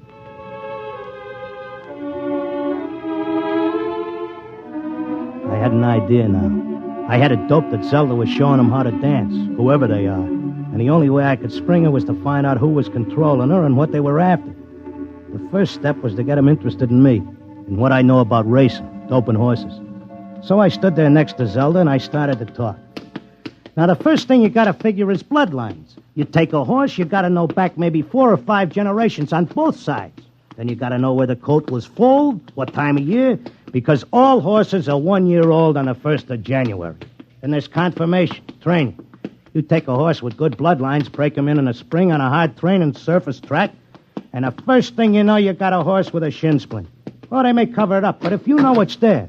I once knew a horse ran in Hialeah who was scared of flamingo. What are you doing? Had a fine record at Gulfstream and Bowie. But when he got down to Hialeah and got one look at the flamingos, he wouldn't run for beans. Mr. Locke, are you all right? Shut up, I'm Mr. busy. Locke. You bet on a horse that's scared of flamingos at Hialeah, and you're going to come in with your tail between your legs.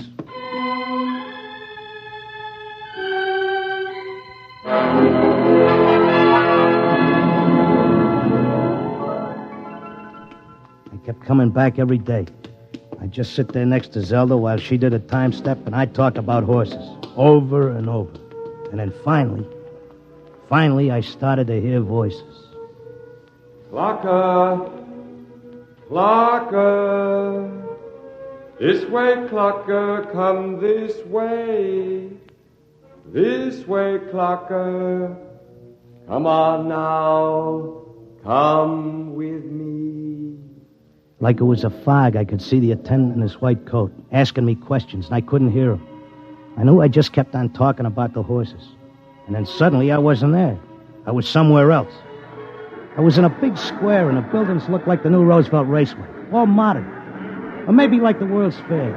There were trees and statues, and there were hundreds of people standing around, and they all looked scared. There was a little man with bifocals and a vest with pins and needles in it standing next to me. He looked scared. But I knew it had worked. I was on my way to Zelda. How did I get here? Excuse me, mister. How did I get here? I don't know. I can't take time for pleasure trips. I've got a customer coming in tomorrow for a fitting. She'll positively murder me if her dress isn't ready. She can't murder you. Not anymore. You mean we're dead? Don't ask me, but I don't think you're dead. That much I can tell you. Some of the people in the crowd were complaining they had families to take care of, while others were worried about leaving their businesses. And they all grew quiet when a man climbed up on a big platform in front.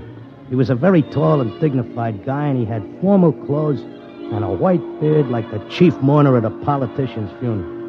Ladies and gentlemen, please feel at ease. You are not in any danger. No harm will come to you.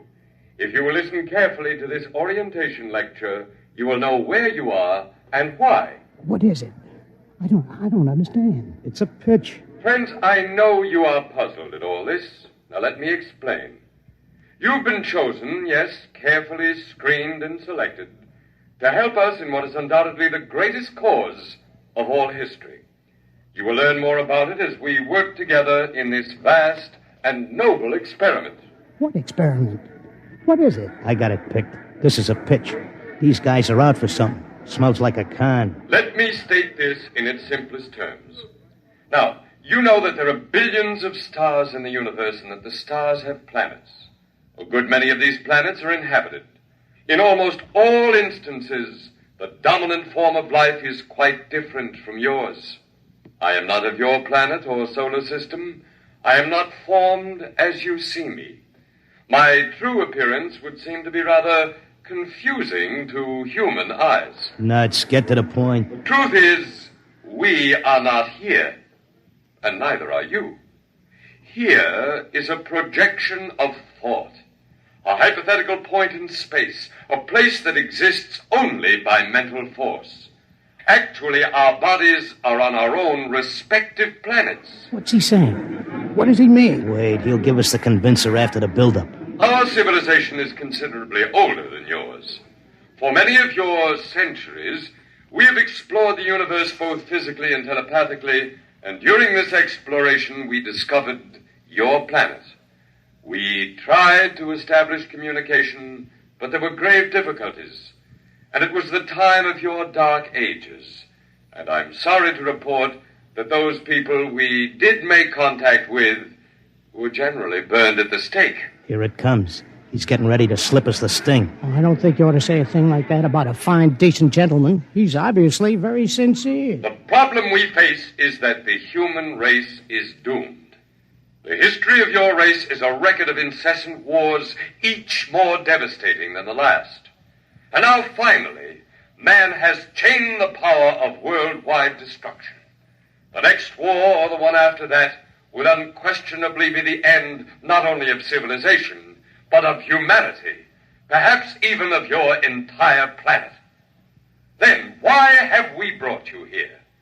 Because man, in spite of his suicidal blunders, is a magnificent race. he must not vanish without leaving a complete record of his achievements. Now, this is the task we must work together on. Each of you has a skill, a talent, a special knowledge we need for the immense record we're compiling. Every area of human society must be covered. And so we need you urgently. Your data will become part of an imperishable social document that shall exist untold eons after mankind has vanished.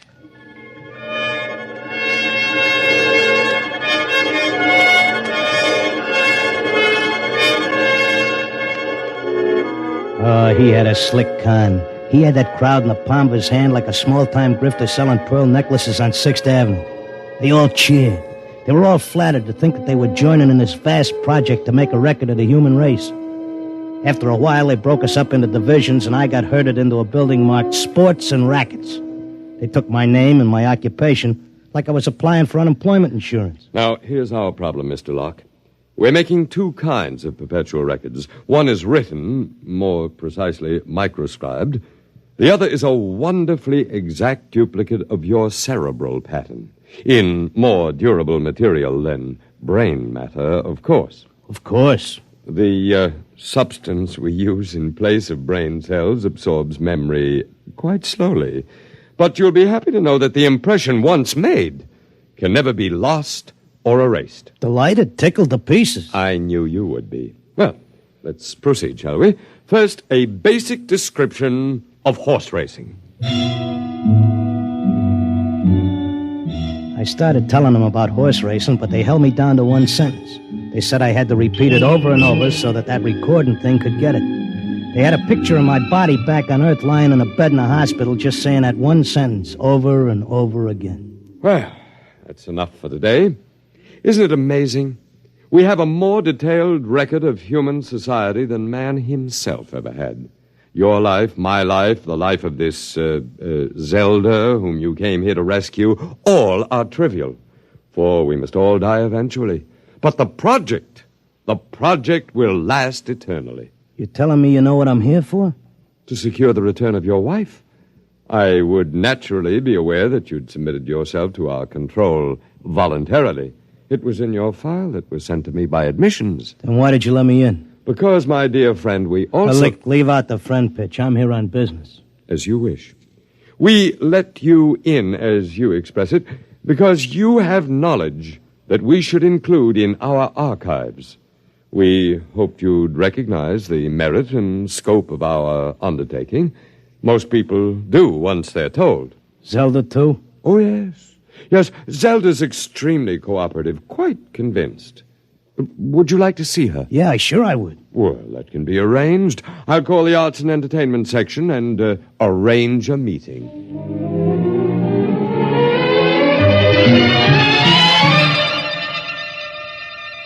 Zelda, baby. Clocker. Let's get out of here. Oh, hello, Clocker. Aren't you glad to see me? I spent months and shot every dime I've got just to find you. For sure I'm glad to see you, hon, but I can't waste any time. This work is so important. I want to talk to you. That con artist with the white beard said... isn't he wonderful, Clocker? Aren't they all wonderful? Regular scientists devoting their whole lives to this terrific cause. What's so wonderful about that? They could let the Earth go boom. It wouldn't mean a thing to them. Everybody wiped out, just like there never were any people. Not even as much record of us as the dinosaurs. Gee, wouldn't that make you feel simply awful? I wouldn't feel a thing. All I'm worried about is us, baby. Who cares about the rest of the world doing a disappearing act? I do, and so do they. They aren't selfish like some people I could mention. Selfish? You're darn right I am.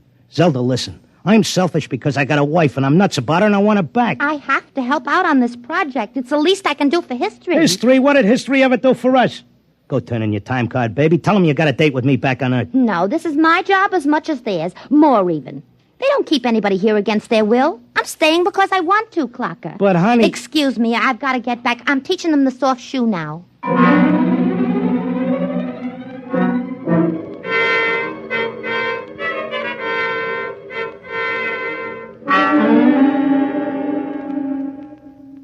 Are you satisfied now, Mr. Locke? Listen, take away the doom push and this racket falls. Listen, suppose you're all square. Suppose you're leveling. You're knocking yourself out because your guess is we're going to commit suicide. But is there any doubt of it? Do you honestly believe the Holocaust can be averted? I think it can be stopped, yeah. Listen, between these catatonics and me, we could tell them what it's all about. I notice you got people from all over the world here. They get along fine because they have a job to do and don't have time to hate each other. Well, it could be like that back on Earth. Mr. Locke, we have experimented in the manner you suggest, but a human psychological mechanism defeated us. Yeah? What was that? Protective amnesia. They completely and absolutely forgot everything they'd learned here. Well, what are the odds on me remembering? Well, you are our first volunteer. Look, I'll give you a deal. You let me out, and maybe I'll be the first case that didn't get amnesia, and I can tell the world all about this. I'll come back if I lame out. You can pick me up any time you want. But if I make headway, you gotta let Zelda go, too. That's a very reasonable proposition. We'll lift our control, Mr. Locke, for a suitable time. If you can arouse a measurable opposition to racial suicide, measurable, mind you, then we agree to release your wife and revise our policy completely.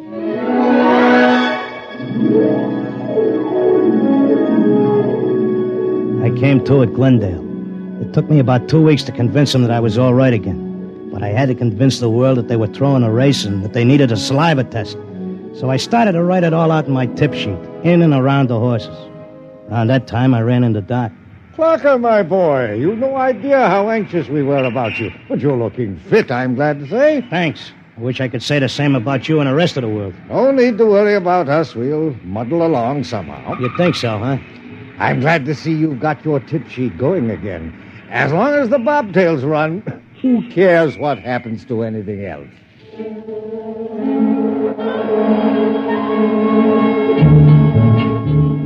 Of course, nobody listened to me. I had posters printed telling everybody. I hired sandwich men to walk through the city. I made speeches in Columbus Circle. I told everybody doomsday was near. I sent letters to Congress, to the UN, editors of newspapers. Nobody paid any attention.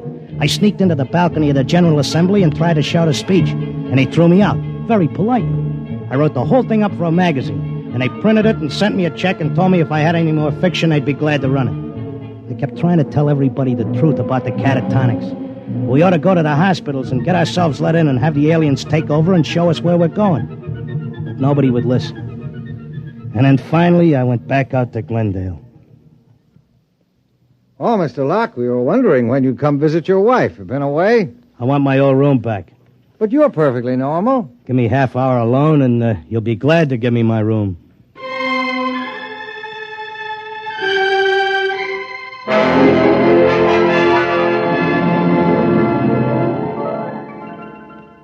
Well, here I am back again. Oh, Mr. Locke. Okay, I'll give you all the rest of the dope on racing. You won't have any trouble with me. Then you're convinced you failed. I'm no dummy.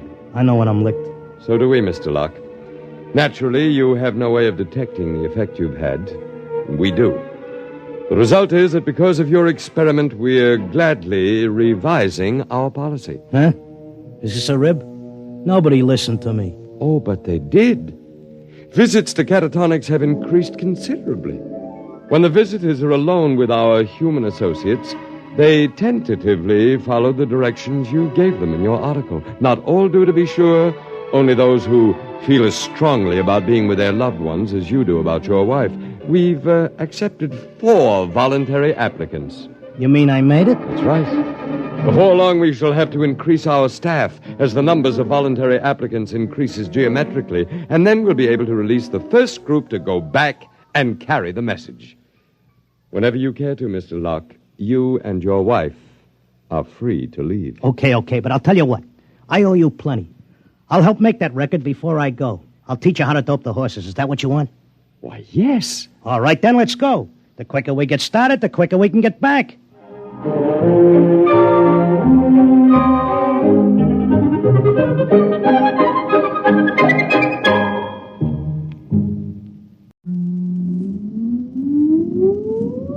Countdown for blast off. X-5, 4, 3, 2, X-1, fire.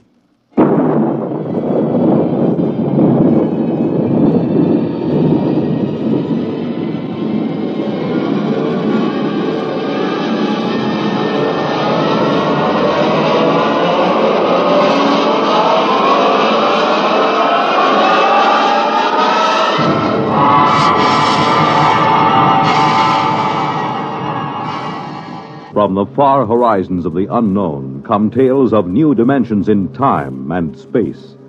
These are stories of the future, adventures in which you'll live in a million, could be years, on 1,000 maybe worlds.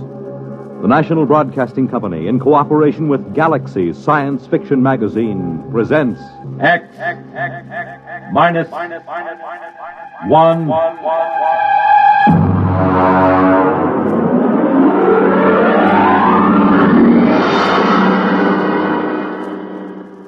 Tonight, the discovery of Morniel Mathaway by William Tent.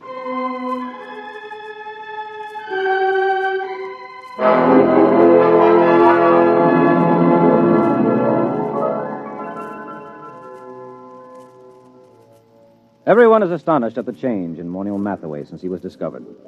Everyone, that is, but me. They remember him as an unbathed and untalented Greenwich Village painter who began almost every second sentence with I and ended every third one with me. You see, I understand the change in him, because I was there the day he was discovered. We were talking about his discovery that day. I was sitting carefully balanced on the one wooden chair in his cold little Bleecker Street studio because I was too sophisticated to sit in the easy chair. Come on, Dave. Take a comfortable seat. Oh, no, Morny. Oh, no. I know about that chair. Now, what do you mean? It's the only comfortable chair in the room. Yeah, I know. Look at it. Broken down springs, very high in the front and low in the back. Sure, it conforms with the position of the spine. Yeah, sure. And when you sit in it, things begin sliding out of your pockets. Loose change, keys, wallets, anything. What do you do, Morniel? Pay the rent on your studio with that easy chair? Well, as a matter of fact, it is rather profitable. And that's why I'll sit on the wooden chair, if you don't mind. Oh, now, don't be bourgeois. Well, I notice you always sit on the bed. That's because I'm a good host. I see. Well, how's the painting going? Oh, great. Fabulous. You sell any paintings? No. You know, Dave, I can't wait for the day when some dealer, some critic with an ounce of brains sees my work. I can't miss, Dave. I know I can't miss. I'm just too good. Sometimes I get frightened at how good I am. Why, it's almost too much talent for one man. Well, there's always... Not that it's too much talent for me. I'm big enough to carry it, fortunately. I'm large enough of soul. Oh, good. I'm glad to hear it. Now, if you don't mind... You know what I was thinking about this morning? No, but to tell you the truth, I was thinking about Picasso, Dave. Picasso and Rouault. I'd just gone for a walk through the pushcart area to have my breakfast. You know, the old hand's quicker than the eye. Yes, I know. I've seen you do it. You're the only man I know who can ask directions to Houston Street and fill his pockets full of bananas at the same time. Oh, well, society owes the artist something. Mm-hmm. Anyway, I started to think about the art of modern painting. I think about that a lot, Dave. It troubles me. You do, huh? Well, I was thinking, who is really doing important work in painting today? Who is really an unquestionable great? I could think of only 3 names. Picasso, Rouault, and me. Well, naturally. Just 3 names, no more. Oh, it made me feel very lonely, Dave. Yeah, well, I can see that. But and then I asked myself, why is this so? Has absolute genius always been so rare? Why has my impending discovery been delayed so long? Oh, I thought about it for a long time, Dave. I thought about it humbly, carefully, because it's an important question, and this is the answer I came up with.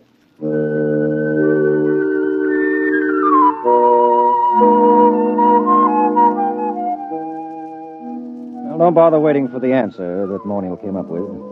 It turned out to be a theory of aesthetics I'd heard at least a dozen times before from a dozen other painters in the village. Morniel was a bad painter, there was no question about it.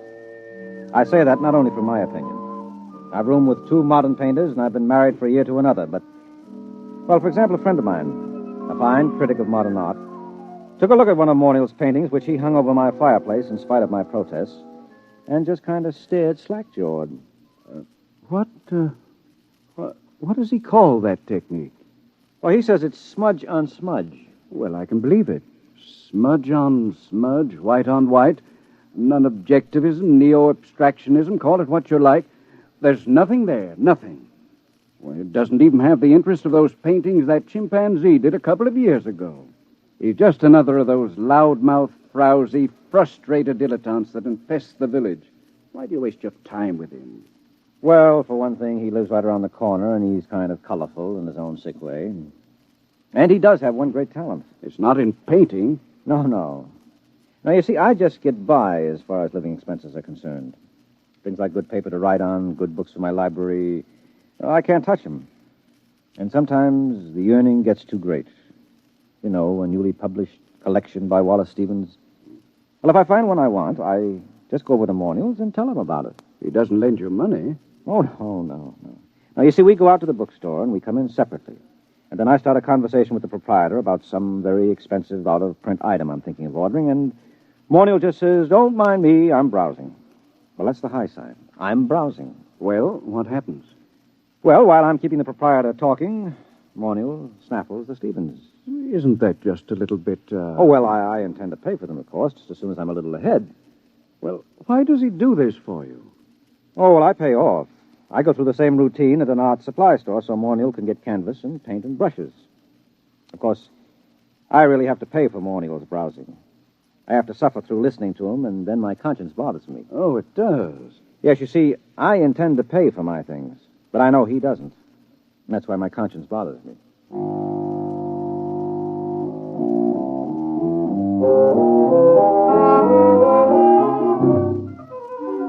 Well, here he was the day he was discovered, sitting in his room, and Morniel was running on about his own genius. No, I can't be as unique as I feel.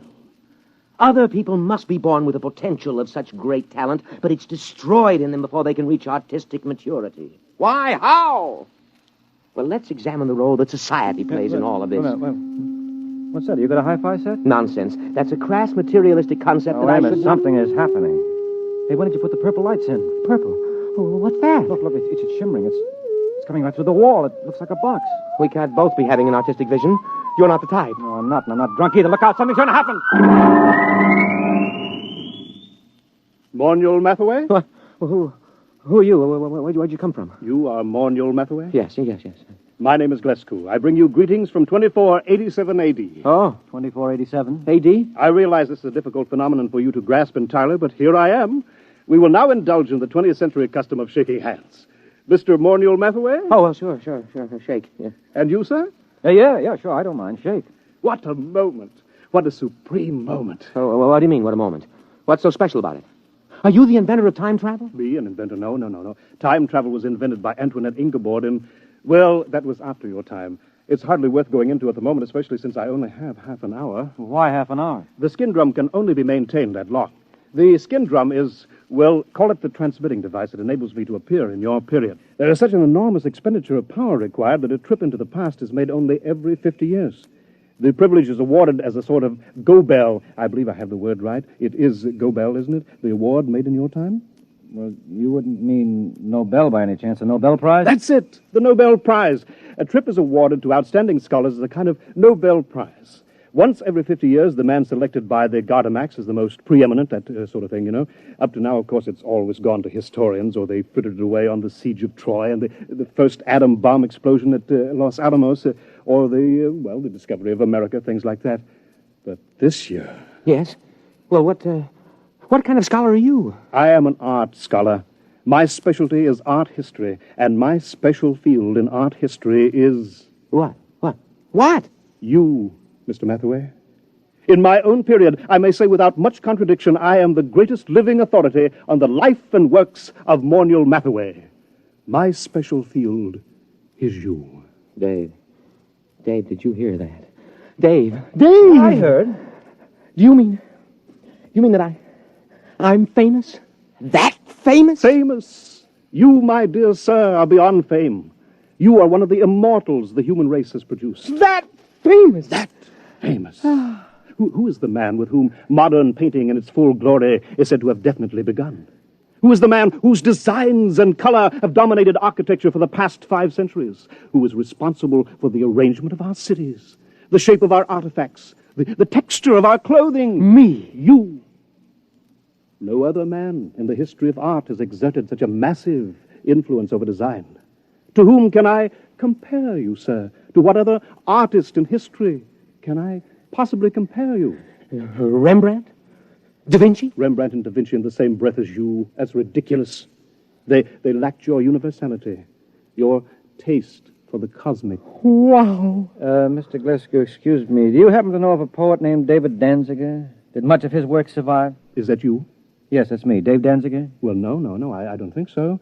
The only poet I can remember for this time and this part of the world is Peter Tebb. Tebb? Never heard of him. Then this must have been before he was discovered. But you see, I am an art scholar. Well, you see, checking my chronometer, I see my time is getting short. While it is an overwhelming delight for me to be standing in your studio, Mr. Mathaway, and looking at you at last in the flesh, I wonder if you would mind obliging me with a small favor. Oh, sure. You name it. Nothing's too good for you. What do you want? I wonder, I'm sure you don't mind, could you possibly let me look at your painting? The one that you're working on at this very moment. Well, sure. I have one right over here. Just, I'll pull the easel around. There you are. I intend to call this Figured Figurines number 29. Oh, but this... What's the matter? Well, surely this isn't your work, Mr. Mathaway? Yeah. It's my work, all right. Figured Figurines number 29. Recognize it? No, I do not recognize it, and that is a fact for which I am extremely grateful. Could I see something else, please? Something a little later. Well, that's the latest. Everything else is earlier. Here, you might like this. Now, I call this Figured Figurines number 22. I think it's the best of my early period. Oh dear. You know, well, this looks like smears of paint on top of other smears of paint. Right. Only I call it smudge on smudge. But you probably know all about that, being such an authority on me. And now, here we have Figured Figurines number 12. Do you mind leaving these figurines, Mr. Mathaway? I'd like to see something of yours with color and form. Well, I haven't done any real color work for a long time. Oh, wait a minute. Wait. I have one over here somewhere, an old canvas. I was going to paint over it. Here we are. This is one of the few examples of my mauve and mottle period that I've kept. Oh, I can't imagine why. It's positively, Oh, dear. Oh, now, wait a minute. Let me show you some of my intestinal period. Here. Here's a particularly good one. It's called Large Intestine Rampant. You like it? Oh, please. I think I'd like to sit down. Well, take the comfortable chair. And here's another one called Small Intestine Incisive. Oh, it's rather good, don't you think? I managed to avoid completely any definite line. You notice that? I don't suppose you ever drink of Glafax. Oh, no, of course you don't. It hasn't been invented yet. Oh, now here's one that's bound to be great. It's one of my earlier smudge on smudges. It's called Fly Ash. I painted it by coating the canvas with slow-setting glue and leaving it out on the window for about 2.5 hours. Notice the delicate deposit of soot. Oh, please. Please, Miss Mathaway, please. Oh, I've got lots more. I don't understand this. All these canvases, this is obviously before you discover yourself and your true technique. But I'm looking for a sign, a hint to the genius that is to come, and I find... Well, how about this one? Here. Oh, please. Oh, take that away. Oh, dear. Oh, dear, no. Oh, look, I'll have to leave soon. I don't understand this at all. Let me show you something here, gentlemen. Here, a pocket edition of the source book. The complete paintings of Morniel Mathaway, 1928-1996. Were you born in 1928? Yep. May 23rd, 1928. Here, look at the first painting. Well, that's beautiful. I mean, the color, that's incredible. Oh, well, that stuff. Well, why didn't you tell me you wanted that kind of stuff? You mean you have paintings like this, too? No, not paintings. One painting. Oh, I did it last week as a sort of an experiment, but I wasn't satisfied with the way it turned out, so I gave it to the girl downstairs. Would you like to look at it? Oh, yes. Very much. Well, here, I'll just toss your book on the bed. Come on, it won't take a minute or two.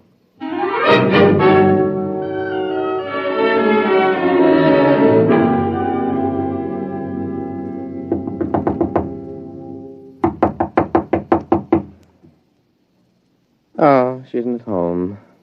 I thought she'd be home now. Oh, I did so want you to see that painting. I want to see it. I want to see anything that looks like your mature work. But time is getting short. The chronometer... I'll tell you what. Anita here has a couple of cats that she asked me to feed when she's away for a while. So she's given me the key to her apartment. Suppose I, browse upstairs and get it. Yeah, but Suppose I browse through my room and get it. Get it? Oh, yeah. You go ahead and browse, sure. Fine, but please hurry. Oh, sure, I'll hurry. I won't take long browsing.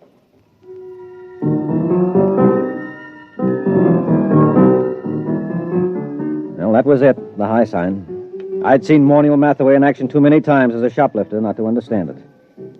He was going upstairs to lift that book that he'd dropped on the bed. I knew he hadn't ever painted a picture like the one in the book, but he would now. Only he wouldn't paint them. He'd copy them. Well, I started talking automatically. You paint yourself, Mr. Glasgow? No. Of course, I wanted to be an artist when I was a boy. I imagine every critic starts out that way, but I found it far easier to write about paintings than to do them. Once I began reading the life of Morniel Mathaway, I knew I had found my field. Not only do I empathize closely with his paintings, but he seems so much like a person I could have known and liked. That's one of the things that puzzles me. He's quite different from what I had imagined. Yes, I'll bet he is. Of course, history has a way of adding romance to an important figure. Mm-hmm. Oh, dear, I'm running out of time here. Do you think you'll be back with the key soon? I practically no time left. I've just got to get upstairs to the time translator. I just can't wait. I'll have to hurry now. Oh, dear, I did want to see an original Mathaway. I did want to. Mr. Mathaway, Oh! What's the matter? The time translator, it isn't here. It's gone. The book is gone, too. And Mathaway, he stranded me here. He must have figured out that getting inside and closing the door made it return. Yeah, he's a great figure. And he'll probably figure out a very plausible story to tell the people in your time to explain how the whole thing happened. Why should he work his head off in the 20th century when he can be an outstanding hero-worship celebrity in the 25th? So what'll happen if they ask him to paint merely one picture? Oh, he'll probably tell them he's already done his work and feels he can no longer add anything of importance to it. He'll no doubt end up giving lectures on himself. Don't worry. He'll make out. It's you I'm worried about. You're stuck here, aren't you? Are they likely to send a rescue party after you? No. Every scholar who wins the award has to sign a waiver of responsibility in case he doesn't return. No, I'm stuck here. Tell me, is it very bad living in this period? Well, not so bad. Of course, you'll need a social security card, and I don't know how you go about getting one at your age, and well, the immigration authorities may want to question you since you're sort of an illegal alien. Oh, dear, that's awful. Wait a minute. It needn't be. I'll tell you what. Morniel has a social security card. He had a job a couple of years ago. He keeps his birth certificate in that drawer along with his other papers. Now, why don't you just assume his identity? He'll never show you up as an imposter. So do you think I could? Won't I be...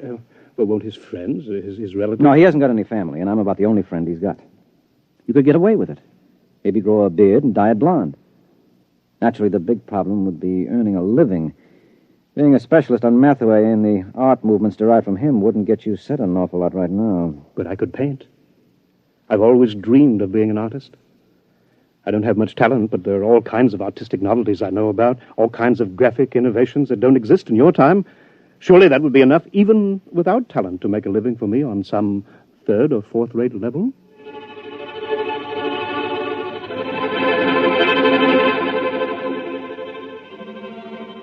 It certainly was, but not on a third or fourth-rate level. Mr. Glasgow, that is Morniel Mathaway, is the finest painter alive today and the unhappiest. After his last wildly successful exhibition, I remember he said to me, "What's the matter with all these people praising me like that? I don't have an ounce of real talent in me. All my work is completely derivative. I've tried to do something, anything that was completely my own, but I'm so steeped in Mathaway that I can't seem to make my own personality come through. And those idiotic critics go on raving about me, and the work isn't even my own." Well, then whose is it? Mathaway's, of course. We thought there couldn't be a time paradox. I wish you could read all the scientific papers on the subject. They fill whole libraries because it isn't possible that time specialists argue for a painting to be copied from a future reproduction and so have no original artist. But that's what I'm doing. I'm copying from that book by memory. Look, Glasgow, that is Mathaway. Don't knock yourself out. But it's dishonest. No, it isn't. You're deliberately trying not to copy those paintings. You're working so hard at it that you refuse to think about that book or even discuss it. As a matter of fact, when I tried to get you to talk about it a little while ago, you couldn't actually remember it. That's true. That's true. You're the real Morniel Mathaway, and there's no paradox. You're actually painting those pictures. You're not copying them from memory. I know in my heart that they're not mine. All right, I'll forget it. Anyway, you're a much nicer guy than Mathaway ever was. And besides, a buck is a buck.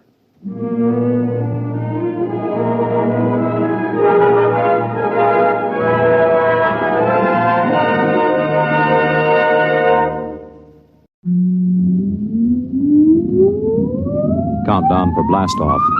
X minus 5, 4, 3, 2, X minus 1, fire.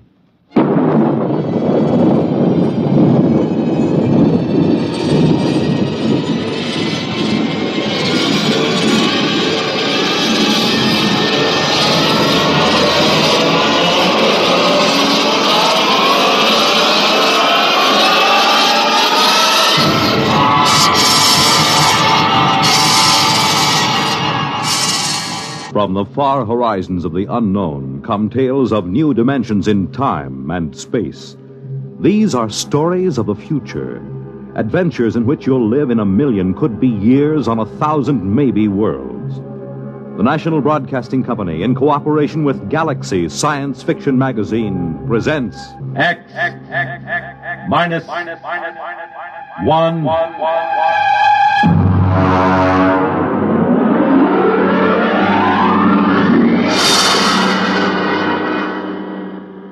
Tonight, we take you some 800 years into the future to meet man's best friend.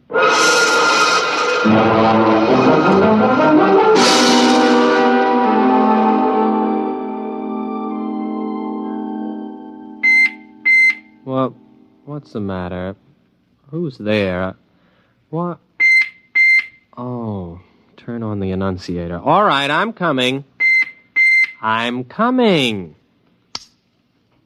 Well, stand in front of the screen. I can't see you. I am in front of the screen, Mr. Schnee. You haven't turned up the viewing control. Oh, yeah. Well, there you are. Do I know you? May I be the first to congratulate you, Mr. Schnee? You may indeed. What for? Oh, you haven't heard the news. Good, then I shall be the first. I imagine I got a head start on the others because of my superior facilities for locating you. Your address wasn't given. These pronouncements do tend to be a bit vague. It's a matter of tradition, I suppose. I haven't heard any news for days. I've been listening to my sound tapes and, and meditating. Now, wait a minute. I'll let you in. Oh, the auto bursar must have forgotten to pay the doorbell. Have to open it manually. Just a minute. All right, you, can come in now. Well, I suppose you don't know who I am. Well, you're wearing the uniform of an upper echelon salesman. I just wanted to warn you, nobody can force me to buy anything. I'm a free citizen. Oh, now, come, Mr. Schnee. I suppose the big news is I'm the lucky householder to whom the little gem room expander will first be offered. Oh, nothing of the sort. I'm not a common salesman. Oh, I'm sorry. I didn't notice your merchant prince badge. Come in, have a chair. No, not that one. It's my meditator. It's still running. Oh, thank you. Well? Mr. Schnee, our prognosticator has just given its fortnightly prognostication. You are going to be our new ruler. Congratulations. I'm sure you will be a splendid one, too. But wait, what's to become of the old ruler? You're scheduled to dispose of him sometime this month. Now, Mr. Schnee, allow me to introduce myself. I am Biedrich Floria, Vice President of the Munitions and Container Corporation. Here I have our latest model in this case right here. There we are. Beautiful, isn't it? Mm-hmm. Now, if you will only agree to shoot Overlord Kip with a Floria Semper Fidelis gun, my corporation will be happy to place a substantial amount of credit at your disposal in any bank you choose. $6 billion, to be exact. Now, if you'll just sign here on the dotted line... Nonsense. Oh, come now, Mr. Schnee. Even a ruler can use money. Bribery for government officials, bread and circuses for the people. Oh, money's a very useful commodity, Mr. Schnee. Shall we say, $7 billion? I don't doubt that money is useful, but when I said nonsense, I meant the prognosticator. Mr. Schnee? The whole thing is a lot of, well, nonsense. A whole planet of supposedly intelligent people listening to what's really more an oracle.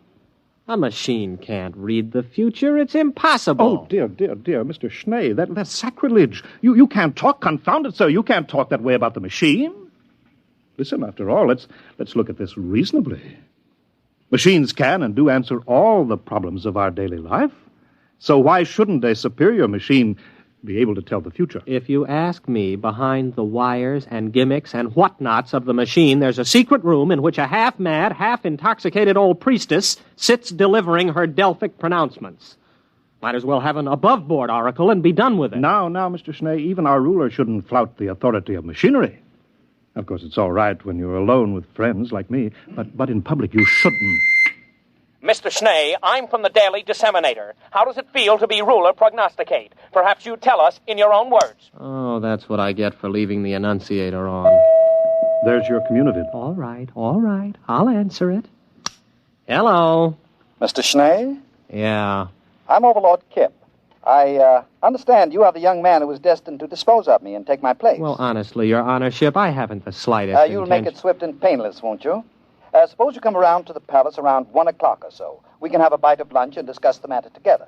After all, I think you'll agree that I have been a reasonably good ruler, and so I have the right to die with dignity. Oh, absolutely. No question of that. I think it's a very good idea having a chat about it first. It is awkward to dispose of someone you haven't met previously. Thank you, Mr. Schnee. I hope you'll find your successor as cooperative as yourself. I wonder whether he wants me to make an appointment so he'll have a band of counter-assassins ready to kill me. You know, that would save him the expense of a standby guard. He's pretty tight, you know. He wouldn't dream of doing anything of the sort. Overlord Kip knows what's due his position. He has a sense of duty and responsibility, which, unfortunately, seems to be lacking in his successor, if you'll excuse me speaking frankly. I am, of course, considerably older than you, and so I feel... It's quite all right. You may speak freely. Furthermore, if he had you killed, the people would probably give him a painful and lingering death for attempting to interfere with the course of destiny. Oh, by the way, speaking of the people, the Polo will probably be around to hail their new leader soon. You really should work up a few well-chosen words. Well, I'm not going to do it. They can't make me kill him and take over, and that is flat. I am not the administrative type. I never have been. Well, in that case, the people will probably kill you for attempting to interfere with fate. Have a cigar? But I wouldn't have done anything. There are sins of omission as well as commission. Come now, it's true, a ruler's life expectancy isn't very long. At least it hasn't been the last few reigns, but it's longer than yours will be if you refuse to fulfill your destiny. I wouldn't make a fit ruler. Consider my origins. I wouldn't tell this to anyone but you. I'm illegitimate. I don't even know who my father is. It's a wise child who knows his own father. And some of the most celebrated leaders in history have been illegitimate. Look at William the Conqueror, Alexander Hamilton. I don't think that's too much of a recommendation. You see, almost anyone can be a leader. The important thing is that he be destined for leadership. But I'm no good at it. Everybody says so. I've never done a thing in my life. My aged mother has had to work to support me. Well, it's time enough that you stood on your own 2 feet, my boy. Remember, destiny must take its course. Oh, excuse me, I'm due on radio monitor in a few seconds. If you don't mind, I'll broadcast from here. I'll just check my equipment here. Fine. Now, here we go. My friends, allow me to introduce to you your new ruler, Gervais Schnee. He is planning to assassinate Overlord Kip with a Floria Semper Fidelis gun.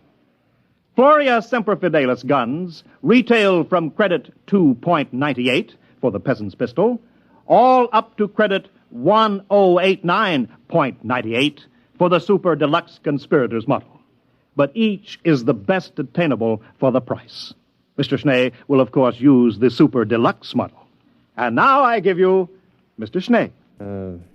Right into here? Oh, anywhere. It's non-directional. Oh.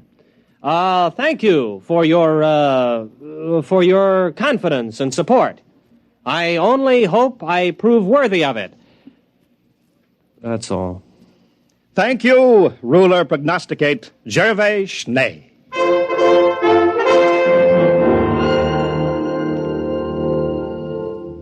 Will you have some more wine, Mr. Schnee? Oh, no, thank you, Overlord Kip. I've had too much already. It's a delightful vintage, isn't it?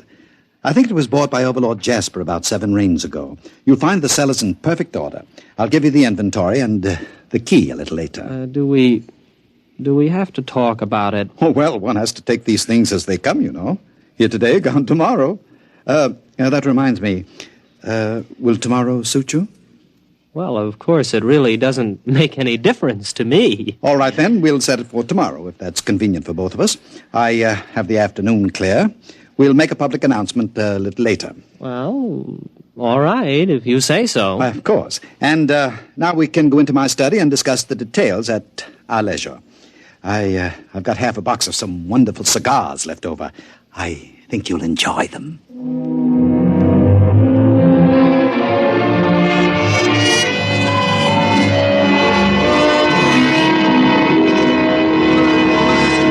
Oh, Mr. Schnee.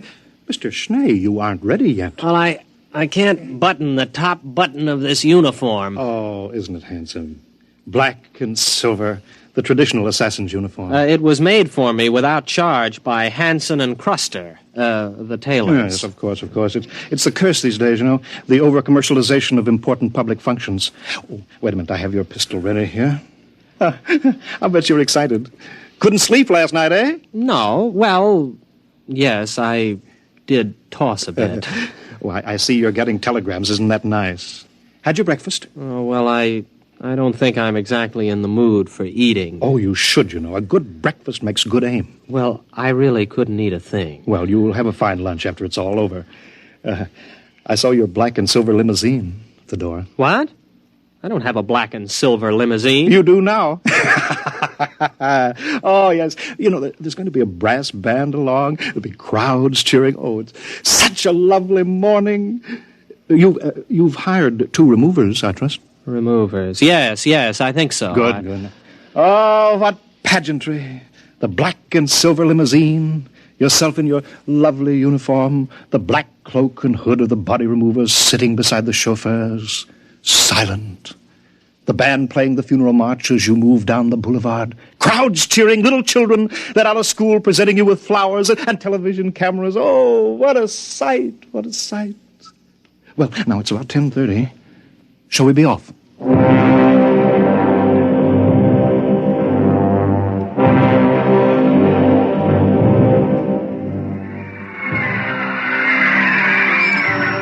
Well, come on. Get out of the car, Mr. Schnee. I don't feel so good. Well, come on now. The television cameras are ready. There we are. Just a moment. Now, ruler prognosticate Schnee, allow me to load your super deluxe conspirators Floria Semper Fidelis gun for you. It's already loaded. I'm supposed to do it now for the cameras. It's already loaded. Permit me to check it, then? It's perfectly all right, I tell you. No, don't touch it. Nobody would have any difficulty loading a Semper Fidelis gun. Yes, that's right. Yes, of course. Whether you buy the peasants or the conspirators model, both have the same freeloading mechanism. Here we are, candy, popcorn, hashish, yogurt. Buy your refreshments here. Program. Sometimes you can't tell the assassins from the corpse without a program. Get your program for the program. All right, Schnee, it's time. Let's go.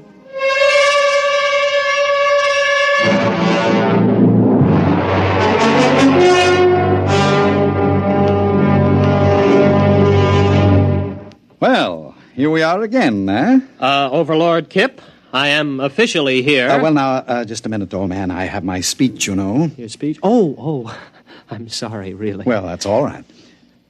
Ladies and gentlemen, before the conclusion of this ceremony, I wish to remind you of a few important facts concerning my reign, which comes to an end in just a few minutes. I call your attention to the budget of 2786. 83 billion credits against an outgo of 72 billion. Not to mention the dam across the Volga River, which was constructed 3 months short of the proposed 5-year date at a cost of 73 billion. I thank you.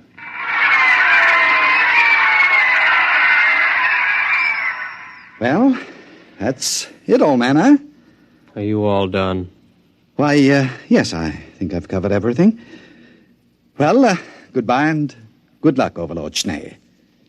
Anytime you're ready. You mean now? Well, come along, old man. The networks have only cleared an hour. There's a commercial program starting in 3 minutes. Get on with it. Well, all right. Here goes.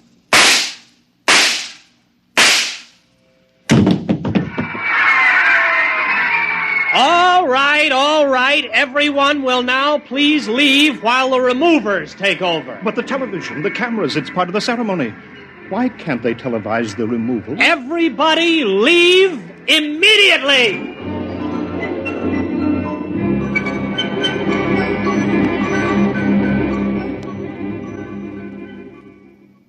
They're all gone now, Overlord Schnee. Perhaps... You too. But after all... Out! I want to meditate. Well, very well. All right. Oh, alone at last. Kip! Overlord Kip! Phew. I don't think I'd have been able to stay still much longer. You all right? Schnee, you're a good shot. That blank really stung on a very tender spot, I might add. No time for chatting. We've got to get this over in a hurry. Now comes the part where your friends will have to look like real removers. I hope they can give it the professional touch. Don't worry about us. We are real removers. At least both of us have participated in removals. I'll take off my hood. But wait! Why, you're Overlord Morehouse. I've seen you in pictures. And the other one. You're Shinnick. You died before I was born. That is, you were supposed to have died. Both of you were. Morehouse was supposed to have killed you. Well, we're not precisely dead, only retired, you might say. The prognosticator didn't say he had to be killed, just disposed of, as Kip undoubtedly pointed out to you in your little interview together. Sorry I couldn't tell you the truth, old man, but you might have changed your mind and given us away. We've formed a little club of dead overlords. We're looking forward to the day when you join us, Overlord Schnee. Well, you better hurry. If the four of us are discovered, the mob will tear us to pieces. Oh, you're right. Get on the stretcher, Kip. Bad enough we're going to have to carry you out. At least don't expect us to lift you up.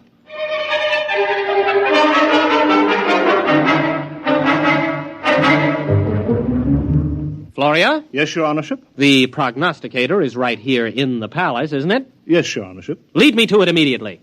Certainly, Your Honorship. It's this way.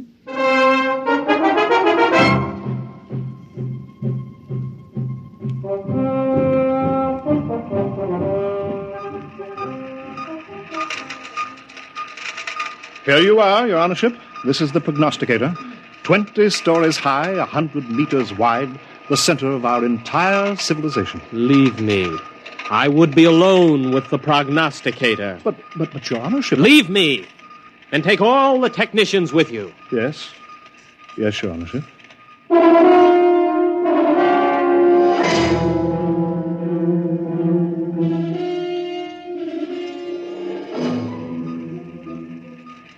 You're all alone now, Your Honorship? You too. Leave me. Well, yes. Yes, Your Honorship. Your wishes are my command.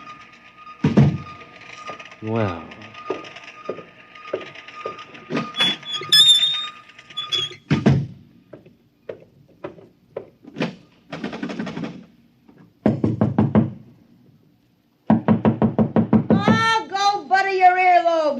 Can't you read, you dumb cluck? That door says private. Open up. It's me, Gervais. Open up. Oh, all right. Don't rush me. Oh, it's you, is it? Let me in. Well, hurry up. Don't want any of these nosy scientists around. Well, what do you want? Still the same old place, huh? Teapot. Your crystal ball has dust on it. And why don't you get yourself a new pack of gypsy cards? And please get rid of that old overstuffed horror. That old overstuffed horror is a rare old psychoanalyst couch. You see that hole? That's the original stuffing. What is that smell? That's not tea you're drinking, it's gin. Why, of course it is. Nice to see you, Sonny. It's about time you came to pay your old mother a visit. I kind of thought something like this would stir you up. Mother, you know you shouldn't have done it.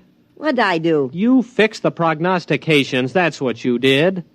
Although why you had to pick on me, Oh, I got tired of supporting you. You're a big boy, and it's about time you earned your own living. Besides, I thought it'd be a good idea to elect a sympathetic administration. Sympathetic to me, that is. Palace needs a new ventilating system. The air in here is terrible. Well, why didn't you use the prognosticator to get new ventilation put in? Oh, they'd have gotten around it the same way you got around killing Kip. But you pay attention to the prognosticator, boy.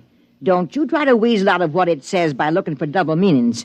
It's time you overlords learned that when the prognosticator says something, it means it. Yes, Mother. I'd hate to have to give orders to have my own boy disposed of. The last 3 disposals weren't so bad. But sometimes those disposals can turn out real messy. Yes, Mother. Oh, maybe blood is thicker than water, but not much. Yes, Mother. And why shouldn't you listen to my prognostications, huh? Just because they're dolled up a little doesn't mean they're not true. Don't I have a crystal ball? Don't I have a gypsy card pack? Don't I have tea leaves? Best tea leaves money can buy. Yes, Mother. So? What are you going to do? I'm going to have the ventilating system attended to right away. Now, that's my boy. Now, look at these here tea leaves in the bottom of my cup of gin. Yes, Mother. I can see that everything's going to work out fine. Just fine.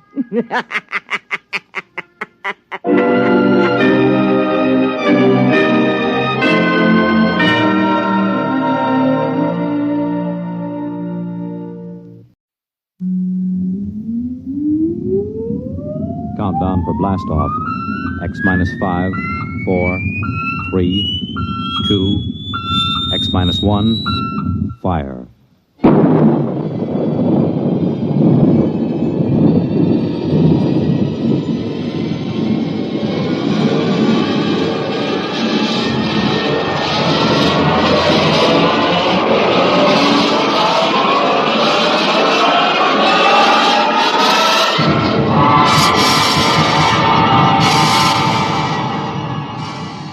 From the far horizons of the unknown come tales of new dimensions in time and space. These are stories of the future, adventures in which you'll live in a million, could be years, on 1,000 maybe worlds. The National Broadcasting Company, in cooperation with Galaxy Science Fiction Magazine, presents X minus 1.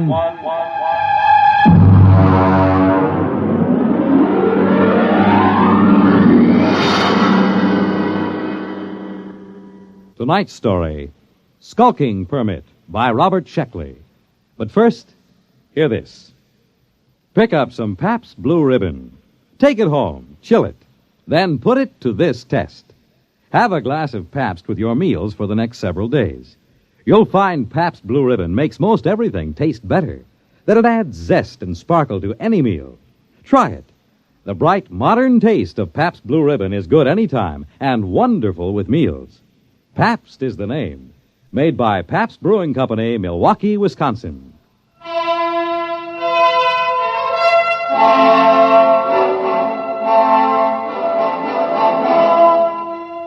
Now, X minus 1 and Skulking Permit by Robert Sheckley.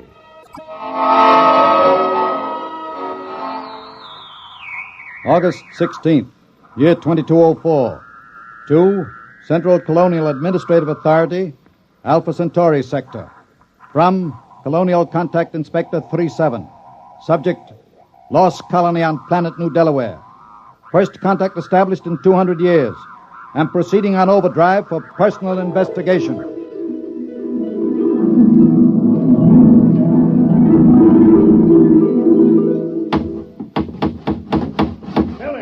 Billy Painter, I thought I told you to consult me. Take it easy, Mayor. I put the sign up. No aliens allowed within city limits.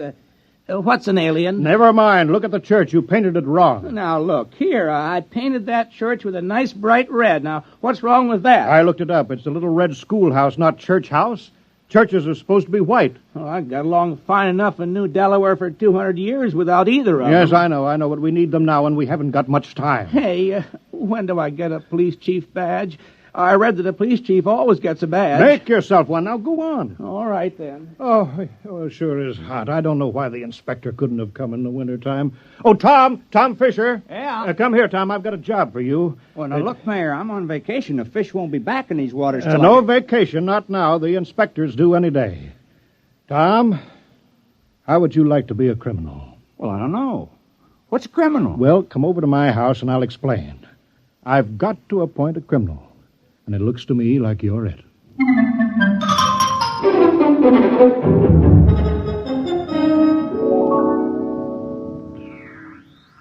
New Delaware. New Delaware. Do you hear me, New Delaware? Come in immediately. Yes, we hear you. This is Colonial Inspector 37. You of New Delaware are still a colony of Earth and subject to our laws. Do you acknowledge that status? Oh, yes. Yes, we called a town meeting last night and we talked it all over. We're still loyal to Earth. Excellent. That saves us the trouble of sending an expeditionary force to reconquer you for Imperial Earth. Imperial? Well, that's funny. All the books talk about Earth as a united democracy. A lot can change in 200 years. You realize, of course, there is room for only one intelligent species in the universe, man. All others must be suppressed, wiped out. We can tolerate no aliens. I'm sure you understand, General. I'm not a general. I'm a mayor. You're in charge, aren't you? Yes. Then you're a general. Be sure you're running an Earth colony, General, with no radical departures from the norm, such as free will, free love, free elections, or anything else on the prescribed list. Get your colony in order, General. Yeah. You see how it is, Tom? Now, about your job, Tom. I'm appointing you town criminal. Well, I don't see why there has to be a criminal. All the books say so. The criminal is as important as the postman or the police chief. He works against society. If you don't have people working against society, how can you have people working for it? I don't want to do it. Oh, now be reasonable, Tom. When this inspector comes, how can I hold my head up and tell him we don't have any crime? Don't you see that? Right there, the whole thing falls through. He'll see that we're not truly Earth-like. We're faking it. We're aliens. And you heard what he said about being rough on aliens. Well, yeah. But why me? Now, I'm supposed to have vacation now that the fishing season's over. Never mind. You're our criminal. Here, I've got this paper all made out for you just to make it legal.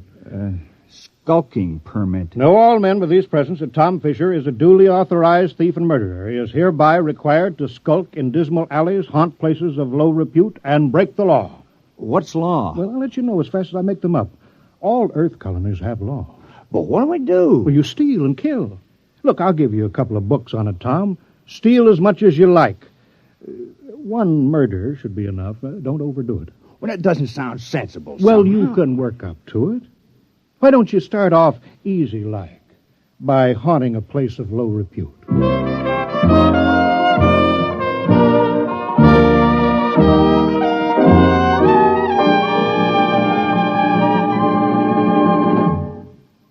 You're listening to Skulking Permit, tonight's attraction on X-1. Careful planning and sensible driving add up to an enjoyable vacation trip. Here are a few tips from the National Safety Council that should help make your trip a pleasure instead of a tense, nerve-wracking time. Before you leave, have the car given a thorough checkup to be sure it will always respond properly to your careful control. Check the emergency equipment you'll need, such as a first aid kit, keys, permits, identification, flashlight, tire-changing equipment, and your unexpired driver's license. Plan your trip for frequent rest stops with a good night's sleep each night. And then, on your trip, pay attention to the job at hand and don't daydream. Stop off the road to see the sights or read the map.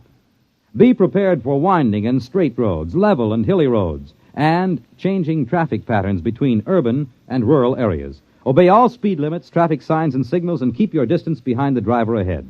This vacation is what you've been waiting for all year. Enjoy it with sensible driving.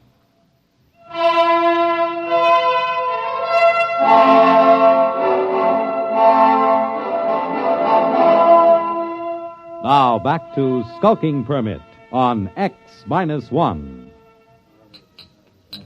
Miss Filling. Hey, how come you ain't out thieving now, Tom? Well, I'm planning. My permit says I have to haunt places of low repute, and that's why I'm here. Oh, this ain't no place of low repute. Well, you serve the worst meals in town. Oh, I know. My wife can't cook, but there's a friendly atmosphere here. Folks like it.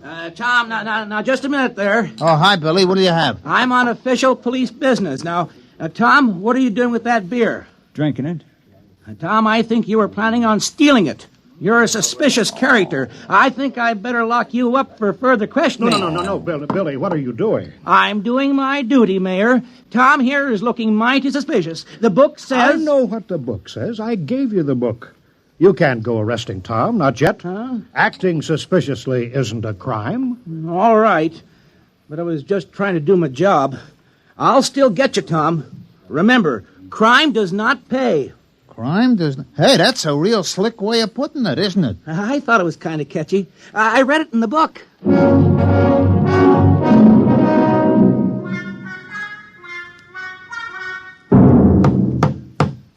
Morning, Marv. How's the schoolhouse coming? Oh, hi, Tom. Fair. Would have come along better if I'd had my saw. Your saw? Yes, I left it leaning against my door last night. Wasn't there this morning, Tom. Oh, yeah, your saw. Well, you know how it is, Marv. I had to practice some skulking last night. Oh, yeah, sure.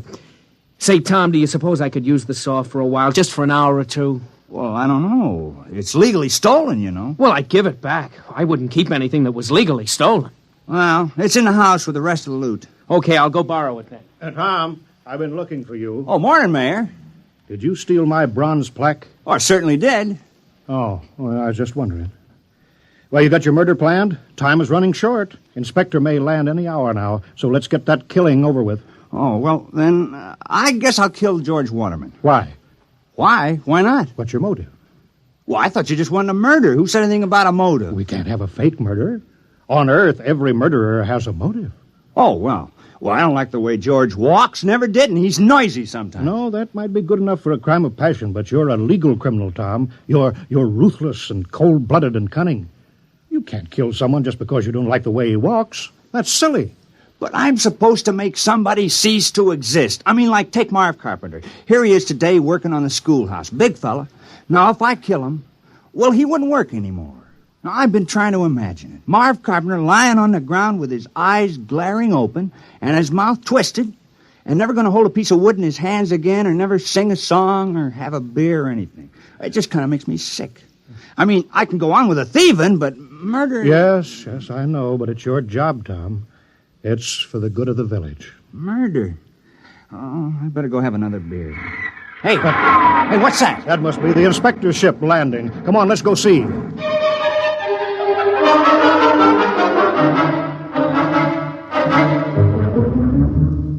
Perimeter guard advance. Sidearms to be worn at all time. And guards at battle stations. Welcome to New Delaware. Thank you, General. I'm the inspector. This is Mr. Grant, my political advisor. Is this the capital of the colony? Well, I'm afraid there's only one village on the whole of New Delaware. Only one?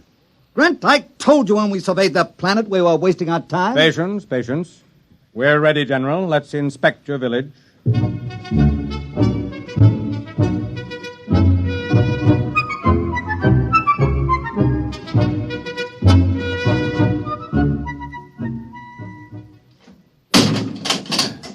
See, we've got it all. Jail, post office, church, little red schoolhouse. Oh, we're very normal. Very earthly. Grant, this place is worthless. No smelting, no heavy industry, no atomics, no taxation, they don't have anything. They'll be downgraded at the next colonial board. Why, this place is a utopia. It's subversive. We ought to blow it right out of the sky. Now, don't be despondent, Inspector. New Delaware has a very important commodity for us. What? You saw them, hulking peasants, nothing but farmers. Yes, strong, healthy farmers. Good cannon fodder. But... Oh. Let me take over. General. Yes, sir? How many able young men are there in the village between the ages of 15 and 60? Why? You see, General, Imperial Earth is engaged in a war. The colonies in Ding 4 are revolting against the authority of Mother Earth. Oh, I'm sorry to hear that. We need good, healthy fighting men. Our reserves are depleted. We wish to give all loyal colonists a chance to fight for Mother Earth. We're sure you won't refuse. Most colonies welcome a little conscription. Cleanses the blood. Reduces crime. Crime? Oh, I thought that would come up. We've taken care of that. I appointed... You see, Grant? 60, 70, perhaps 100 recruits. Not such a waste of time coming here after all.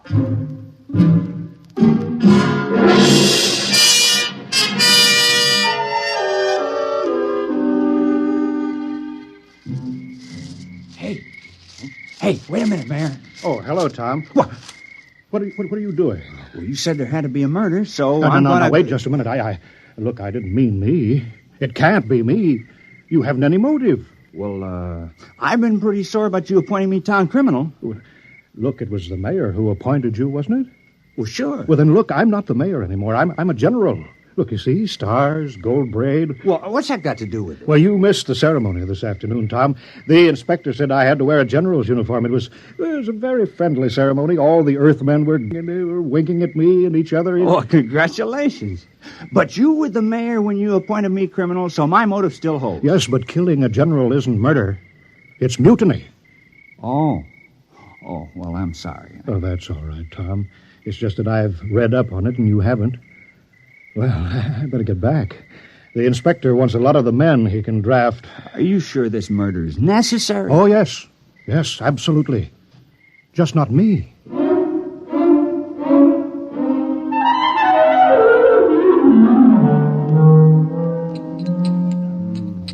No luck, huh, Tom? I just can't do it. Ed, I can't kill anybody in the village. I grew up with them. I've worked with them. I've drank root beer with them. I don't have any motive for killing any of them. Well, Tom, you have to commit a murder. You don't want to let the village down. Wait a minute. I got an idea. Ed, suppose I kill the inspector. What's your motive? Oh, it would be a very terrible crime. I'd be killing for glory, for fame, for notoriety, and it'll show Earth how earthy New Delaware really is. Well, they'll say crime is so bad here that a criminal actually killed their inspector on the very first day. Yeah. Well, how are you going to do it? Well, one of those soldiers got drunk on a bottle of your Keebler juice, and I stole his gun. Well, I better get going. I'll wait for him on the path between the mayor's house and the ship. Yeah, good luck, Tom. Yeah, thanks.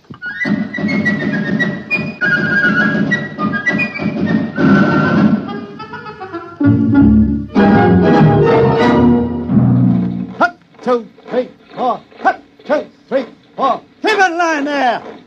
What a sloppy crew, all their feet. Still, it's a nice night's work. With those landing parties dying like flies, we can use every new man we can get. Shh! Don't say that. What? Are you afraid the mayor will hear me? Don't be ridiculous. It's a completely passive population, sheep-like, obedient. But wait till those sergeants get hold of them at the base. They'll whip them into first-class fighting men in no time. Halt!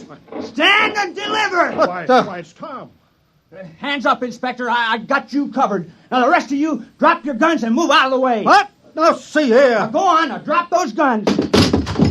What's the meaning of this? And who are you? Tom Fisher. I'm the town criminal. I'm going to kill the inspector. Now, please move out of the way. Criminal?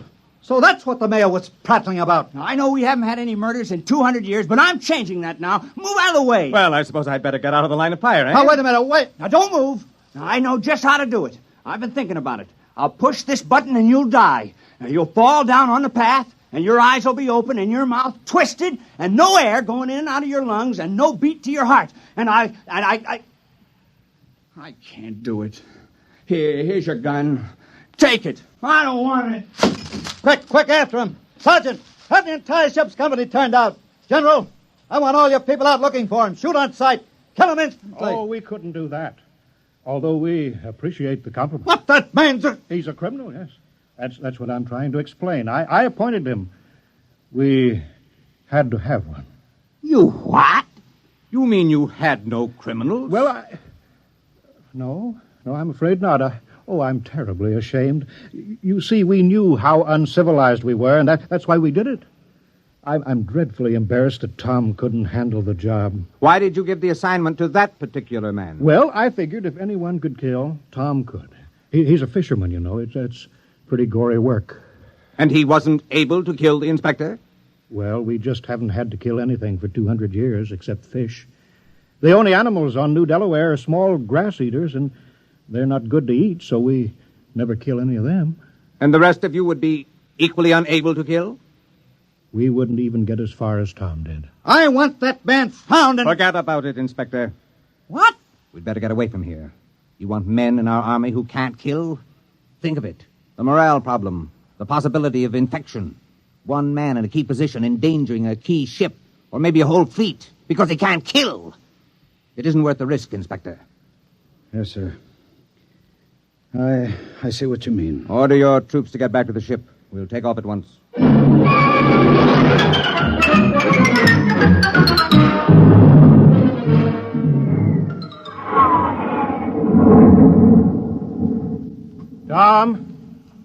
Tom, you can come out now.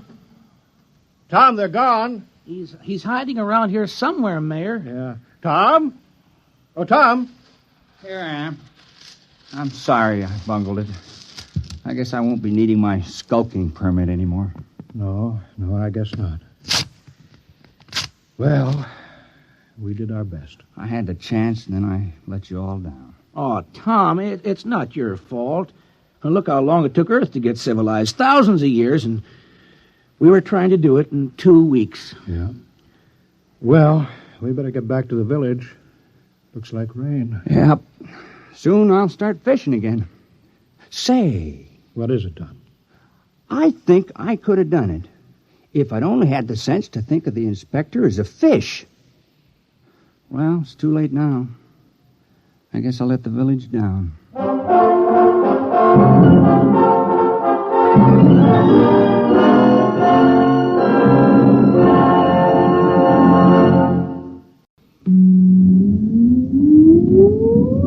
Countdown for blast off. X minus 5, 4, 3, 2, X minus 1, fire.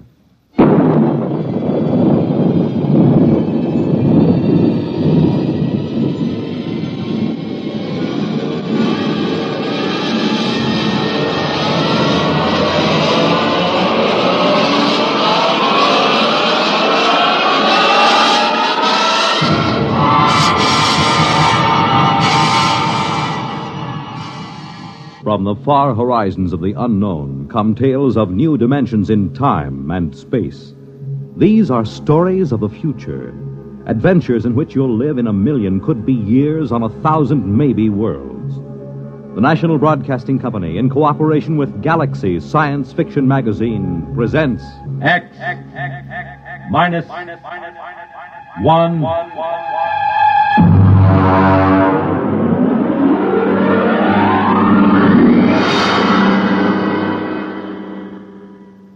Tonight, Early Model by Robert Sheckley.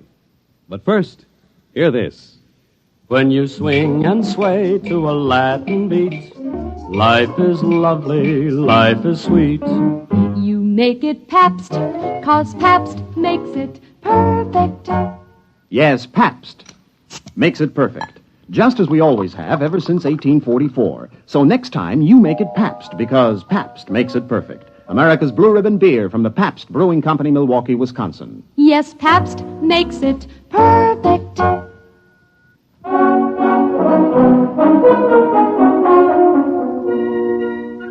Now, X minus 1, and the Robert Sheckley story, Early Model.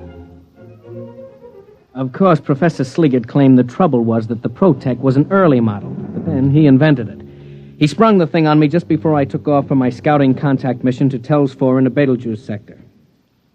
Here, Bentley, put this on. Well, what is it? A new model. It's called a Protec.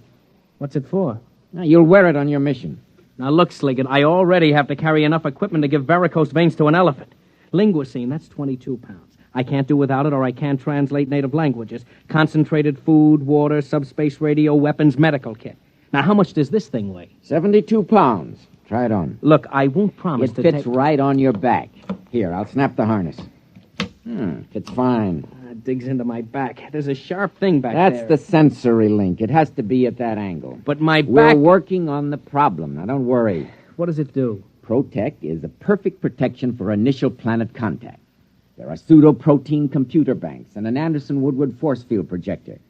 Wherever the Protec senses danger... look, I'll show you. I take this slide rule and swing at you. Hey, where did everybody go? Who turned out the lights? Hey, Sliggett, where am I? Sliggett! Get me out of here, Sliggett!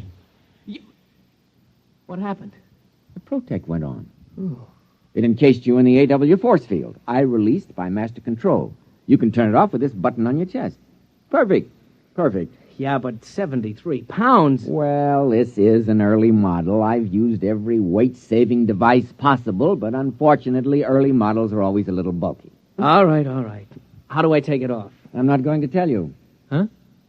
We're not going to take chances of having valuable equipment discarded just because it might be a little uncomfortable. Bentley, you're going to an alien planet. It's necessary that you be protected at all times. Look, I've got enough sense to figure out when to wear this thing. Yeah, suppose you find the natives seemingly friendly. You'd want to take off this heavy, uncomfortable Protec. But suppose you misjudge their attitude. Sliggett, I can take care of myself. That's what Atwood said before he left for Atopus 3. We never heard from him. Bentley, can you turn a knife thrust from the rear? Have you got eyes in the back of your head? Protec has. We're not going to risk $8 million worth of equipment just because you might be uncomfortable. Suppose it blows a fuse or pops a wire. We've got triple everything, with a power supply good for a century. Bentley, after this field test, the Protec will be standard equipment for all explorers. Well, all right. I'll try to get used to it. But it feels like I'm carrying a 72-pound monkey on my back. I carried it for 6 weeks on the way to Tells 4.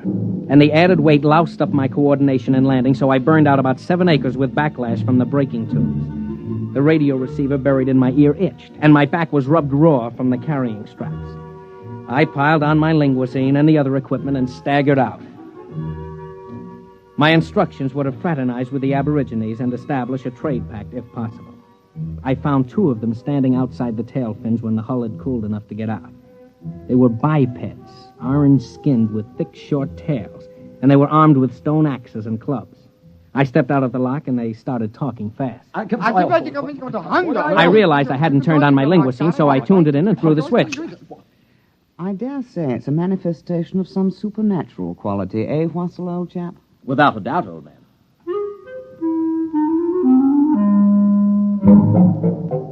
You know how the linguisine works, instantaneous semantic translation. Well, mine was made by the Gorley Laboratories just outside London, and naturally they had the word tapes recorded by BBC announcers.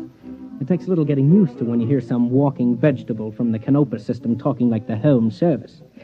Well, the Tellians were pretty excited by my arrival. How strange. Unbelievable. Most improper, you know. I suppose it can talk. I come as a friend. A friend. Well? It does talk. Dreadful accent. But what can you expect, eh? Foreigners, you know. You know, old boy, I definitely sense an evil. Oh, now, come. We're both ghost doctors. Surely if there was an evil, we'd both sense it. Well, let's ask, shall we? Let's. I say, are you evil? Me? Why, yes. You see, we're the village ghost doctors. It's our job to ferret out evil, so to speak. It's our cup of fugle, so to speak. Are you evil? Oh, no. No. He says he's not evil. Well, how do you know? If he doesn't, who does? My dear fellow, appearances aren't everything. Surely you recall the legend of Hatape, the gods tempted the chief... Please, my dear chap, I'm as well aware of religious precedent as you are.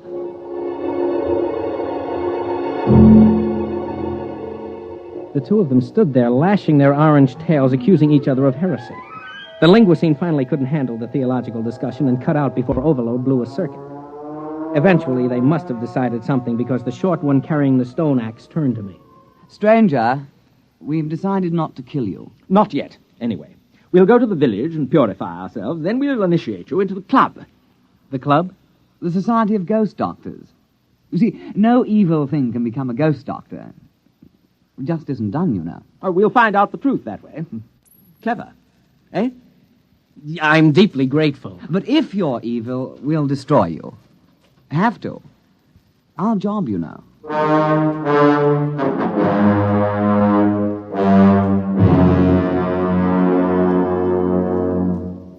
You are listening to Early Model, tonight's attraction on X-1. For the big things in your life, be ready with United States savings bonds.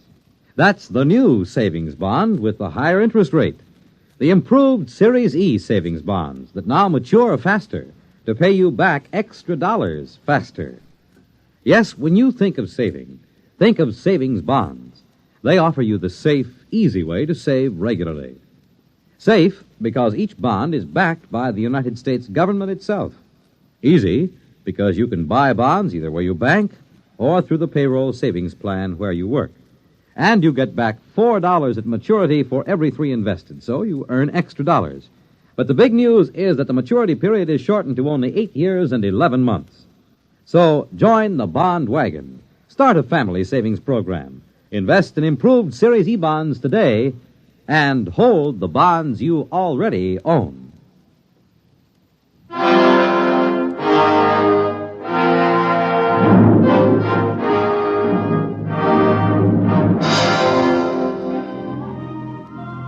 Now, back to X-1 and tonight's story, Early Model.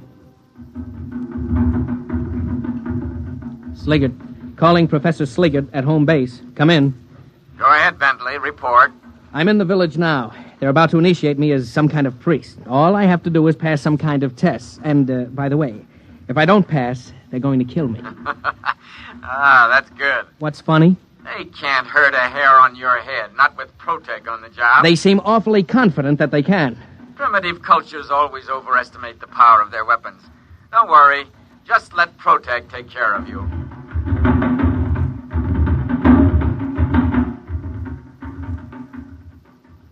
Go ahead, old boy. It's purified ceremonial food. But I can't. Why not? We purified with 7 sprinklings of strychnine, according to ritual. It's a taboo. I'm only allowed to eat my own supplies. A tribal taboo, you know. How primitive. Positively pagan. Well, shall we get on with it? We'll dispense with the written exam and get right down to the oral. Tell me, what do you think of evil? Well, it isn't good. Ah. Well put. Well, in that case, you have no objection to receiving the sacred and very holy spear that Cran Clu brought down from the abode of the small gods, the brandishing of which brings good on a man? Oh, I would be honored to receive it. Very well, then. The ceremony can commence. O stranger from the skies, accept from us this spear of sanctity. Evil cannot abide the presence of this spear. Take then our blessings with it. Here, here, O stranger, take the spear! What? Oh, that confounded Protec. Where's that release button? Sliggert, come in. Oh, he's probably out to lunch. Gotta get that force field off. There.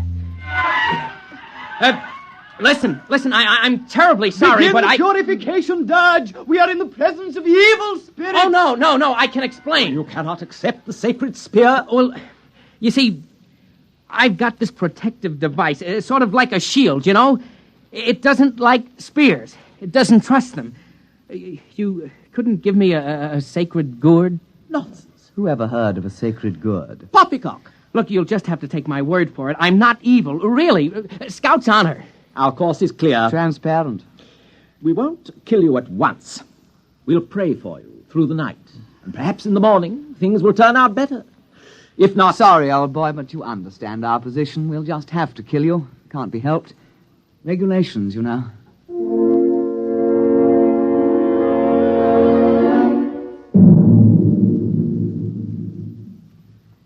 Yes, Bentley, I understand. Well, primitive people are notoriously treacherous. They might have stabbed you with the spear. Look, Sliggett, I'm positive there was no such intent. After all, you have to start trusting people sometime. Not with $1 billion worth of equipment in your charge. Don't you understand? The Protec wouldn't let me accept their sacred spear. That means I might be evil. Now, what if I can't pass the initiation test tomorrow? Look, tell me how to take it off. Oh, no. We want you back alive. There's no way they can hurt you through the Protec field. Now, try to have a little faith.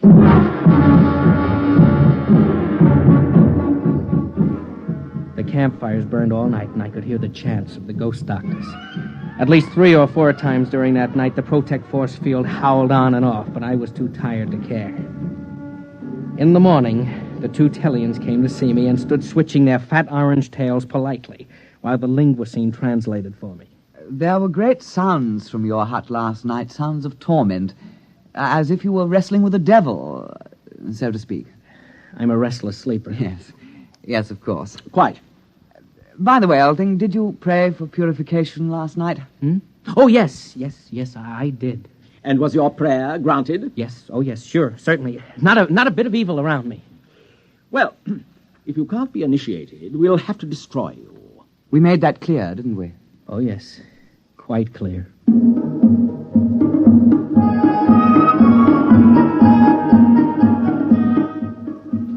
The initiation ritual took the whole day. It was sort of a cross between a Shriners' convention and a performance of Das Rheingold at the Met. Luckily, no one tried to hand me a ceremonial spear or point a club in my direction, so the Protec kept its grimy force field to itself. Finally, around supper time, the Tellians pounded the last tail on the ground, and everyone stopped and paid close attention. Oh, brothers, this alien has come across the vast emptiness to be our brother. With this initiation, we purge him of evil and make him one of us. Brother, now you are a ghost doctor with all the privileges and perquisites pertaining thereto. And in friendship, I extend to you the claw of friendship. Well, thanks. We have only to shake claws, and the ceremony is concluded. All right, brother. Give me some skin. Slip me 7.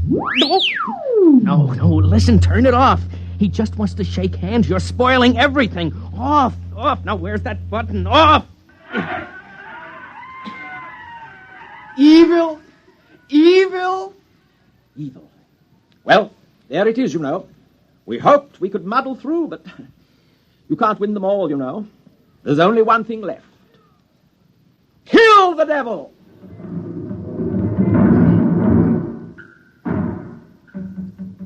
About 30 of the Tellians heaved stone spears at me, and naturally I disappeared inside the Anderson-Woodward force field, and the spears rattled off the whining, coruscating power sphere.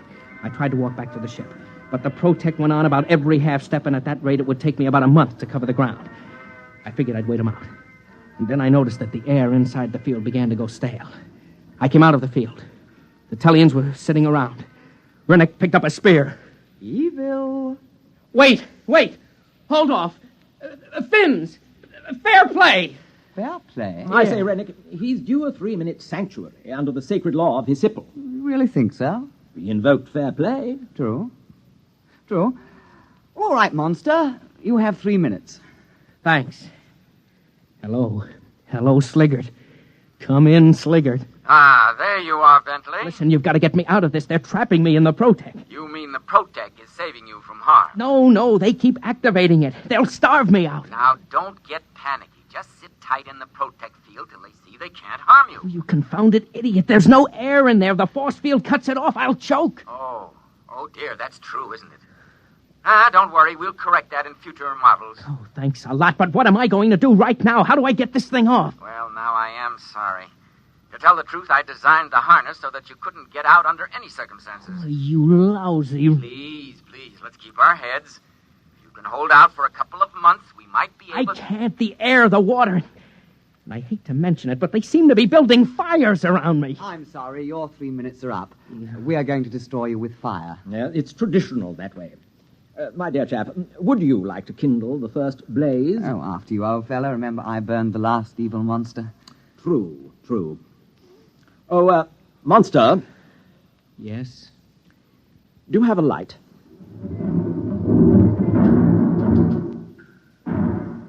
I knew I was cooked, one way or the other. They started to light fires around me in a circle, and the Protect snapped on. I had to get out. Of course, when I did, the Tellians would cheerfully spear me to death. But at least I had a chance of running. The field snapped on again. I grabbed my knife from the tool chest and hacked at the thick duroplastic webbing of the harness. I came out of the field long enough to hear Sliggert shouting in my ear. What are you doing? Cutting my way out of this fire trap. You don't dare destroy government equipment. This will go down on your 201 file. Look, I'm trapped inside the field as long as they feed the fire, and considering how they feel about devils, they'll probably keep it up a couple of 100 years. Uh-oh. They're pushing the fire closer. Goodbye.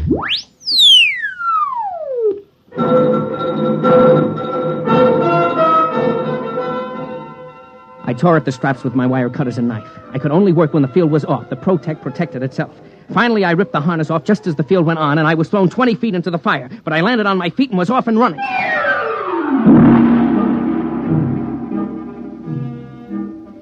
It took the Tellians just 100 yards to catch up and gently lay a stone club along the side of my head.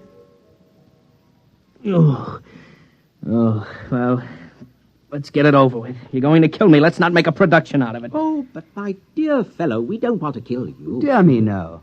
We knew you were a good man. It was the devil we wanted. I don't mean to be tactless, but you do know you had a devil riding on your back. We tried to purify him, but he was too strong. The fire took the starch out of him, though. The devil? Devil on my back? Oh, yeah, I guess so, yes. You know, our village is very proud to have such a powerful devil chained up inside a fire ring. Tell me, my dear chap, you haven't by any chance any more devils like that in your homeland? No, that's the only one. Pity. Huh? We'd really be tickled orange if we could have a few more to worship, you know. You mean trade for them? Why, yes. I'm sure every village would want one. Well, I think that can be arranged, and you haven't seen anything. We'll sell you devils that really are devils. After all, this one is just an early model.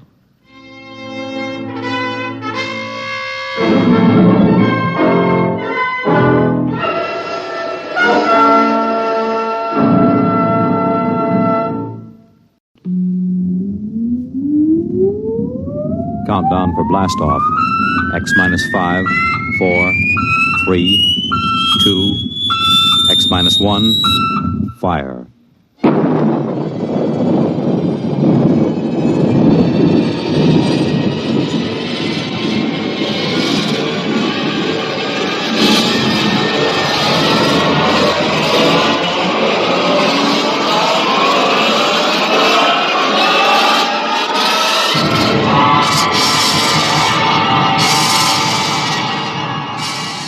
From the far horizons of the unknown come tales of new dimensions in time and space. These are stories of the future, adventures in which you'll live in 1,000,000 could-be years on 1,000 maybe worlds.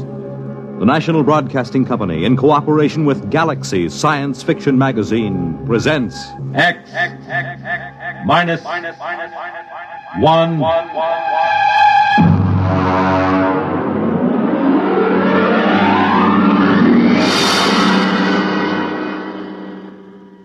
Tonight, The Haunted Corpse by Frederick Pohl. But first, hear this.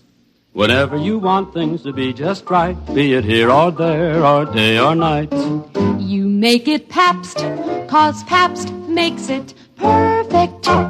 Yes, Pabst makes it perfect. Just as we always have ever since 1844. So next time, you make it Pabst, because Pabst makes it perfect. America's Blue Ribbon Beer from the Pabst Brewing Company, Milwaukee, Wisconsin. Yes, Pabst makes it perfect.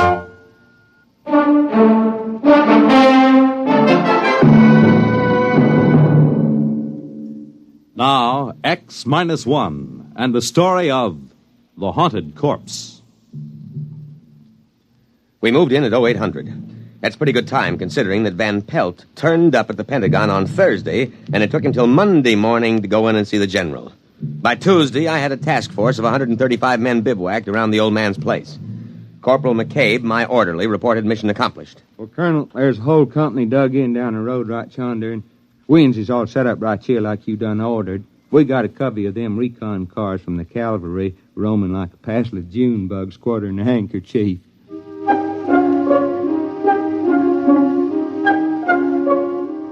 McCabe isn't very bright, but he's loyal.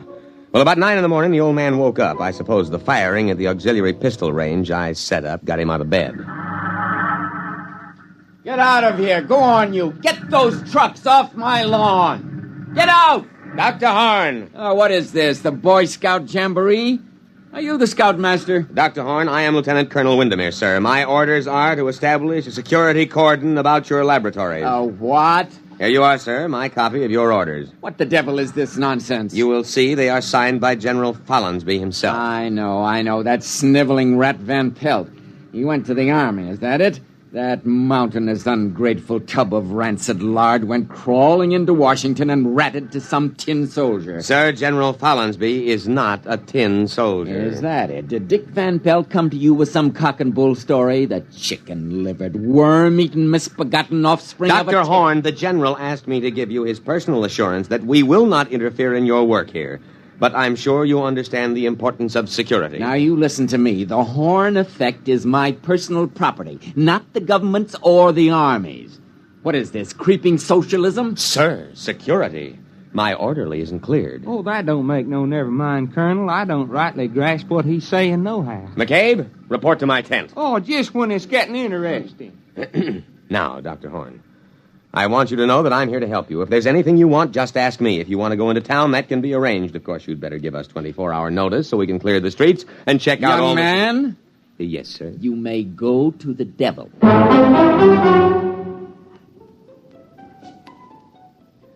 Of course, he went in to call the Pentagon and protest.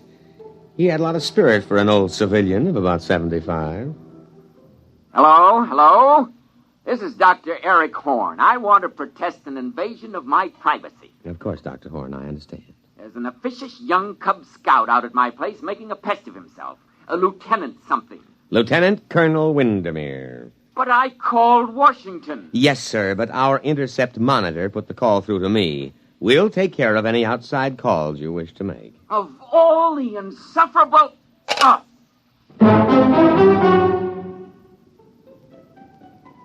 At about 0600 the next morning, I ran a surprise full-scale inspection and simulated infiltration. Hey, look out! You trigger-happy idiots! It's me, McCabe! And you simulated! You hear?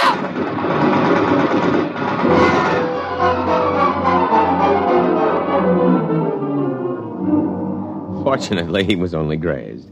The wire-stringing detail worked all night, and we had surrounded the old Victorian house with triple-strand electrified barbed wire with guard towers every 50 feet. At 1400, I paid a call on Dr. Horn.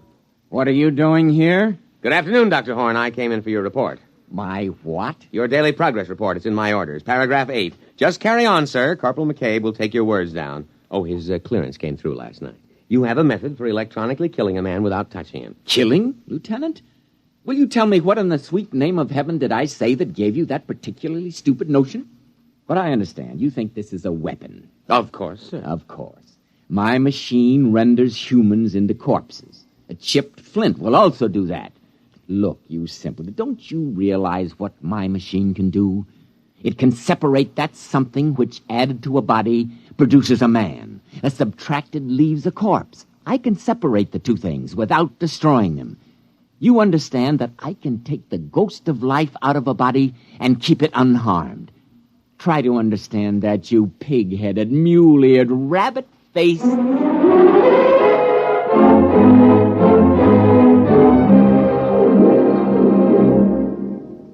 You're listening to The Haunted Corpse, tonight's attraction on X-1. You know, the property value of your home depends on the well-being of your community and your neighborhood. On things like good lighting for your streets, accessible parks and playgrounds, and cleaning up slums. And what others are doing, you can do.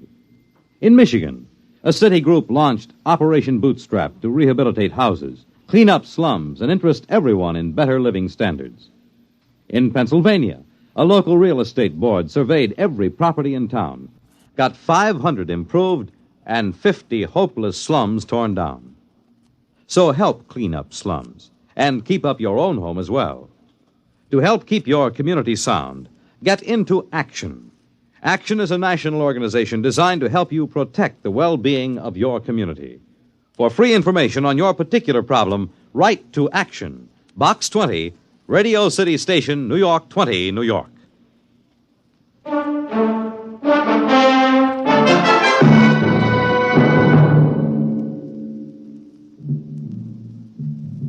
Now, back to X-1 and The Haunted Corpse.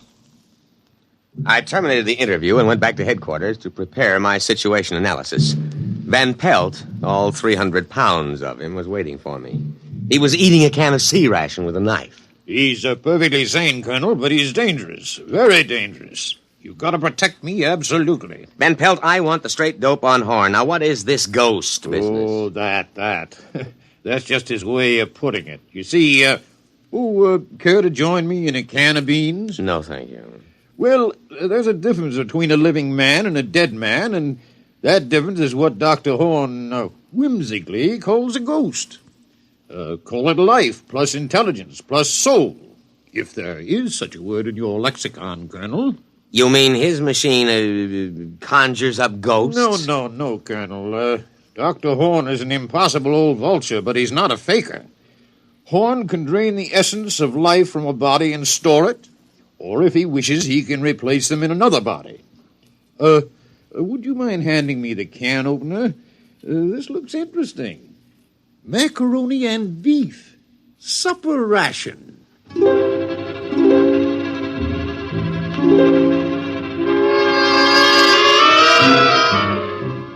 Well, so he had a machine that could take a mind out of one body and put it in another body. Well, why didn't he say so straightforwardly instead of beating around the bush like a civilian? Of course, he was a civilian, which might explain it. Next morning, I went to the laboratory with Corporal McCabe and insisted on a demonstration. All right, this way, gentlemen. Please, Corporal McCabe is an enlisted man. At this pole, we have a Cocker Spaniel. And over here, a Rhode Island Red. That's a right perky-looking chicken, Doc. If you will kindly stay clear of the terminal areas, I will activate the field. What's happening? field is vibrating at the cycloid rate set on the crystals. All right, it's ready for discharge. Now.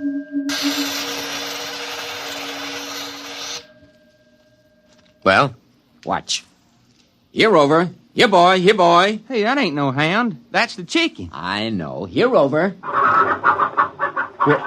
Well, I'll be pickled for an eel. That little old chicken is trying to wag its tail. And over here. Here, chick, chick, chick, chick, chick, chick, chicky. Here, chick, chick, chick, chick, chick, chick. Well, doggone. I never did see the like of that. A flop-eared, honest-to-Pete dog trying to peck corn.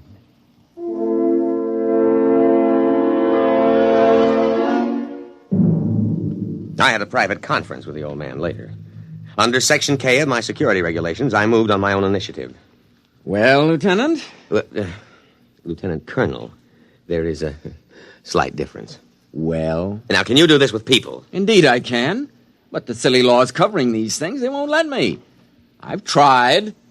Imagine a simple exchange. A man dying of terminal cancer and a feeble-minded youth. Put the sound mind into the sound body and let the decayed parts rot together. But will they let me? No, no. You've never tried the machine on people? No. But you're here, a military man, Very brave. All I need is a volunteer. That coward Van Pelt refused. That's why he sneaked off to you. But a brave soldier like you... Negative, sir. Negative. But, Lieutenant... Negative, sir. And besides, I am not a lieutenant. I'm a field-grade officer. I don't believe you appreciate the investment the service has made in my training. However, if you need volunteers, the Army has a way of obtaining volunteers, sir. We'll see what we can do.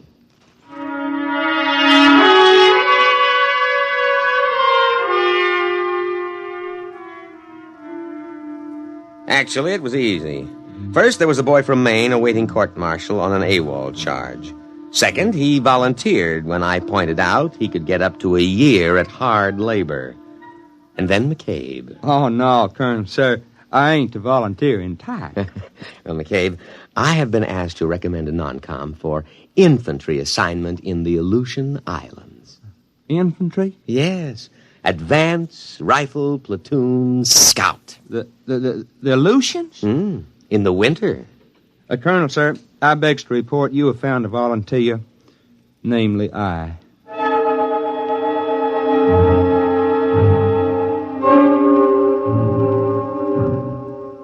Dr. Horn had arranged the terminus of the machine poles to be tapped into metal helmets which were adjusted on the heads of the two men. This here reminds me of playing left tackle. Ready, Lieutenant? Ready. But, Colonel, sir, maybe I better not try this. Well, I mean, I cancel my GI insurance. The Aleutians? Yes, sir, Colonel, sir. Well, goodbye.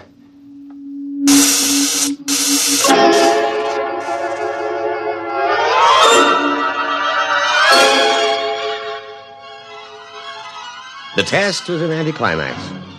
It worked. McCabe, that is, McCabe's body, reported himself as Private Ethan Coffin in a broad down-east dialect. I had Horn switch them back, and then I went back to my tent and put through a call. Crash priority. General Fallins be on a scrambler circuit, Colonel, sir. All right. Now leave, McCabe. This is top secret. They don't never tell me nothing. I swear it's worse than grade school. Now, General... Colonel! Colonel! Van Pelt, what's the idea of barging in? I'm making a top secret You call. didn't let Horn make his test. You didn't... Now, out, Van Pelt, out. But that's all he's been waiting for. You gotta listen to me. McCabe! Colonel! Escort Mr. Van Pelt out.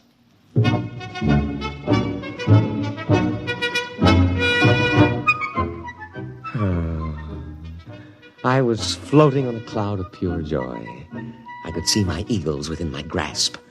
Maybe even a full star. I told the general my plan. Are you still there, sir?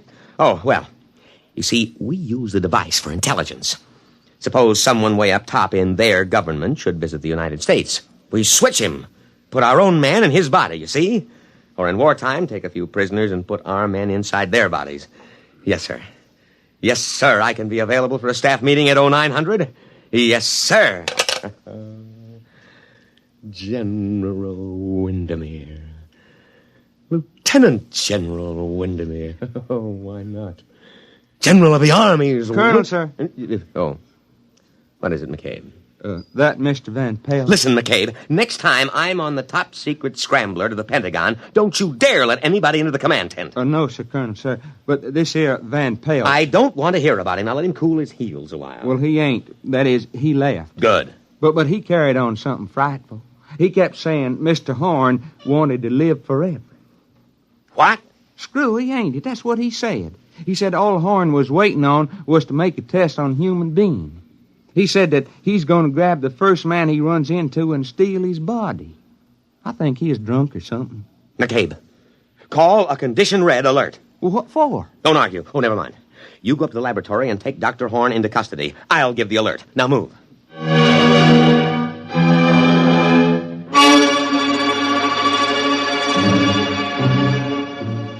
I could see it all immediately.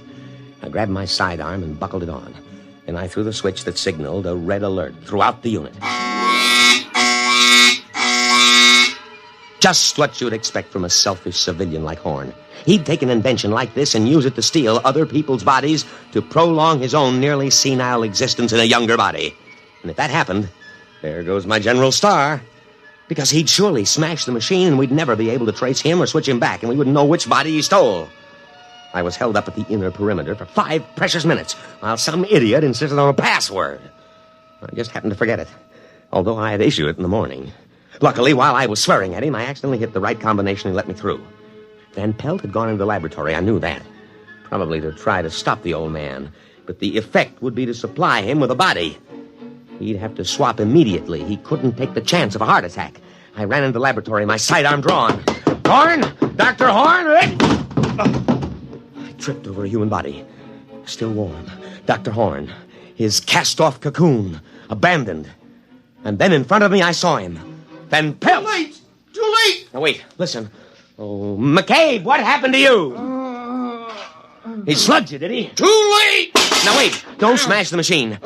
Van Pelt, I know it's really you, Dr. Horn, and Van Pelt's body. Now put down that gun. I'll smash it! Smash it! Stop. Don't wreck the machine. Listen, Dr. Horn, I'll help you. I'll see you get a good, healthy body as long as you want it. Dr. Horn, think of the safety of our country. Think of security. No, I'm not Doctor... Who shot that? McCabe, put that pistol away, you fool! Oh, Horn. Dr. Horn, speak to me. Now, I know it's you in Van Pelt's body. Now speak to me, Dr. Horn. Oh, he's dead. McCabe, you simple-minded... Why did you kill him? Oh, everything is gone. My General Star, everything. All right, McCabe, report to your quarters. You'll get a court-martial that'll make your hair curl.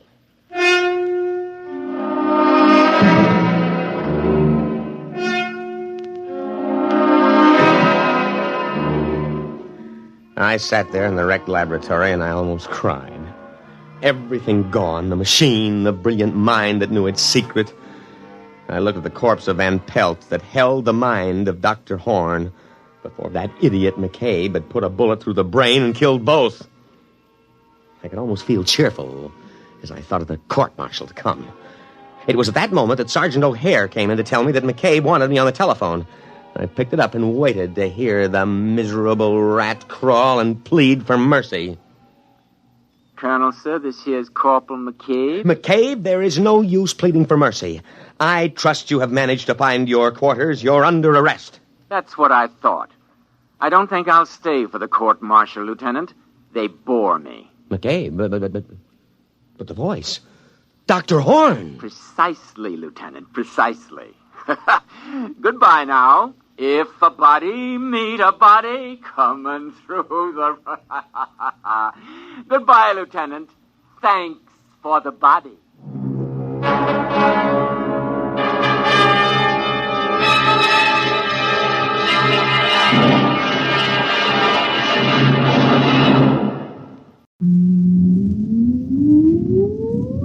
Countdown for blast off. X minus 5, 4, 3, 2, X minus 1, fire.